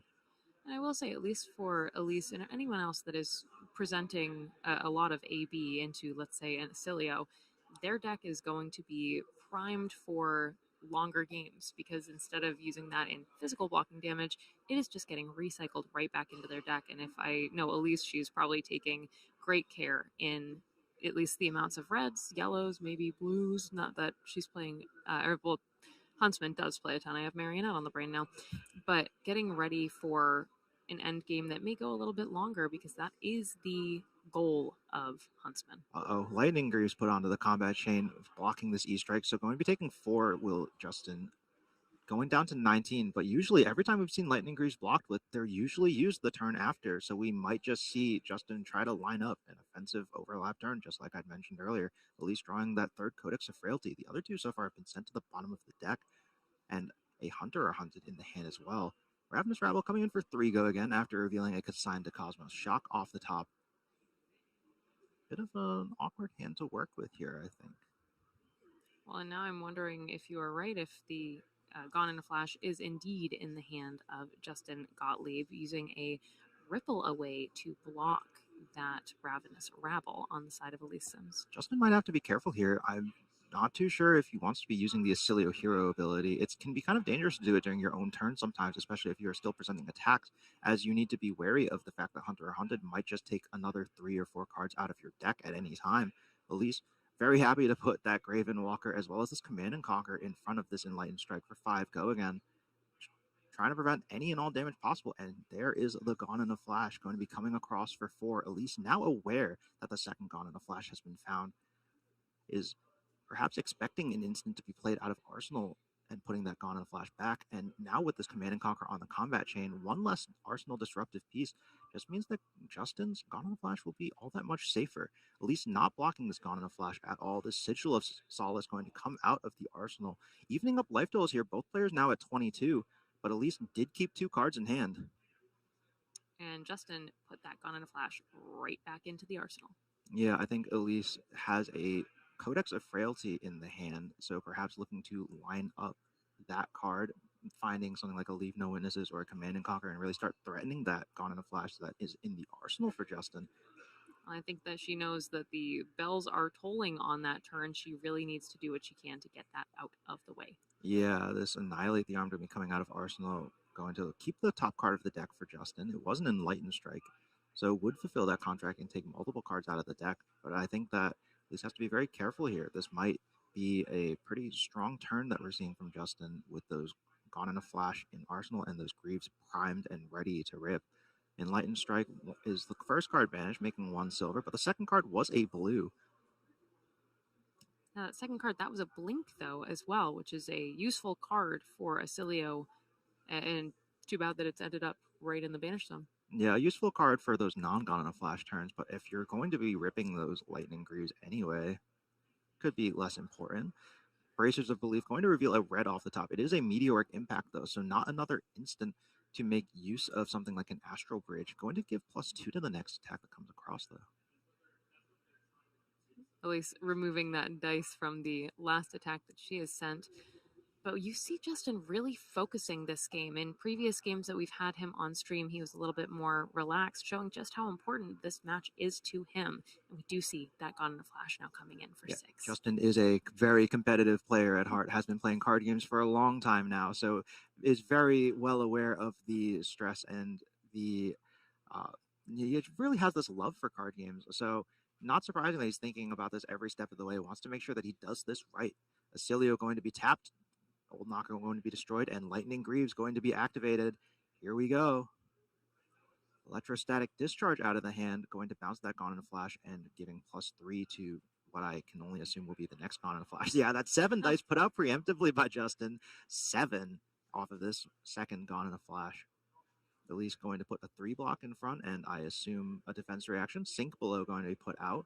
1 card left in hand. Justin thinking about things, unsure about if he wants to play a instant in response and kind of fizzle, quote unquote, the Sink Below, not let Elise do the filtering by forcing the combat chain to forcing that chain link to close before the defense reaction resolves entirely, and will be doing just that. Wants to keep Elise from having as many options as possible. 1 more 3 block in front of this third Gone in a Flash. Elise down to 19 now. Only has that Codex of Frailty left in the arsenal, but does have to survive the turn first. Consigned to Cosmos Shock, going to present 1 Arcane, put the Gone in a Flash back yet again. And the fact that Justin didn't tap that Volzar implies to me that he's got another Arcane spell in hand. Elise, no longer with cards in hand, is not going to be able to block out this Gone in a Flash any further. 4 coming across, down to 14 now. Consigned to Cosmos Shock the second, paired alongside the 4th Gone in a Flash this turn. Going to activate the Volzar this time, amping 2, dealing Elise down to 12 now, as Gone in a Flash is presented yet again. Elise forced to take it 1 more time, down to 8 now. So that Gone in a Flash turn was incredibly potent. Set up a Sigil of Brilliance for Justin as well. And we've seen how many times he has been able to make that card work in his favor. And Elise is probably thanking herself a little bit, even on the back end, for saying, keeping her life totals as high as she did at the beginning of this game. As at this point, that is the turn that you really have to be cognizant of, that you know will be coming your way. Yeah, and we can see that Elise very much paid off for blocking super defensively in the early game. Did have that life buffer to give up on that Gone in a Flash turn, but now going to be presenting this Codex of Frailty out of Arsenal. Looking at both players looking at each other's graveyards, trying to figure out what might be the move here. Justin does still have that Crown of Providence, though, so could just, if Elise grabs something like, say, a Leave No Witnesses, as most assassins are wont to do off Codex of Frailty, can just kind of dodge that disruptive effect by putting the Crown of Providence in front and putting the card from Arsenal back on the bottom of the deck. And then for Justin, we've seen 1 Gone in a Flash in the banished zone, 1 now in the graveyard after it did its due diligence against Elise Sims and her life total. Justin thinking about what to discard, what to get. There's a lot of moving pieces for this Codex of Frailty. And I will say, something that we probably mentioned earlier on stream, Elise always has the nicest cards in her decks. We have the full art treatments, we have the alternate art treatments, as seen with this Codex of Frailty. All the signed cards. I believe the Spider's Bite is gold foil as well, as Justin allows this Codex of Frailty resolve. Frailty token going to be conferred. Ponder on Elise's side. Looking through the graveyard, I don't know that we've seen a Leave No Witnesses yet from our assassin player. I don't believe that we have.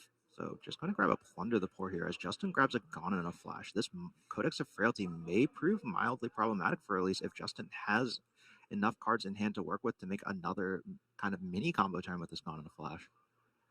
4 is the damage going to be presented by Elise with this Plunder the Poor. Card kept on top of the deck. Don't know how much of an incentive Justin really has to block this. And no blocks indeed. Down to 12 now. Card on top is going to be banished. One more silver created as Ravenous Rabble hits the banish zone. And Ponder going to resolve at the end of the turn, just drawing a card. And I think she kept it in hand, not going to arsenal it.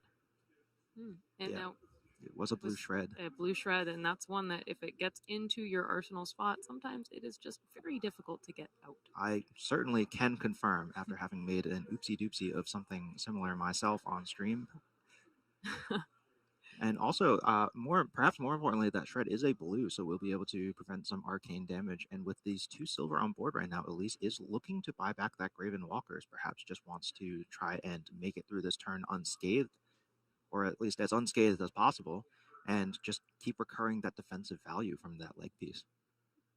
Looks like Starlight Road is going to be the start of the turn for Justin, going to be creating that embodiment of lightning, so we'll be able to get multiple attacks off of this Gone in a Flash. The first one will only be coming in for 3, as Justin does have a frailty, and it would be coming out of Arsenal, but once it's back in the hand, it would be coming in for that full 4. And that is one of the beautiful things about Gone in a Flash is you can send it out from one zone, you can pick it up and send it out completely from another. Now, like you said, that is coming in for... Yeah, it's going to be coming in for 6, as Justin did a little bit of trickery. Lightning Press being an instant means that you can activate Lightning Press, targeting the attack before it fully resolves. So Gone in a Flash does not have its text of bouncing itself live just yet. So able to give the +3 without returning it to hand just yet. And this Sigil of Lightning going to bounce Gone in a Flash. Volzar tapped to amp 1. What's the spell? Red pitched, so it's going to be a mediocre impact coming across for 6. Elise only has 2 reds in hand, forced to pitch one of them just to try and cover up as much damage as possible. Down to 3 now.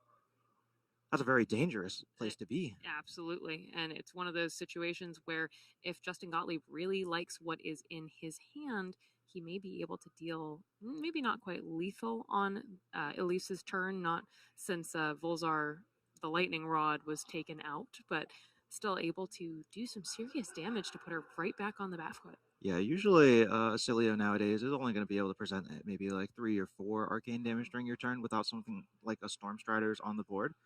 So Elise able to at least draw back up. Decided to play that Sigil of Solace during the end of Justin's turn just to make sure that she couldn't get blasted in response before actually gaining the life. This Scar for a Scar going to be coming in for 4 go again, thanks to that embodiment of lightning that was created from the Sigil. Elise currently only at 6 life, so every point really does matter here. Does have that Graven Claw at least. Sink Below going to be put down, covering that 4 pretty cleanly, and sinking a card as well. Maybe hoping to get either more block. We see an Entwine Lightning hitting the board. Another Gone in the Flash to fuse that. Yeah, going to be coming in for 4 go again. And knowing the Gone in a Flash is in hand means that Elise knows that there are still at least 1 more 0 for 4 to be presented. Justin's deck looking rather thin at this point. I don't know how much more Elise really has to weather at this point. But it looks like Volzar going to be tapped. Comet Collision coming across for 5.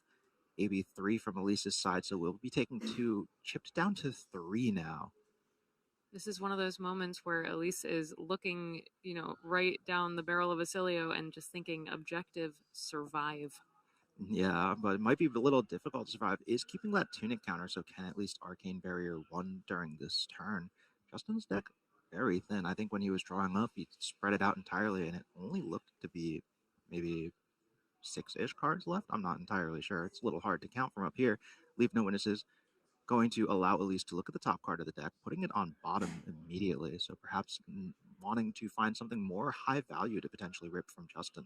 But with that Gone in a Flash and Arsenal, that is one of those high priority targets that you might want to defend. Maybe we'll see that Crown of Providence being used at last, or just lining up block. Nope, Crown of Providence makes sense here. May as well cash it in. It's the last piece of equipment you have, and this would be as good a time as any to make use of it. Save that Gone in a Flash, draw another card, keep up your 5-card hand, and just try to present more damage than Elise can cover. And maybe hoping to get some damage through on Elise's turn now that there are no cards in hand. There is nothing for her to block with. Oh, Snatch going to be presented as well. So Justin wanting to keep the life total safe as well as the top cards of the deck, perhaps. Going to bottom that Gone in a Flash from the Arsenal, drawing back up to a full 4 cards. Elise asking permission before passing the turn, as Justin might have some instants to rip. We'll see what happens here. Looks like one card is going to be played out, Sigil of Brilliance. So not anything presenting any arcane damage, but will be setting Justin up for another killer 4-card hand moving forward. I mean, being able to, as that leaves the board, draw a card just to be able to send as much damage as possible this turn. I feel like we are completely looking at a lethal turn should the arcane damage be there in the hand of Justin Gottlieb. I do see a Oasis Respite in the hand for Elise, though, and does have that Tunic at 3. So we'll be able to possibly cover one of those big arcane spells without the need to start cashing in that Spell Void.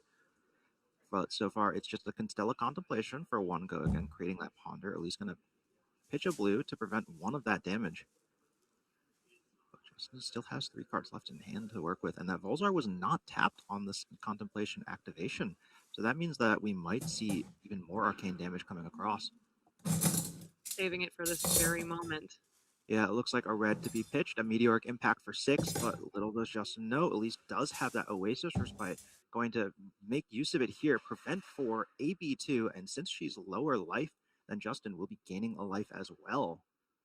So all 6 of that last Meteoric Impact that I think Justin was really counting on, going to be covered up here. At least maybe breathing a sigh of relief, as this was the perfect time for that to happen for her. Yeah, that Ponder token going to be resolved. Drawing a card, 1 into Arsenal, and Justin drawing up. I see 2 Sink Belows that just, or no, Fate Foreseens that got drawn up by Justin. Oh, those are not very powerful offensive cards, but they will be at least useful for covering up this Persuasive Prognosis. This is one of those threatening stealth attacks that is still worth running in Huntsman, as it does threaten disruption, even if you don't have any attack reacts that might actually work on it. Fate Foreseen going to block this one out entirely and then some. And that opt from Justin, really thinking about this one. Did you happen to catch what was on top of the deck? I did not. He flipped it, immediately saw what it was, and flipped it right back down to continue thinking. At least with 1 card left in hand. Just waiting for Justin to decide where this card will go. This has been a tense final so far. And you know what? We are 30 minutes into this match, and already the life totals where they are, the tension, the amount of cards left in Justin's deck, it is all... Oh, yeah, Justin counting it out. I think it was 6 of them just left in the deck there. I wonder if Justin might not even have enough damage to close out the game at this point. We've seen a lot of those arcane spells being thrown out relatively early. I believe that 3rd Meteoric Impact was really kind of his last ditch effort there, presenting 6 when Elise was at 3, try and force some of that Spell Void, but Elise had the Oasis Respite at the exact right time. Justin asking about cards in hand, Elise kind of motioning 1 card left in hand. And it looks like this will be to pass. Persuasive Prognosis blocked out. Card Arsenal for Elise only down to 4. Justin doesn't have much life to work through on his opponent's side of the board, but does still have to get there somehow, some way. Electrostatic Discharge going to be buffing up this Scar for a Scar to 7, but as Justin's 12 is indeed higher than Elise's 4, this attack will not have go again. And Elise immediately reaches for the graveyard, wants to look through and see how many lightning presses we've seen so far, because that might just be a very abrupt end to the game if Justin happens to have one in hand and can push the Scar for a Scar over any potential blocks. Now, how many cards does Justin have in hand? Is it just the 1? I think it's just the 1. Elise lining up blocks here has to be very careful and perhaps cognizant of something like a lightning press. Fate Foreseen going to come out of the arsenal, covering up the 7 very cleanly, finding a shelter from the storm on top, and very happy to keep it there. Just needs to survive 1 or 2 more of these Acilio turns, and Justin will be entirely out of cards. Astral Bridge, Constella Contemplation, and I did not see the last card that was drawn up there. Command and Conquer just going to be fueled by this blue in the pitch, coming across for 6, threatening that arsenal on hit, and I honestly don't know if Justin can really afford to block this out, or even has the cards to do so. 3 cards left in deck, fanning them out. And I think this is fairly much exactly what happened between Elise and Jacob during this last round, is really getting down to the end of things. The cards are running out, but at least with the Arachne sort of a fake mirror between Huntsman and Marionette, they both had the physical weapons to be able to go back against each other. This is not the case for Justin Gottlieb. Yeah, Justin does not have a real weapon. That Volzar does not do any damage by itself, so fatigue states are very much real. Justin, looking at those last 3 cards, perhaps trying to remember what they are. I would assume a competitor of Justin's level has been keeping track of the pitch deck, perhaps just trying to figure out if he even has a way to win the game at this point. And I think the Command and Conquer, especially right now, it is very threatening when he only has those 3 cards in the deck, and he probably wants to keep that arsenal very, very badly. Yeah, it might have been that Gone in a Flash. And I honestly don't even know if the hand can block 6, quite frankly. No, we see an instant. I think he has 2 instants in hand that might not block. Yeah, we can see in the player cams, the crowd starting to gather as the event rounds out for the day. People just wanting to see how this Battlegrounds will end.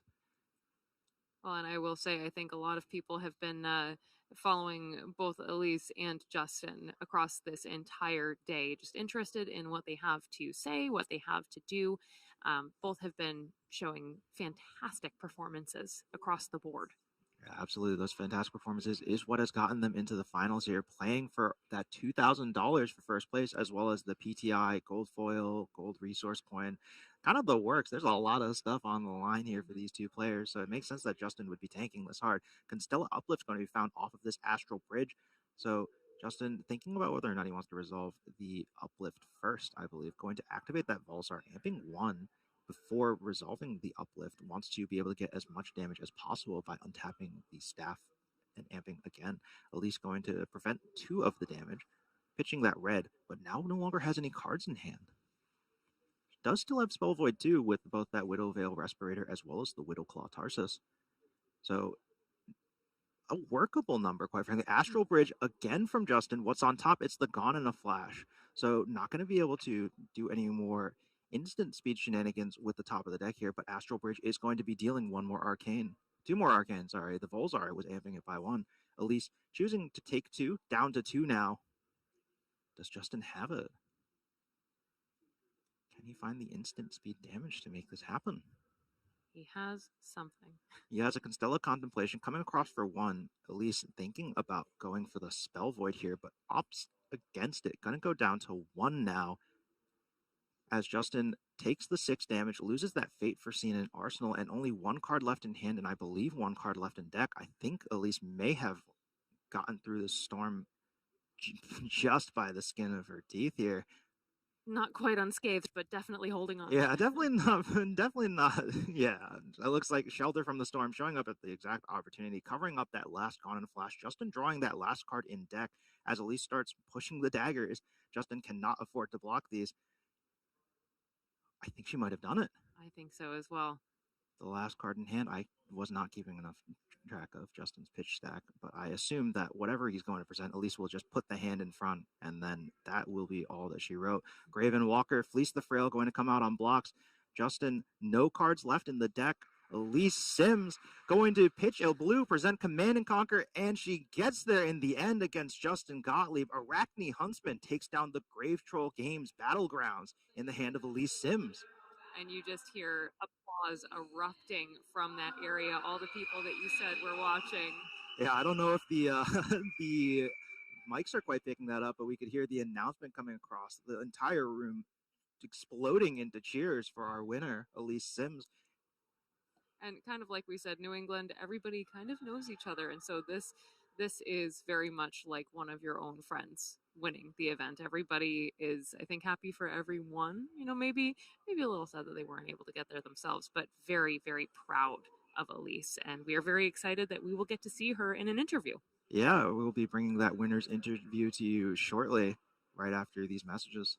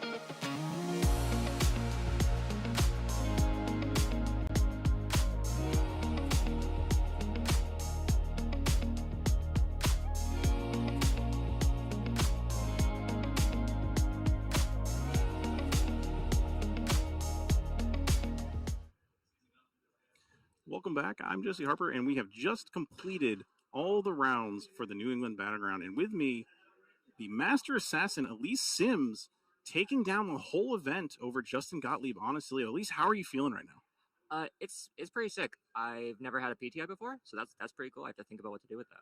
Choices. Yeah, that's awesome. So you're normally known around New England as the kind of Arachne assassin player. Every event you've kind of jumped off one of the assassins. You've played Slippy, you've played Marionette, you've played Huntsman at many of our local RTNs and ProQuest. Talk to me about what draws you to the assassin class in general. I think face down information is kind of broken. Just the way the game works. Like, people are trying to do math, and then you just don't know what it is. Huntsman's like the least with this, but you get to do weird like macro math, milling them out. Yeah, and I just like reaction step. I like having the last word and shit. Okay. I don't know. It's okay. I'm sorry for folks at home, but It's very interesting. That game into Justin looked very close towards the end. There was a point in the middle where it really seemed like you were guaranteed to win, but then towards the end, he started to cobble together a lot of these arcane spells on one turn, and he had card in hand, and he was using Volzar, and you were kind of shields down for a bit. What was going through your head in that moment? I had the spell void too, so I didn't think I was like dead. But if I spend that, I'm dead to like anything, like Volzar, anything. So that was pretty spooky. At the very end of the game, I had a sigil set, but it was past mattering. So yeah, and we did see that Oasis Respite come out too at a very pivotal turn. We had the 2 floating, that Tunic counter came in, and you were able to full cover that 6 arcane. Yeah. At that point in the game, you had to have been on cloud 9. Yeah, that was great. I set the Oasis thinking like maybe I'll just cash this in on some like Ravenous Rebel 0-4 thing, and then he sends the 6 with the 2 floating, and I have Tunic. It's just so clean. Yeah. Very good. Yeah.